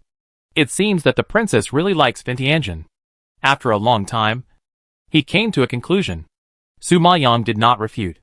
If it could make him give up, he could think whatever he wanted. Seeing her silence, Helian Yufeng acquiesced to his guess. His already sickly pale face became even uglier. Perhaps he had suppressed some unknown emotions. So he spoke again. His gentle voice became a little cold. You like Fentianjin. But do you know him? Su Maoyong suddenly heard such words, and looked up at him in surprise. From your tone, you seem to know him very well? Hearing this, Helian Yufeng suddenly put away the smile on his lips. His eyes flashed with a solemn cold light, and answered very seriously. Yes, I know him very well. He is a monster. A monster that everyone fears since birth. His biological parents, brothers and sisters, all relatives died in his hands. Chapter 962, Killing All Relatives. Hearing such shocking news, the usually calm Su Maoyong was also shocked. Her curved eyebrows instantly raised, and her pupils were filled with disbelief. Biological parents, brothers and sisters, all died at the hands of Feng Moxie. No, no, no. This is completely different from what she heard from the princess. Su Maoyong shook her head in disbelief, frowned and retorted, No! Impossible. I heard that 2 of his brothers were killed by the previous emperor for plotting to usurp the throne. Another was a prostitute, got syphilis and died of illness. And another poisoned the queen mother, committed a capital crime, and was sentenced to death. As for the princess, she was regarded as a marriage partner and married far away to the Maple Forest Empire. And she didn't die at all. Before, Princess Pingnan analyzed the power of the Fenxue imperial capital for her. Su Maoyong focused on asking about the situation of Fentianjun.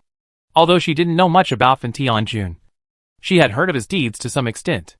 According to the princess, the Feng dynasty had a small population, and Fentianjun had only 4 brothers and 1 sister. It was just that the emperor had favored Feng Moxie since he was a child, and didn't pay much attention to other children, which made his brothers very jealous of him. Later, the emperor intended to pass the throne to Feng Moxie, which unexpectedly angered 2 of his brothers. The 2 brothers had evil intentions and planned to usurp the throne.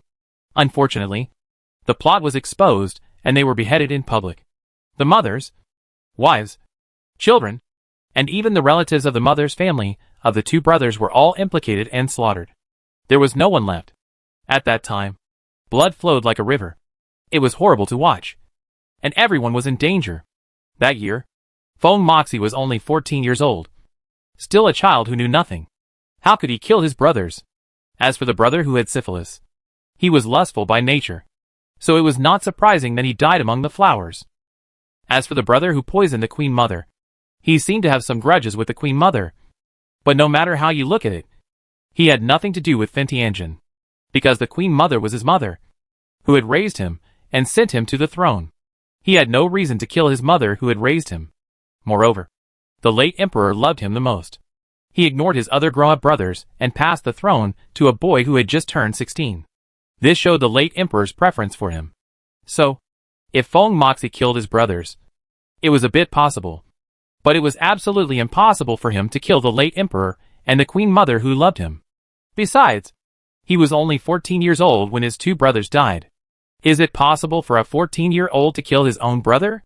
Seeing that Su Maoyang didn't believe him, Lian Yufeng sneered, and a graceful arc appeared at the corner of his lips.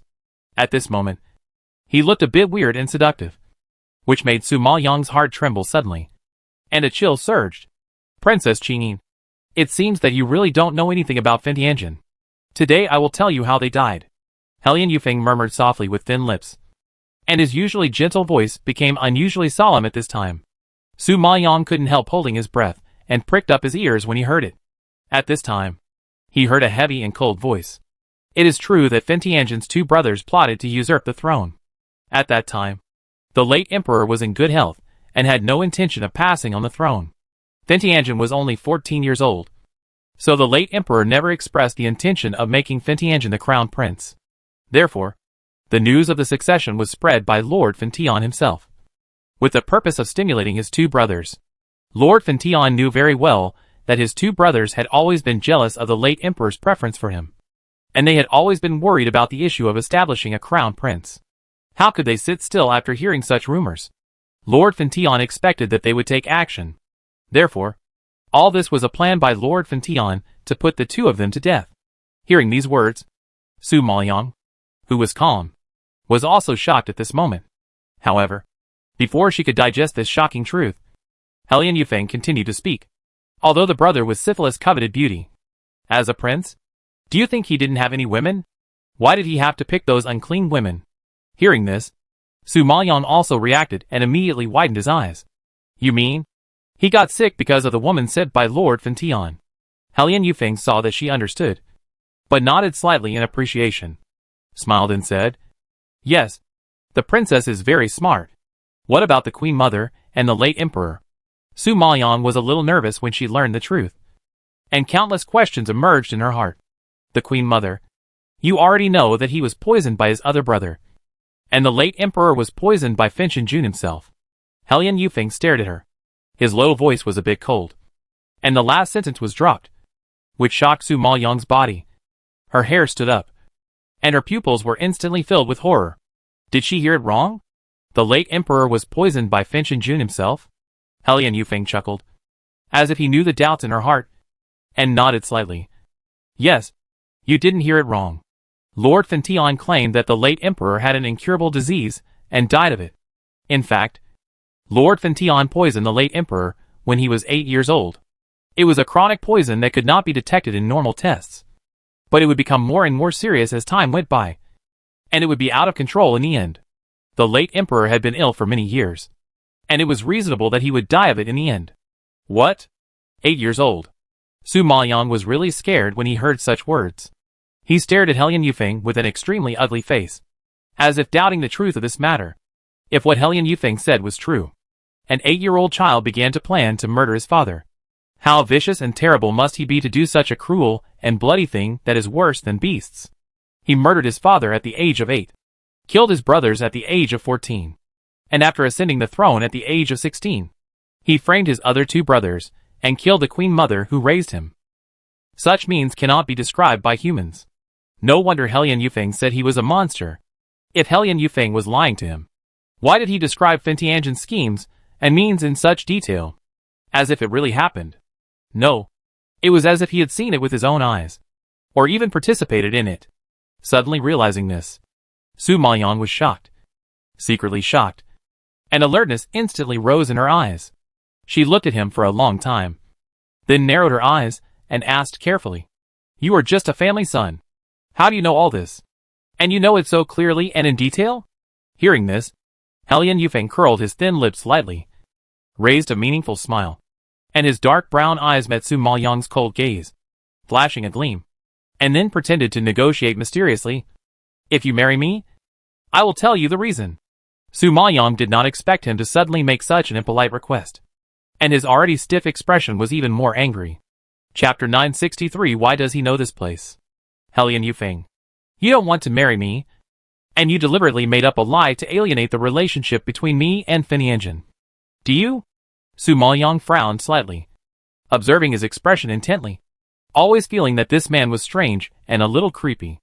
Helian Yufeng chuckled and responded to Su Maoyang's gaze frankly, without any guilt of lying. Although the corners of his lips were smiling, his voice was unusually serious. Believe what I said just now or not. I said this just to remind you to stay away from Finianjin. He is not someone you can mess with. You are so smart. What do you think will happen to you if you stay with a devil who can kill all your relatives? Su Maoyang frowned after hearing this, but he was not afraid at all. As if he didn't take his words to heart. With a cold face, he refuted unhappily. Whom I stay with? Will Master Helian be too controlling? Su Maoyang said. Whether Lord Finchen is a human or a devil, I don't care. And you don't need to remind me here. It's getting late. Master Helian should go back and rest. Although we are innocent, it will always have a bad influence for a man and a woman to be in the same room. Why are you so stubborn? Isn't it good to be with me? Why do you have to rush into the fire and provoke Lord Finchen? Helian Yufeng was a little angry at her indifference, and his tone seemed a little excited. However, Su Maoyang directly ignored Helian Yufeng's advice and shouted to the outside. Dong Ling, send the guests out. Dong Ling, who was guarding outside the tent, received the order and immediately walked in, holding out her hand to Helian Yufeng. Master Helian, my lady wants to rest. I will send you out. Seeing that Lu Lin had done this, Helian Yufeng couldn't stay and leave. He had said what he should say. As for whether she could figure it out, it was not something he could control. Thinking about it, Helian Yufeng looked at Su Maoyang deeply, and finally got up and left the tent. It was not until Helian Yufeng completely faded out of her sight that Su Maoyang's cold and tough face collapsed and became particularly ugly. The impact of Helian Yufeng's words was too great for her to digest for a while. She actually knew very well that the so-called truth in Helian Yufeng's mouth was probably true, because there are not so many coincidences in the world, and no one will sit on the throne smoothly. She has been with Finianjin every day during this period, and she knows that he is an extremely insecure person. He can't sleep peacefully, can't live a relaxed life, and is even vigilant around him all the time, always thinking that everyone around him is planning to murder him. Su Maoyang had never figured out what kind of terrible and harsh environment Feng Moxie lived in to have such a bad condition, which formed his current temperament. Until now, she understood a little bit. Feng Moxie had indeed experienced hardships that ordinary people could not understand, and only then did he get to where he is today. However, the only thing she didn't understand was why Feng Moxie killed all his relatives around him. It was understandable that his brother killed him because he was fighting for power. But why did he kill the late emperor, who loved him, and the queen mother who raised him? This was too unreasonable. However, no matter how she thought about it, Su Maoyang felt that things were not as simple as they seemed, and there must be some unknown secrets hidden in it. What made her pay more attention now was that these were supposed to be the secrets of Lord Finchen. But why did Helian Yufeng know these? Su Maoyang narrowed her eyes in doubt, lowered her head and thought carefully, recalling whether she had missed anything. However, just as she was thinking deeply, there was a noisy sound outside, accompanied by bursts of loud horse hooves and horns, which immediately made the quiet periphery lively. Su Maoyang heard such a big noise, and she knew without guessing that they were back from hunting. However, before she got up and left the tent, she heard Ji Weilan's excited voice outside. Cousin! Cousin! I really hit a 7th level Holy Spirit beast. Come out and see. Su Maoyang laughed and shook his head when he heard such an excited voice, lifted the curtain, and walked out of the tent. As soon as he went out, he saw a huge black wolf lying in front of Ji Weilan, tied up and covered in blood. The black wolf was seriously injured, and it was obvious that it had experienced a fierce battle and was beaten without resistance. However, The strength of the 7th level holy beast is not low. And it is still quite difficult for Ji Weilon. I didn't expect that she could really capture it. Su Maoyang's eyes flashed with surprise. And he smiled and praised. Cousin, you are really amazing. You easily beat a 7th level holy beast. Ji Weilon was praised. And proudly raised her chest and head. Bragging shamelessly. It's just a 7th level holy beast. Of course, it's no problem for me. Ji Yuzhen on the side couldn't stand her arrogant look. And couldn't help but spoil it. Cousin, don't listen to her bragging. If it weren't for my help, she couldn't even touch the wolf's hair. Su Maoyang laughed when she heard this. While Ji Weilon glared at Ji Yuzhen unhappily. If you don't speak, no one will think you are dumb. Okay. I won't speak. You can brag. Ji Yuzhen saw that she was angry and raised his hands in surrender. Get out of here. It's annoying to see you. Ji Weilon wanted to brag to Su Maoyang. But he was standing there. So she couldn't do it at all. Ji Yuzhen has always been helpless with this sister. And smiled dotingly and shook his head. Okay. I'll go.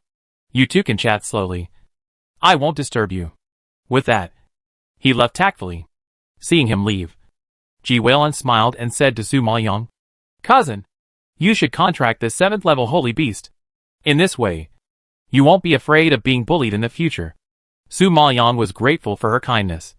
But she no longer needed such a low-level beast. So she politely refused. Cousin, the 7th level holy beast is too powerful. I have no spiritual power at all. Let alone mental power. If I want to contract it, I'm afraid there will be a risk of backlash. Oh, I actually forgot. What should I do? I finally got you a beast. But you can't take it. It's a pity. Ji Weilon frowned in confusion. You got this beast with great difficulty. So you can take it yourself. I don't have a beast. But you are protecting me by my side. And no one dares to bully me. Su Maoyang smiled and comforted. But? Don't you want to protect me? Su Maoyang saw that she still had something to say. And asked back hurriedly. No. That's not what I meant. Ji Weilon waved her hands hastily. Su Maoyang smiled and nodded. Since you want to protect me, then contract this spirit beast and improve your strength. Alas, since you can't take it, I have to take it myself. After hesitating for a moment, Ji Weilon waved her hand and put the spirit beast into the space. Then, she suddenly thought of something, swept away her depressed mood, and excitedly leaned into Su Maoyang's ear and said, Cousin, when I was hunting in the enclosure before, I heard the Lung sisters say that they found a hot spring. They wanted to take a bath tonight, but they were beaten with a board and the wound couldn't get wet, so they had to give up the idea for the time being. I want to say, we haven't taken a bath for several days, and we are all dirty, so we can go and take a bath. Chapter 964, Lure Su Maoyang into the trap. Su Maoyang was quite surprised to hear that there was a hot spring. She had been traveling these days, and was exhausted. She was worried about having no place to take a bath. But when she heard that it was in the enclosure, she was still a little hesitant. My mother specifically told me not to enter the enclosure. If she knew, she would probably nag me again. Cousin, don't worry. On the way back, I went to see it. The hot spring is nearby. Not deep in the enclosure. Spirit beasts usually move in the deep. And there is no danger at the edge of the enclosure. Let's go, and come back quickly. We will definitely not be discovered by the princess. Ji Weilon encouraged excitedly, her eyes full of expectations. Seeing that Su Maoyang was still hesitating, Ji Weilon drew Dong Ling's attention and whispered, Cousin, if you are still worried, let Dong Ling guard the door of the tent and pretend that you are in the tent. If the princess sends someone to invite you, just say that you are asleep, and the princess will definitely not disturb your rest. We will be back soon and will not be discovered. Besides, I am full of sweat and odor, and I am almost sick to the point of wanting to vomit. Think about it. We still have to stay here for 10 days. If we don't take a shower, can you bear it? Su Maoyang couldn't resist her and nodded with a smile. Okay, then go take a shower. Seeing that she agreed, Ji Weilon's face was happy, and she ordered Dong Ling, you stay here obediently and cover for your lady. Understand? After that, she couldn't wait to pull Su Maoyang to the paddock. Su Maoyang and Ji Weilon went to take a bath happily, while Yan Lingyu was unhappy and drank alone in the tent. He has been in a bad mood recently. Xiao Luoheng saw it, and was very worried. He couldn't understand why Yan Lingyu always made some strange moves recently. For example, he hated Princess Qingyin so much before. But now he has started to deal with her. Not only inviting her to dinner, but also inviting her to go boating. And offending the Ling sisters for Princess Qingyin. These are things he never did before. It's really too abnormal. He asked curiously several times. But Yan Lingyu said nothing. It was obvious that he was hiding something in his heart, and was unwilling to share. Seeing him drinking alone, Xiao Luoheng shook his head helplessly and sighed. Brother Lingyu, look at your decadent appearance now. If you don't know, you will think you are trapped in love. Tell me honestly, are you really in love with that Lu Lin? Yan Lingyu was about to get angry when he heard Lu Lin's name. Now Xiao Luoheng dared to say that he liked her. He immediately shouted in excitement. Bullshit! How could I like her? She hurt me and the Yin family so badly. I want to kill her! Then why are you always entangled with Lu Lin recently? I thought you were in love with her. Xiao Luoheng stared at him half-believingly and asked doubtfully. Bah! A lowly woman with her birth and appearance. I would only like her if I was crazy. Contacting her is just looking for an opportunity to take revenge on her. Don't make random guesses here. In order to cover up his guilty conscience. Yan Lingyu shouted loudly, causing Xiao Luoheng's eardrums to hurt and frowned. Seeing his handsome face flush red due to anger, Xiao Luoheng muttered a little aggrievedly. I was just joking. Why are you so excited and serious? If you don't like it, then don't like it. Is there any need to be so angry? I don't like this kind of joke. From now on, I don't want to hear the 3 words Lu Lin again. Yan Lingyu warned fiercely.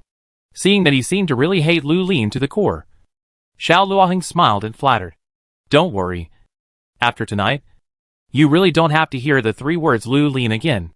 Because Lang Shuyue and Lang Shuyue had arranged a lot of Junlingshi masters in the enclosure early in the morning, and also put poison in the hot spring. Today they deliberately released the news of the hot spring to lure Ji Weilon and Lu Lin into the trap. I think by this time, they have already died in the enclosure. Hearing this, Yan Lingyu, who was already a little angry, was even more furious. He stood up suddenly, grabbed Xiao Luoheng in shock, and growled, What did you say? Say it again. Xiao Luoheng was startled by his sudden and violent reaction. He stared at him blankly and answered stiffly. Lung Shuyue they set an ambush in the enclosure. Lu Lin. Damn it! Yan Lingyu cursed before Xiao Luoheng finished speaking, threw him aside, and rushed out of the tent, leaving Xiao Luoheng standing there alone, his face full of astonishment. After a moment of stunned silence, he suddenly remembered and shouted, Yan Lingyu, where are you going? But Yan Lingyu was nowhere to be seen at this time. He had already disappeared into the night. Although the hot spring mentioned by Ji Weilon was not deep in the enclosure, it was still a long way from the camp. The two walked for a long time before they came to the vicinity of the hot spring. Seeing the steaming hot spring water in front of her, Ji Weilon was so excited that she couldn't wait to take off her clothes and jump in. But at this moment, Yan Lingyu suddenly shouted anxiously from behind. No! Don't go down! Su Maoyang and Ji Weilon were slightly startled when they heard the voice, and immediately looked behind them. Yan Lingyu ran over from a distance in a hurry. Ji Weilon didn't expect to see him here, and she opened her eyes wide in surprise and asked, Yan Lingyu? Why are you here? Yan Lingyu ran to them, with a stern face, and stopped them seriously. Don't take a bath. Hurry up and follow me. Yan Lingyu grabbed Su Maoyang's wrist without saying a word, trying to take her away by force. When Ji Weilon saw him taking action, she immediately pushed him away angrily and shouted, Yan Lingyu, don't go too far. We don't want to bother with you about the last marriage rejection. If you bully my cousin again, I will fight you to death. Seeing that Ji Weilon didn't know that danger was approaching, Yan Lingyu was anxious to death. It's dangerous here. Hurry up and leave with me. Ji Weilon only reacted after hearing this. But it was obviously too late. More than a dozen black shadows suddenly appeared in the depths of darkness, and each of them suddenly burst out with the spiritual power of a mid-stage Junlingshi, and attacked Su Maoyang and Ji Weilon fiercely. Ji Weilon is now only a peak Junlingshi, and naturally she is not the opponent of Junlingshi. She was immediately repelled several steps by the power of the fluctuation. But even so, she still protected Su Maoyang firmly behind her, and took on the power that she couldn't resist at all. Fortunately, Yan Lingyu was present. He had reached the late stage of Junlingshi, and was more than enough to deal with a group of mid-stage Junlingshi. He immediately raised his arm and blasted away the black-clothed man who attacked Ji Weilun, and yelled at them, "Back off! Leave this to me!" Ji Weilun was frightened by the scene, nodded stiffly, protected Su Maoyang, and hurriedly stepped back a few steps to avoid causing trouble for Yan Lingyu. Looking at Yan Lingyu fighting with the black-clothed men, Ji Weilun felt dizzy, and couldn't help rubbing her eyes, and sighed, "Cousin, am I seeing right? That's Yan Lingyu, right?" Chapter 965 Yunqian takes action. Not to mention Ji Weilun's surprise. Even Su Maoyang herself was very surprised. She never expected that Yan Lingyu would rush out at this time. She caused the Yin family to fall into such a big fall. And she also poisoned him to contain him. Last time, she made him so angry. Logically, he hated her to death. Why would he suddenly come out to save her? It was really unbelievable. Although Su Maoyang didn't want to believe it, she had to admit that the person in front of her was indeed Yan Lingyu. This was a fact that could not be denied. Thinking of it, Su Maoyang nodded slightly and said affirmatively, "It's Yan Lingyu." Ji Weilun heard this and shook her head in disbelief. "Is he out of his mind? He actually ran out to save us? He wanted to kill you before." Su Maoyang laughed. Yan Lingyu was still fighting hard in front, but she was still here to say bad things about him. Just say less. No matter what the reason, he helped us anyway. Ji Weilun realized that she had said too much, so she quickly shut up and looked back at Yan Lingyu in the battle. It must be said that Yan Lingyu's strength is indeed very good. After just a few rounds, more than half of the dozen men in black were eliminated. There were still one or two stronger ones who were fighting, but they didn't last long. The only two remaining were defeated. Facing Yan Lingyu's sharp moves, they had to temporarily give up the mission and flee.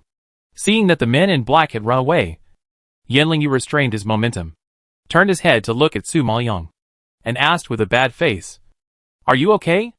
After asking, he regretted it a little. Lu Lin's strength is completely above his, and she has also contracted a large group of spirit beasts. Facing a person of the Junlingshi level, she can probably kill a large group with just a flick of her finger. How could such a strong and perverted woman be in trouble?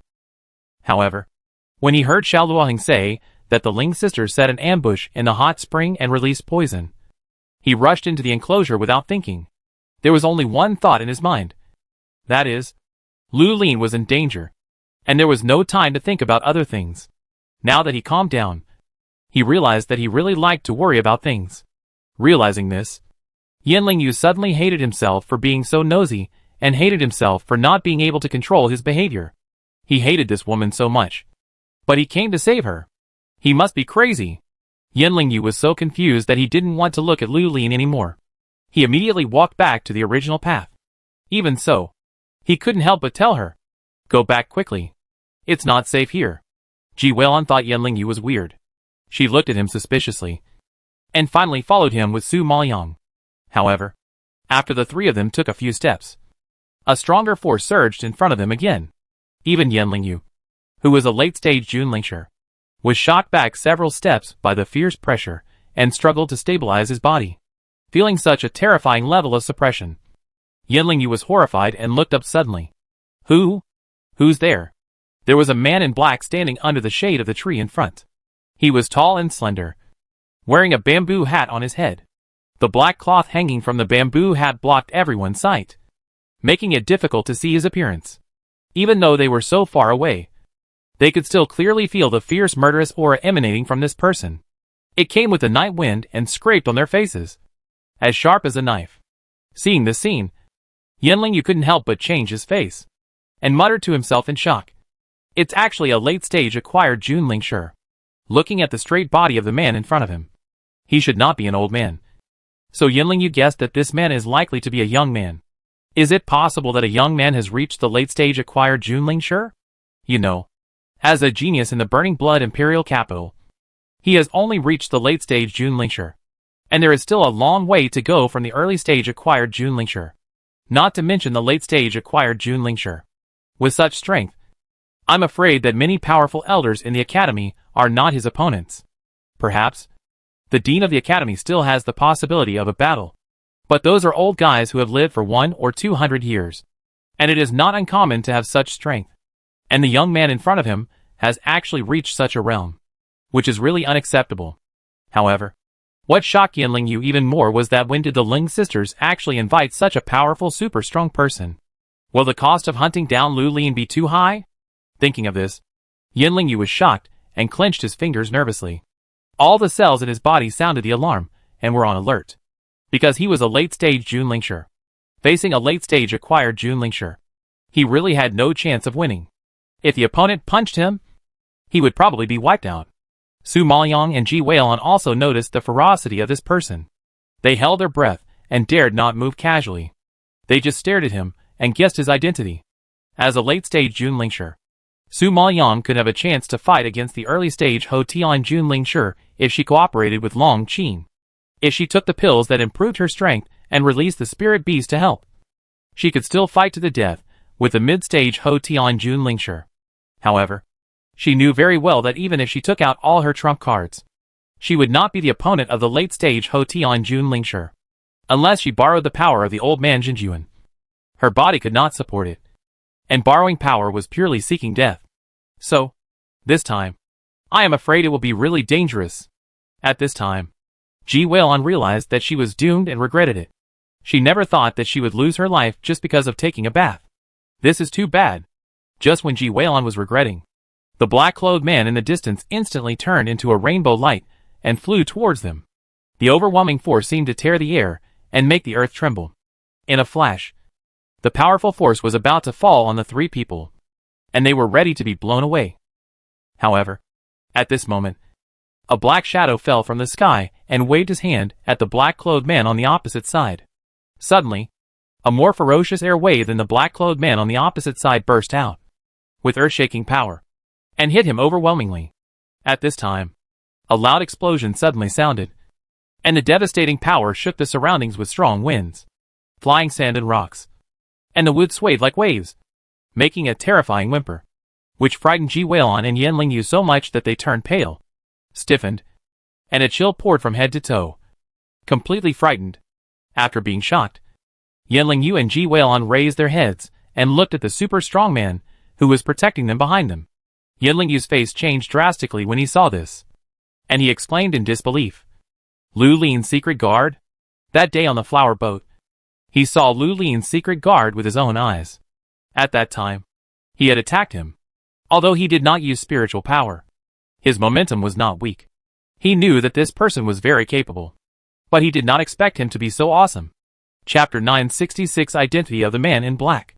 Just when Yanling Yu was in shock and hadn't recovered yet, Yun Qian pushed his palm again and slapped a terrible wind force towards the man in black opposite him.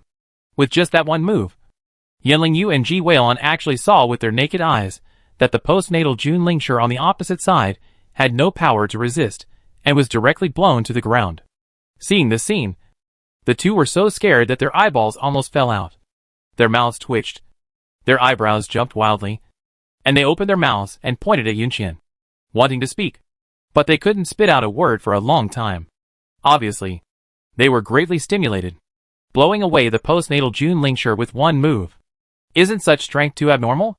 If he can defeat the postnatal Junlingshi in the late stage, then his strength must be at least at the peak level of the postnatal Junlingshi. This Yun Qian looks like he is only in his 20s. If he really has reached the peak level of the postnatal Junlingshi, it would be really amazing. Realizing this, even Yanling Yu, who claimed to be a genius, swallowed his saliva in shock, and felt an unprecedented fear of Yun Qian. Ji Weilun was even more frightened, standing there blankly, staring at Yun Qian's eyes as if they were locked and could no longer move. It can be imagined that the shock in her heart was no less than Yanling Yu's. If they knew that Yun Qian was not a peak-level postnatal master of the spirit, but a supreme master of the spirit standing at the peak of the 9 netherworld, they would probably faint from fear. After all, the only person who reached the supreme master of the spirit at such a young age, apart from Finchen Jun, was Yunlu Emperor. Therefore, in order to conceal his strength, Yun Qian did not use his spiritual power just now. He knew very well that once his strength was exposed, his identity would definitely be exposed. After all, there were not many people who could reach the level of Supreme Lord Spiritual Master. Ji Weilun and Yanling Yu did not see his spiritual power, but only saw the airways he burst out. So they could only guess his strength, and could not be sure of his specific level. The Supreme Lord Spiritual Master was such a terrifying and rare existence. They did not dare to guess that, and only thought that Yun Qian was a powerful acquired Lord Spiritual Master, or a congenital Lord Spiritual Master. But even so, the two were already scared. Ji Weilun was stunned for a long time after seeing this scene. And then she could not control the shock in her heart. She pulled Su Maoyang's hand and put it on her face. "Cousin, hit me quickly. See if I am dreaming?" Before, when she saw Yan Lingyu, who had a grudge against them, come out to save them, Ji Weilun already felt incredible. Now that she knew that the secret guards following Lu Lin were so awesome, she was even more shocked. The king of Ping'an really spent a lot of money this time. Su Maoyang didn't care about Ji Weilun's mood at this time. He stared at Yun Qian's figure closely, frowning in worry. At this moment, his mind was a mess. He turned a deaf ear to all the sounds around him. Only Yun Qian was in his heart, eyes and ears. At this moment, the black-clothed man who was knocked to the ground on the opposite side turned over again, clenched his hands and punched Yun Qian. A strong spiritual power burst out from his fist, and directly hit a huge fist shadow. The fist shadow was 3 meters high and 5 meters wide, which actually covered the place where Su Maoyang and others were standing. The terrifying wind force hit Su Maoyang and others, making them retreat backwards under the load. In order to stabilize their bodies, they stepped firmly on the ground, and the ground was slid into grooves, which showed how powerful this force was. At this time, Yun Qian stood still, as if he was not affected by anything. He raised his palm and burst out a palm print larger than the fist shadow. He grabbed the fist shadow and blocked all the power. The two forces collided and instantly produced dazzling sparks. Then he paused for a few seconds and pushed his palm again, returning all the power from the opponent. At this time, there was a loud bang, and the man in black was hit by his own power, fell to the ground in a mess, and spurted out a mouthful of blood. Due to the excessive force, the hat on the black-clothed man's head was blown away, revealing his face instantly. After seeing the man's face clearly, Yan Lingyu and Ji Weilun both gasped in shock, opened their eyes wide in shock, and their eyes were filled with uncontrollable horror, as if they were struck by a bolt from the blue, and their whole bodies were numb. They opened their mouths in fear, pointed at the black-clothed man on the ground, and their mouths twitched for a long time before they finally said his name. Lian Yufeng. Su Maoyang was also stunned by the other party's true identity. Frowning, staring at Lian Yufeng in disbelief, her face slightly pale. She knew that Lian Yufeng was a bit strange, but she didn't expect that he was actually a late-stage postnatal monarch spiritual master. Such strength is enough to rival the slightly stronger elders in the academy. It's really terrifying to have such achievements at such a young age. It seems that she has been right all along. This person is really not simple. Even Su Maoyang was shocked. Not to mention Yan Lingyu and Ji Weilun, who have always regarded Lian Yufeng as a waste. They have known Lian Yufeng for so many years, and their image of him as weak, incompetent, and sickly has been deeply rooted. From childhood to adulthood, they have looked down on him, and even felt that he was a bit unlucky and rejected and hated him. Now suddenly they are told that this sickly person, who has always been despised, is actually a super strong man, who has reached the level of a postnatal monarch spiritual master. Such a shock is too strong for them to accept. No. No. No.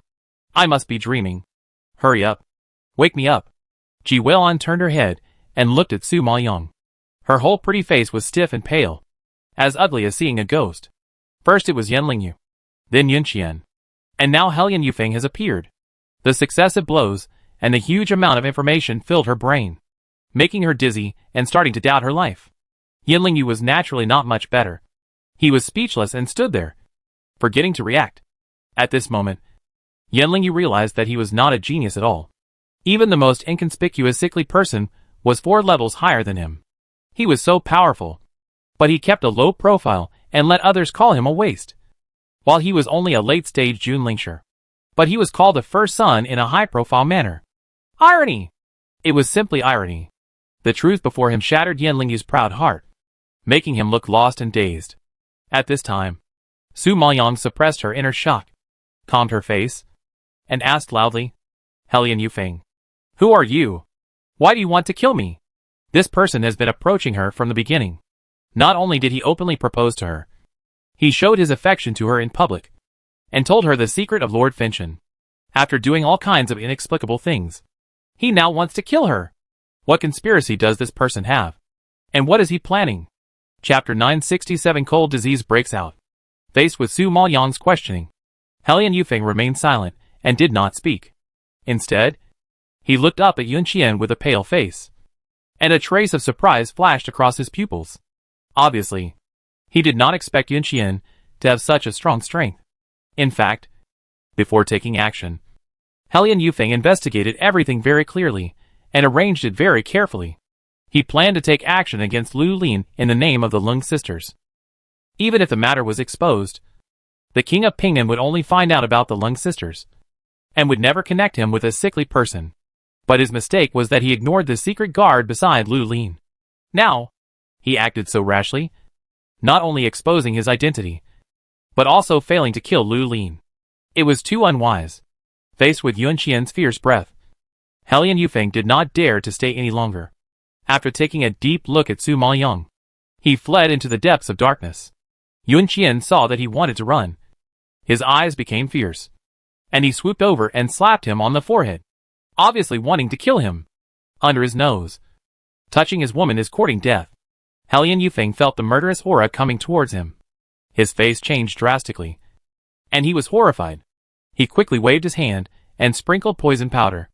Yunqian did not expect him to do this, so he paused and immediately waved his sleeves to disperse the poison powder. Helian Yufeng took advantage of this opportunity and slapped Yunqian's chest with his palm. And then his figure flashed and quickly sank into the depths of darkness. Yunqian was hit by his palm and immediately slid back a distance. Although Helian Yufeng's spiritual power could not cause any harm to him, it could induce his cold disease. The coldness that Jun Haotsong had been suppressing with pills suddenly burst out from his body and spread to his limbs in an instant. He stood there in pain and covered his chest. Su Maoyang had been worried about him. Now that she saw that something was wrong with him, she was frightened and rushed over like crazy, supporting him and asking nervously, "Yunqian? Are you okay?" "No. I'm fine." Yunqian reluctantly raised the corner of his mouth and gave her a smile that was uglier than crying. Su Maoyang saw that his face was pale. His whole body was shaking, and he couldn't speak clearly. His heart suddenly became cold, and he hurriedly grabbed his hand in panic. But as soon as she touched his hand, she was stabbed by the coldness of the attacker and shrank back. "Why are you so cold? Yunqian, what's wrong with you? Don't scare me." Su Maoyang felt the biting coldness surging from his body, touched his face that was like ice, and was immediately frightened and trembling with fear. She knew that Jun Haotsong had always had a cold disease, but later she refined the Ningen pill for him. Since then, he rarely had an attack, and Su Maoyang thought that the cold disease was temporarily suppressed. But who knew it was so serious? Seeing that she was scared to death, Jun Haotsong's heart was tightened. He reached out and patted her back, whispering to comfort her, "Don't be afraid. I'm fine." Su Maoyang saw that his expression was painful. His body was shaky, and he couldn't even stand steadily. But he had to support his body and pat her back to comfort her. Her nose instantly surged with sourness, and her eyes were red. "Shut up. You're in such a state now. Can you please say less? Are you going to scare me to death?" Su Maoyang choked and shouted loudly, but his hands held him tightly in his arms, trying to give him warmth and support. He was always like this. No matter how painful it was, no matter how uncomfortable his body was, he always liked to hide it from her. Even though his physical condition was so bad, he still risked his life to protect her when she was in danger. Thinking of this, Su Maoyang's heart hurt like a knife cutting. At this moment, she felt his body temperature drop rapidly, and fear suddenly surged in her heart. She looked up in horror and shouted at Ji Weilon and Yan Lingyu anxiously, "Why are you still standing there? Find a cave quickly. I want to heal him." Ji Weilon and Yan Lingyu were suddenly brought back to their senses by Lu Lin's fierce roar, and their faces jumped with a touch of surprise. In these days of getting along, Lu Lin has always given them the impression of being calm and steady, elegant and decent, and never rushing or slow in speaking and doing things. When have they seen such an excited, nervous, and even collapsed side like now? At this time, seeing her nervously hugging Yunqian, the expressions of the two people became a little strange. But Yunqian was in a critical condition. Ji Weilon and Yan Lingyu had no time to think about their relationship. They nodded stiffly and began to help find the cave. Fortunately, this is a forest with caves everywhere, so it is not difficult to find. Soon, Su Maoyang helped Jun Haotsong into the nearest cave. Yanling Yu and Ji Weilon hurriedly found a lot of firewood and started a fire in the cave. However, even after the fire was lit, Jun Haotsong's temperature continued to drop. A layer of snow and frost appeared on his face, and his pale complexion was even more gray and bloodless. Seeing this, Su Maoyang's blood seemed to be frozen and stopped flowing, and her heart seemed to be pressed and choked by something, suffocating her so that she couldn't breathe. At this time, she stroked his cheek in panic, gritted her teeth and warned. Her voice was trembling with fear. Yunqian, I will make the elixir for you now. I won't let you get hurt. I won't let you get hurt. They were now in the territory of Burning Blood Sky City. In order to conceal his identity, Su Maoyang did not call him by his real name.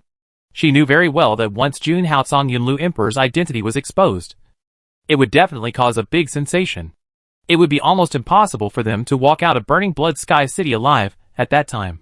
What's more, he was suffering from a cold now, and he had no chance of winning against Burning Heaven Lord. Therefore, Yanling Yu and Ji Weilon must not know Yunqian's true identity. However, Jun Haotsong's health was already extremely bad. If he was not treated, his life would definitely be in danger. So, she had to expose her strength and help him make pills. Thinking of this, Su Maoyang put Jun Haotsong down without any hesitation. Lay aside, and then waved her hand to release the 9 heavens devouring ink cauldron. With both hands raised, flames instantly poured out from between her fingers and were thrown into the alchemy furnace. At the same time, with a bang, the 9 heavens devouring ink cauldron suddenly burst into dazzling flames, illuminating the entire cave red. Ji Weilon and Yanling Yu were stunned by the scene in front of them. It was as if a thunder exploded above their heads. They were stunned, numb all over, and couldn't close their mouths. What did they see? Su Maoyang actually released an alchemy furnace, skillfully controlling the flames and preparing to make an elixir. Yanling Yu knew that Su Maoyang's spiritual power was strong and had reached the level of a late-stage Jun Lingshi. With the help of the harp, he could even release the power of a peak Jun Lingshi. And he also contracted a group of powerful spirit beasts. Such talent and such combat power were already abnormal enough. But now, he was told that Lu Lin was not only a genius in spiritual power, but also an alchemist. Yanling Yu shook his head in shock, and he really couldn't accept it. Chapter 968. She is actually an alchemist? Ji Weilon was even more shocked. She was stunned and couldn't come back to her senses for a long time. She had always worried that Lu Lin, who had no strength, would be bullied. But now she knew that this weak cousin was actually an alchemist. Did she see it wrong? You know, cultivating mental power is several times more difficult than cultivating spiritual power. At the beginning, King Pingnan wanted to send her to the Alchemy Association to learn alchemy, but she kept saying that she didn't know how to make alchemy at all. In the end, the elders of the Alchemy Association refused her because she had no mental power at all. What's the situation now? She not only has an alchemy furnace, but also can control fire. She is clearly an alchemist. This hidden place is too deep. It's beyond her expectation. Just when the two were shocked, Su Maoyang had already thrown the medicinal materials into the alchemy furnace and skillfully controlled the flames. The flames rose and fell as her fingertips moved, clearly releasing terrible heat. But in Su Maoyang's hands, they were so docile and obedient that it was surprising. The two only saw Su Maoyang's movements were smooth and fast, and they were all surprised and held their breath, their eyes moving back and forth with her movements, trying to see clearly, but they couldn't keep up with the speed, and they were dazzled and overwhelmed. Although the two of them didn't know how to make pills, just by looking at this amazing technique, they could tell that Lu Lin's alchemy level was probably not low. Just as they were sighing, Su Maoyang raised his hand, and the pills in the furnace suddenly rose up and floated in the air. Yanling Yu was knowledgeable and recognized the quality of the pills at a glance, and immediately exclaimed, "It's actually a pill of the lower Xian grade." When Ji Weilon heard about the lower Xian pin, her eyes widened in surprise, and she asked in disbelief, "Lower Xian pin? Doesn't that mean you have to reach the early stage of Dan Wang to refine the elixir?" Realizing this, Ji Weilon's pretty face froze for a moment, and then she was surprised and excited, smacked her lips and exclaimed, "Oh my god! Cousin, you are actually an early stage of Dan Wang. It's really amazing." Although Dan Wang level alchemists are not particularly good, In this world where alchemists are rare. As long as they are alchemists, they are already very good for them. What's more, Lu Lin is already a Dan Wang at such a young age, and her future is limitless. Seeing this scene, even Yanling nodded with appreciation. Although it is a long way behind Ling Shiyue, it is not easy to reach Dan Wang. You should know that after the promotion of the early stage Dan Wang, the middle stage Dan Wang, and the peak Dan Wang, it is the early stage Dan Huang. Ling Shiyue is already a mid-stage Dan Wang alchemist, for levels higher than the early Dan Wang. Therefore, the gap between the two is still very obvious. However, Lu Lin's talent and spiritual power is so abnormal. It is rare for her to reach the level of Dan Wang while cultivating her spiritual power. Yanling Yu was very surprised when the old Jinjuan in Su Maoyang's space heard Yanling Yu say that his young master's alchemy ability was not as good as Ling Shiyue, a mid-stage Dan Wang. He immediately refused to accept it and shouted in the space. This idiot. What does he know? A mid-stage Dan Wang dares to compete with my young master. Humph. She is not qualified. It's okay when it comes to other things, but when it comes to alchemy, the old Jinjuan is extremely excited. After all, Su Maoyang's alchemy skills were taught by him. If someone looked down on Su Maoyang's alchemy skills, they looked down on him. Besides, Su Maoyang was the most talented alchemist he had ever seen, and he was also his proudest disciple. It took Su Maoyang only a few years to advance from not knowing how to make alchemy to the current middle stage of Danzong. Such a speed of practice and talent were even better than his back then. And there was absolutely no second one in the Nine Nether Realm. Now Yanling Yu actually took a random cat and dog to compare with the genius in his mind. No wonder the old man Jinjuan was so angry. However, although Su Maoyang was a middle stage of Danzong, 3 levels higher than Ling Shiyue, she was refining Danwang level pills at this time. So Yanling Yu and Ji Weilon mistakenly thought she was a Danwang level alchemist. However, Su Maoyang, who had always been worried about Jun Haotsong's health, had no time to care about their thoughts at this time, and turned a deaf ear to their praise. He grabbed the Ningen pill, quickly helped Jun Haotsong up, and stuffed it into his mouth. Jun Haotsong, who took the pill, did not feel any better, but the cold air became more and more intense, as if it was going to freeze him into ice. When Su Maoyang saw this, her nervous heart seemed to be broken in two, and she was sweating anxiously. For a moment, she didn't know what to do. How could the Ningen pill be useless? Can't it suppress the cold air? Jun Haotsong exhaled a breath of cold air weakly, holding her panicked and trembling hand, and whispered, "Don't worry. I just need to survive this night." When Su Maoyang heard this, she thought of the torture he endured, and her heart seemed to be grabbed, and it hurt so much. She frowned, widened her scarlet eyes, and asked in disbelief, "How have you survived all this time?" She couldn't imagine how he had survived during her absence, and what kind of pain he had experienced. Whenever she thought of this, her heart felt like it was being filed back and forth by a sharp file, and she was in so much pain that she couldn't breathe. "I'm fine. It's just cold. It doesn't hurt at all." Jun Haotsong tried to force a smile and comforted her. Su Maoyang saw that he was in so much pain, but in order to take care of her emotions, he had to hide the pain. Thinking of these days, he had been suffering silently without her knowing, and bearing such pain alone. Su Maoyang immediately clenched his fists, tried his best to hold back the tears in his eyes, bit his lips tightly, suppressed the grief in his heart, and the choked voice almost squeezed out from between his teeth. "I don't believe it. There must be a pill that can suppress the cold." After the words fell, Su Maoyang asked the old man Jinjuan through his inner voice. The old man Jinjuan sighed helplessly and explained, "His cold disease has worsened, and taking Ningen pills has no effect. Now the only thing that can temporarily suppress his coldness is the upper-grade Hanxue pill. This pill must reach the level of the peak Danzong to be refined, and the process is very complicated and difficult. It is a realm you can't reach now. She has only advanced to the middle stage of Danzong now, and there is little hope of advancing to the peak in a short time. No matter what, I will try." How could Su Maoyang watch Jun Haotsong suffer and do nothing? "Alas, young master, it's not a question of whether you are willing to try it now. The main thing is that there is no medicinal material for this pill in the space now. One of them is a relatively rare medicinal material, and you can't get it for a while." The old man Jinjuan shook his head regretfully. Chapter 969, Let Me Accompany You in Pain. Su Mayan was so anxious when she heard this that sweat dripped down like raindrops. She had no medicinal materials now, and had not reached the peak of Danzong. She could do nothing but watch him suffer. At this moment, every nerve of Su Mayan was in severe pain. She was trembling with pain and hugged Jun Haotsong tightly. She could no longer control her inner feelings. Tears burst out of her eyes and poured down. Her voice was hoarse and desperate. I'm sorry. I'm sorry. It's all my fault. But I can't do anything. She hated herself so much.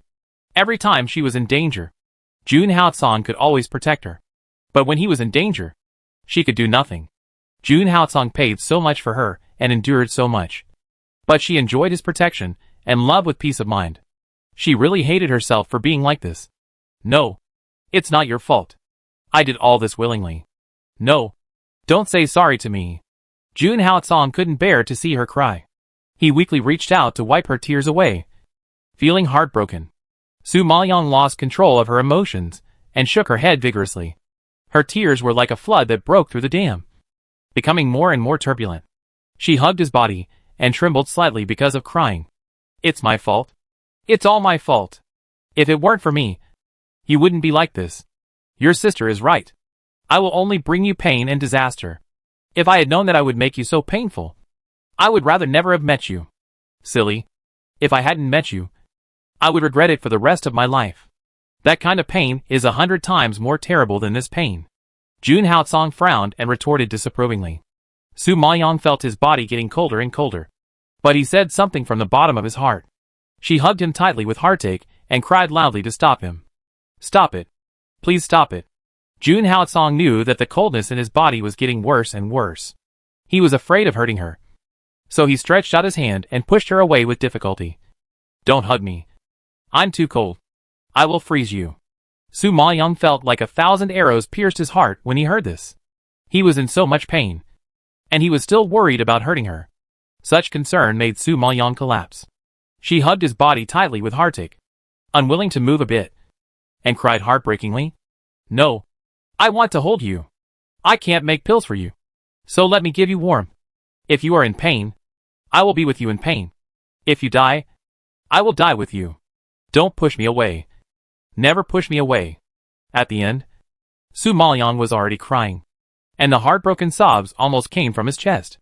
The grief-stricken look made Ji Weilon and Yen Lingyu next to him speechless, full of surprise, and countless question marks popped up in their minds. Is this woman who lost control of her emotions and cried heartbreakingly the Lu Lin they knew? Such a steady and calm person. But now she broke down like a madman for a secret guard. It's unbelievable.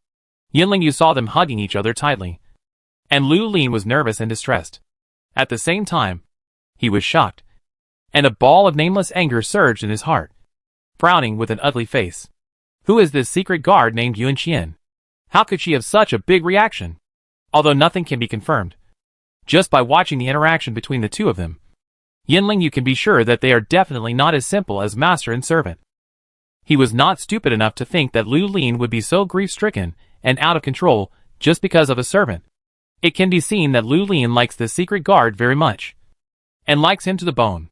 Otherwise, she would not be so excited, and would not say that she would accompany him in pain and die with him. It would be a lie to say that he was not shocked by such a deep feeling. However, when he thought that Su Mayan would rather like a secret guard than look at him more, Yen Lingyu felt uncomfortable and clenched his fingers in dissatisfaction. Only then did he know that in Lu Lin's heart, he was not as good as a secret guard.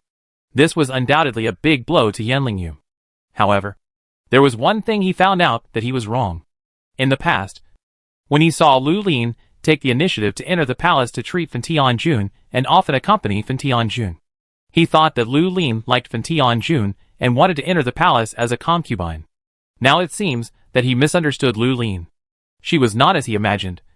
A vulgar woman who climbed up the dragon and attached herself to the phoenix and curried favor with the powerful. Thinking of this, Yen Lingyu suddenly felt very regretful. He regretted saying those excessive words to her, and regretted making his relationship with her so stiff. For this, he was sulking for a long time in vain. Now thinking back, it was really not worth it. Seeing this scene, Ji Weilon was also infected with a bit of sadness, and whispered, "Cousin, don't worry. Why don't we go back to the enclosure now, and let the imperial physician treat him? Maybe he will be fine. When Su Maoyang heard about going back to the enclosure, he immediately raised his head, narrowed his eyes, and stared at Ji Weilon sinisterly, with murderous aura emerging in his eyes, as sharp as a knife, which frightened Ji Weilon so much that she shuddered. Jun Haocong must not return to the enclosure in his current condition. If Finch and Jun knew that he had a cold, he would definitely see through Jun Haocong's identity, and the consequences would be disastrous. Therefore, Ji Weilon's proposal was undoubtedly pushing Jun Haocong to the edge of the cliff. Cousin! You! Ji Weilon was stared at by her cold eyes, and her whole body was hairy. She swallowed her saliva in fear. Lu Lin had always been docile and well-behaved in front of her, but now she showed such a terrible expression. Ji Weilon was shocked and widened her eyes. However, before she finished her words, Su Maoyang suddenly pulled his hand away and grabbed Ji Weilon's neck, warning fiercely. His deep voice seemed to float out of hell, with a whistling cold air. Forget everything you saw and heard today. If you leak even a word, I will kill you. Ji Weilon never expected Su Maoyang to suddenly attack, and was caught off guard. She didn't have time to think about why Lu Lin, who was powerless, would pinch her so hard that she had no power to resist. At this moment, she was just shocked by her sudden action. Cousin! What are you doing? I am your cousin. Are you sick too? Ji Weilon didn't understand why Lu Lin seemed to have suddenly changed, and asked in horror. I'll ask you one last time. What did you see and hear today? Su Maoyang ignored her struggle and growled with gritted teeth.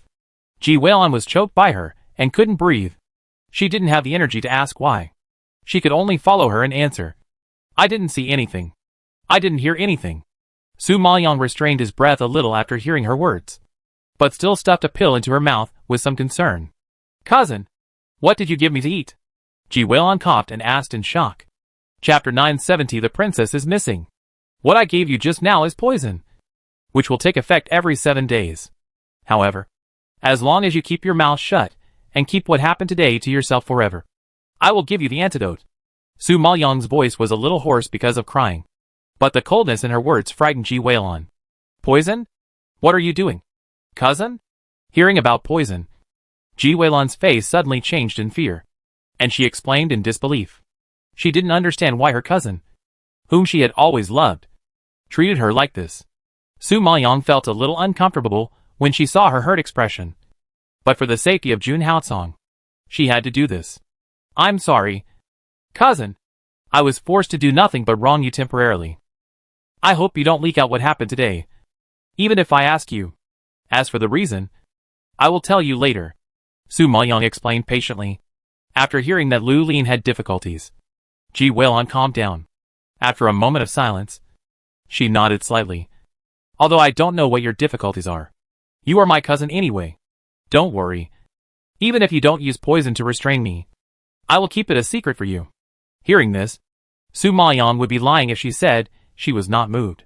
Since she came to Finchua Tiancheng, she owed too much to King Pingnan, Princess Pingnan, and the Ji brothers and sisters. They have always protected her and loved her, but she has always been deceiving them. Now that she poisoned Ji Weilon, she still helped herself so righteously. Su Maoyang was very touched and couldn't help asking, Don't you blame me? Ji Weilon laughed and asked back, Why blame you? Blame you for sparing my life? You pinched me just now. You could have strangled me to death. But you didn't. You just warned me not to leak it out. Although you used some tricks, you didn't take my life after all. Don't most people kill people to keep secrets? Su Maoyang was silent after hearing this. Yes. If she had been like her before, Ji Weilon would have died just now. The reason why she spared her was also because of love. She couldn't bear to do it. And she couldn't do it to a sister who would protect her behind her when she was in danger. Cousin, I don't blame you. Everyone has difficulties and hardships. You can't help yourself, Ji Weilon said sympathetically. Thank you for your understanding. Su Maoyang nodded gratefully, and then looked up at Yanlingyu. Yanlingyu received her eyes, and waved his hands in fear. I won't tell you either. I ate your pill, and was controlled by you. I'm not stupid enough to sacrifice my life for other people's affairs. Su Maoyang saw that he understood, so he didn't use force on him, and warned him directly in a deep voice. Remember what I said now? We didn't encounter a sneak attack by the men in black, And we didn't see Helly and Yufeng. My cousin and I were going to take a bath in the hot spring tonight. But we were attacked by a spirit beast on the way. Fortunately, Master Yin came to our rescue, and we survived. However, when the three of us were going back to the camp, we got lost in the forest. Because it was getting darker, and the dew was heavier. We temporarily found a cave to keep warm. Do you understand? Yinling Yu and Ji Weilon nodded hurriedly, and agreed after hearing this. Seeing that they were very cooperative. Su Maoyang was too lazy to talk nonsense. Now she was in a mess, and had no mind to care about other things. At this time, she felt that the coldness on Jun Haocang's body was getting stronger and stronger. Su Maoyang really couldn't sit back and watch. Even if the medicinal material was rare, she had to go find it. Thinking of this, she sent a voice in her heart, and asked the old man Jinjuan, "What is the name of the missing herb for refining the cold blood pill?" "It's called red snow grass," the old man Jinjuan said. Su Maoyang nodded in understanding, and then waved his hand, released the black flame silver snake, and instructed, "Go find red snow grass. If you find it, hurry up and pick it for me." The black flame silver snake immediately turned around and left the cave, disappearing into the night. This night was extremely long. She hugged Jun Haocang and tried to keep him warm while waiting for news from the black flame silver snake. She was worried and frightened until the next morning. Of course, Su Maoyang was not the only one who was frightened. Dong Ling, who had been guarding the tent, waited all night but didn't see Su Maoyang's figure. She was even more panicked. She was worried that the princess would find out that they went to the enclosure. And she was also worried about their safety. The two of them had been gone for so long and hadn't come back yet, which was really worrying. So, the next morning, just after dawn, Dong Ling couldn't sit still anymore, and hurried to the princess's tent to ask for an audience. At this time, Xinlian, the princess's personal maid, walked into the tent quickly and called out anxiously, Princess, the princess's maid, Dong Ling wants to see you." The princess and the prince were still sleeping, and suddenly woke up when they heard the voice. "What's wrong with Dong Ling?" The princess got up and reached out to take a coat and put it on. Xinlian knew that the matter was a bit serious, so she lowered her head and replied tremblingly. Dong Ling said that the young lady was missing and didn't return to the tent all night. The princess had just woken up and was still a little dazed, but when she heard this, she was shocked and her sleepiness disappeared instantly. "What did you say?" Even the prince was so frightened that he quickly got up from the bed and shouted in shock, "Let Dong Ling in." Dong Ling was already so frightened that she was at a loss, and she was in tears. When she came to the princess and the prince, she knelt on the ground with a plop and kowtowed repeatedly in fear. When the princess learned that Lu Lin was missing, she was extremely anxious and asked, "Dong Ling, tell me what happened." Dong Ling raised her head and sobbed.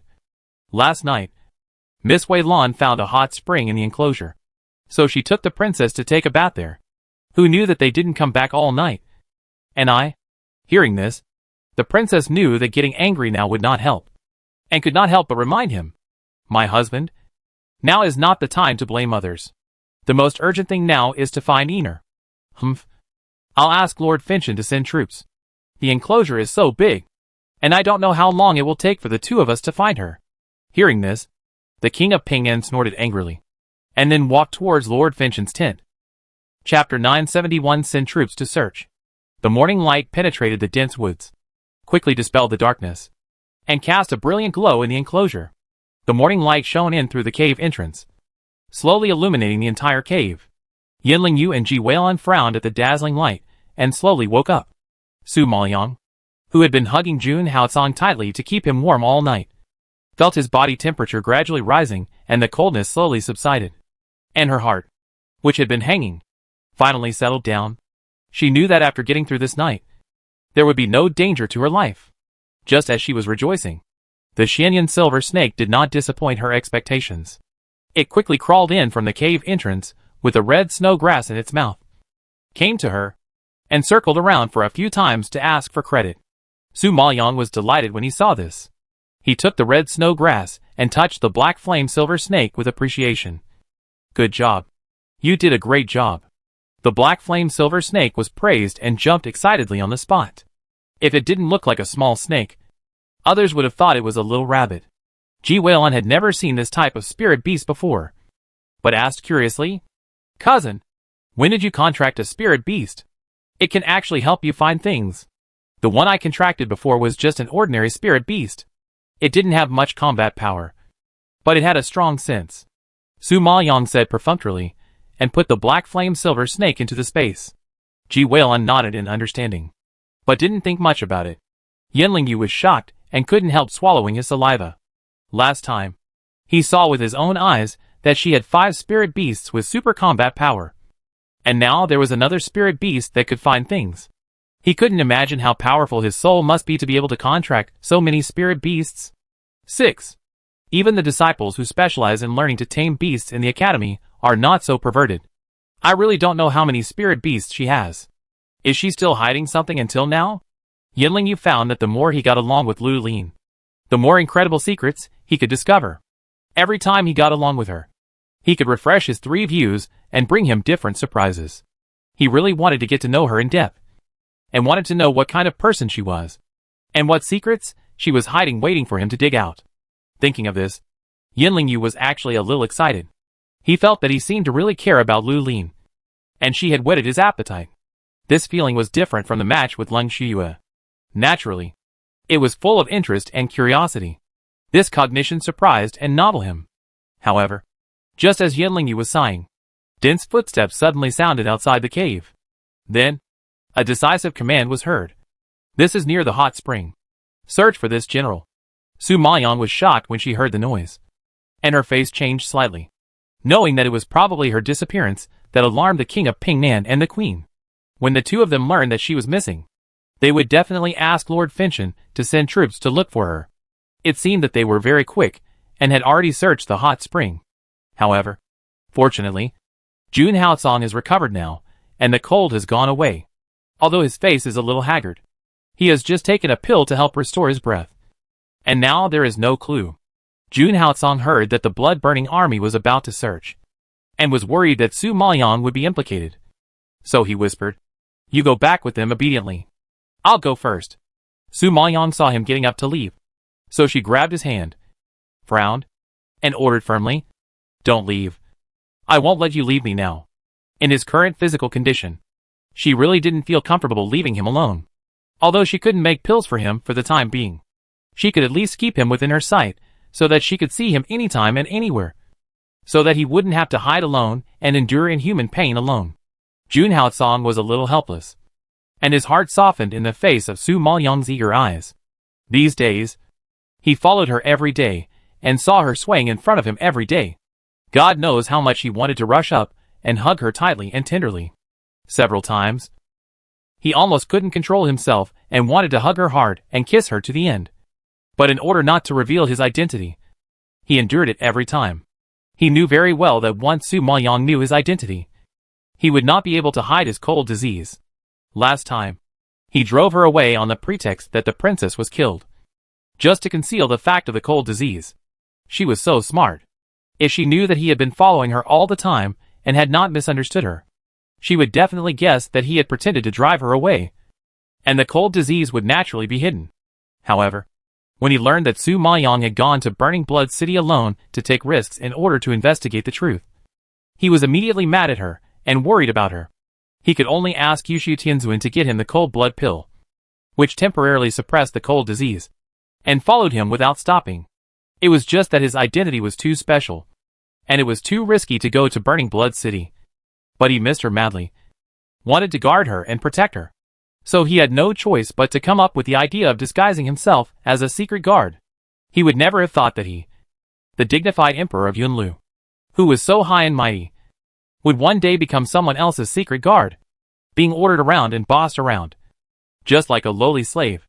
Most importantly, he had to watch Su Maoyong being entangled by other men. He was so angry that he couldn't step forward to stop her. When he saw her with other men, he had to step aside silently and not offend his master. Who knows? At that time, he wanted to rush up and blow up the heads of Fentianjin, Yanling Yu and Helyan Yufeng. This feeling of frustration tortured him. But in order not to cause trouble for Su Maoyong, he still endured it. This woman really wore away all his pride and temper. Thinking of this, Jun Haocong sighed helplessly.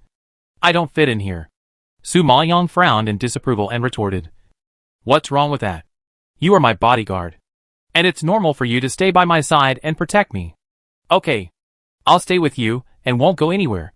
Seeing that she insisted, Jun Haotsong couldn't bear to refuse her, so he could only nod and compromise. At this time, the soldiers outside had already searched the cave entrance.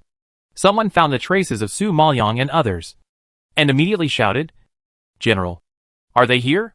The leading general heard this, and ran into the cave quickly. Seeing that Su Maoyang and his group were all there, he finally breathed a sigh of relief and saluted the princess. "Princess Qingyin, I am late to rescue you. Please forgive me." Seeing this, Su Maoyang quickly stood up and raised her hand to the general. "General, thank you for your courtesy. I am fine. Don't worry about me." Seeing that she was indeed intact and uninjured, the general nodded and stretched out his hand to make a gesture of invitation. "Lord Finchon is in the enclosure, looking for the princess everywhere. The princess should hurry back with me to report."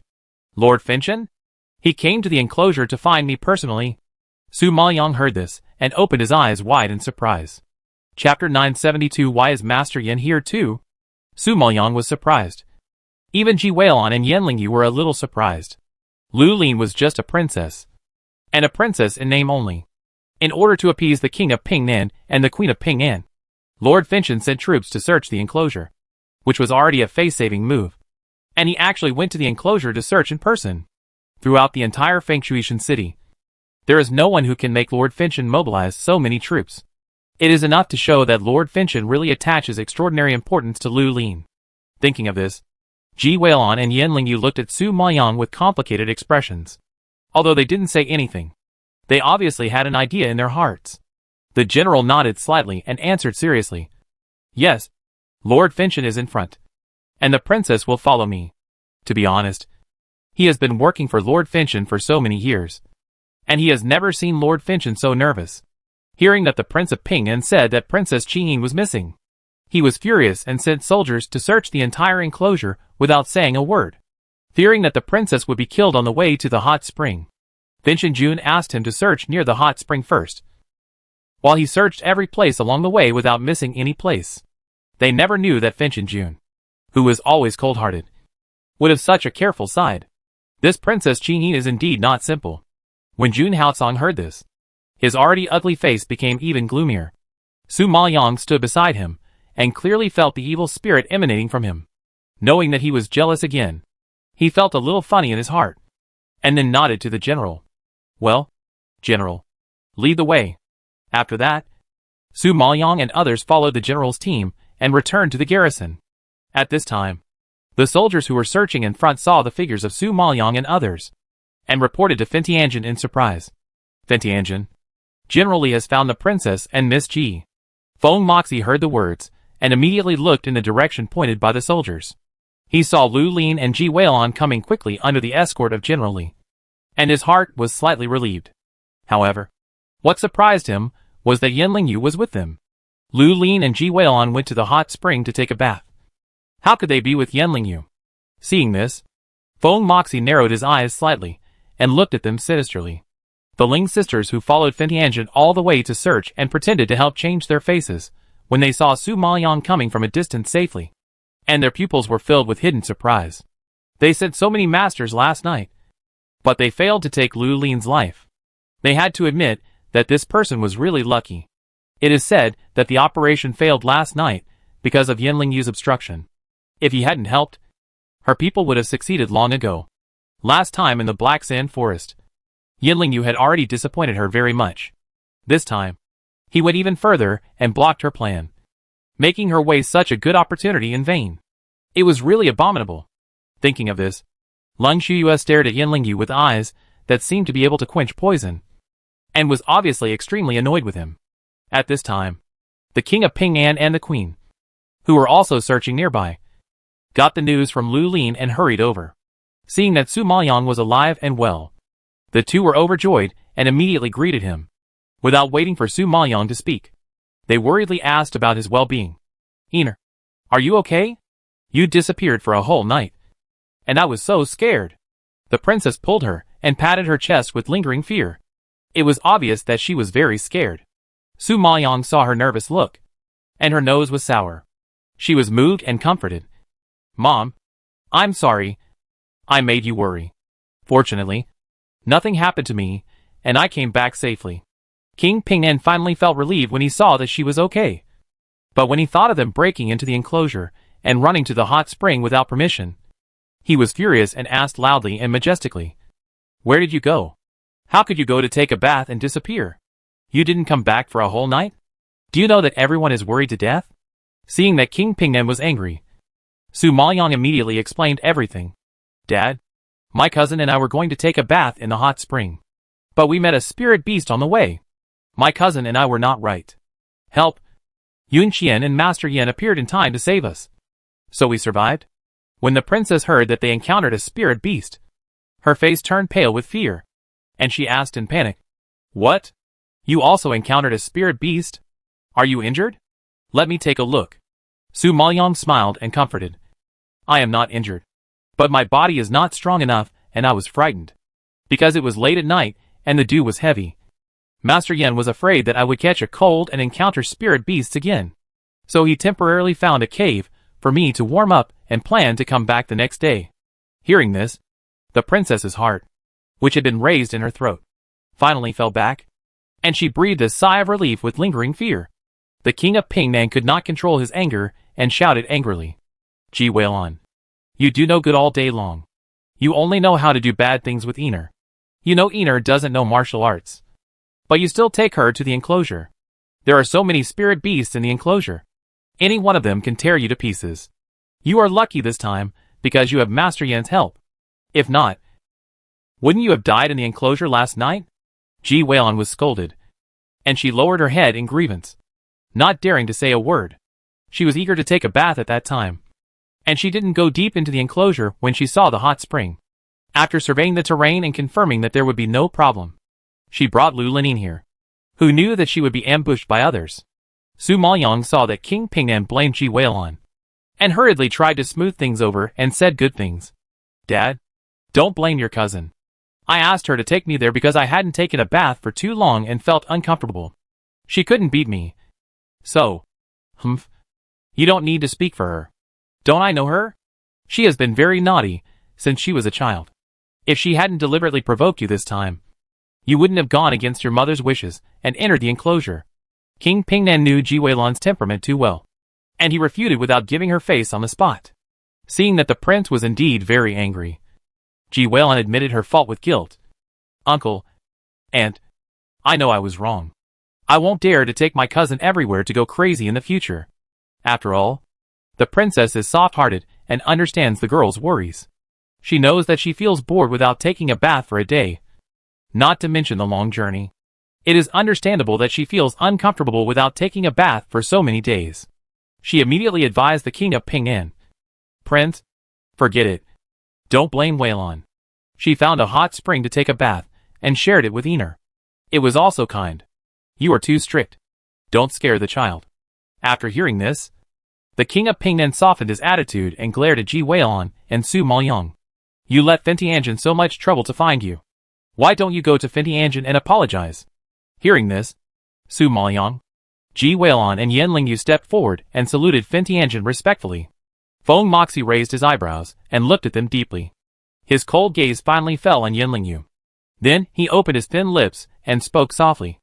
His evil voice was a little cold at this time. "Miss Ji and the princess went to the paddock to take a bath. Why is Master Yin also there?" Chapter 973 Requesting for a New Marriage. Hearing such a question, Su Maoyang was shocked, knowing that Lord Finchen still had doubts about her explanation. Sure enough, it was not easy to fool him. Just as Su Maoyang's brain was working at high speed, thinking of a countermeasure, Yen Lingyu clasped his fists calmly and replying to Lord Finchen, "I saw Miss Ji sneaking into the enclosure with the princess. So I followed curiously. Do you remember that you refused the marriage with the princess and had a very unpleasant quarrel with the Pingnan Palace? How come you suddenly wanted to help?" Feng Moxie raised his eyebrows slightly and asked coldly. Everyone felt a little strange when they heard this. Logically speaking, the Yin family refused the marriage, and the Pingnan Palace blackmailed the Yin family. Last time, Lord Finchen almost took Yen Lingyu's life. The relationship between the two families can be said to be incompatible.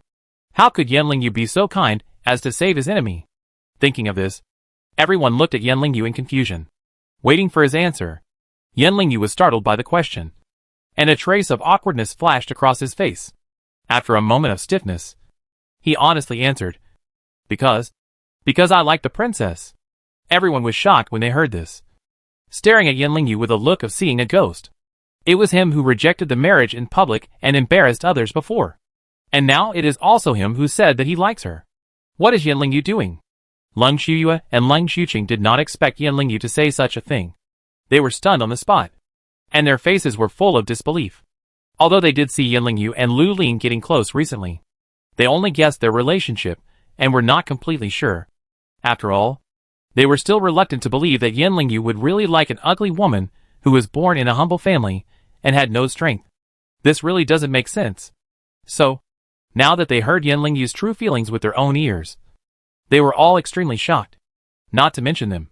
Even Su Mayan was shocked by his answer. She looked at him in surprise, and then thought that he might have lied deliberately to evade Fin Tianjin's question. Su Mayan gradually calmed down. Su Mayan really couldn't tell that Yan Lingyu, such an upright person, had a very good emergency response ability, and he lied without blushing or beating his heart, which really seemed to be true. At this time, Fin Tianjin, his face was gloomy, and his eyes were like ice staring at Yan Lingyu, and he seemed to be dissatisfied with this answer. Then a thunderous roar suddenly rose up. Humph! Yan Lingyu, you are so bold. You refused the marriage in front of me so confidently before, and now you say you like Princess Qing. Are you kidding me? Seeing that Lord Finchen was angry, Yan Lingyu was so frightened that he immediately knelt down and begged sincerely. Lord Finchen, please forgive me. I know that I deserved death for refusing the marriage before. So in order to make up for the previous mistake, I hope Lord Finchen can give me another chance and give me the princess again. I will definitely treat the princess well and not let her be sad. Su Maoyang trembled when he heard this, and was almost thrown to the ground by thunder. Is this Yan Lingyu crazy? There is no need to act so realistically. Others were also shocked by Yan Lingyu's sudden move and stood still, staring at him in surprise, forgetting to react for a while. King Pingnan and the princess also had an expression of being out of the situation. They were stunned for a long time, and their minds were still a little dazed, not sure if they had heard it wrong. Yan Lingyu looked down on their Ener so much that he refused to marry her even if it meant disobeying the emperor's order and offending Lord Finchen. It can be seen how much he hated Lu Lin.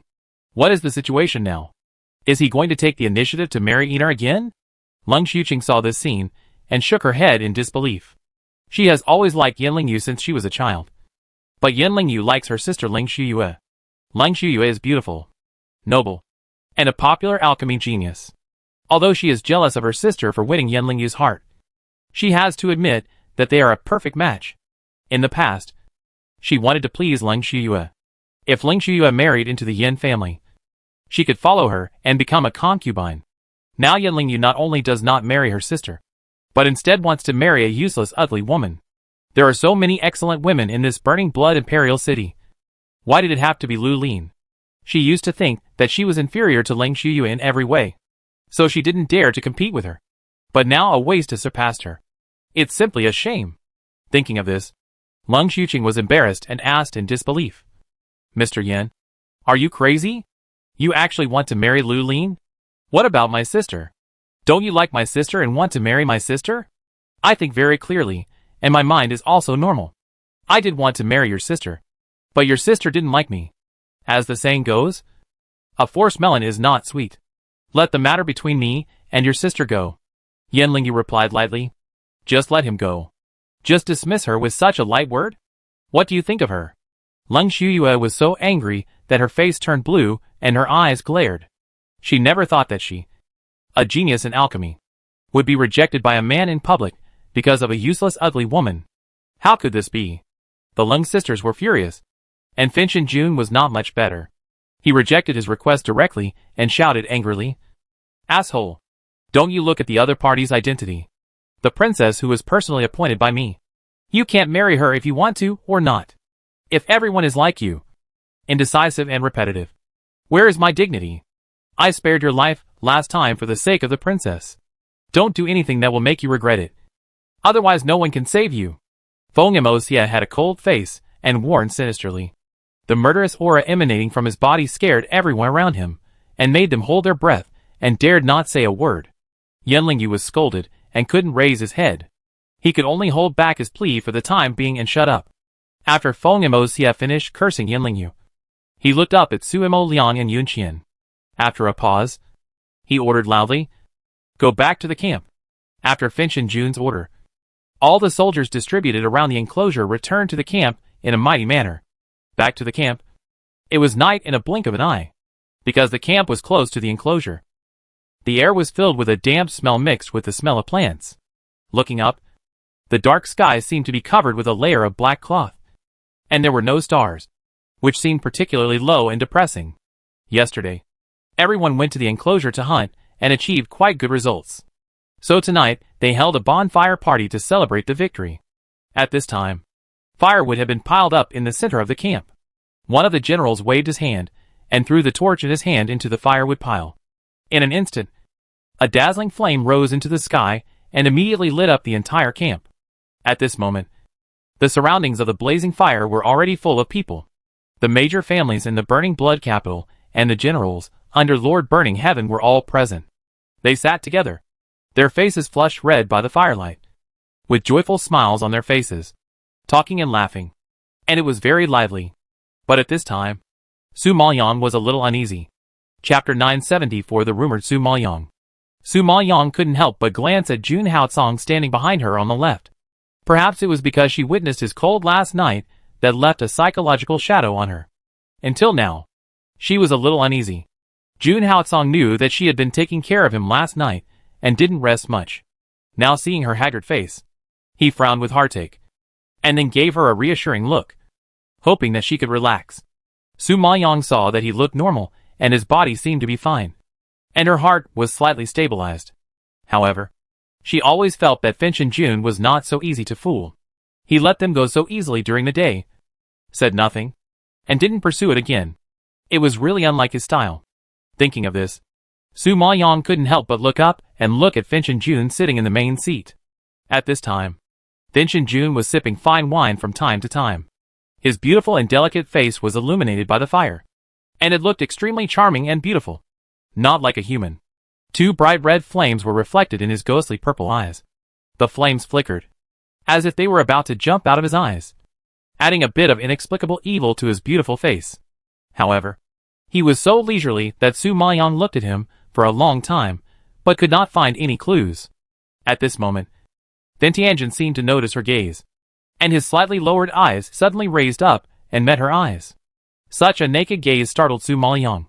His back felt cold, and he quickly retracted his gaze, in order to hide his guilty conscience. Su Maoyang swept his eyes to the other people present. After a long time, she felt the sharp gaze on her withdraw. As the invisible pressure dissipated, Su Maoyang felt relieved.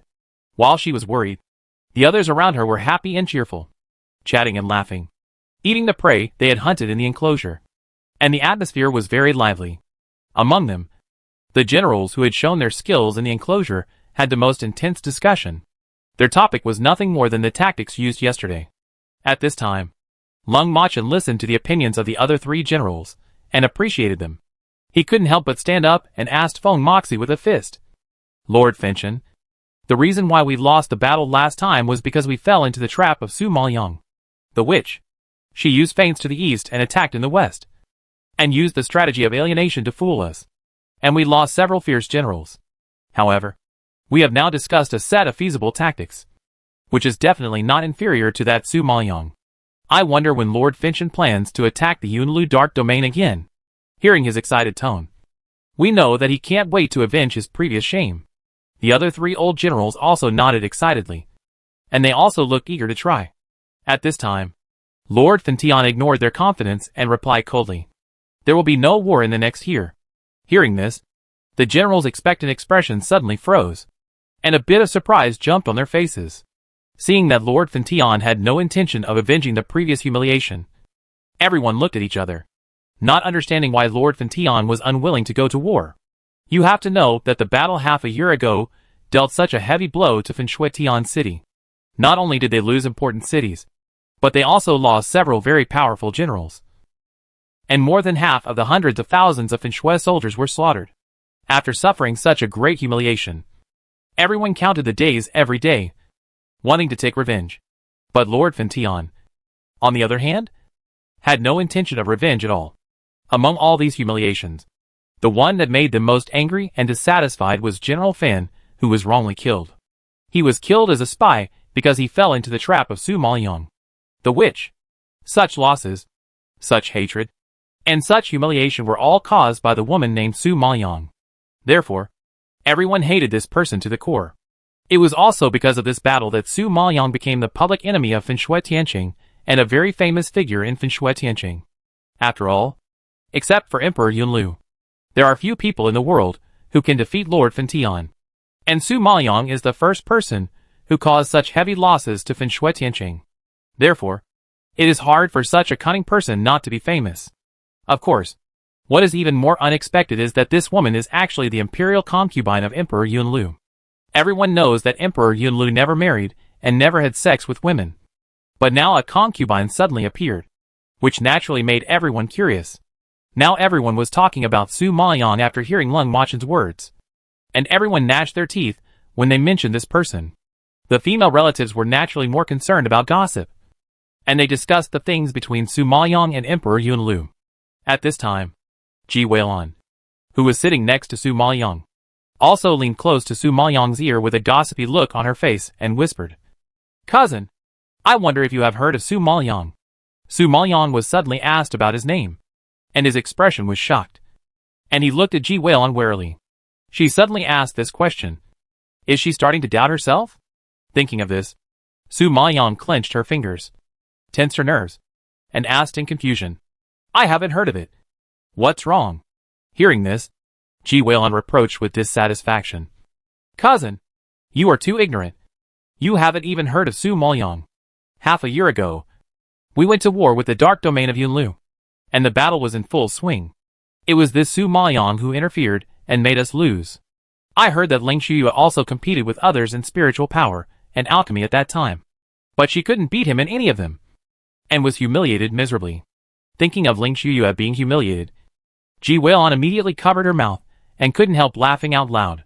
Su Maoyang heard that she was just gossiping and didn't realize her identity. His tense nerves relaxed temporarily, and he nodded in surprise. "So that's how it is." "Uh-huh. Yes. Although this Su Maoyang is our enemy of Finshui Tianqing, I admire her very much. Not only did she have the courage to challenge Fentian Jun, but she also killed so many of our soldiers and several fierce generals by herself. It is enough to show that this woman is courageous, powerful, and smart.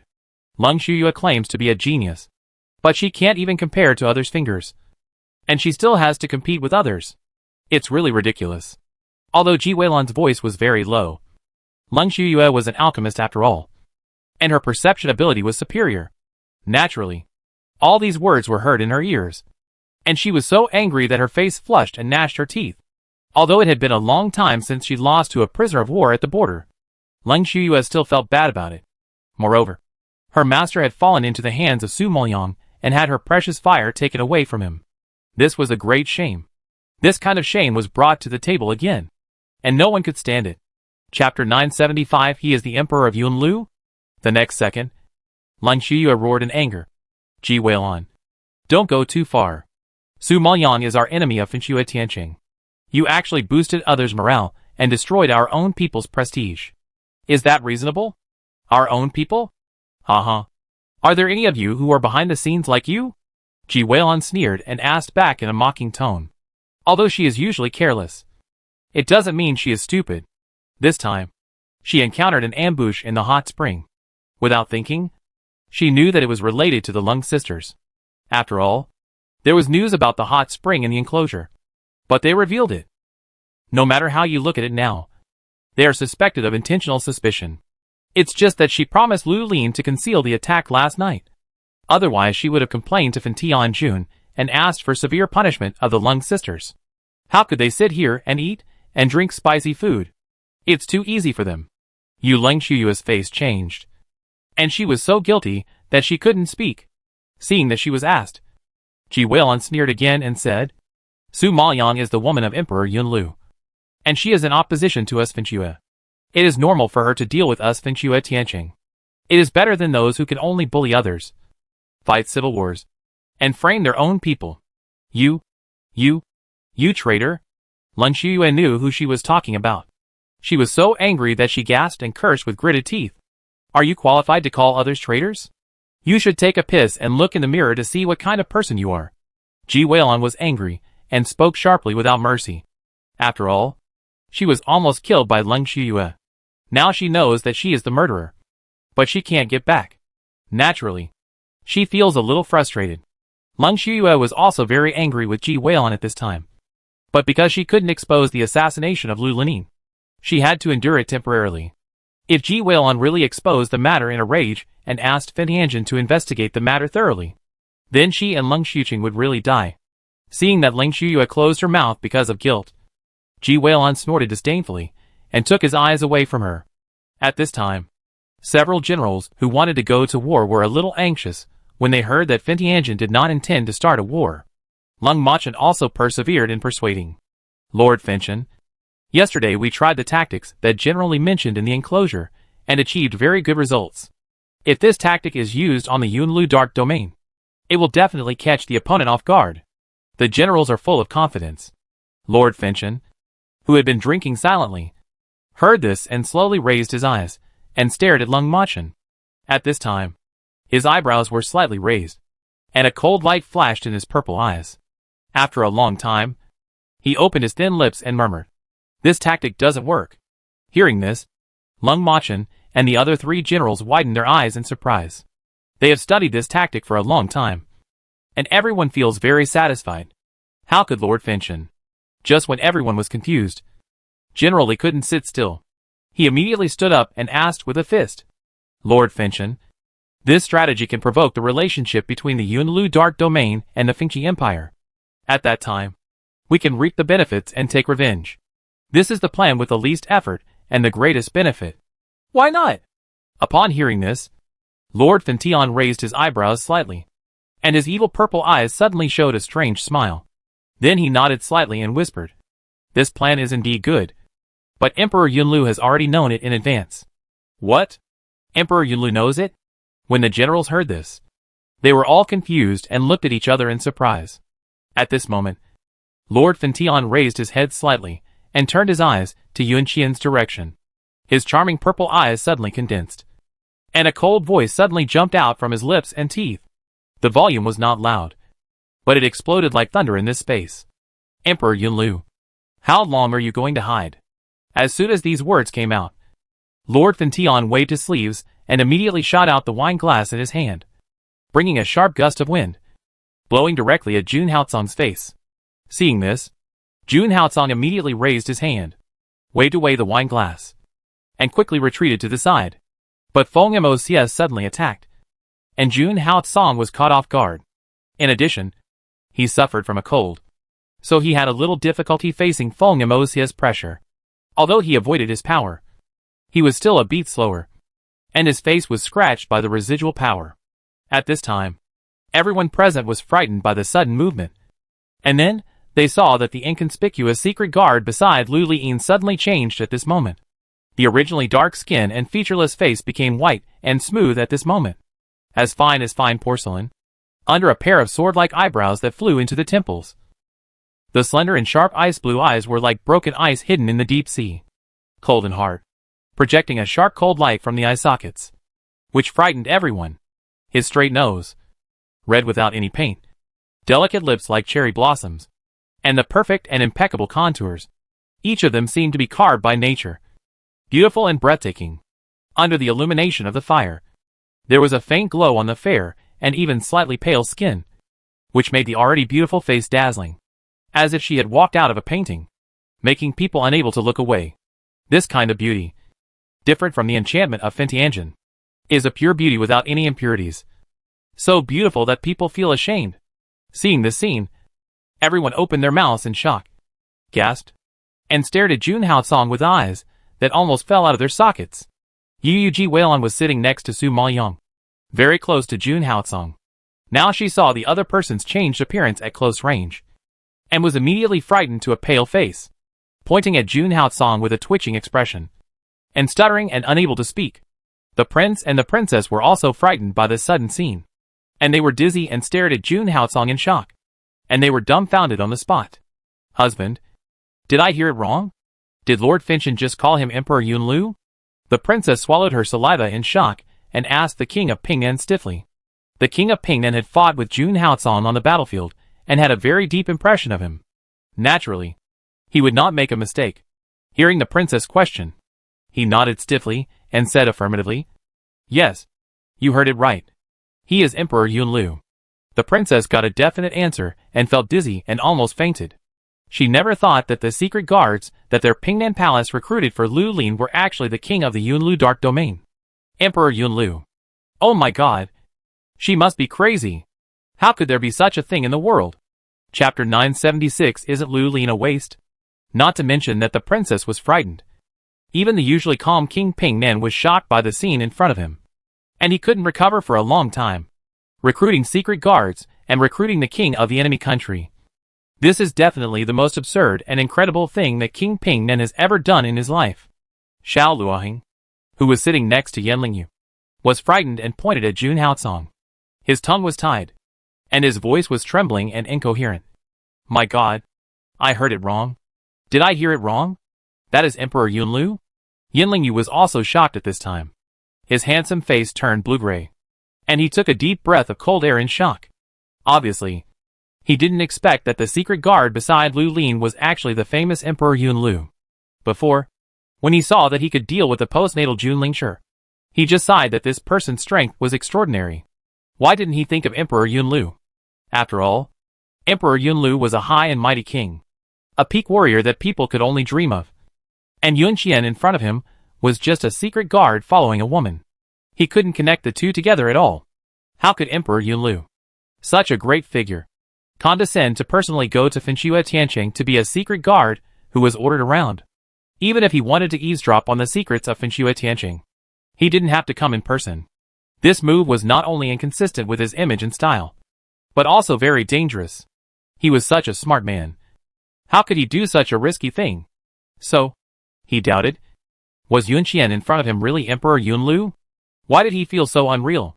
Just when Yanlingyu still refused to believe it. The cold voice of Lord Fentian rose again, like a huge rock smashing into the lake, stirring up a storm in everyone's heart. Emperor Yunlu, you disguised yourself and mixed into my Finchua, eavesdropping on my Finchua's military secrets, which is not a gentleman's behavior. After saying that, his eyes became fierce, and the spiritual power in his hand attacked Jun Haotsong fiercely. The power burst out, making everyone around pale with fear. At the same time, Jun Haotsong dodged the attack, raised his sleeves, and also burst out fierce spiritual power, which hit the power of Fentianjin fiercely. When the spiritual powers of the two supreme Jun Lingshi collided, the power was so powerful that it was devastating, and the mountains collapsed and the earth cracked. There was only a loud bang. The tables and plates in front of everyone were all blown to pieces, and some of the weaker ones were directly blown away. Everyone saw that in the blink of an eye. The whole camp was in a mess, and it was horrible to look at. They were all frightened by such a terrifying momentum, and their faces turned pale, and their eyes were broken. Seeing this, Yanlingyu's eyes were wide open with horror. Before, he was unwilling to believe that Emperor Yunlu would disguise himself as a secret guard. But now that he saw his explosive strength, he was completely sure. There was no one else who could reach the level of Supreme Lord Spiritual Master at such a young age, except Lord Finchen and Emperor Yunlu. If someone pretended to be his appearance, it would be possible. But his terrifying strength could not be pretended.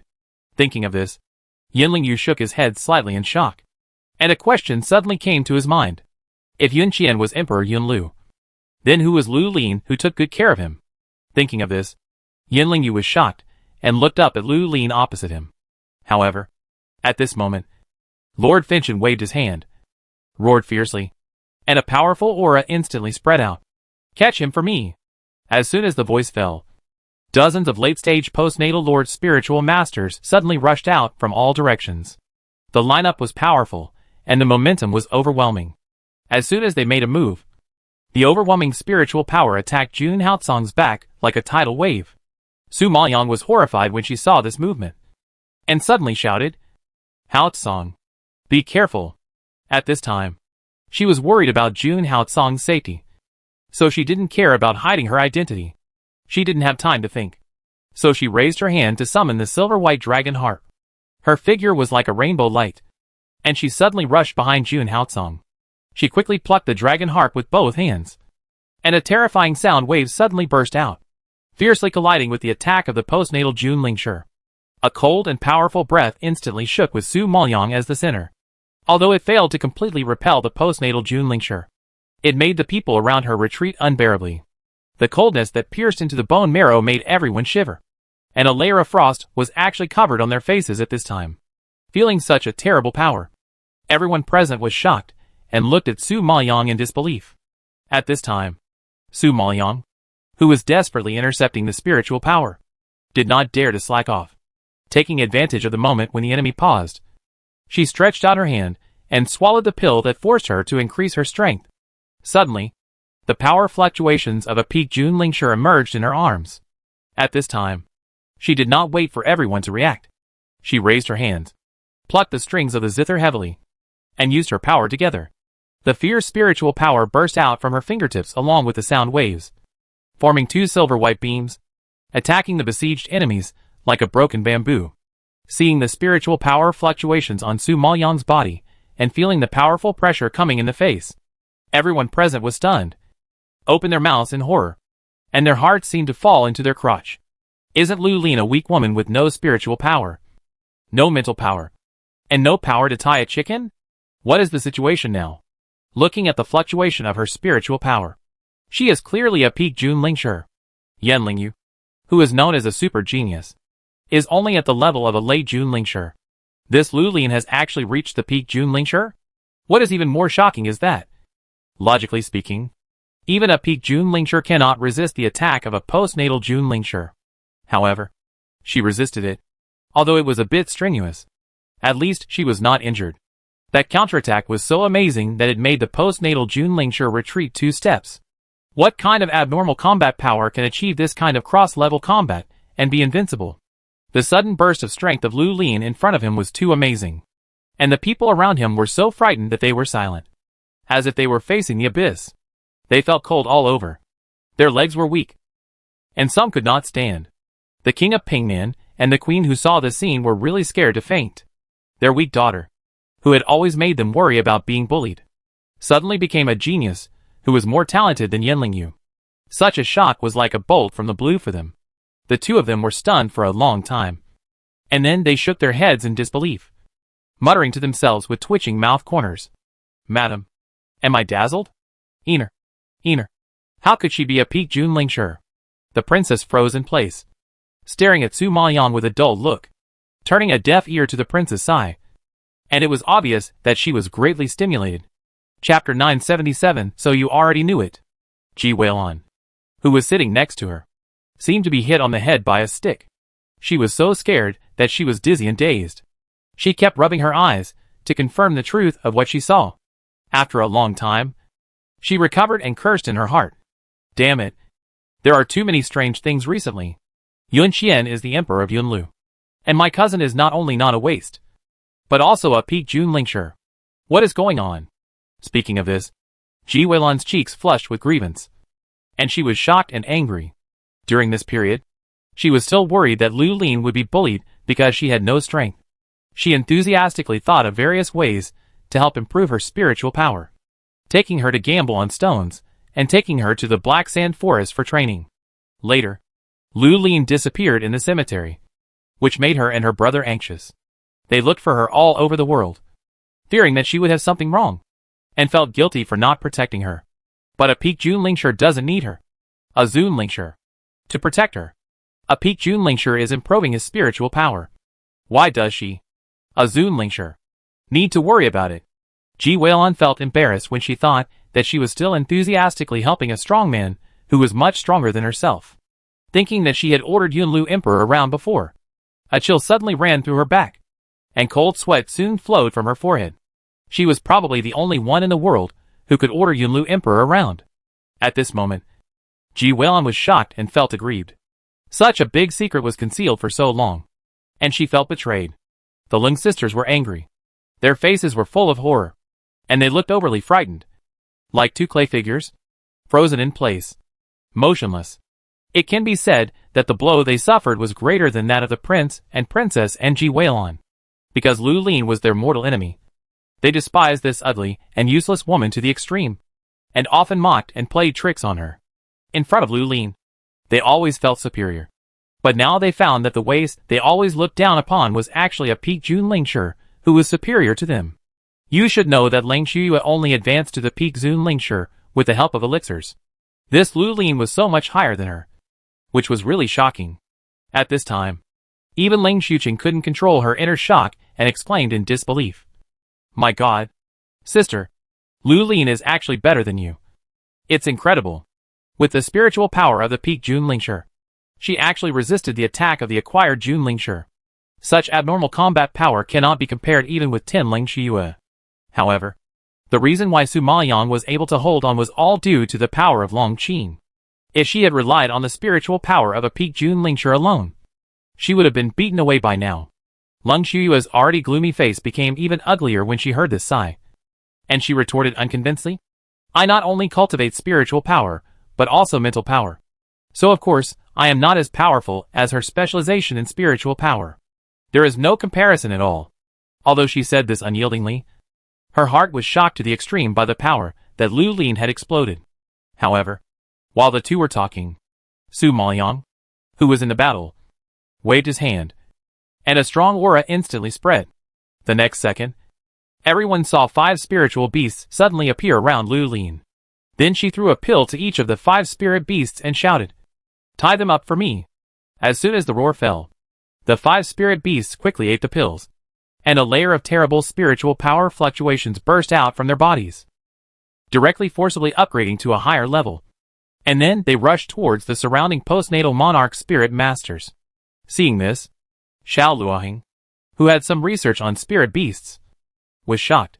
Because of excitement, his cheeks flushed, and his expression twitched and exclaimed, My God!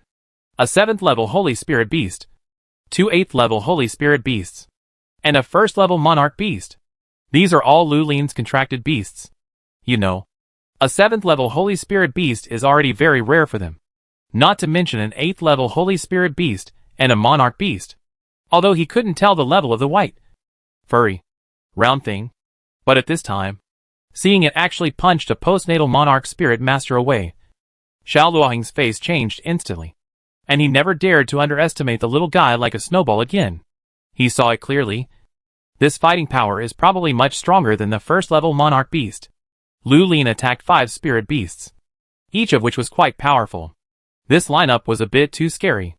Realizing this, Xiao Luoheng felt his throat dry, swallowed his saliva, and then his hands trembled. And he grabbed Yan Lingyu next to him, and said excitedly, Brother Lingyu, did you see it? Lu Lin actually contracted 5 spirit beasts, and 2 of them were stronger than the 1st level Monarch Beast. Yan Lingyu was very calm at this time, staring at Lu Lin in the battle, and replied calmly, I know. He had seen Su Maoyang's spirit beast last time, and he was not surprised to see her summon it now. What surprised him was that Lu Lin, who had been trying hard to hide her identity, would reveal her strength in public in such an occasion just to protect Emperor Yunlu. Seeing his cold reaction, Xiao Luoheng immediately reacted. Okay, so you knew it a long time ago. When did you know it? Why didn't I notice it at all? Thinking that he had been kept in the dark for so long, Xiao Luoheng shouted angrily. Yan Lingyu's eyes followed Su Maoyang's figure closely, and he replied faintly, Last time in the cemetery of the Black Sand Forest, she and I fell into a black hole, and she saved me. Xiao Luoheng was even more surprised when he heard this, and exclaimed in disbelief, What? In the cemetery? It was Lu Lin who saved you. This exclamation was loud, and immediately fell into the ears of the Lung sisters not far away. At that time, they were looking for Yan Lingyu everywhere, and later found that he was with Lu Lin. They all thought that Yan Lingyu saved Lu Lin, and Ling Shuyue was angry with him because of this. They never thought that it was Lu Lin who saved Yan Lingyu, which was ridiculous. Yan Lingyu nodded slightly in the face of Xiao Luoheng's surprise. Well, she defeated a group of 4th level Monarch Beasts at that time, and then took me out of the black hole. What? Fourth level monarch beasts. Xiao Luoheng's tongue was tied when he heard such words, and he held his forehead to keep himself awake. Such an impact was too great. He couldn't bear it at all. At this time, Su Maoyang, who was fighting against the postnatal monarch spirit master, obviously felt more and more exhausted. If this group of postnatal monarch spirit masters were only in the middle stage, she would have a chance of winning. But most of them are in the late stage, and a few have even reached the peak stage. Even if they release the spirit beasts now and fight together, it is unlikely to get benefits from them. Seeing the spirit beasts being defeated, Su Maoyang gritted his teeth, made a prompt decision, and released the puppet with a fierce wave of his hand. Chapter 978. She is Su Maoyang. Although Su Maoyang's puppets are not strong, they are tough and have good defense. Even if they cannot defeat the postnatal monarch spiritual masters, they can at least entangle them and buy time for Jun Haotsong to escape. Thinking of this, Su Maoyang did not hesitate at all, and gave a loud and clear command. Go! Trap them! At this time, the aggressive postnatal monarch spiritual masters suddenly saw 20 puppets in armor in front of Su Maoyang, and they all paused and looked surprised. However, before they could react, the 20 puppets rushed towards them. Everyone who witnessed this scene was shocked and widened their eyes. Some people were knowledgeable and recognized the puppets at once, and exclaimed in shock, Isn't this the long-lost puppet technique? Hearing this, the others also recovered, and they were all shocked by this voice and gasped. Some people have heard of puppetry, but this secret technique has long been lost. They have only read about it in books, but have never seen anyone use it. Lu Lin in front of them actually waved her hand and summoned 20 puppets. I really don't know how many tricks she has, and how much strength she has hidden from them. At this moment, everyone was shocked by Su Maoyang's exposed strength. They shook their heads and muttered to themselves, looking deeply shocked. After all, from a waste to a strong man who suddenly became a peak Junlisher, he could summon 5 spirit beasts and 20 puppets with just a few moves. Such a big change and such a strong strength are hard not to be shocked. At this time, Su Maoyang saw that the puppet temporarily tied up the postnatal monarch spiritual master, and immediately turned to Jun Haotsong and reminded anxiously, I will entangle them. You hurry up. Seeing this posture, Su Maoyang knew that Finchen Jun should have seen through Yuan Qian's identity long ago. Therefore, he took advantage of this hunting activity to lay a net to capture Jun Haotsong. Since Finchen Jun came prepared, Jun Haotsong must be in danger. What's more, this is Finchen Jun's territory, and Jun Haotsong suffers from cold disease. No matter how you look at it, he doesn't have much chance of winning. If such a fierce battle induces cold disease, he may have to explain here. Thinking of this, Su Maoyang's whole heart was pulled up, and his face was wrinkled with anxiety. When Jun Haotsong heard this, he frowned in dissatisfaction and retorted in a deep voice, No, let's go together. Her strength is now exposed, and Finchen Jun obviously knows her identity. If she stayed, she would definitely fall into the clutches of Lord Finchen. In a battle half a year ago, Su Maoyang killed so many soldiers of Finchua and framed several generals of Finchua. With such a deep hatred, it would be strange if they didn't tear Su Maoyang apart. So, how could he bear to let her stay here alone and face danger alone? It's too late. If you don't leave, neither of us can leave. I will find a way to hold Lord Finchen back. Don't worry. Su Maoyang saw that he was still unwilling to leave, and her face turned red in anxiety, and she urged anxiously. Jun Haotsong was determined to take her with him. He ignored her urging, stretched out his hand and pulled her into his arms, and then raised his hand to help her block the attack of the post-heavenly monarch spiritual master. There was a bang, and the postnatal Jun Ling who was hit by Jun Haotsong was blown into a bloody mess, spraying a terrifying blood mist, and the broken limbs fell to the ground, which frightened everyone. He crushed a postnatal Jun Ling master at the peak level with one move, worthy of the powerful Yunlu Emperor. In contrast to the shock of the audience, at this time, Finchen Jun raised his red lips and smiled charmingly, as if he did not take Jun Haotsong's counterattack seriously, and sighed with a low smile. Jun Haotsong, you are really capable.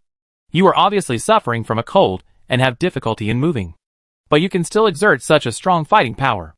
I underestimated you. However, do you think you can be my opponent with your current physical condition? Speaking of this, Feng Mox's pair of evil purple eyes flashed with excitement, and the arc of the corners of his lips became deeper and deeper, which actually brought some cold evil spirit. Then he suddenly raised his hand, and a more ferocious force than before seemed to tear the air apart, rushing towards Jun Haotsong.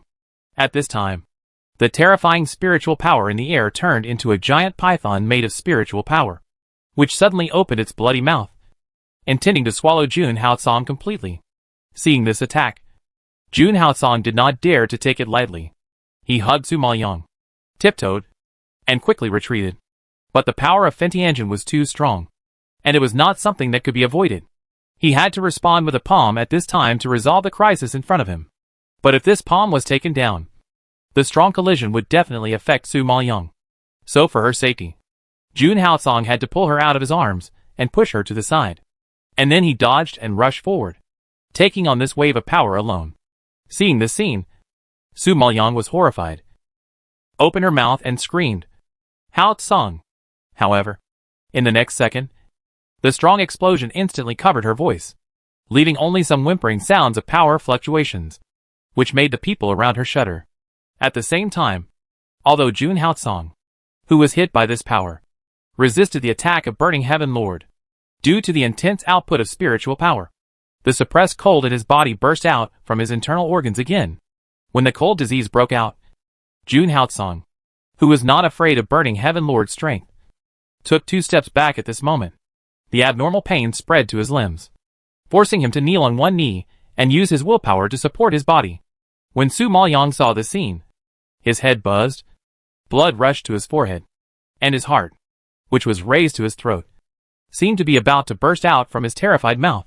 Haotsong! At this time, a hoarse roar suddenly rose, and then Su Maoyang rushed to Jun Haotsong like crazy. Seeing him shrouded in cold air again, knowing that he had a cold attack, Su Maoyang's heart suddenly turned cold, as if falling into an ice cellar. At this critical moment, Su Maoyang protected him behind her without hesitation, and faced the sinister eyes of Finch and Jun alone. Even if she died today, she would protect Jun Haotsong. Feng Moxie saw that Su Maoyang was not afraid of death, and was going to challenge herself. His cold and handsome face sank slightly, and he narrowed his eyes unhappily. The cold warning was a bit dangerous. Su Maoyang, I will give you a chance. As long as you get out of the way, I can spare your life. If you insist on resisting, don't blame me for being cruel. Su Maoyang? Everyone was stunned when they heard this name suddenly, and their dull faces were instantly filled with shock. Is this woman in front of me Su Maoyang? Chapter 979. She stole Master Pang's strange fire. Su Maoyang's name is well known, and she is a figure that countless people gnashed their teeth at. Now, when it was called out from the mouth of Lord Finchen, everyone was shocked and stared at Lu Lin in disbelief, with a stiff face showing an expression that they couldn't grasp the key. They really couldn't imagine that the adopted daughter of King Pingnan and the Princess Qin canonized by Lord Finchen were actually Su Maoyang, who everyone in Fengshuishan City hated. Such a truth was too unexpected for everyone.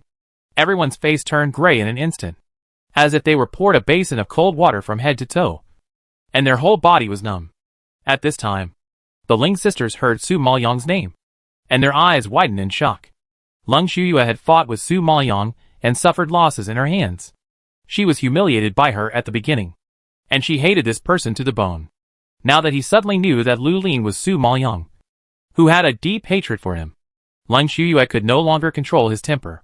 His anger rushed straight to his head, and he gnashed his teeth and yelled, "You Su Maoyang, you took away the strange fire that my master had contracted with great difficulty, and you dared to come to Burning Blood City to seek death."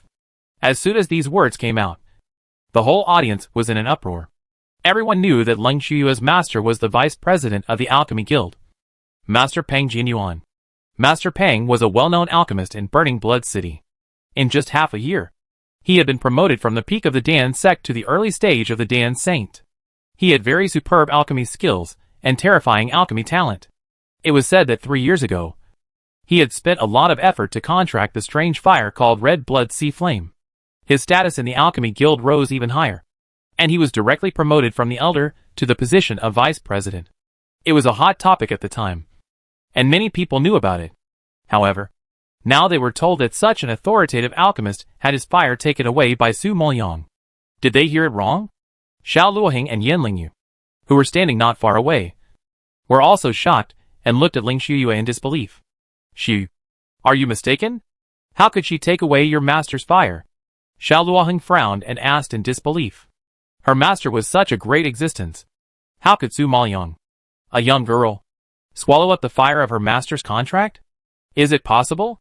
Ling Shuyue saw that he was unwilling to believe it. Her face flushed, and she explained anxiously, it was her. I saw her swallow my master's fire with my own eyes. And she also blew up my master's alchemy furnace.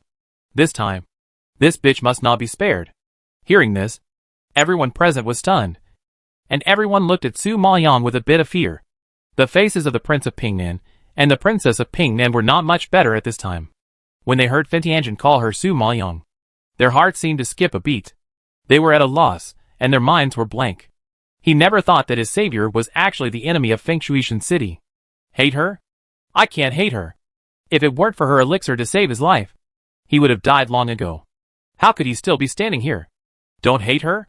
But I can't do it. I was deceived so badly by her. How could I not be angry? At this moment, his mood was mixed and indescribably complicated. The princess was so stimulated that her eyes were red, and her whole body was tense. Holding her fingers tightly, she had given Su Maoyang all the affection of a mother. But now she knew that her beloved daughter was not an ordinary woman from Pingshui City, but the woman of Emperor Yunlu, the imperial concubine of the dark domain of Yunlu. Such a blow was like a sharp sword piercing her heart, causing a burst of pain. However, when she saw Su Maoyang challenging Lord Finchin, her aching heart still tightened, and she shouted to her worriedly, Ener, get out of the way. Don't go against Lord Finchin. He will kill you. Su Maoyang's heart tightened when she heard this heart-wrenching call, and her eyes were bloodshot as she looked at Princess Pingnan on the right, and saw tears in her eyes. Although her eyes were filled with grief, she could not hide the worry inside. At this moment, Su Maoyang's heart seemed to be hit hard, and a dull pain surged up. Then, she held back the sourness in her nose, frowned and said, Dad, Mom, I'm sorry. I lied to you.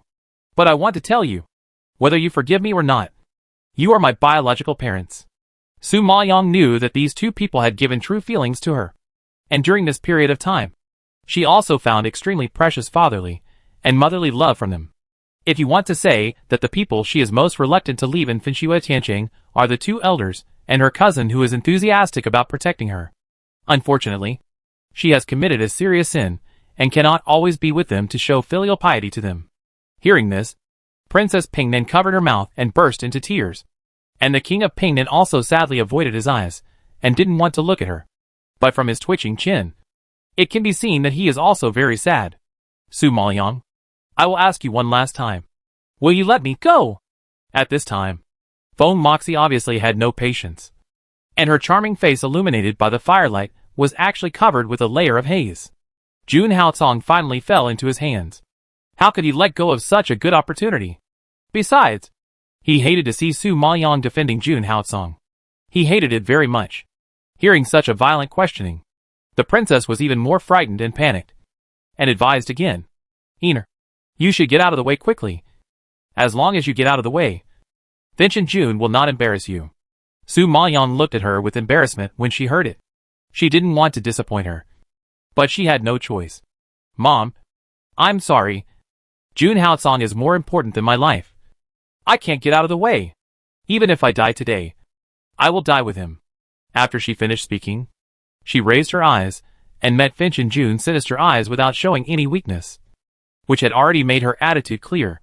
Her decisive answer was so loud that it shook the princess and the prince, and their widened pupils were filled with uncontrollable surprise. What she meant was that for the sake of Emperor Yunlu, she would fight against Lord Finchin to the end, even at the cost of her life. Lord Finchin was also shocked and narrowed his eyes. Lord Yunlu was more important than her life. For some reason, after hearing such words and seeing such deep feelings, his heart felt as if a large ball of cotton was stuffed into his heart, and he couldn't breathe. At this moment, he was actually jealous of Jun Haocong.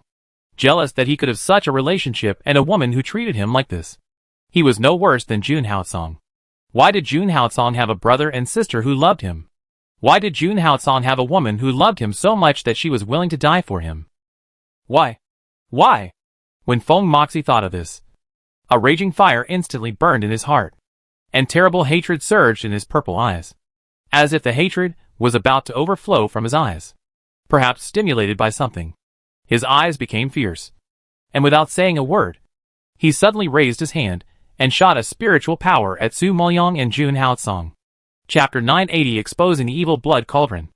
Even though Jun Haotsong was about to faint from the pain, he still used all his strength to pull Su Moyang into his arms, turned around, and directly blocked the attack for her with his back.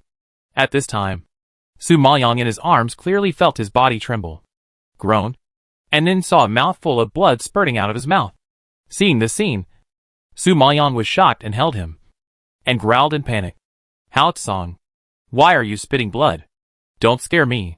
Su Moyang reached out and touched the blood on his lips, and was frightened and panicked. The whole person trembled with fear. The power of Fentianjin was so terrifying, and Jun Haotsong was suffering from a cold disease, so he had no defensibility at all. Now he was slapped by him, and if he was not careful, he would die. But knowing that it was death, he still insisted on blocking the damage for her and protecting her. Thinking of this, Su Moyang felt a pang of pain in her heart, and her eyes were wet. Just when she was worried to the point of going crazy, Jun Haotsong suddenly raised his arm and pushed her 2 meters away with great effort. His pale handsome face was distorted with pain at this moment, but he still used up all his strength and gritted his teeth and yelled, "Go quickly. I'll take care of it." He was injured like this, and he had to stay to take care of the aftermath. Su Moyang was so heartbroken to hear such words. At this moment, she knew very well that if one of them died here today, no one would live in the world. So, Jun Haotsong couldn't die, and she couldn't die either. Jun Haotsong, listen to me. Last time in the dark area of Yunlu, you pushed me away once. I couldn't accompany you through the pain. I already regret it. From now on, I can't let you bear the pain alone.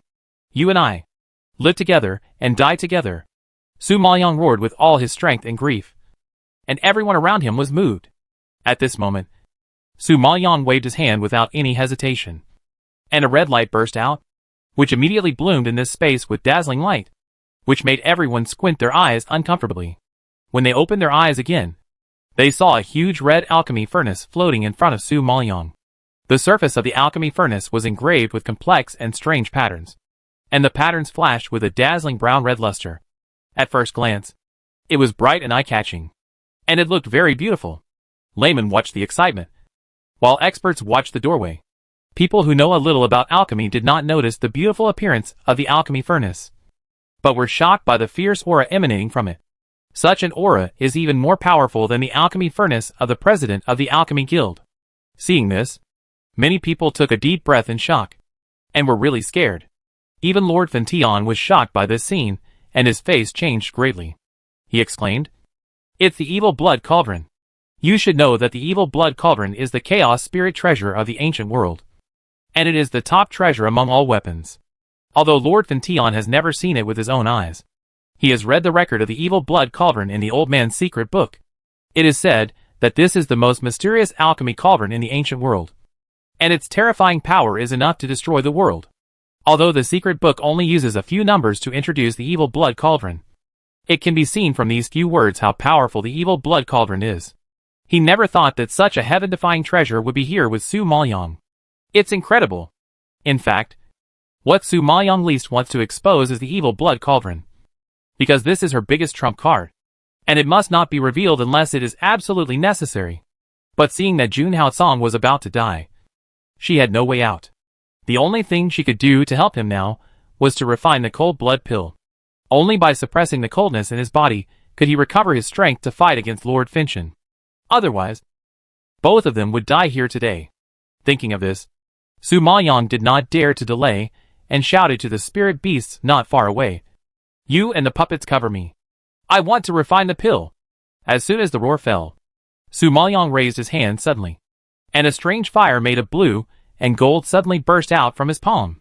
The flames were as fierce as waves, so powerful that they seemed to devour the air, and instantly released a terrible heat, rushing towards the people around. Feeling the terrifying pressure from the strange fire, Everyone was suffocated and smelled the smell of death. They were all pale and terrified, because they actually saw the legendary strange fire. And two kinds of strange fire. When Xiao Luoheng saw this scene, he finally believed Leng Shuyu's words. His cheeks twitched, and he exclaimed in a trembling voice, "Yes, yes, yes, it's true. It's true strange fire. And two kinds of strange fire. My God, I must be crazy." Yin Lingyu on the side was also shocked and stood there blankly, shocked by the scene in front of him.